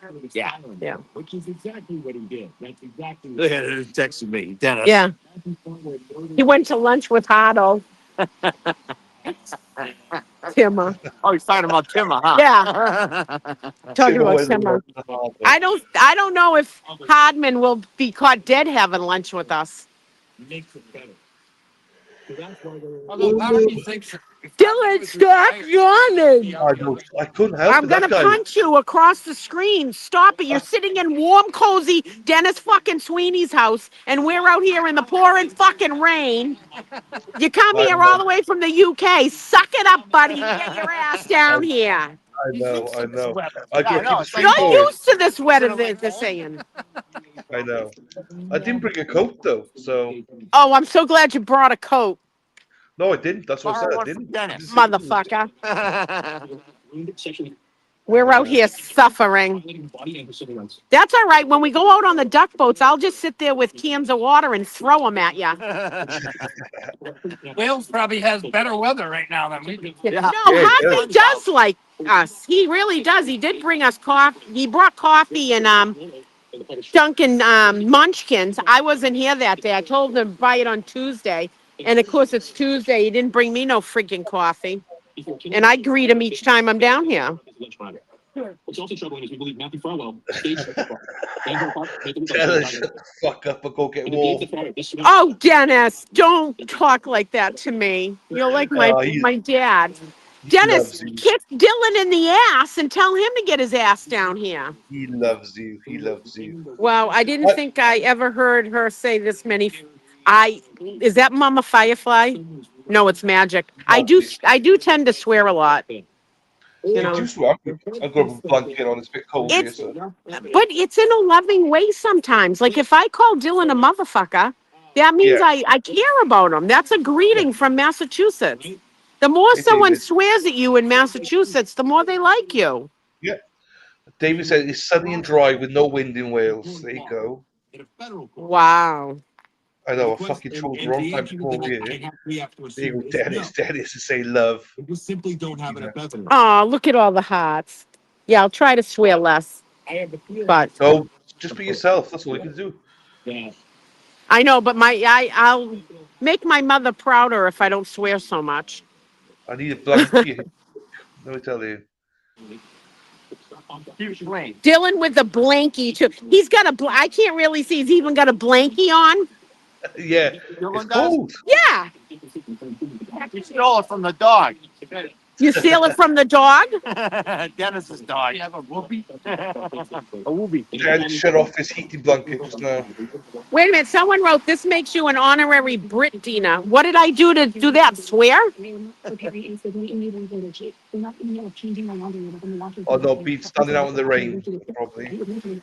Yeah, it is literally pouring here right now. Look at the setup Scott McGinnis has. I know. And then have that press conference. They also released even more documents. Documents that would reveal things that most people never even expected. I want to warn you, this gets graphic, disgusting, and outrageous, okay? So to I start, don't know, she's pairing up with there was plenty of documentation. Tend to Life or something. With Elise something or something like that. Will says next time he travels up here, he's bringing her with him. Massachusetts. 32,000 text messages are very important. So Doing next, some kind of collaboration. they're gonna do a collaboration. The Glera and that girl Elise, Annie Elise, Annie Elise, Yeah. Annie Elise. So next time he comes up, and we'll know when that is because he usually says he's busy and he's not on for a day or two, and that's usually when you know he's traveling. Fake to tell anybody when he's coming. Robin, I did tell Dennis to watch out for the package. I did, yes. He's afraid his trolls are gonna swallow him. Yeah. Rain days are the best day. Rain days are the best days. Oh yeah, they're the best when you're down here. And it's not like we can we're not sitting at Dennis Sweeney's house wrapped up in a freaking koozie blanket with probably a heating pad too. Dennis has got that one. Dennis has got the heating pad. Oh God. So anyways, I talked up with Hardman earlier. I don't think Brandy's getting charged with anything. I think she's being given a like a warning. Like not to say anything to, the prosecution. Okay, well, we'll see. Which She is a gets good something in the thing. post. Yeah, we should get something in the post now, probably. So, Yeah. I like everything. It's all Dana's fault. Yeah, I remember. It's all Dana's fault. Always. Always. Oh, it is so pouring here. Oh my God. It is. She said peekaboo to Brennan. She said, literally said peekaboo. Oh my God. I got to get my umbrella. Did I put it in my trunk? Hold on a second. The trunk, the boot, we call it. The trunk. Yeah, we call it the boot. Hold on a second, folks. I don't want my phone to get destroyed. That's fine. The boot of a car, we say in the UK. This is crazy. It is so raining. I'm just waiting for Karen to pull up so you guys Oh, can yeah. see her. I'm very stuckly bugly. Hi, Lisa Gomez. The rain just hit where I am. Oh, Frosty. Wow. Oh, it's coming down hard. Therapy coming Oh, down. here it comes. Oh, You guys I've see not it? seen Spacey Stacy for ages. Where's Spacey Stacy? She didn't say anything. Hold on. They called it the hood. We call it the bonnet. We call it the trunk. We call it a boot. Hank probably had it. Flashbacks to being stuffed in a trunk. Oh my God.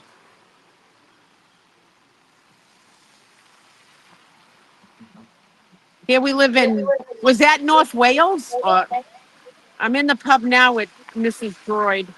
Northwest Have of a drink England. on me. AC/DC played here yesterday. So the Druid plays lots of songs as well. He's a bit of a karaoke legend. Yeah. Poor Mrs. Druid. People are kind of slowing down because they think I want to cross, but I don't. It's bonnet in the front, boot at the back here in the UK. It is. What Open the does bonnet. fanny pack mean? Remember you're going to tell me what fanny pack was? Yeah, fanny pack.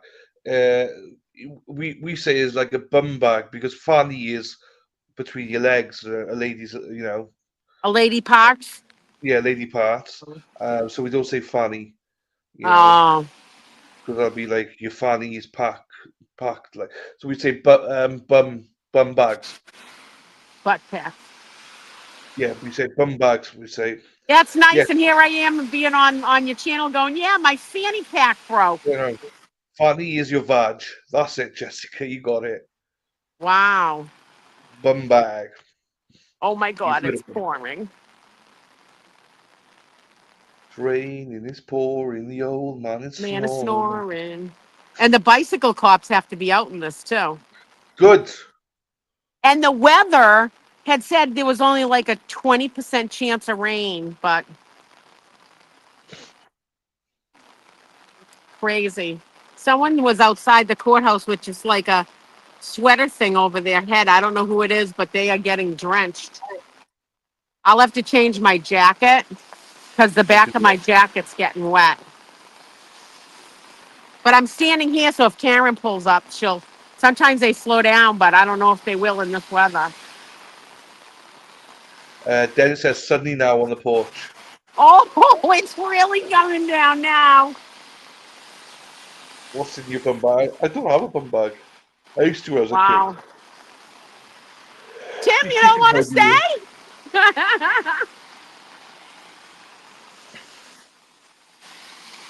Oh, They I'm should going to be. get soaked. They should be coming back now. They should be coming back. They usually drive by here, and usually I miss it. So that's why I'm standing here. They should come back this way.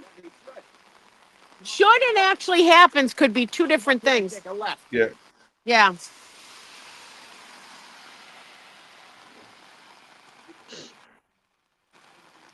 Blackpool, Herbie. Okay. Dylan, how many people can your house hold?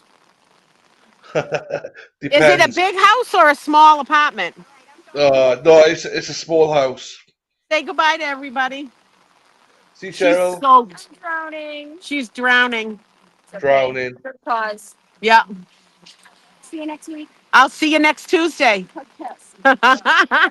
Next Tuesday. I'm here on Tuesday, so I get to say see you next Tuesday I to know you everybody. do. I know. I love saying that to you. Yeah, see you next Tuesday. Yeah. Dina, we appreciate you. Deb says. Are you Oh, down? thank you. Are You're you down there? welcome. Deb, are you down there tomorrow? I thought you said you were there tomorrow. See you, Cheryl from Dennis. I'm so happy to see signs out. Equal parts sympathy and outrage. There you go. If people Yeah, want to I be mean down Scott McGinnis is just the man. He's here no there, matter what. Oh, just splashed me. There's like a little dip in the road so that it splashes you, you know? yeah. So, Elsie anyway. Jones says, I'm a covert, Dill. She's innocent and Jen is a horrible person with typical American Karen. I agree. Well, you Nice. know what? Everybody goes around calling people a Karen. Like, remember before, like, oh, that's a Yeah, Karen and everything. yeah. I think it defined what a Karen is. A Karen is a strong, confident, innocent woman. We're going to have to name them something. We're going to have to just name people instead of Karens, they're Jens. Don't be a Jen. Don't be a Jen. Don't be a Dennis Jen. Green says, last year, even if you poured, he was packed. Yeah. He was packed Yeah. on. The day of the verdict, though, was so. I can't describe that because this weird vibe came over the air, and then the sky just got dark, and it just poured, and it was like, I think it was like John crying from heaven because it was a mistrial, you know. Oh, yeah. But it was just a really, to this day, like everybody talks about that day. It was just so the way the ear turned and just the whole vibe. It was just crazy, crazy, crazy. Crazy he was. Yeah. Well, hopefully it's a shorter deliberation this time with a quick not guilty for all count. So I Well, bet you the count's right this time though. I'll tell you one thing is, I wonder how long the trial's really going to last because they seem to be the rebuttals on people is everything that the jury needs to know. Like he doesn't Yeah, have to call that weather guy back up. yeah. You know what I No, mean? he won't. Like Yeah, he on the won't. defense thing. So, No, I agree. So Jack said they're on hey, how schedule. are you? Oh, I'm live streaming. Hey, take care. Good to see you. That's one of the Dedham cops. He's really nice.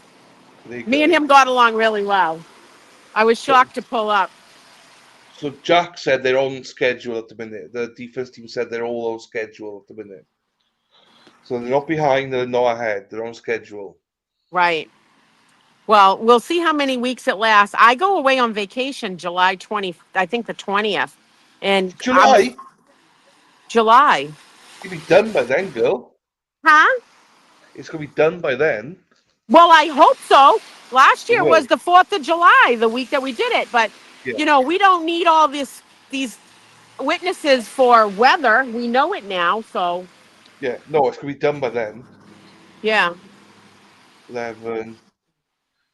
Because otherwise, that's 14 weeks. No, it'll be fucking well done by then, girl. Yeah.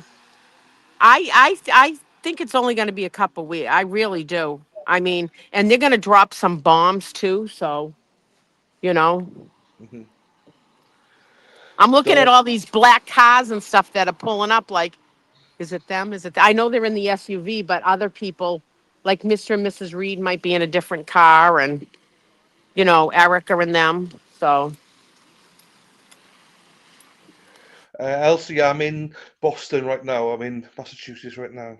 yeah, he's in Boston, but he's home on the couch underneath a freaking blanket. I am, yeah. We're gonna bust your ass about this one, Dylan. That's fine. I don't mind in the warmth here. He's there. I'm on Resistance Silence tonight. So Yeah. with the beautiful Tracy and Dana. Well, beautiful Tracy, full stop, and Dana. Um, what receipts would you like a bride to know how to prepare for you? I'm planning on working with others to find you a bride and have her be able to care for you the way you deserve. Hey, listen, I deserve nothing. I deserve nothing, but thank you very much. That Were is, you ever married before, Dylan? no, never be married, never. No. Never found the one, Dina, never. Don't do it. Just have fun in life. Don't get Yeah, me. I got married once. I won't. I'm not going to do it again. it's fine. I'm happy. I'm Never. There's content. Erica. She didn't even wave to us. Boo! Oh, she's in so much trouble. That was Erica. I'm going to kick her butt. She's with Nick and them. She's going to get an ass kicking. She didn't even roll her window down. Yeah, that's not Karen and them. Dennis, haven't got it. Erica is in big trouble for not even waving to us. I know if I walk away to go say hi to Erica and them, Karen's going to pull up. Yeah, maybe. Unless, oh, wait a minute. Did they already? Nope, they're already by. They came in a different way. Oh, thank you, Shit. Tracy. I They say the did. same They about came you. in a different way. It's all good, don't worry. Dina, it's fine. No, but now we're going to go give Erica shit. That's fine. It's even better. Thank you, Tracy. You're the most tolerant person I know. Thank you, Tracy. Bye, Jessica. I've not got the picture, Dennis. You need to send it again. Oh, yeah. See, they came in a different way. See, I had a feeling to come up here and I didn't. And I should have. I just cleaned my glasses or something. I don't know what the fuck this is. It's just made It's it the worse. humidity. There's the old driver. Oh shit! This is from my trainer. No wonder. That's You what they say. fooled us this time. We were waiting for you to come up this way. Their driver was really, really nice. Oh, good. Oh, here we go. This is what I was looking for. I was using this and it's got glue on it. This is what I was looking for. It's not fuck. You're swearing an awful lot. Oh, I'm sorry. I'm sorry. It's your influence, you see.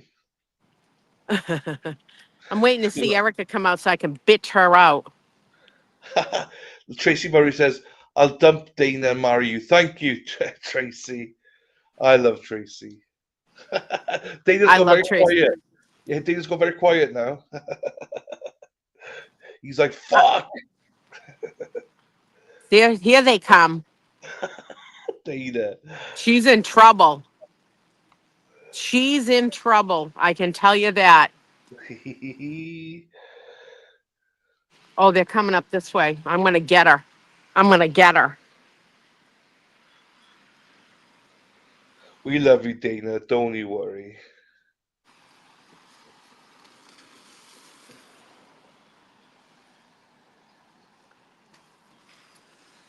Oh, Erica's not with her. I thought you were with Erica. There's some people with them. I'm not putting them on camera. She drove by us and didn't even wave. She was in the passenger side. Erica. I'm like, Erica knows we're out here. Whose car? She was in somebody's car. Oh, okay. Maybe the Rocco's? I don't know. Say hi to everyone. Just you. Hi, everyone. I won't put everybody else on. Hi, If they not. Oh, there's Mr. Reed. They're there. I got them. Karen waved. Did you see it? Karen and Mr. Reed. Oh, no, I missed it. Yeah, it's on film. I got it. And there's Janet. They're all right there. I got it.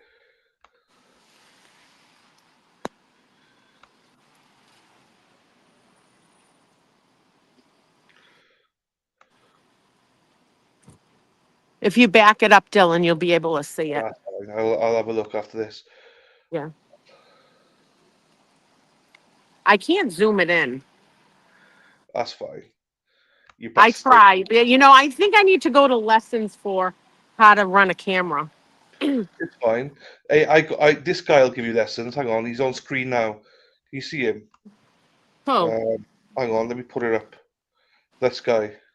Look at him all curled up underneath the blanket, too. You guys are killing me.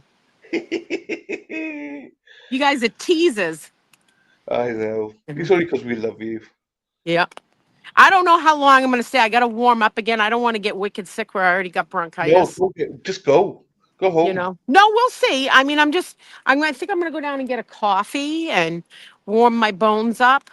Yeah, You know, I was waiting for Erica because I wanted to bitch her out. yeah. Watch, I'll walk this way and she'll pull in. She was with the Roccos. I didn't see them come in, but that doesn't mean they didn't come in. So, anywho, let me turn this around. Hold on a second. Hold on there, folks. My fingers aren't working right because it's cold.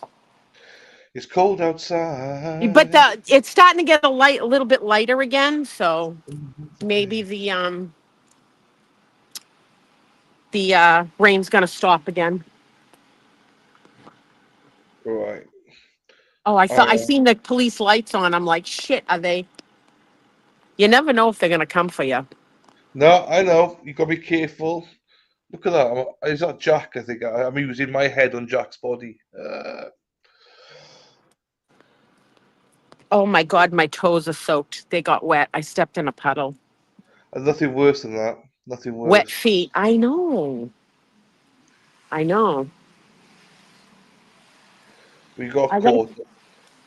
gotta get some money out of my car and go get a coffee. Hold on a second. Coffee. Yeah, that's fine. Once sport starts, we'll just mute and then Yeah, you can just mute it. yeah. I'll No, walk yeah. with you guys. Law Kong Express. I thought that would be sure be topped us in court. Not yet. Hold on a second.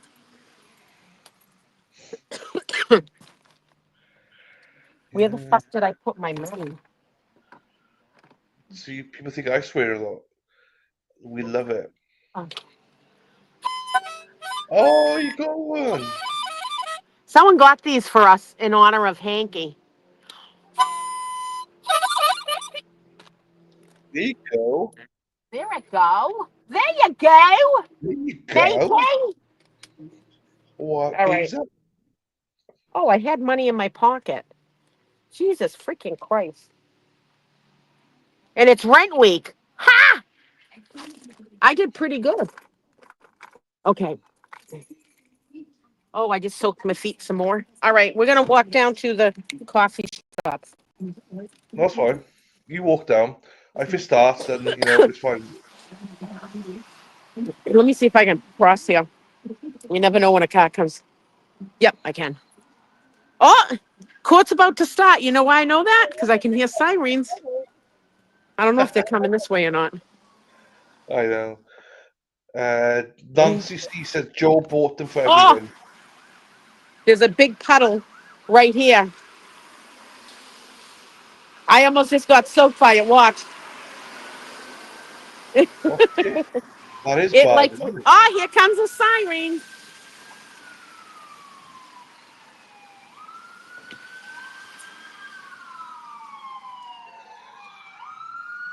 You guys got to move.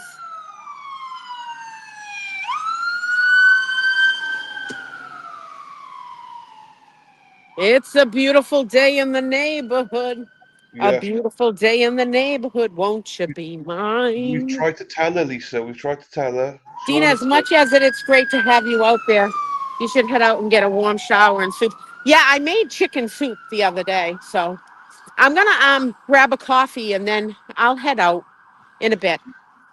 It's In a bit. there's no rush. There's not much going on, so No, there isn't really much going on. Nope. And I can watch it from home and then pop back in too.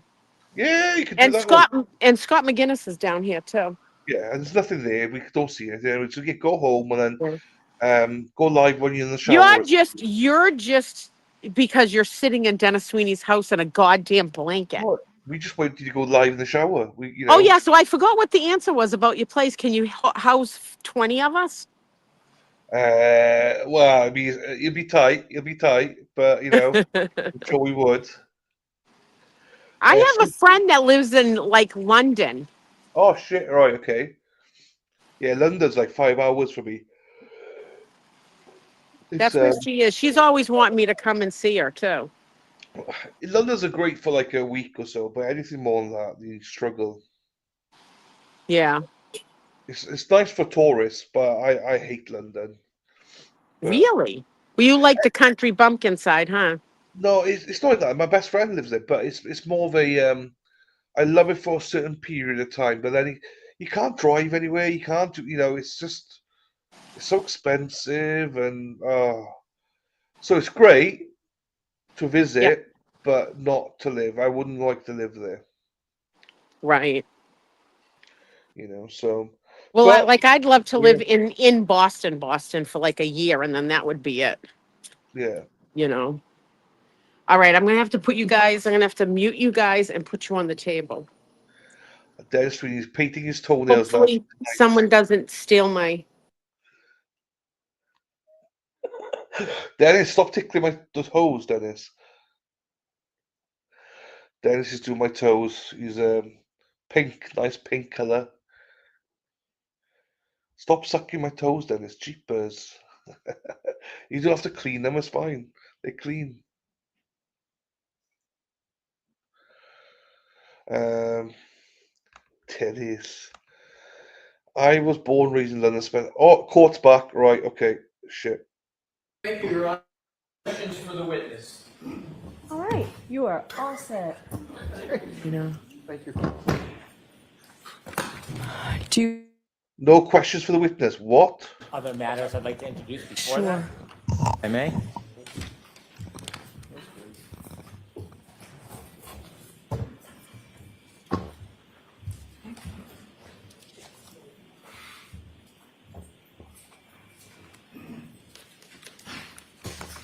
Yeah, Your Honor? Yes. I'd like to introduce clip 1 and play it for the jury.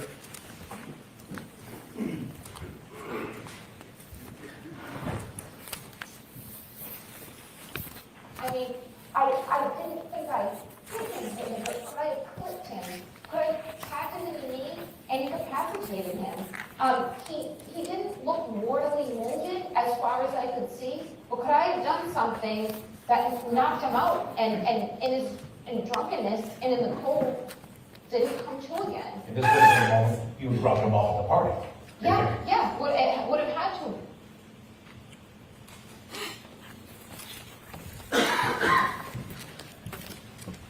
Your Honor, I have keeper of record certificates I'd like to mark for identification. May I approach? Yes. Thank you. There's a series of them, Your Honor. Sure.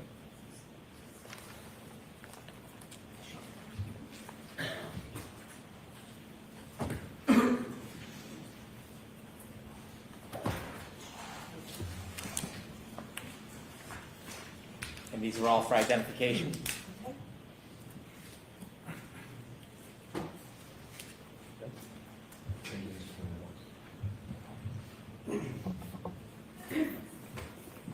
For identification.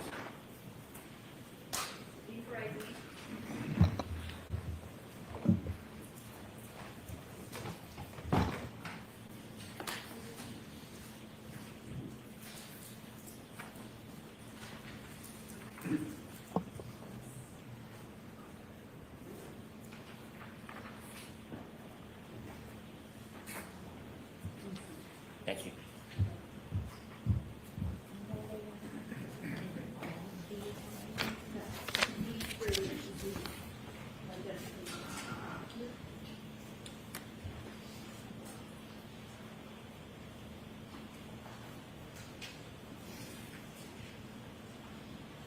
Next, I'd like to introduce as an exhibit the text messages that I read with Mrs. McKay during her testimony.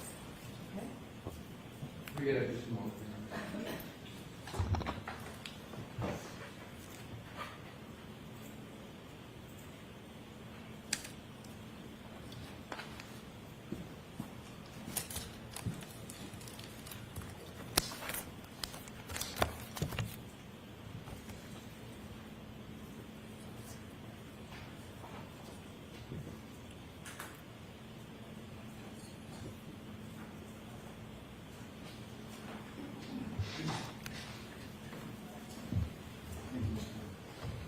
I'd move this into evidence, please. Right?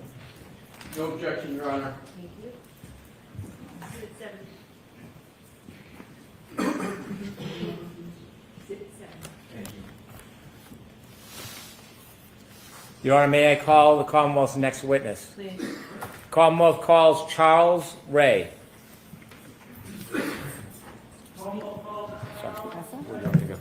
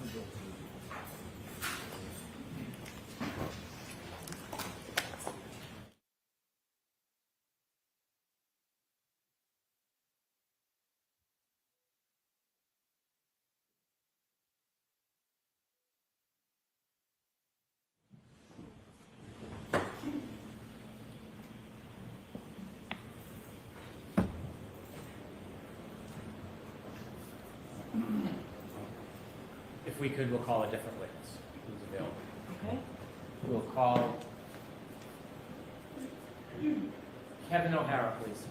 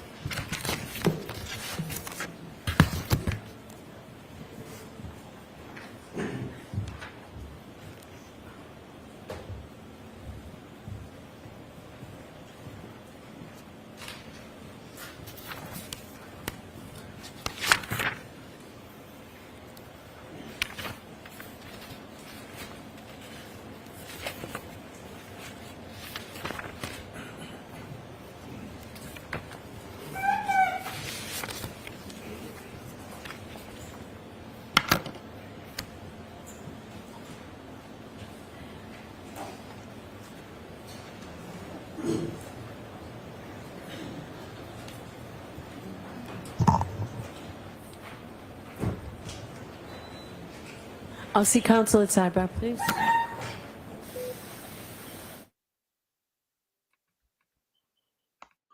She better give them a fucking bollocking. Where's your witnesses, Brennan? Where the hell is your witnesses?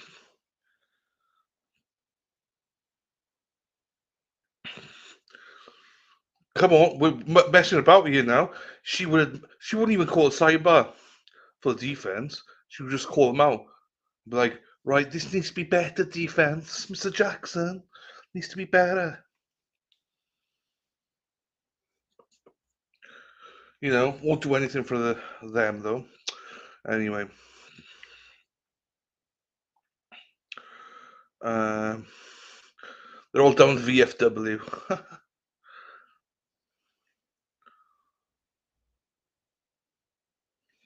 Nobody wants to be on the witness on the stand. Hey, best of luck to Sarah P. I hope it's okay. Hope it's not a 12-incher.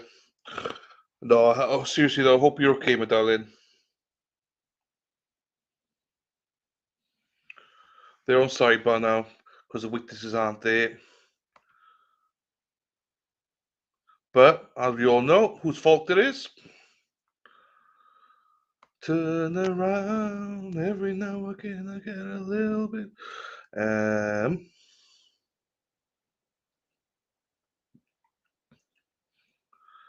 But what's happening? I think what's happening is that the witnesses are just being shipped in.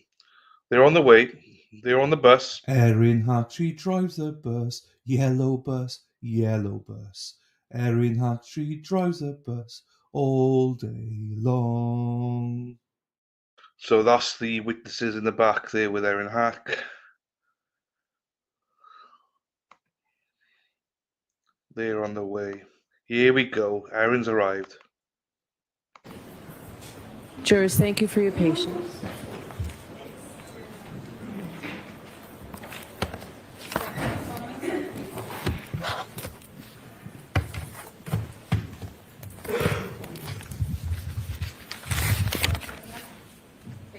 Raise your right hand, please. You solemnly swear the evidence given to the court and jury in the case now and hearing the truth, the whole truth, and nothing but the truth, so help you God. I do. Thank you. All right, Mr. Brennan, whenever you're ready. Thank you, Your Honor. Sir, could you please introduce yourself to the jury? Yes, good afternoon. My name is Charles Ray. I'm a lieutenant with the Canton Police, last name R-A-E. How long have you worked for the Canton Police Department? Approximately 25 years. And when were you assigned lieutenant? Approximately 10 years ago. I want to go back to January 29th, 2022. Do you remember that morning? Yes. Were you working that morning? Yes, I came in for the day shift. When you first came in for the day shift, did you have any particular duties or responsibilities? I would have been a patrol shift commander for the 7:45 a.m. to 3:45 p.m. Incoming shift. Had you learned about an event that occurred at 34 Fairview Road? I had. Were you part of that response or group of officers that went to 34 Fairview Road? No, I was not. Your role that morning was unrelated to 34 Fairview Road? Correct. At some point, did you learn the name of the person who was at 34 Fairview Road that needed medical attention? I did. And what was that person's name? Mr. John O'Keefe. Did you learn that Mr. O'Keefe was brought to the hospital?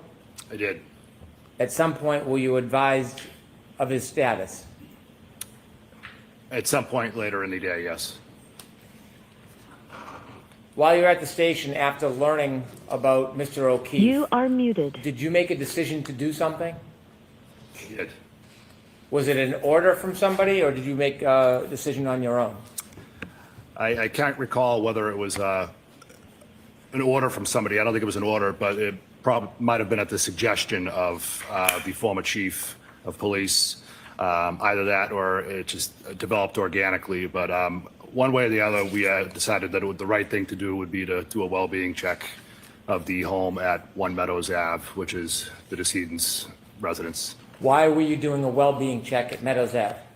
We, at that time, we were under the impression that there may be 2 unattended young children at the home. When you decided to go to Meadows Ave, did you use a police vehicle? Yes. Do you remember which vehicle it was? It was Canton 682, which is the supervisor's vehicle. When you decided to go to Meadows for a well-being check, did you ask anybody to come with you? Yes, myself and Sergeant Lehan. Do you remember the weather that morning? Yes. Could you describe it for us? There was a well-forecasted snowstorm that had already began, and it was starting to pick up intensity at that point.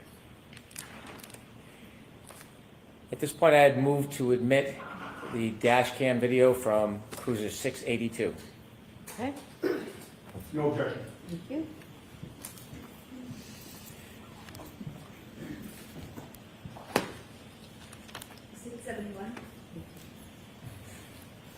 Did you travel from the police station to Meadows? Yes, Do you remember about how long that took you? a few minutes. Who was driving? Sergeant Lehan was driving. And where were you seated? I was in the passenger seat. Do you remember arriving at Meadows? Yes. With the court's permission, I would show a portion of Cruiser 682. Okay.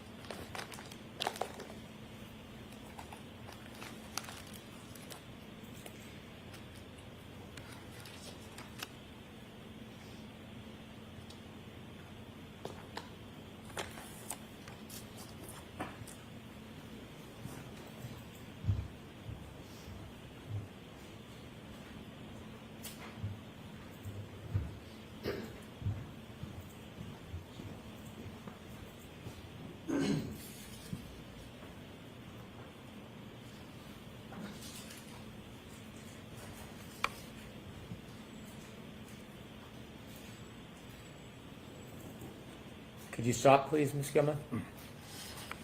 A note that the time is 8:23:10. Do you remember the time when you got there? I didn't make note of it mentally at that time, but I've since learned that, yes.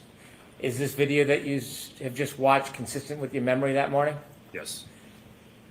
The cruiser cam is showing two vehicles in the driveway. When you arrived that morning, did you know whose vehicles they were? At that time, no. At that time, did you pay any particular attention to either of those vehicles? No.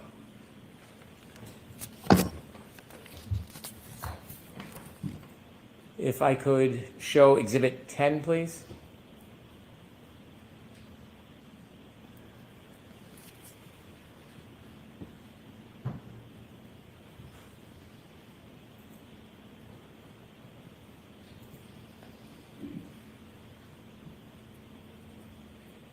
So does that appear to be a still photo from the video we just watched? Yes. And could I have Exhibit 11, please?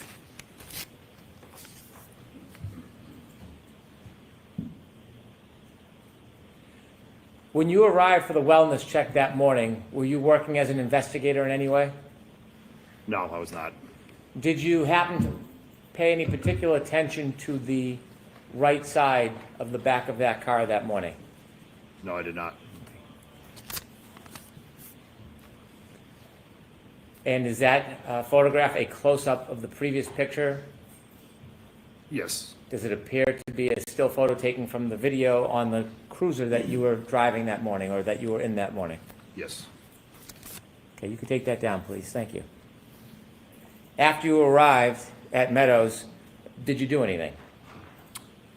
When we arrived at Meadows, we walked up to one of the front doors and rang the doorbell, knocked on the door. Anywhere we could see through plain view, we were just trying to see if we could raise anybody and see if the children were at the house. Did you find anybody? We did not. I'm going to ask to show 159. It's a portion of an exhibit that's already been introduced. Okay.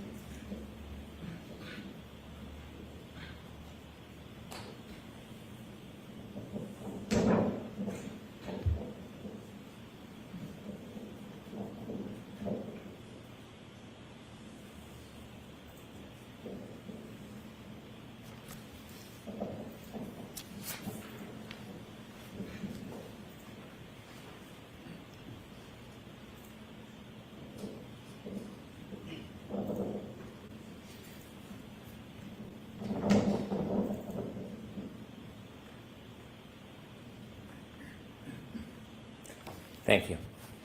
At this time, I've moved to introduce former 19. No objection, Your Honor.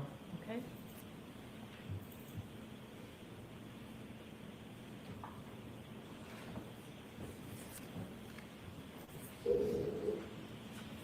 Exhibit 72.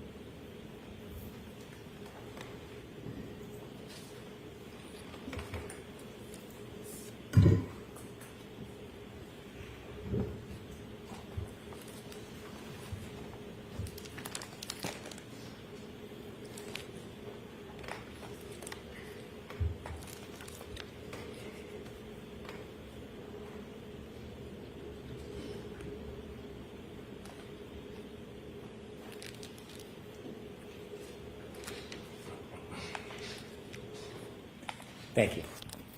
The first video that, well, the second to last video you just saw, is that you and your partner arriving? Correct.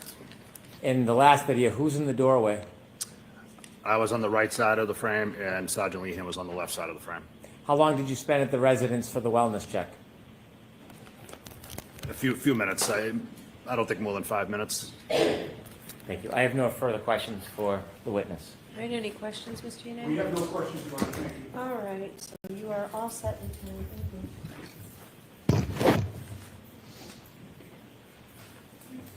Thank you. So your next witness, Mr. Brennan. My next witness would be Kevin O'Hara.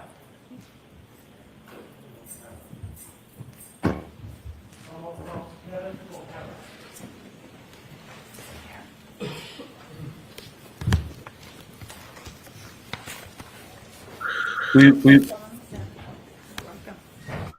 did a drive-through of everything, and we'll do another one with Dennis.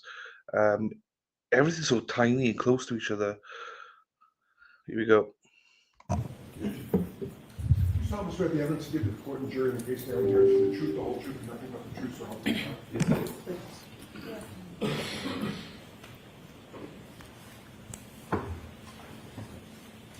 All right, Mr. Brennan. Thank you, Your Honor. Good afternoon, sir. Good afternoon, sir. Could you please introduce yourself to the jury, spell your last name for the record? My name is Kevin O'Hara, O-H-A-R-A. Where do you work? I'm a lieutenant with the Massachusetts State Police. How long have you worked for the Massachusetts State Police? 23 years. When you began your career, what was your role with the Massachusetts State Police? I was assigned as a trooper, a patrol trooper, working out of several barracks across the state.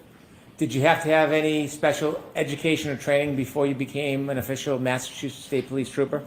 Yes, I did. We went to a 6-month academy in New Braintree. How long were you on patrol for? I was on patrol for 17 years until I became a sergeant in 2018. So 16 years, became a sergeant, then a lieutenant. In those 16 years, did you have any additional training after basic academy? Yes, continued training throughout the years, additional training. Eventually, I wound up joining a search and rescue team, went to search and rescue training. Tell us a little bit about search and rescue, what you did and what you do. I'm the team commander for the State Police Special Emergency Response Team, which is known as CERT. I'm also the search and rescue coordinator for the state of Massachusetts. As a team, we conduct monthly trainings, at least twice a month, where our team will come together and train. We've been to trainings all across the country to hit national training standards. Do you have any particular roles when you look for certain types of things? So for CERT, we have 3 main mission types. We will do lost missing person searches, we will do evidence searches, and then we also do crowd control or security at large-scale events, such as the Boston Marathon, the July 4th celebration. We get assigned to Gillette Stadium for all the events down there as well. You mentioned that you work, part of your work is looking for missing persons. Yes, sir. Did you receive any specialized training, have any special experience looking for missing persons as far as training technique? Yes, we get certifications through NASAR, which is a National Search and Rescue Organization, NUSAR, which is a New England-based search and rescue group.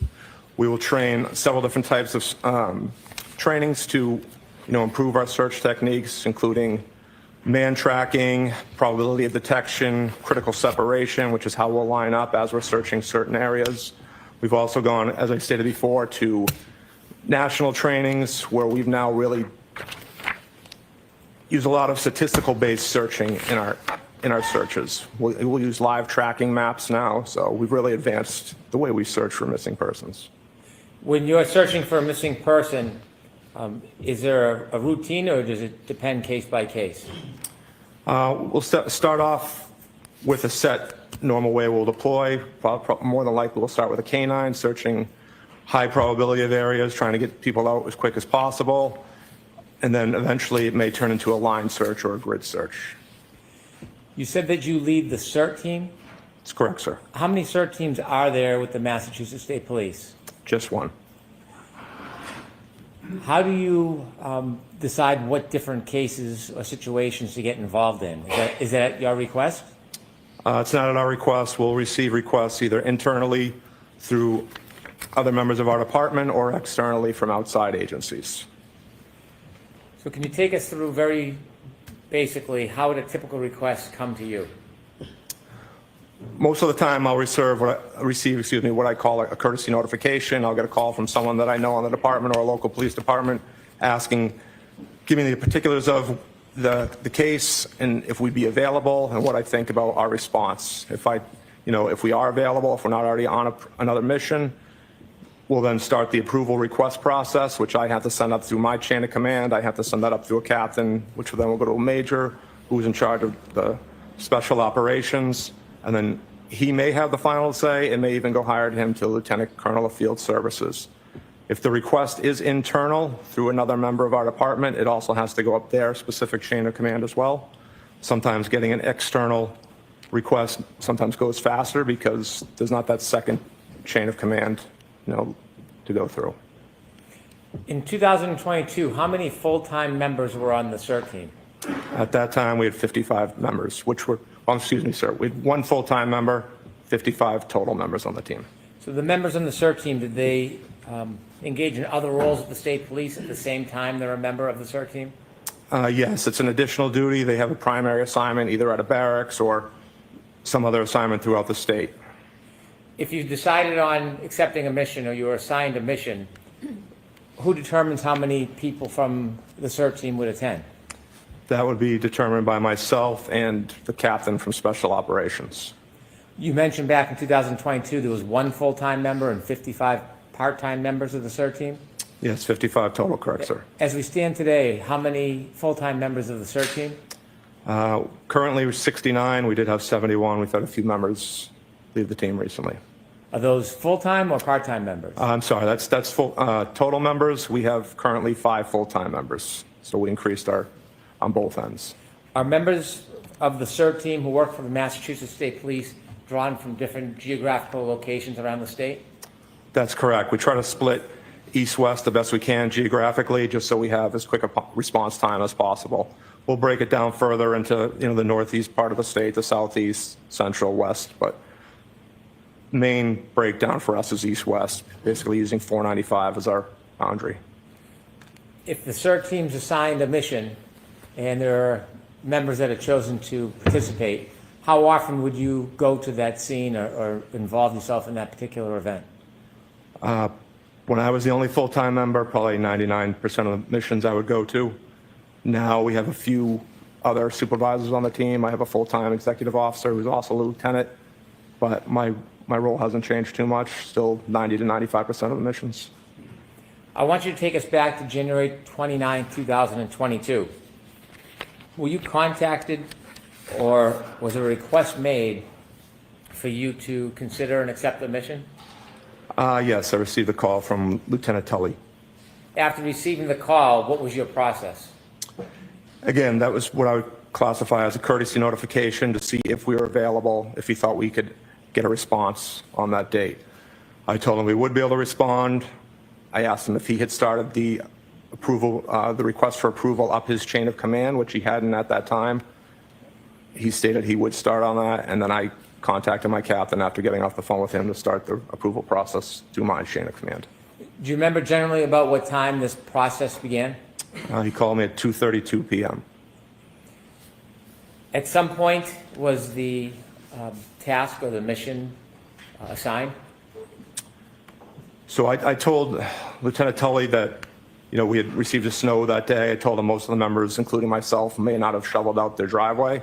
I told him at best case scenario would be an hour plus response time, depending on how long it would take people to shovel out their driveway.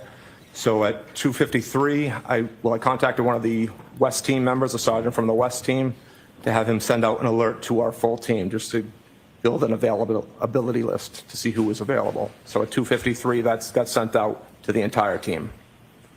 At some point, were you able to acquire or compile a team? Yes, Sergeant Simpson was able to put that list together. And what time did you start to begin your way towards Fairview Road? At 3:48, we sent out an alert for the activation of our team, including which members, notifying the team which members would actually be responding. I had just finished shoveling my driveway. By the time I changed into my uniform, got all my equipment together, I left my house at 4:13 p.m. When you left your house, were you in an assigned cruiser or a personal vehicle? Signed cruiser, sir. Is there tracking of assigned cruisers? Yes, there is. Could you share with us how that works? So each cruiser has a automated vehicle locator or GPS system. It tracks everywhere you go, marking every time you stop. And did the vehicle you were driving have that system? Yes, it did, sir. Before you left to head towards Fairview at 4:13 p.m., had you already defined what the mission was going to be? Yes, I knew we'd be conducting an evidence search. Did you have any idea of how you were going to do that? Yes, I spoke to Lieutenant Tully just to get an idea of the area we'd be searching. I determined how many members we would need to respond to that search, which at that time I figured we would need 8 members to respond. Normally, as the team leader, I'll function more of an incident command role behind the team, documenting some of our efforts. So we dispatched 8 members to the scene. Unfortunately, due to the snow, one of my members was not able to respond, so we only had 7 members officially arrive on scene, including myself, which changed the dynamics a little bit of our search, but nothing major. How did it change the dynamics of your search? Well, like I stated, normally I would stay behind the line of searchers, documenting what they do, more of as a command role, but because we were 1 member short, I wound up participating in the search, more hands-on than maybe normal. Did you ultimately actively participate in the search firsthand? Yes, I did, sir. Tell us about when you first arrive at 34 Fairview and you get out of your cruiser. What's the weather like at that point? Still snowing. What's the temperature like? Very cold. Visibility? It was windy, but no real issues for us to see as we were working. Was there a particular area you were looking at? Yes, once I spoke to Lieutenant Tully, we wanted focusing on a specific area to search. What time did you arrive at 34 Fairview? 4:56 p.m. Did any of your team arrive before you? Just prior to my arrival, 1 member arrived at 4:54 p.m. And do you remember who that was? It was Trooper Jason Bousselet. Were there other members that arrived after you? Yes, there were. Did you wait until the entire team was there before you began? No, we did not. The other members that arrived, do you remember who they were? Yes, I do, sir. Do you happen to remember when they arrived? Yes, I do, sir. Could you share that with us?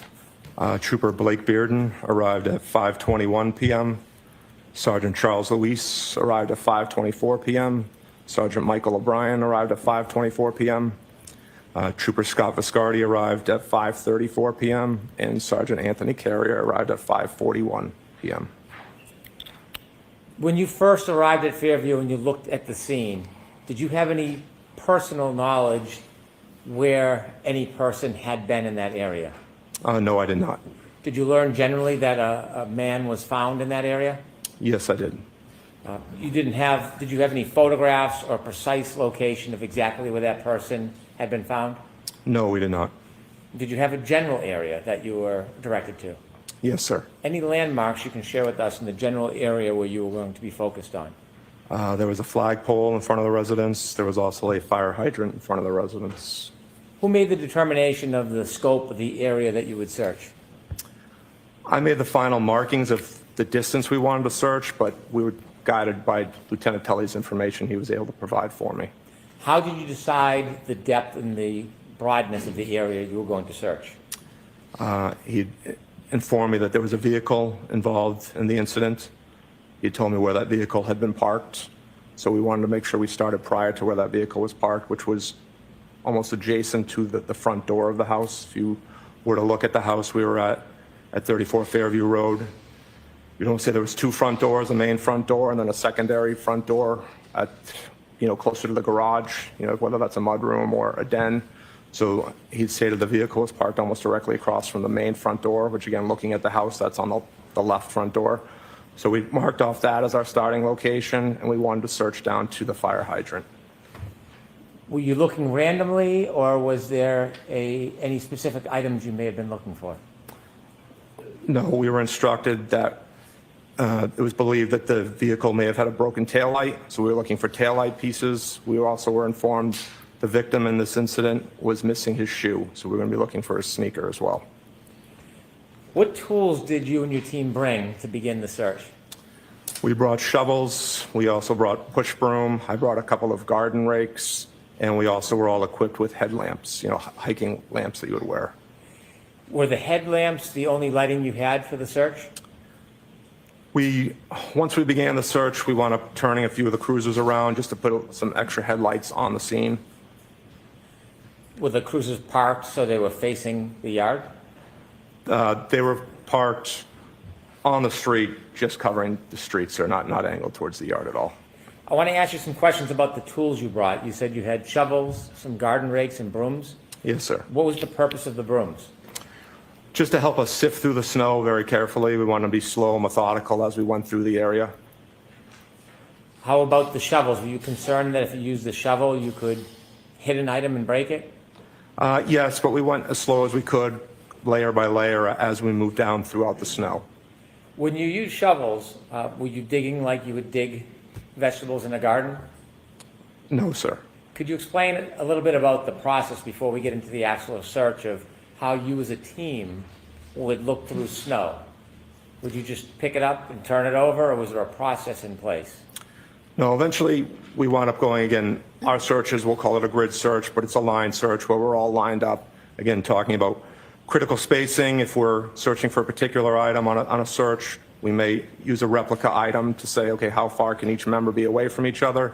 Because this was such a small search area, our members lined up almost shoulder to shoulder. Once we were on a line, we would slowly move forward, each member taking out snow, sifting, small layers, sifting it out at their own feet with a right flank along the curb in front of the house. That snow would eventually get moved out to the street where I was standing. I was the left flank on our line. I would then re-go through that snow, make sure we didn't miss any items or by accident carry an item that we were looking for over towards the middle of the street. Once I was satisfied there wasn't anything there, I would take that snow and throw it across to the other side of the street. Before you began the search, did you have a chance to look around at the surroundings, including the street, the berm separating the street from the yard, and the area you were going to look at?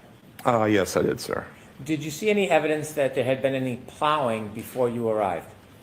Yes, the plow had come through the area.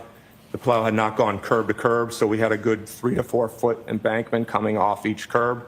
So at that embankment where the snow had come to, there was higher levels of snow before it dropped down to the normal snow depth that the rest of the area had received. Could you describe a little more simply what you mean that the plow didn't go curb to curb?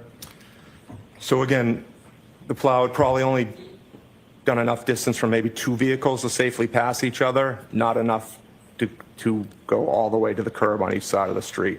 As we wound up parking, the responding members, as they wound up parking in the snow closer to the curb, and at the end of the night, several of the cruisers were stuck. We had to push them out. When you looked at the snow that appeared to have been pushed by the plow, did that snow that had been displaced reach the berm, the separation between the street and the yard? No, there was 3 to 4 feet between the edge from where the plow was to where the curbing in front of the house was located, sir. The area where you searched or where you were pointed to where Mr. O'Keefe was in that general area, did it look like any snow from any plow had reached that area? No, it did not. When you began the searching, do you know what time it was that you actually began searching? We moved my cruiser and Trooper Boussolet's cruiser at 5:20. We had started gridding off where we wanted to search, but at 5:20, that's when we moved our cruisers to put the headlights on. That's right, Trooper Bearden and the 2 sergeants arrived quickly after on scene, so by 5:24, we started, all 5 of us were lined up shoveling. When the 2 other members arrived on scene, they just joined in on the line to help us move. From when you first arrived at 4:56 p.m. to when you began the search at 5:20 p.m., did you see anybody enter the area that you were going to search other than you or a CERT team member? No, they did not. Were there other people in the area outside the scene or the grid that you were going to search, other than you and members of your CERT team? Lieutenant Tully arrived on scene. Was there anybody with Lieutenant Tully? At one point, he had several other people with him. Maybe, I believe, 5 throughout our search. Maybe 5 different people, including him, were on scene. Were those people part of state police? At least 1, maybe 2. Unfortunately, I don't recognize all 2,500 members on our department, but there were probably about 5 total people on scene, sir. Was there somebody who was picking up any evidence that you may find and putting it in bags and preserving it? After we found located evidence, it was documented on scene by the detectives. So you yourself were not documenting? No, and again, that's maybe a little change in the dynamics. You know, if I had been more of in an incident commander role, I probably would have documented time, location, again, more for our internal records. The primary record will always be at the hands of the detectives. But because I was actively searching, the detectives handled all documentation. Did you see somebody from the state police putting evidence in bags after it was pointed out to you? Yes, sir, they did. When you began the search, what part of the street or yard did you begin with? We started where we were informed the vehicle was parked, which again was by, almost directly across from the front door of the house, and we began working south towards Chapman Street. During the process of the search, if somebody were to find a piece of evidence, what was the process? What would happen? He would notify myself and Lieutenant Tully, and we would stop our operation until that was documented by the detectives on scene and collected. Do you know what time the first piece of evidence was found? I believe it was 5:45, sir. Do you remember what the first piece or item that you or the CERT team found was? It was a piece of taillight.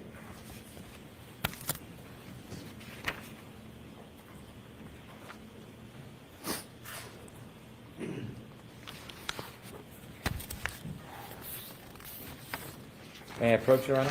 Yes.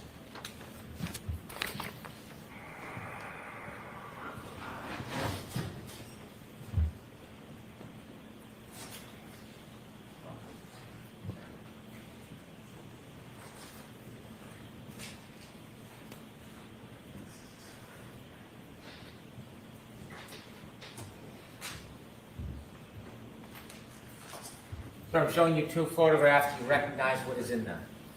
First one? Yes, sir. What is that? It is a piece of clear lens from a taillight. And the second photograph? It's the same lens, just a little enhanced, closer. A close-up? Yes, sir. I'd move to introduce these 2 photographs into evidence. No objection, Your Honor. All right, so one is a close-up of the other. It is. So Madam Court Reporter will be the next, plus A. 73 and 73A.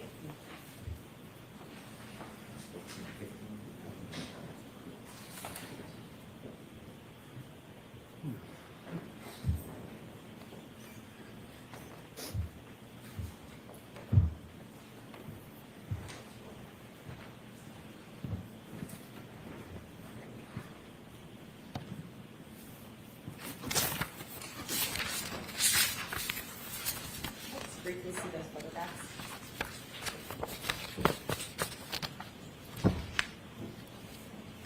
With the court's permission, could I show the exhibits? Yeah.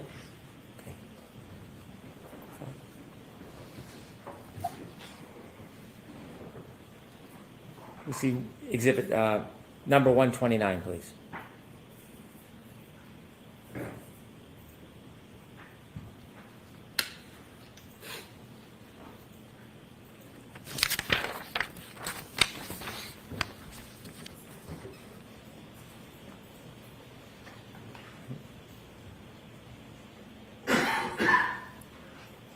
Oh. Does it have them? Okay. All right, I'll move on at this point. Okay. And that was at 5:45? Yes, sir.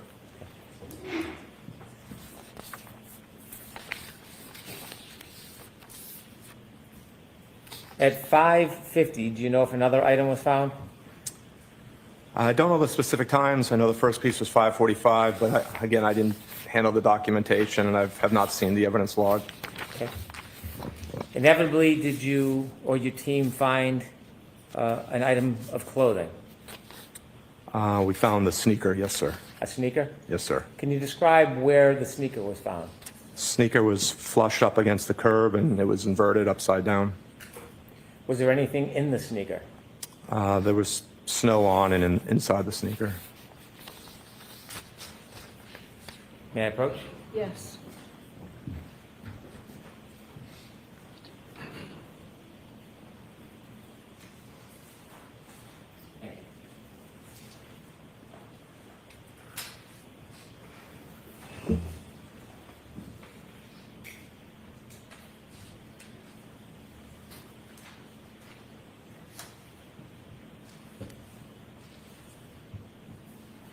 Sir, I'm showing you 3 photographs. Do you recognize the first one?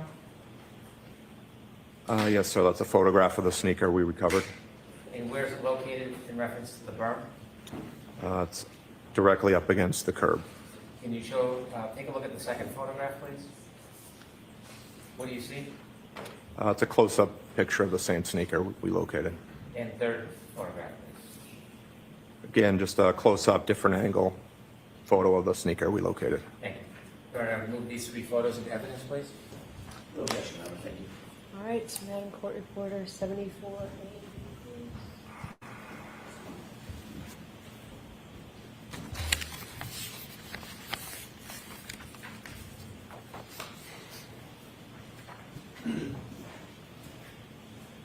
Seventy-four, 74A, and 74B, so mark. Thank you. Thank you.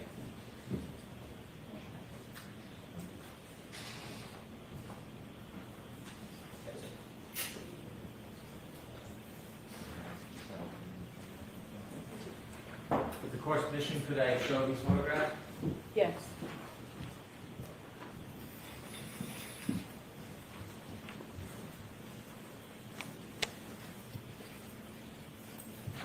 Could we get more of a close-up, Ms. Gill?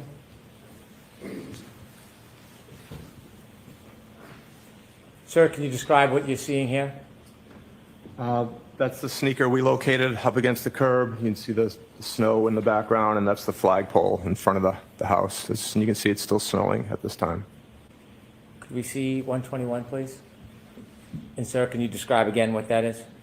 Just a close-up photo of the sneaker we located up against the curb. Is that curb the black area to the right? Correct, sir. How high is that curb? Not sure, sir. Several inches. 122, please.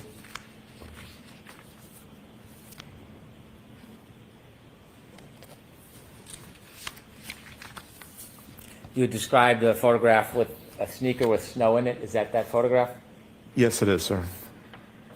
Okay, thank you. You can take that down.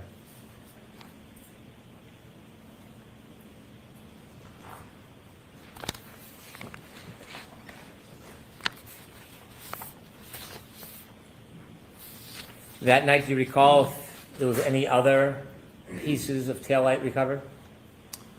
I believe in total we located maybe 6 or 7 pieces of taillight.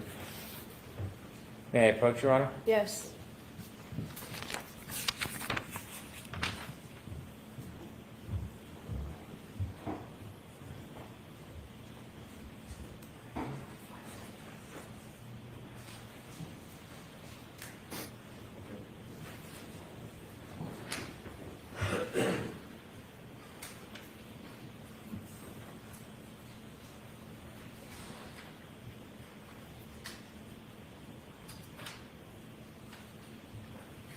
Sir, I'm handing you 3 photographs. Thank you. Do you recognize the first photograph? Yes, I do, sir. And what's in that photograph? It's a piece of red taillight that we located. Could you look at the second photograph, please? Yes, sir. What do you see there? It's the same piece of taillight that we recovered, just a close-up version. You can see the molding of an overturned shovel. That piece of taillight actually came up as one of our team members was shoveling. When he overturned his shovel, the piece of taillight was there, and you can see the actual molding from his shovel. And the third photograph? That is another piece of taillight that we located at ground level. A different piece. Yes, sir. Let's stick with photographs 1 and 2. Photographs 1 and 2 is close up and a further view of a piece of taillight. Are those fair and accurate depictions? Does that piece appear that night? Yes, they are, sir. All right, we'll introduce 2 photographs into evidence. No objection. Thank you. One's a close-up, right? Yeah, Your Honor. 75A.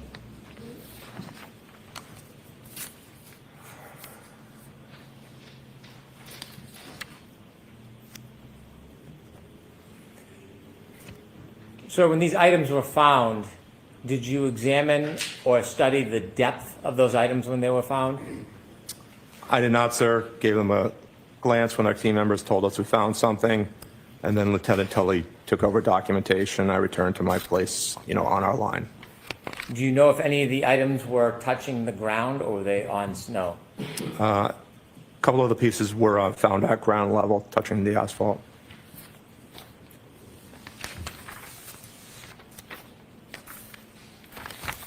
And you said there was another item found that we just talked about? A separate piece of taillight? Yes, that photo you showed me was a separate piece of the taillight we located, sir. May I approach? Yes.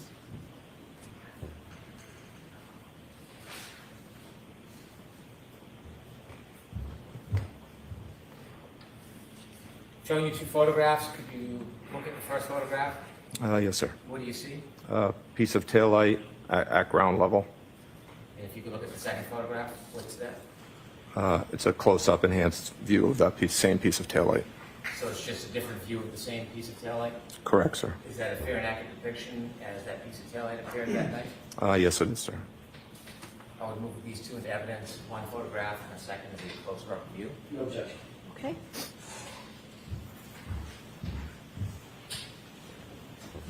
Exhibit 76 and 76A.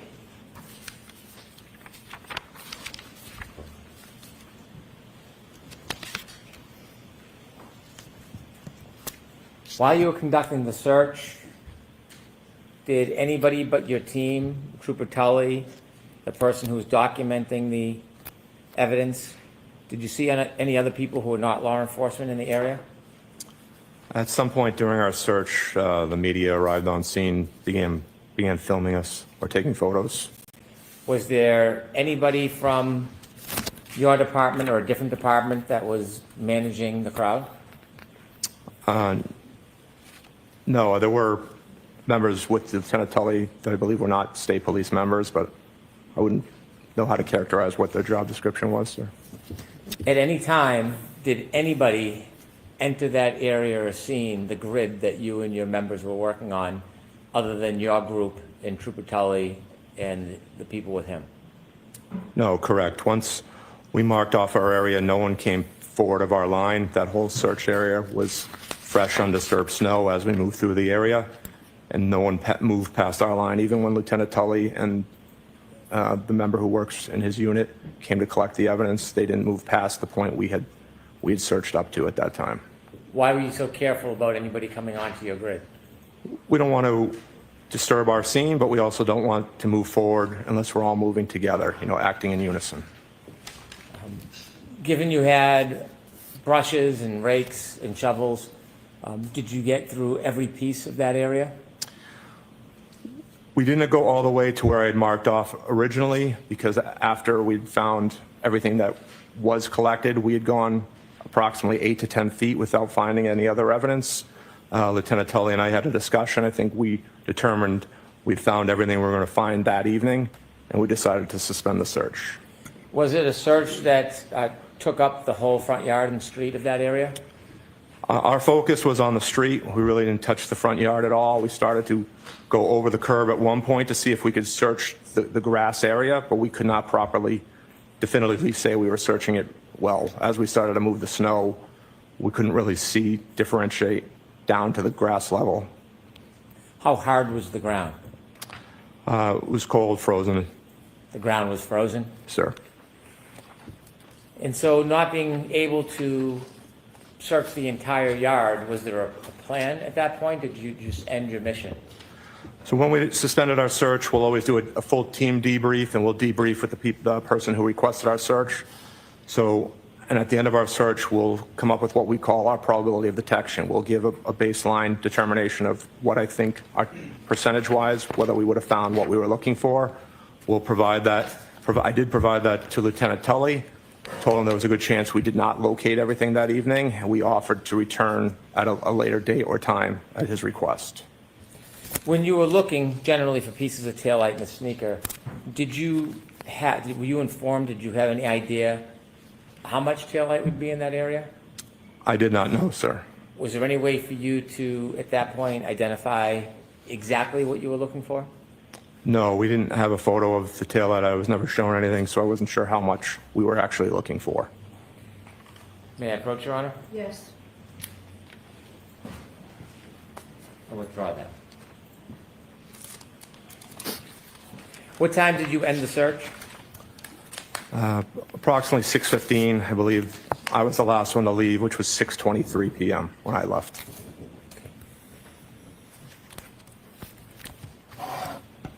And so how long was the entire search?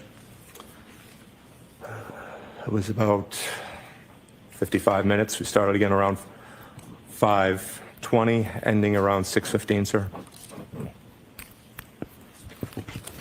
Do you know if any other colleagues or members went back at a later date? I've been informed that they did, yes, but not from my team, but other members of our department. I'll allow it, just move on. Did your team go back? We did not, sir, no. Thank you. I have no further questions. Okay.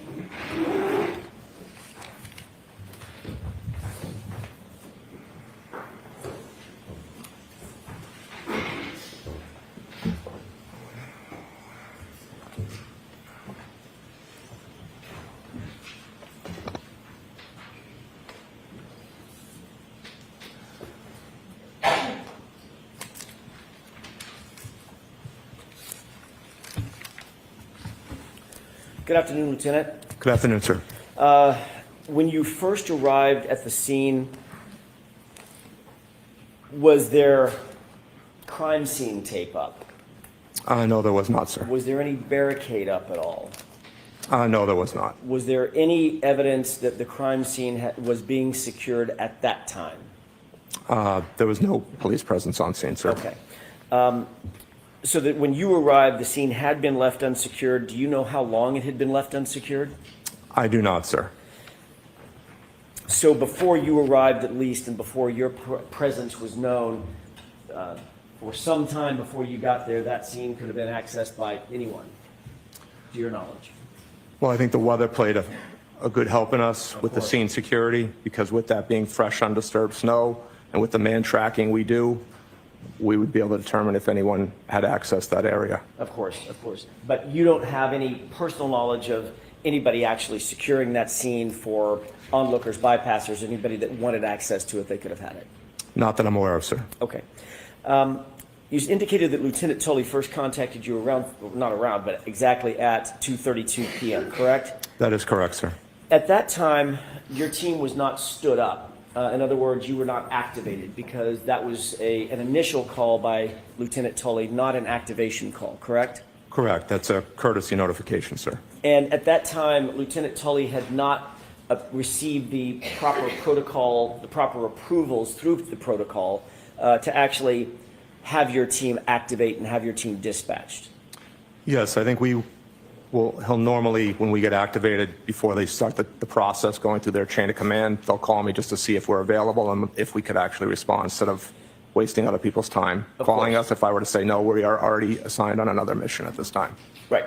So around 2:53, you indicated that one of your subordinates, Sergeant Simpson, notified the rest of the team that get ready, but we have not been given the green light, correct? Correct, sir. Building an availability list of who could respond. Okay. That was just a kind of a precursor, if you will, for lack of a better phrase, to make sure that you had the available personnel, so when the green light, or if the green light came, you could activate. Correct, and to help start giving people the heads up to start shoveling their driveway. Like I said, as soon as I received that call from Lieutenant Tully, I hadn't shoveled my driveway yet. Okay. I went out and had to go clear my driveway and my cruiser. And the end of my driveway, we usually get plowed in by our plows. We had several feet of snow at the end of my driveway, sir. Lucky you. Yes. All right. Did Lieutenant Tully inform you in that first phone call that colleagues of his, Massachusetts State Police colleagues of his, were already en route to Dighton to retrieve or seize the SUV? He did not say that, sir. Did Lieutenant Tully inform you that Massachusetts State Police had actually contacted the Dighton Police Department for their assistance in potentially seizing that SUV? He did not tell me that, sir. Did he indicate to you, you indicated that your conversation was at 12:32. Did he indicate that he had just gotten off the phone with Dighton PD at 12:31, just a minute prior? Our phone call is at 2:32, sir. I'm sorry. I don't know if that can, Did I say 12:32? that's a different time you're looking to. 2:32, and he had just gotten off the phone with Dighton PD at 2:31. Did he indicate anything like that? No, we did not, sir. Okay. So we do know that at that 2:30-ish hour, you were not authorized to respond to the unit, to the location at that point. None of your units were en route at that point. No, neither one of us had requested approval through our chain of command at that time, sir. And you've already told us that you didn't head out until just after 4, sometime after 4 p.m.? Yes, my GPS data has me leaving my driveway at 4:13 p.m. Got it.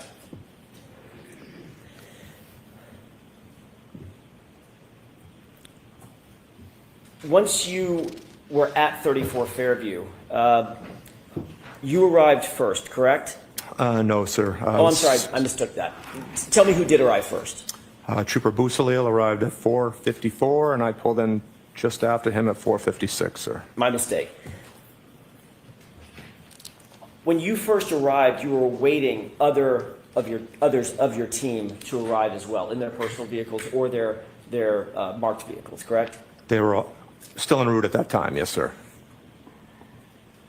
When you got there, you did not know at that point where you were going to be directed to search, correct? I did not know, sir. All you knew was a residence and an address, correct? Correct.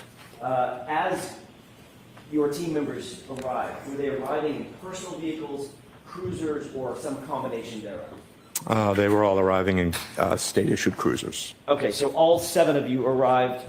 There were 7 total, correct? Correct. We, again, initially started 8. One member was not able to get off the end of their street due to plowing, so we were 1 member short from the original dispatch. Understood.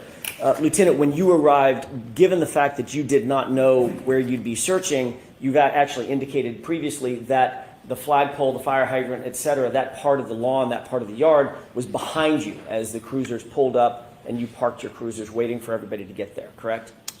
When I arrived, I parked almost at the end of the driveway of that residence, sir. Okay, was your tail facing the flagpole or was your nose facing the flagpole? Tail was facing the flagpole. So sir. you pulled up to the driveway, I'm guessing from Chapman? Yes. Heading north? Correct, sir. Yes, from Chapman. Okay, so you pulled over to the edge of the driveway, sort of on the wrong side of the street, I'm guessing. Same side as 34 Fairview, sir. Understood. So the area and the grid area that you ultimately decided to search and ultimately were directed to search, that was all behind you? Yes, it was, sir. And it was dark out, obviously? Yes, it was, sir. Getting dark? It was dark. It was winter, so it was dark at okay. 5 o'clock. Your focus was certainly not on the area behind you at that point, correct?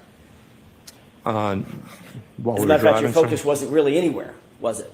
Because you No. didn't know where you were going to search. Correct, sir. Okay. Ultimately, your team members began to arrive one by one, and each one of them would stay in their car, or would they get out and come coordinate with you, like at your cruiser? No, as they arrived on scene, they would come out because Lieutenant Tully had already arrived on scene. He was technically the 3rd member of the state police on scene. Okay. So once he got on scene, I was already out talking to him, and I was marking off the area we were going to search. Understood. He ultimately, at some point, did direct you to a location behind you, which you were not currently focused on, toward the flagpole, the fire hydrant, you said. Yeah, I wasn't focused on any area at that time, sir, no. You marked those the areas out that Lieutenant Tully directed you to with some sort of grid coordinates, or was it just sort of a mental grid?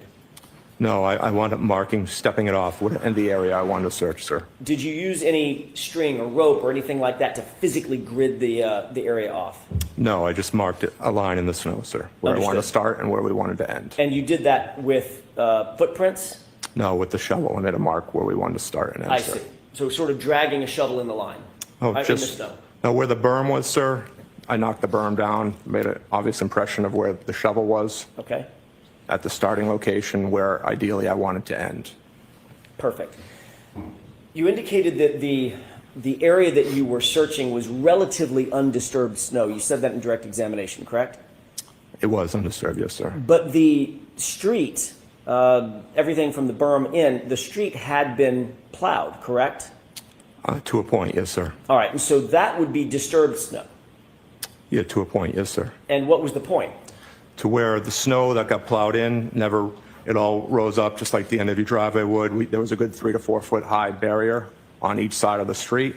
Once you were able to knock down that initial barrier of snow, the level of snow dropped down to the normal depths that you would have seen in anyone's front lawn at that time, sir. And is that what you're calling the undisturbed portion of the snow? Correct, sir. Okay. Lieutenant Tully told you that you were going to be looking for a man's shoe, a sneaker of some sort, or a shoe of some sort, correct? He said sneaker, yes, sir. And he told you that you'd be searching for plastic, red plastic potentially from a taillight, is that right? He said taillight pieces, yes, sir. Did he indicate that some of them would be red, some might be clear, might be a combination of the two? He didn't indicate color either way, sir. He did direct you to where he believed you should search. It was his direction that sort of gave you your grid coordinates, correct? He indicated where the vehicle had been parked and where the victim's body had been located and suggested that was the primary area to search. Did he tell you whether or not he knew from personal knowledge where where John O'Keefe's body had been? He did not, sir, no. Did he tell you whether he had personal knowledge where any taillight material might be? He did not know, sir. Did he tell you that he had any personal knowledge where an impact site might have been? He did not know. Did he tell you that he had personal knowledge that there had been an impact site at the location? No, he just said he believed the incident involved the vehicle. Okay. One of your goals when looking at the search location was to obviously remove the snow as methodically as you could, correct? Yes, sir. You wanted to not only remove layers of snow, but then ultimately expose the layer beneath it with as little disturbance as possible. Is that right? Correct, sir. I think you noted that the plow had not plowed all the way to the curb, so the snowbank was sort of in the street, not in the yard, or at least a few inches from the curb line and not in the yard, correct? Correct, sir. As I stated, as some of the responding members parked, they were thinking they were parking in a safe spot in the street, and their cruisers wound up being stuck at the end of the night. And you and your team had some experience doing searches in snowy conditions, being from Massachusetts, I'm guessing. Missing person searches, we've never been out for an evidence search in this specific type of conditions, but we have done missing person searches. So this was the first time you and your team had executed a search of this nature in these kinds of conditions for these kinds of items? In blizzard conditions, yes, for an evidence search, yes. But you did indicate on direct examination that although it was blizzard conditions and the winds were high, and we've learned that windy conditions sort of define a blizzard in some respects, the visibility was relatively good. Yeah, with our headlamps, we had pretty decent visibility.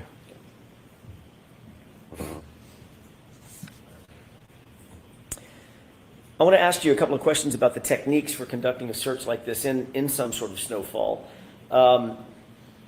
Obviously, as a specialist in searches, one of the things that you put as the highest priority is documenting exactly where the search is conducted, what techniques are used to conduct the search, and what, if anything, is found and exactly where it's found, correct? Yes, documentation of your search is important, yes, sir. You'd also want to document the time that things are found, correct? Yes, you want those documented. And you'd want to document the relative locations between and among items that are found. How close are they to each other? How close are they or far are they from a stable landmark, a static landmark, correct? So we will mark items, sir. Okay. measuring in between distances. They do get stamped when we mark our items. Measuring them would be at the discretion of the investigators themselves. And obviously that would be among the best practices to document, clearly document how a search is conducted, correct? Correct, sir. Another way to document the evidence is, or the search, is to do it through either video evidence or photographic techniques, right? Just photographing, forensic photographs of where things are found, contextual photographs moving into close-up photographs, correct? That would be at the discretion of the detective, sir. And in this case, that discretion lay with Lieutenant Tully, correct? Yeah, he was the incident commander, correct, sir. You indicated a number of hand tools that you brought with you to the search to make sure that you had the tools necessary to get through the snow and get to the items that you were, if there were any items out there, to get to the items you were looking for. Is that right? Correct, sir. And you did, in fact, remove layer by layer of snow and sort of sift through it as best you could, correct? Yes, sir. That also included some shovels where a shovel full of snow might be gathered and then turned over, correct? Yes, sir. All right. That was done somewhat methodically, is that right? Yes, it was, sir. And you wanted to make sure that you weren't missing anything as you were digging through the top layers of snow and getting down to something closer to the surface, correct? Correct, sir. And at that time, what was the level of snow, if you can estimate it? How much snowfall? I believe the area, not living that far from that location myself, was anywhere from 15 to 18 up to maybe 20 inches in certain towns. And again, this is after 5:45, 5:48 in the evening of January 29th. When the first item was discovered, it was 5:45. Okay. Yes, sir.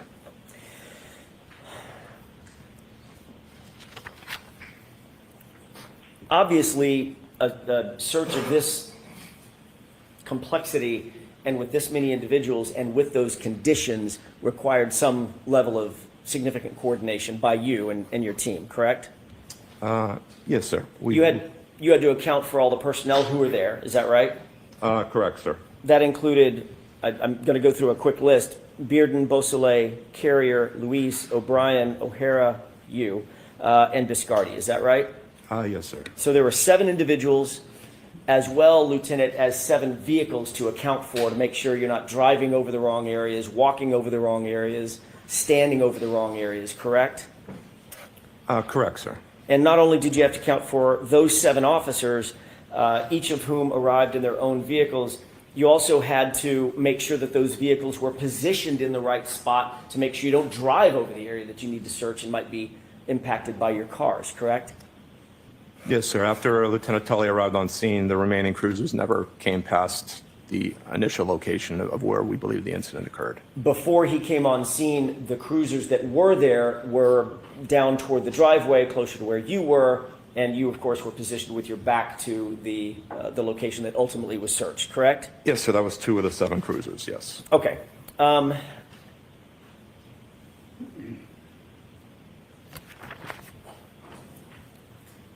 Once you learned where you wanted to search, you literally had to sort of turn around, physically turn things around to begin searching behind where you had originally positioned yourself. No fault of your own, you just didn't know where to go.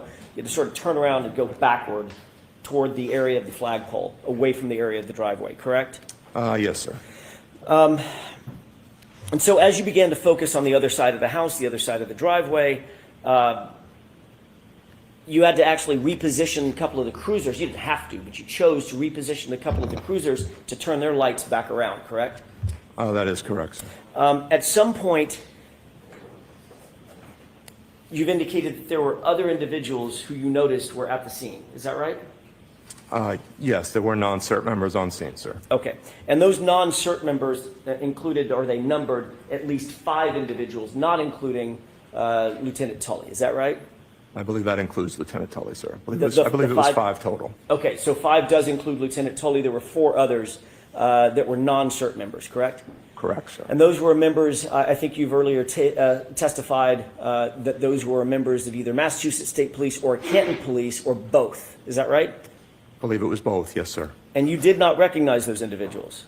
I recognized one of the state police members. I believe a second one was also a state police member that I'm not familiar with. Okay. And then 2 other members that I believe were Canton Police, but again, not familiar with them. And these individuals who are, obviously, it's dark, you're not paying attention to them, you're not paying attention to what they're doing. They probably have hats and hoods and gloves on, I'm guessing. Well, they didn't arrive on scene right away, so we were already well into our search before they even arrived on scene. The only one who was on scene originally was Lieutenant Tully. If you weren't paying close attention to those 4 officers, those additional 4 officers, how do you know exactly what time they arrived on scene? They weren't in the area we were searching, so they came on scene after we were already on our line searching, sir. So they may have been in the area, but you didn't see them until your line search had already begun, and you made note of them, correct? Correct. I don't know when the exact time they arrived on scene, sir, but they weren't on scene when we started our search. Or they weren't in your vision when they started their search? No, they weren't on scene, sir. Okay. But you don't know, as you sit here, you can't say what time they showed up. I do not know, sir. And did they come at your direction? They did not. Did they come at the direction of any of your staff members, any of your colleagues? No, we did not request them, sir. Okay. So they were there for some reason other than why you were there? That's correct, sir.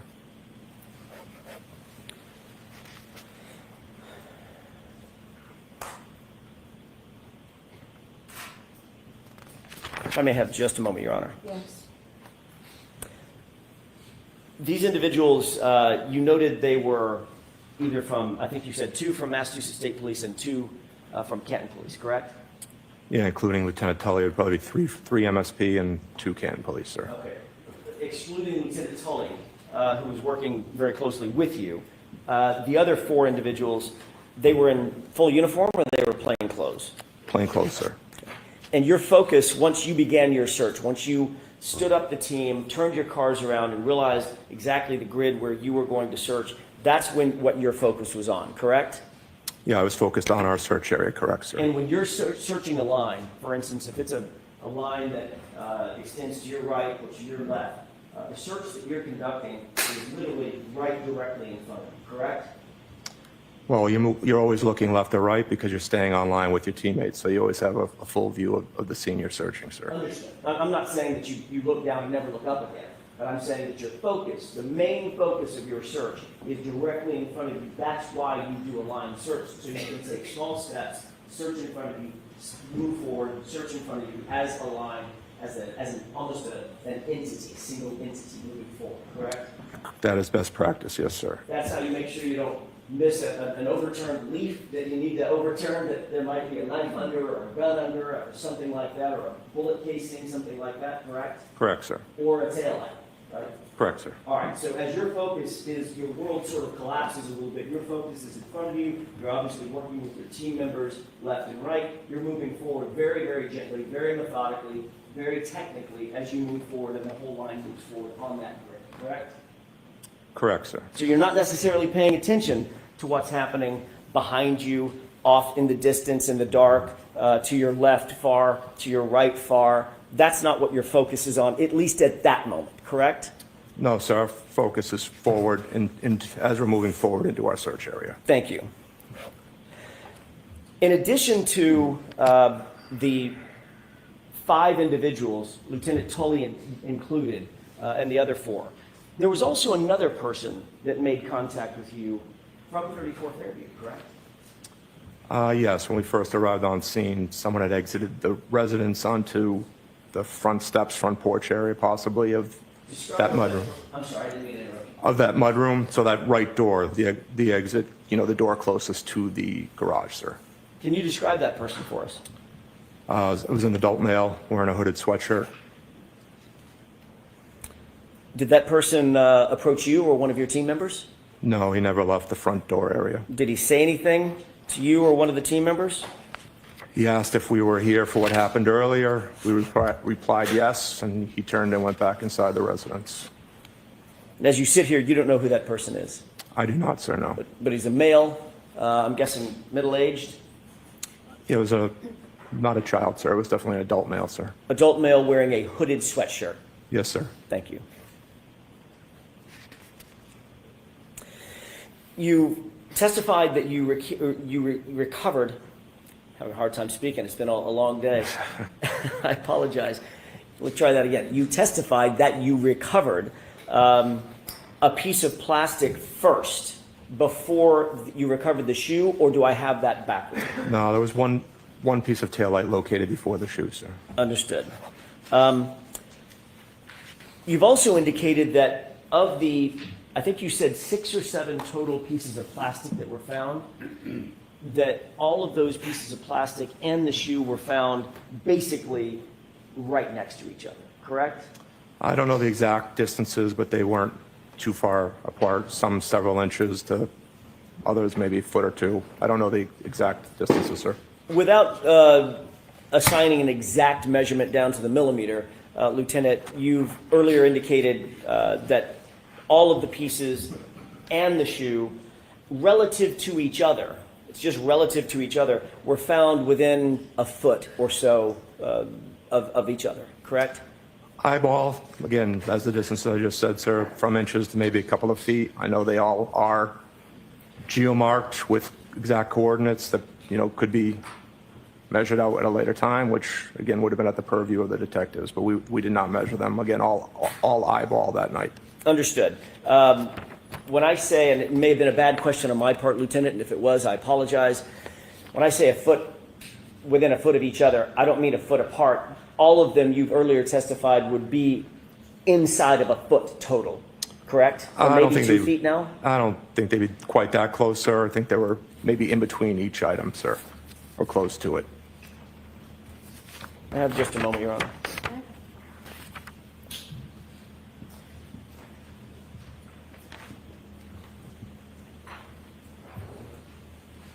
Okay.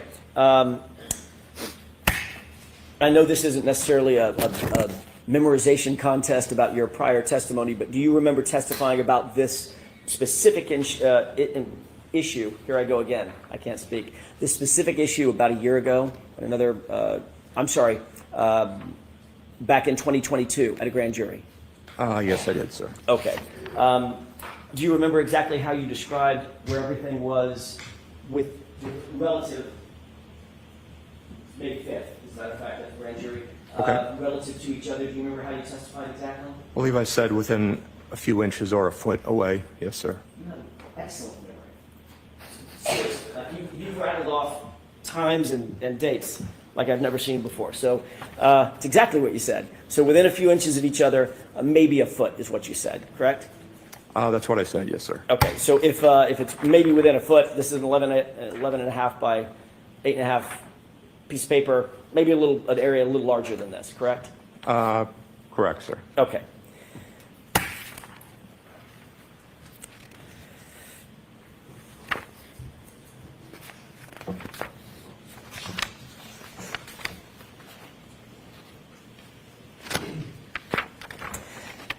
As you found items of evidence, did you alert Lieutenant Tully to that specific piece of evidence? Yes, so I was not one of the members who found any of the evidence, but as my team members located something, we would halt the line. Lieutenant Tully was a short distance behind our line. We would get his attention. We would cease our operations until he informed us that he felt it was properly documented. And ultimately, Lieutenant Tully was the person responsible for documenting that item, is that right? That is, sir. We fall under the incident command structure. He technically took the lead as the incident commander that night, sir. And he did that through photography?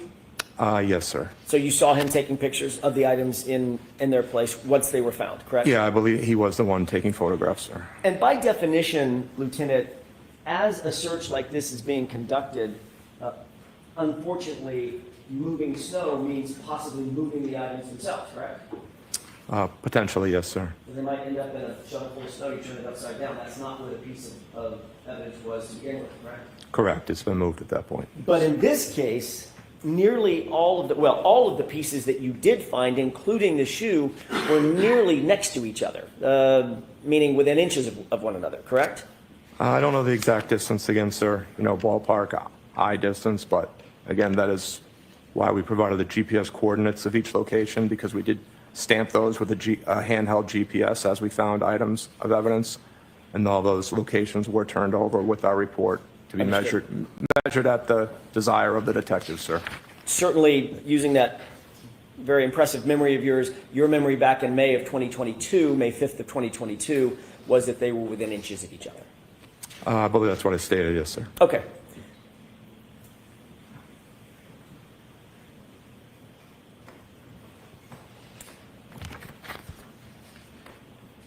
Ultimately, you indicated that the search, after about 6 or 7 pieces were found, as well as the shoe, the search was suspended just after 6 o'clock, correct? Approximately 6:15-ish, sir, we stopped. We'd gone, like I stated earlier, we'd gone approximately 8 to 10 feet further south on the road without recovering any other pieces of taillight. We knew we had already located the sneaker, so we decided to suspend the search at that time until possibly a future date. And you were never called back out to the scene by Lieutenant Tully or anybody else, correct? No, we were not, sir. And did you become aware that over the next days and weeks and days and several weeks, there would be 40 more pieces of taillight claimed to be recovered at the scene? Did you become aware of that or no? I was aware other pieces were located. I did not know that was the number, and I don't know exactly when I became aware of that. It was probably much later on, possibly at this location when I learned that information, sir. And you don't know, as you sit here, you don't know whom it was that recovered those additional pieces, correct?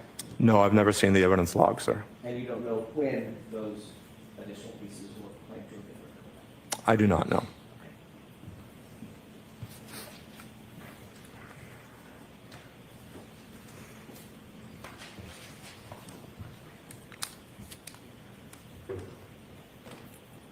When Lieutenant Tully and you had a conversation about shutting down the scene, was Lieutenant Tully's comment to you after those first few pieces were found that he was, quote, very satisfied that you had recovered everything that you were going to recover from that night, from that search? Objection. Sustained. Mr. Brennan asked you about the conversation that you had with Lieutenant Tully to shut the scene down, to clear the scene, correct? Yes, so we conducted a debrief, and I gave him, again, as I mentioned earlier, we provide a probability of detection. I tell him what the chances are. I think we found our items we were looking for, and we determined to suspend the search. Do you remember testifying last year that Lieutenant Tully indicated that he was very satisfied with what was found? I don't know if I used the word very satisfied, but he was satisfied that evening that we had found everything we were going to find that night, sir. We have just a moment, Your Honor. Okay.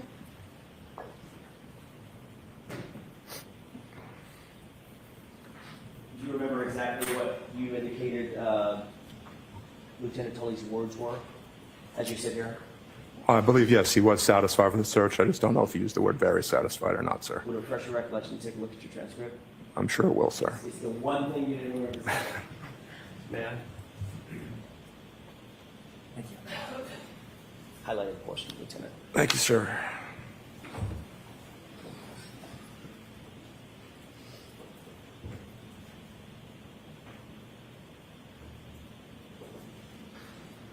I'm just going on the date. Is this from last year, or would this be from the grand jury, sir? June of last year. Okay. Yes, sir. So it does state here that I stated he was very satisfied with the search. Does that refresh your recollection that was the words that he used, or at least you remember him using at that time? Yeah, I believe, to the best of my recollection, sir. Fair. Fair, bro? Yes. Thank you. Thank you, sir. Thank you, Lieutenant. May I have just a moment, Your Honor? Yes.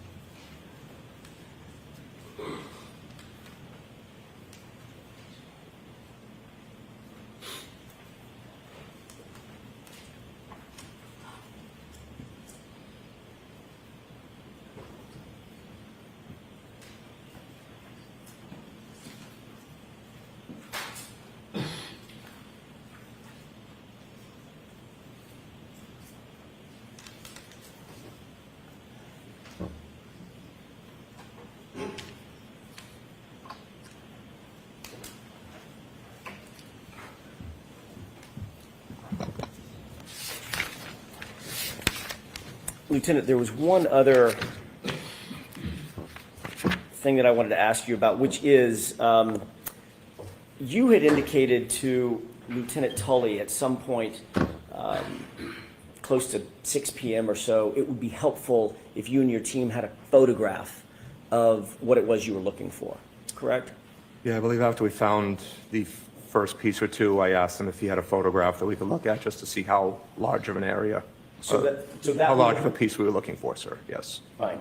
So that would, just timing-wise, if you found the first piece at 5:45, the first piece or two, maybe 2 or 3 or 4 minutes later after that, maybe 5 minutes later, so let's place it at 5:50, close to 6, something like that? Yeah, probably between 5:45 and 5:50 possibly, sir. And you said to him at the time it'd be helpful if we had a photograph of what it is we're looking for, correct? Yeah, I said that would help, yes, sir.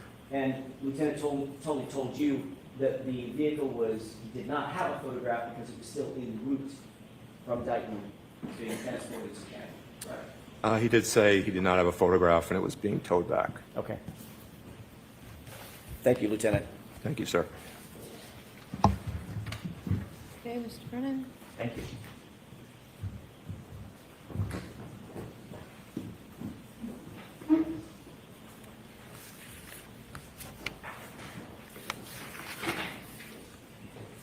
Sir, you mentioned that there were about 5 people not on your CERT team at some point arriving at Fairview Road or the area of it. Yes, that's correct, sir. 3 of them were Mass State Police. You mentioned Tully and 2 of his colleagues. Correct, sir.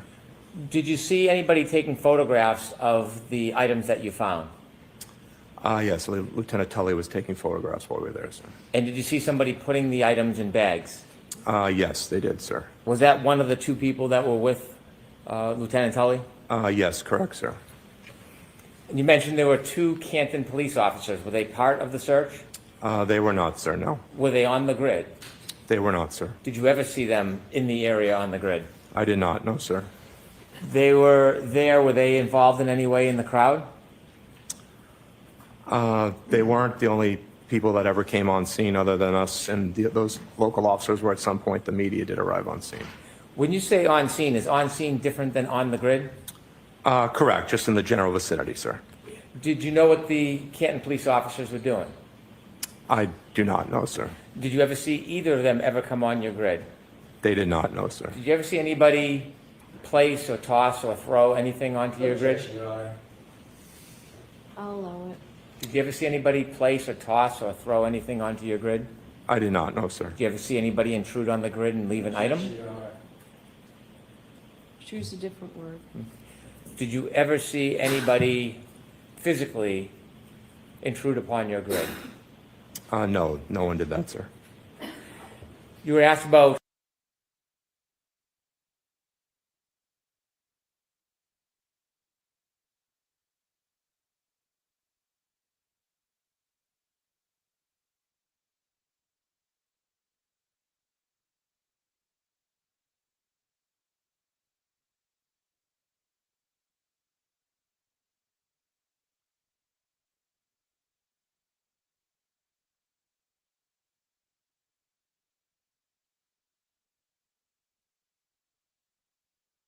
anybody physically intrude upon your grid? No, no one did that, sir. You were asked about best practices memorializing. The person who was taking photographs. Hold on for a second. Slow down a little, Mr. Brennan. You mentioned best practices of memorializing items. And you also mentioned Lieutenant Tully was taking photographs. Yes, that's correct, sir. Do you know if those photographs were time and date stamped? I believe they were, sir. Is time and date stamping with photographs best practices in memorializing things? Yes, they are, sir. Now, before you defined the grid, and before you began that search, you knew other state police officers, didn't you? Yes, I did. Did you know a person by the name of Trooper Yuri Buchanan? Yes, I do know him, sir. Did you know somebody at the time known as Trooper Michael Proctor? Yes, I do know him, sir. Were either Michael Proctor or Trooper Yuri Buchanan at Fairview that night? No, they were not, sir. Did you see them at any time from the point you got there at 4:56 p.m. until when you left? No, I did not see them there, sir. You mentioned that somebody came out of a side door at 34 Fairview who had a hoodie on. Yes, that's correct, sir. How long were they outside for? Maybe 10 seconds, sir. Did they at any time interfere with your search? No, they did not. Did they at any time try to discourage or dissuade you from searching? Objection, Your Honor. Next question, I'll sustain that. Did that person do anything to impede your search? No, he did not.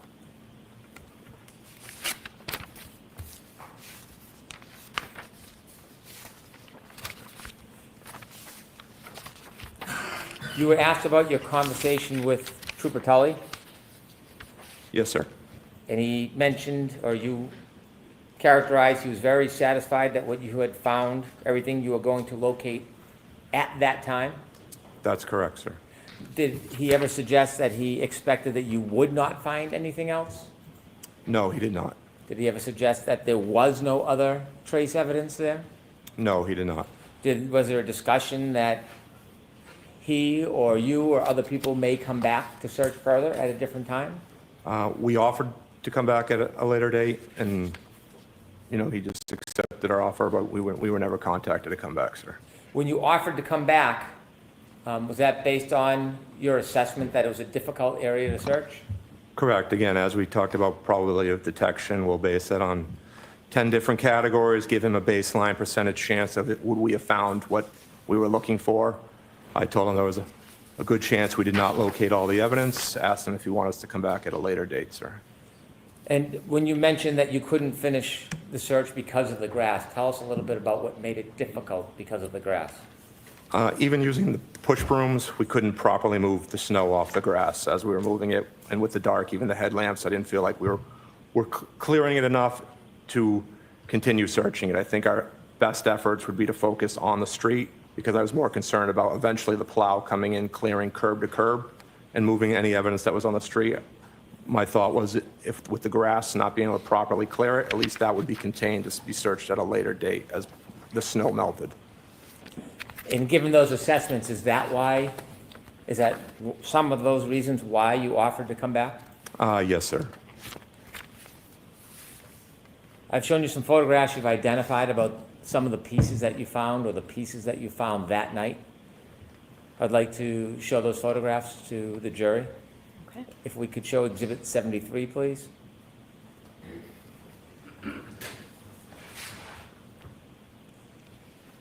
Is that one of the photographs you identified earlier? Yes, it is, sir. Is there a chance, Ms. Gilman, that we could do a close-up of that? Can you describe what you're seeing? It's a piece of clear taillight. It's got rigid edges, some indentations on it, distinctive markings. Did all of the pieces you found have those type of markings on it? Not sure if they had those exact same markings, sir. I'd have to compare the photos. Was there different colors of pieces that you found that night? Yes, we also found pieces of red taillight as well. Could we see 73A, please? Without blowing it up, if you could go back. Is 73A a picture from further away of the same piece? Yes, that's what it appears to be, sir. Was it easier to see these pieces that night in person than it is in photos, or was there any difference in the ability to identify these pieces? Objection, Your Honor. Sustained. When you saw the piece from where you were standing, did it look any different than it does in this photo? No, it doesn't, sir. Could we see 75, please?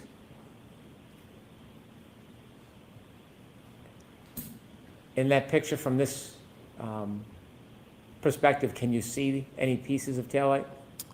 There's a piece of red taillight in the left-hand side of that photo, sir. On a little bit of a mound? Correct, sir. Is that where that piece was found, on the mound? No, that's the photo, like we discussed earlier, sir, that came up with one of the shovels. And you can see, when you get closer to that photo, you'll see the actual molding of the overturned shovel. So it was scooped up and then placed on that mound? Correct. As the trooper overturned it to start beginning to sift through the different layers of snow, that's where he deposited that snow, sir. Could we get a close-up of the left side of that picture, please? Can you see the shovel marks near that piece? Yes, they're directly behind it and off to the left. You can see the molding of the shovel. You can see a bit of a divot to the left of the red. Yes, correct, sir. Is that part of imprint from the shovel? Yes, it is, sir. Could we see 75A, please? Is that a closer picture of the same item? Yes. The imprint, does that give you a clearer view of the shovel you were speaking about? Yes, it does, sir. Could we see 76, please? Is that one of the photographs you identified earlier? Yes, it is, sir. And that piece, was it found at ground level? Yes, that photo is where that item was located, sir. Touching the ground? Yes, sir. Could we get a close-up of that, please?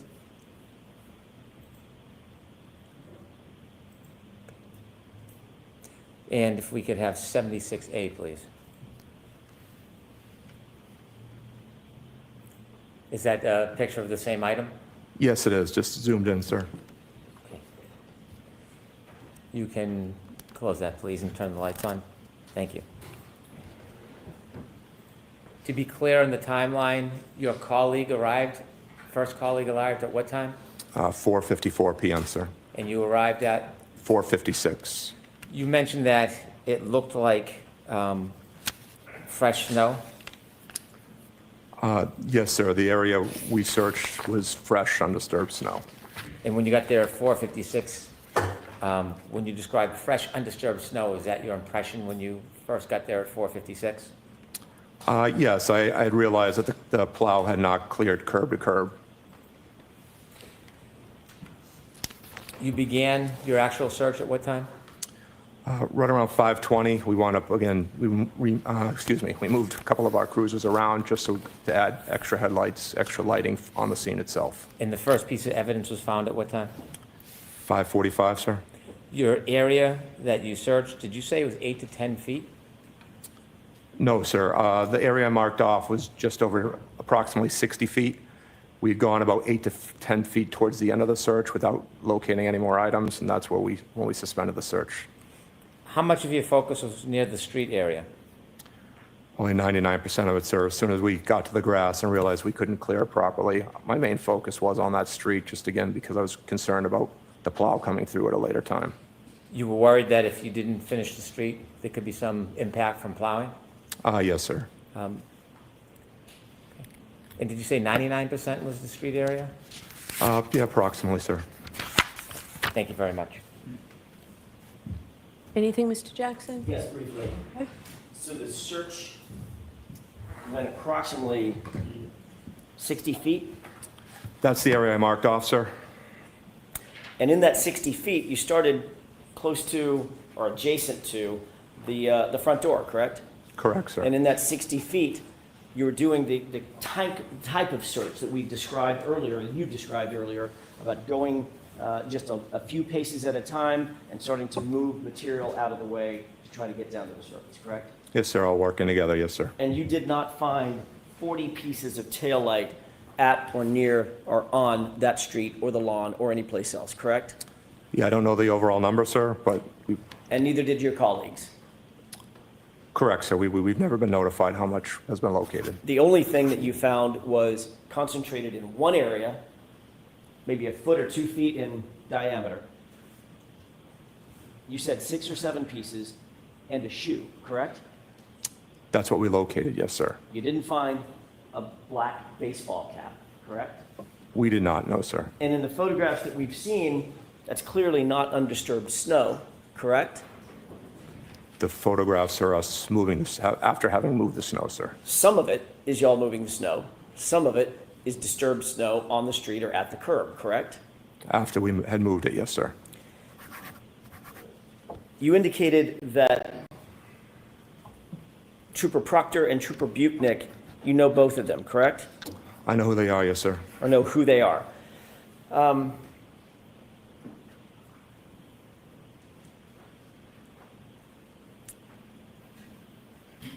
When Trooper Tully told you that the vehicle was en route and could not provide you a photograph at, let's call it 5:50 p.m., did he tell you that the vehicle had actually been secured at Canton PD about a mile and a half away at 5:35 p.m.?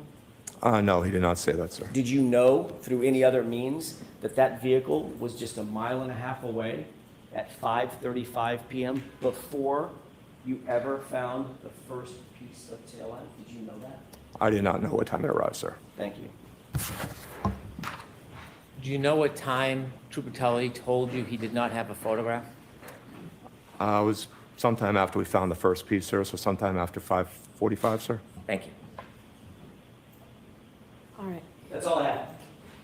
All right, Lieutenant, you are all set, sir. Thank you. May we approach? Okay. One up, please. Sidebar. Yeah, it's interesting. I'm not sure if these guys are looking at our chats and stuff, but there's probably somebody looking at it. As I say, we were doing a trial up in Seattle, and yeah, the attorneys all had this stream open with the chat open. So there are some trialists that do actually look at chats and stuff, you know, on different channels. So yeah, it's always interesting. You never know who's looking. I doubt that they are looking at it. I think it's probably the paralegals and stuff like that. Hey, beautiful. Hang on. Sorry, my Hold bad. on. You're muted. Sorry. I'm home now. I can see. Yeah, I had to come home and dry off. My feet were soaked and it was just, oh, they're back. Hang on. We'll see what they say. I haven't reported it too much, but I can tell you now that we are definitely on track. Maybe a little ahead of schedule, which may just mean down the road a little bit, we'll be back on track. But because we're on track a little ahead of schedule right now, we're done for today. So we'll let you leave for today with those same cautions. Please do not discuss this case with anyone. Don't do any independent research or investigation into this case. If you happen to see, hear, or read anything about this case, please disregard it and let us know. Be very careful with your social media use. We'll see you tomorrow morning. All rise for the court, please. We'll just wait a second, Dina, just in case they come back down. Yeah. You know? But yeah, Katie, they will be. So I know that anything that bedrooms on, they look at, if that makes sense. Oh, it looks like they've gone, so fine. I'll kick that out. Remove. I'll make us big. Oh, me and Mexi playing games together. So there will be people looking at different chats, but mainly when the attorneys like Bedro, Brother Counsel, and all them, they will definitely be interns, paralegals looking at those chats for sure, 100%. Oh God, yeah. Yeah, they won't be They, looking at these chats, but you know, yeah. I missed the last bit of it because I just got home and I was just like, I kicked my shoes off. It's rainy, wet there. I was looking at Scott McGinnis and I'm like, I already have bronchitis. I got to go home and warm up. Yeah. I'm So gonna. are you taking us to the shower now then? Absolutely not. We have a The show. trolls would have a field day with that. No. Hey, before I say anything, Robin G, I messaged saying Dennis said he's got the package. Robin G sent a box of umbrellas to Dennis. My God, the people in the movement are great. I wanted to update because I got home and I saw Brandy did a like a video thing about her stuff. Oh, So hold it, they're back. Hold it. Mm-hmm.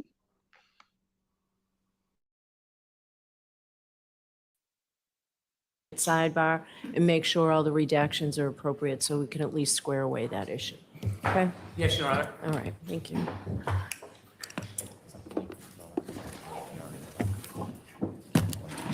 All rise. Anyhow. There you go. So Thank you, I wanted to update that because Brandy put it out like I guess it was like 2 hours ago. So when I talked to Hardman, Hardman, I was hearing Brandy was going to get charged with something, but then they're not. My understanding is they're not charging her with anything. They're going to send her something where they're identifying her or something else like that, but not a charge. And in the video, it says something like, "Me, I don't agree with Hardman." That was discussing the buffer zone because I'd like to be able to stand out in front of the registry of deeds. Yeah. And hold on, I'm getting back feed. I gotta turn my TV down. Oh, that's fine. So, but I think Brandy, I watched the video of her saying peekaboo, but I don't know. I mean, I guess she was playing with, who was it? Hadley? Mm-hmm. Hadley. Hadley So Tyler. I have no clue, but that shouldn't make Brandy not come down anymore. She should definitely come down. Yeah, come down, Brandy, because Mighty Meats could be crying if you don't appear on stream. So you got to be down there just for Mighty Meats. Exactly. No, we love Brandy, and I can understand it's Absolutely. frustrating, though. Do you know what I mean? It is frustrating when It you is get talked to like frustrating. that, you know? Yeah. I mean, It's, it's not taking any shit, but like I said, there's two different groups. There's a CERT team and something else. So we're all getting watched. People yeah. got to understand that we're getting watched. Just the other day, I got followed by the Mass State Police down the highway. They were definitely following me. Well, But I mean, it's still getting watched, and we only have to do one little thing. Is Dina naked? No, I have a tank top on. Come on, people. I wouldn't appear naked. I have a Can, tank top on. yeah, we wish she was naked. Let's go. Hey, can I tell you a quick story? Can I tell you a quick story? Mighty Meat. So, Dennis Sweeney was dropping me off from a standout, and we pulled into my complex, and I shit you not, 30 seconds later, there's a trooper pulling in, Yeah. and they do a U-turn, then watching, and then they pulled out. Yeah. It was like, oh shit. Yeah, like I said, I haven't been followed in a long time. He was clearly following me. He wasn't running to anything else, but I mean, he was right behind me because I slowed down on purposely to, go around me or whatever. You know what I mean? That's how you know. And then I turned my dash cam on because I have a cam running in my car now, just in case, because we've all had threats Good and idea. everything else, and I'd rather have it recorded and stuff. So, That's a but great idea. yeah, everybody's got to be careful. They're watching. There's, Well, I 100%. They after the standout, I 100%. They know now where I'm living. They were following Dennis. It was like it's a bit shitty. Do you know what I mean? It's like fuck. You know, yeah, it's not that's nice. like, even when I go out to like Monday night dive bar, I'll have like 2 White Claws or 2 High Noon. It's a 2 drink limit. I'm not going to break that because that's all it's going to take is them watching. And I don't drink and drive anyways. But I mean, that's all it's going to take for you to get pulled over. It's crazy, but I mean, it is what it is. I don't worry about leaving Monday night dive bar because I don't drink that. You've been there. You've seen me. I go over to water and just have a water. So I tried the High Noon for the first time last night. A peach one. I was very disappointed. I didn't think it was that great. they're not that great. I like the pineapple one. Pineapple and watermelon. Yeah. Yeah, I got to try again. Yeah. So at least you get a little bit of a break before you go on tonight. I'm gonna hop in and take a hot shower because my bones are just aching me. It's chill. It was a shitty day, and it's gonna be a shitty week. So, but what's this, Boston? Hi, sorry I cut the video somewhere. I didn't mean to say you were disagreeing with Hardman. Oh no, Brandy. That's why I was clarifying it because at first it's almost like it's sort of portrays like I'm disagreeing with Hardman. And me and Hardman have a good rapport with each other, but he knows I disagree with part of the buffer zone. I disagree with the buffer zone, but the big part is I would like to be able to stand out across the street at the registry of deeds. But no, it sounded like you're not going to get a charge. It sounds like they're identifying you, and I think you're getting that's my take on it. I can't tell you exactly what word he said, but it didn't sound like you're getting charged with anything. But Mighty Me says they are watching you 2 times being a foreigner. That's true.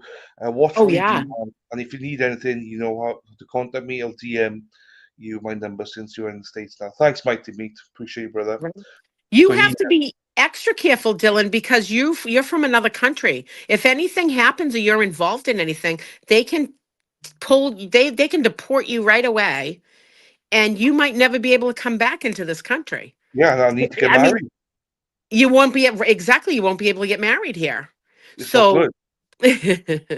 but the same with us. Like I just came home and I got my excise tax in the mail, and it's one of the almost the warrant ones. Like if I don't pay it, I'm like, holy shit, I didn't even get the first one. Like I don't remember excise tax until you get it in the mail, and our mail so shitty. So now I'm like, shit, I got to go down because if that goes over to a warrant, then they can come and get me. And I didn't even get the first one, so. Mm-hmm. But it's all those little things you really got to worry about right now because, I it's got. tough. Sorry, look at this. Look at this prick, Dana Leonard, this arsehole. Wait, that's all it would take for Dylan to leave. Just get me kicked out. Bail the bride. I know. Dana's fault. Dana's fault. It's Dana's fault. It's Dana's fault. Bail money. I know. I know. No, I'm behaving. I'm walking away from everything. Yeah. I don't really drink, so I should be fine. I do know. Right. Yeah. Yeah, but it's like we live in this world where you have to do that. I have a good rapport with most of them down there. I don't treat them. They haven't treated me wrongly, Yeah. and I'm not going to treat them wrongly. But I mean, I have to see something with my own eyes to get involved in it. You know what I mean? Myself, because if we all start hopping in on stuff, we could possibly make it worse. So let people handle it. We all got each other's back, but let it handle it and see what actually comes out. No one knows yet. No one's gotten arrested yet, as far as like Erica and Brandy, but you got to see what happens. But it just sounded like Brandy's just going to get a warning thing for it, and then she can go from there with it. You know what I mean? We can't even walk down the sidewalk at certain times. You know what I mean? It's crazy, and exactly, Boston Brandy, 100%. I think it's just a warning thing. Like, don't do that, because it kind of looked in the video that like Hanky actually laughed at it. Am I wrong, or did I see No, that? he did. He did laugh. You could tell he Yeah. laughed. So, and there's a little kid standing right there. So, you know, see what happens. I mean, could, you got to look at everything from all points of views. Hank laughed in it. There's a little kid there. You're playing peekaboo. Is it a coincidence that it happened the same time? And then one of the cops is looking like, what the fuck are they talking? You know what I mean? Like, you got to look at everything. And that's how I look at it, especially where I'm not there personally to see it. It is on video, and it looks like it was just playing with Hadley. So, I know. you So, know, Mighty B says they could hold me up to 72 hours without cause and no bail. And these Yeah. fuckers might just do it. So that's different. That's good to know. Right. But also, can you imagine going to the judge and going, right, this is, harassment. What did she say? Especially when you got Brandy there, all innocent, all cute, like all 4'3" of her, like sat there, like what she said, peekaboo. Yeah. It's like the judge is gonna be like, what the fuck? Yeah. And then exactly, the judge is going to look at like, what the hell? And then you got the circ guy driving by and just seeing him with Hank. It could all be just a coincidence of what happens. And you know what I mean? We're looking at it like, what the hell? She said peekaboo, but Hadley's right there. And then you got a cop going by with Brennan, and they think that it's something, you know what I mean? And Yeah. so everybody's just so freaking on edge. And it's gone to the next level of it with them. Like the cops are looking the moment anything happens, you know what I mean? So it's crazy. Does Eric have a link? She's standing down there. I don't know. She's got a link. Tell her to go into the link of in our messages. That's where the link is in our street team message thing to get on. Yeah. It'd be good if she wanted to pop on. We'll stay on for another 5 or something to see if she wants to pop on. Yeah. It was something that happened. She said peekaboo to Brennan, as in Brennan was around there. But yeah. The good thing is if anything happens out front, everybody's on camera. So if the McAlberts do something, they're on camera too. So they're going to get in trouble for it. I mean, I walked back and forth today. I didn't even see them out there. No, You I know. didn't. To be fair, I didn't. We drove through. There was a lot of cops around, so Yeah. um, Boston Brand is the one that Mighty Meat is obsessed with in a good way. If you could ever be obsessed in a good Yeah. way. Hartman's not in charge of bike cops. Oh, he's not. Yeah. No, he's not in charge of bike cops. That's the CERT team. That's what I mean. It's different. That's why when I went over to talk to him, because I asked him, I'm like, what is Brandy getting charged with? Yeah. Because they said it was coming in the mail. And he's like, I don't think she's getting charged. I think it's just a warning thing or something on that effect. And I'm like, oh, okay, all right. And now I never saw the video of it. So now I just saw the video of it. And there's Hadley and her mom. You know what I mean? And it's like, wait a minute. This isn't, you know what I mean? It's a peekaboo thing if she's playing with Hadley. So Yeah. I So think Dana, it's a misunderstanding. And if the judge sees that video, he's going to be like, wait a minute. There's a little kid standing there. yeah, and Dana says, I just sent a link to Erica. I love this. Well, if Mighty loves Brandy, then she must be great. He doesn't like anyone. Mighty hates everybody. And Dina, I'm sorry to you, Dylan, Tracy, and Dana. I would never want to make it. You don't make us look bad. No, You make us you look better. don't. Absolutely not. I'm just clearing it up because in the video it makes it seem like I was arguing about Hardman with him, and it's not. That part of it was talking about I don't agree with what's going on down at the buffer zone. And I've had that conversation with him. The only good thing about the buffer zone, if I can say there's a good thing, is Karen's walking in safely and doesn't have to worry about someone shanking Yeah, her or throwing shit on her. yeah, And I've that's true. had that conversation with him. Yeah, I feel like my rights were violated because I should be able to walk on the other opposite side of the street and be there the whole time. And we can't. And no. and that's upsetting, you Because know. that's the one side I did not like last year was that everyone's in her face. I didn't like that. Well, You know. let me tell you, being down in that with everybody trying to protect her and her parents who would Yeah. always be lagging behind, they're older and cameras almost smacking. I mean, we had bruises on our bodies. Those cameras are heavy and they would you'd go to put your hand up so Mr. Reed wouldn't get smacked in the head. And Yeah. they're hitting you. And like I said, Christina Rex's cameraman punched me in the stomach. Oh yeah. Little shit, her old one. But I mean, it was that's dangerous. Someone could have walked up and did anything to her, and that's why I was so mad about it. Someone could have thrown stuff on people. Someone could have, shanked somebody. It was awful. And so that is the one good thing. If I had to say anything good about a buffer zone, it would be that she's walking in safely, as well as the O'Keefe family, because I'm sure there's people that are mad at them too and Yeah. would do something. So it doesn't matter. They're walking in safely, but you can walk them in safely on that side of the courthouse and give us the other side of the sidewalk. Yeah. 100%. Yeah. That's my 100%. thing. The only thing they said was excuse was that the jury could hear it when they deliberated. Well, you can put the buffer zone in when the jury deliberating. No one needs to be outside when the jury deliberating anyway. So fine, but now you hear all these sirens and stuff. You don't hear anything outside. It's like I never once heard the crowd last year outside. I heard the Yeah. sirens. So Yeah. do you know what I mean? You better off putting the buffer zone in place for the deliberations, and that's it. That's fine Mhm. because it doesn't matter. But Yeah. it's such bullshit. I like Dana's thing. Brandy, you have nothing to apologize for, which you don't. Just please, going forward, would you please do the hokey pokey, not peekaboo, and do the hokey pokey and turn yourself around. That's what it's all about. Now, Brandy, you got nothing to apologize for. but her biggest It's all mistake about was clarification. I'm she clarifying should have stuff. she should have told the truth, and that's it. She should have said it's always Dana's fault. Dana's fault. It is. Just blame this on Dana. Dana's fault. If you Yeah. just be truthful next time and say it was Dana, and you're all good, Brandy. You got to stop saying this because when you say Dana, I think you're saying Dana. Dina. But so I got people saying Dana. Dina, Dana, Diana, and something else as well. Like motherfuckers, I don't know what the fuck. So you're Dina, or that's why I call you Pocket Rocket. It's easier. All right, just call me Pocket Rocket then. That's fine. And then Dana is arse. Always Dana's fault. he's got all the negativity towards him. Dana has, you know. But I do understand it's a bit of a Dana. Never Yeah. your fault, just Dana's fault. I'll look sometimes like, oh, he's not talking about me, he's talking about Dana. Yeah, always negative Dana. Yeah.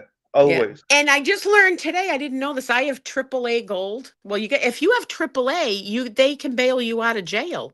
So that's a good thing. I have that in case I ever get arrested. I thought that was batteries, AAA's. I don't know what AAA. It always turns. It always turns. I don't know. I welcome it all.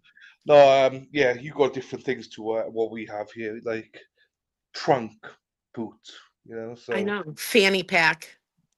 I know, bum bag. It's interesting, isn't it? Yeah. I don't think Erica's coming on. Pocket Rocket. I don't think she's coming on. No. You got anything you want to say before we close it down? Free Karen Reed. Don't let Brandy, I love you, and don't you dare not go back to the buffer zone tomorrow. I'm gonna try to make it down there Thursday, but free Karen Reed, justice for Officer John O'Keefe, answers for Enrique Delgado Garcia, justice for Justin Root, and justice for Sandra Birchmore and her unborn child, and hope for the people of Canton. And just hang in there, everybody. We're working our way through it. It's not the same as last year. It's never going to be like that again. But we still have to show support down there, and it's tough. It is tough, and we don't want to see anybody get arrested or anything else. So just cross your fingers for everybody. I saw this, Dina, quickly. Tully went to someone's house because they were informed that they were having an affair with Turtle Boy, and she posted about it on Twitter. I did see that actually, Keith. You know, that's how sly they are. They're watching everything, and if they hear any, No, they are watching everything. That's why you got to keep portions of your personal life out of here. Yeah, and it's got to be like, your children, your grandchildren to a point. I mean, some of us have been doxxed, but if you're, dating anyone, if you go out to, a club, like I question everything now. If you don't know who is entering your life or why. It's crazy.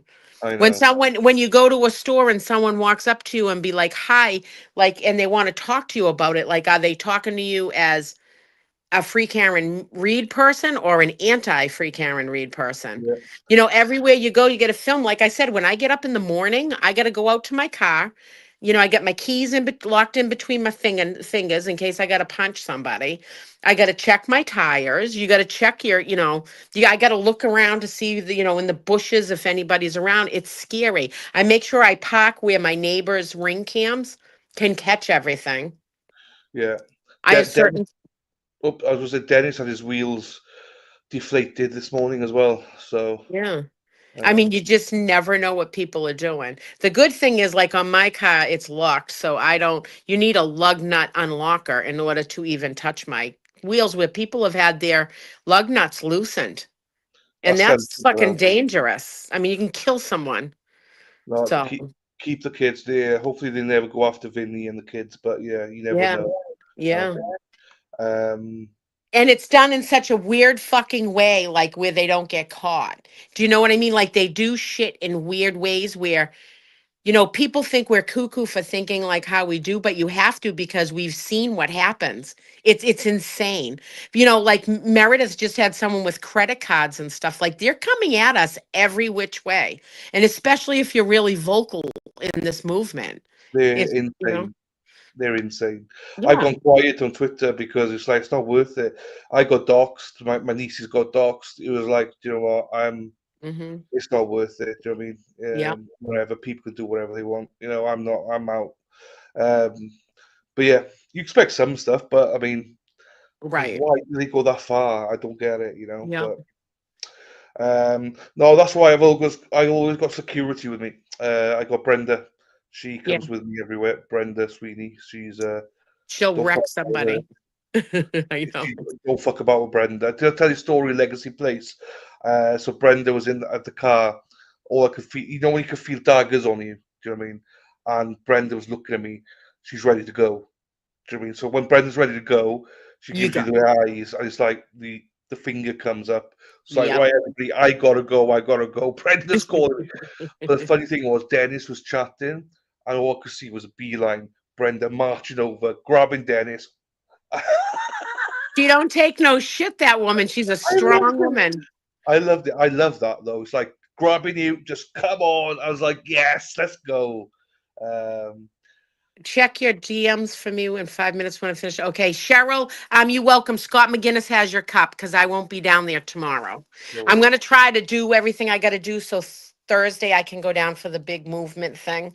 We'll see how I'm feeling and stuff. Yeah, don't When a worry. wild There's no animal is point. cornered, that's what happens. Well, the way Don't- they put those barriers up, it's like we're at the Ringling Brothers Barnum Bailey Circus and we're elephants locked in. She is the best, Dennis. She is the best, Dennis.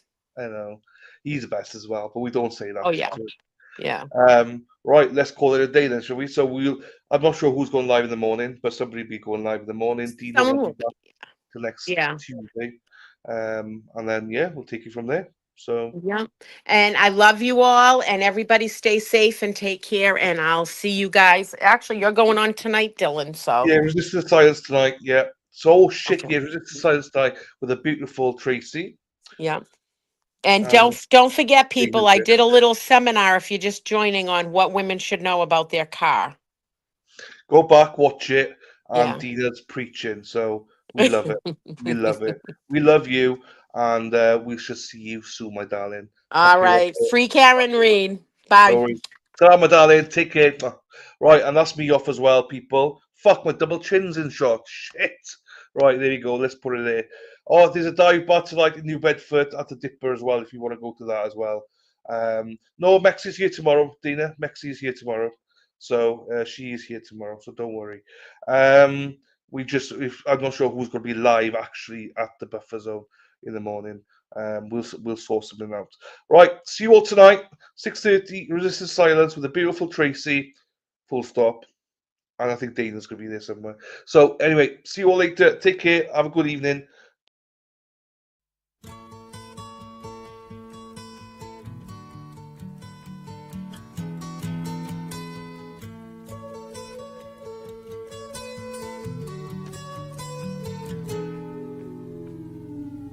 Here comes the sun. Here comes the sun. I say.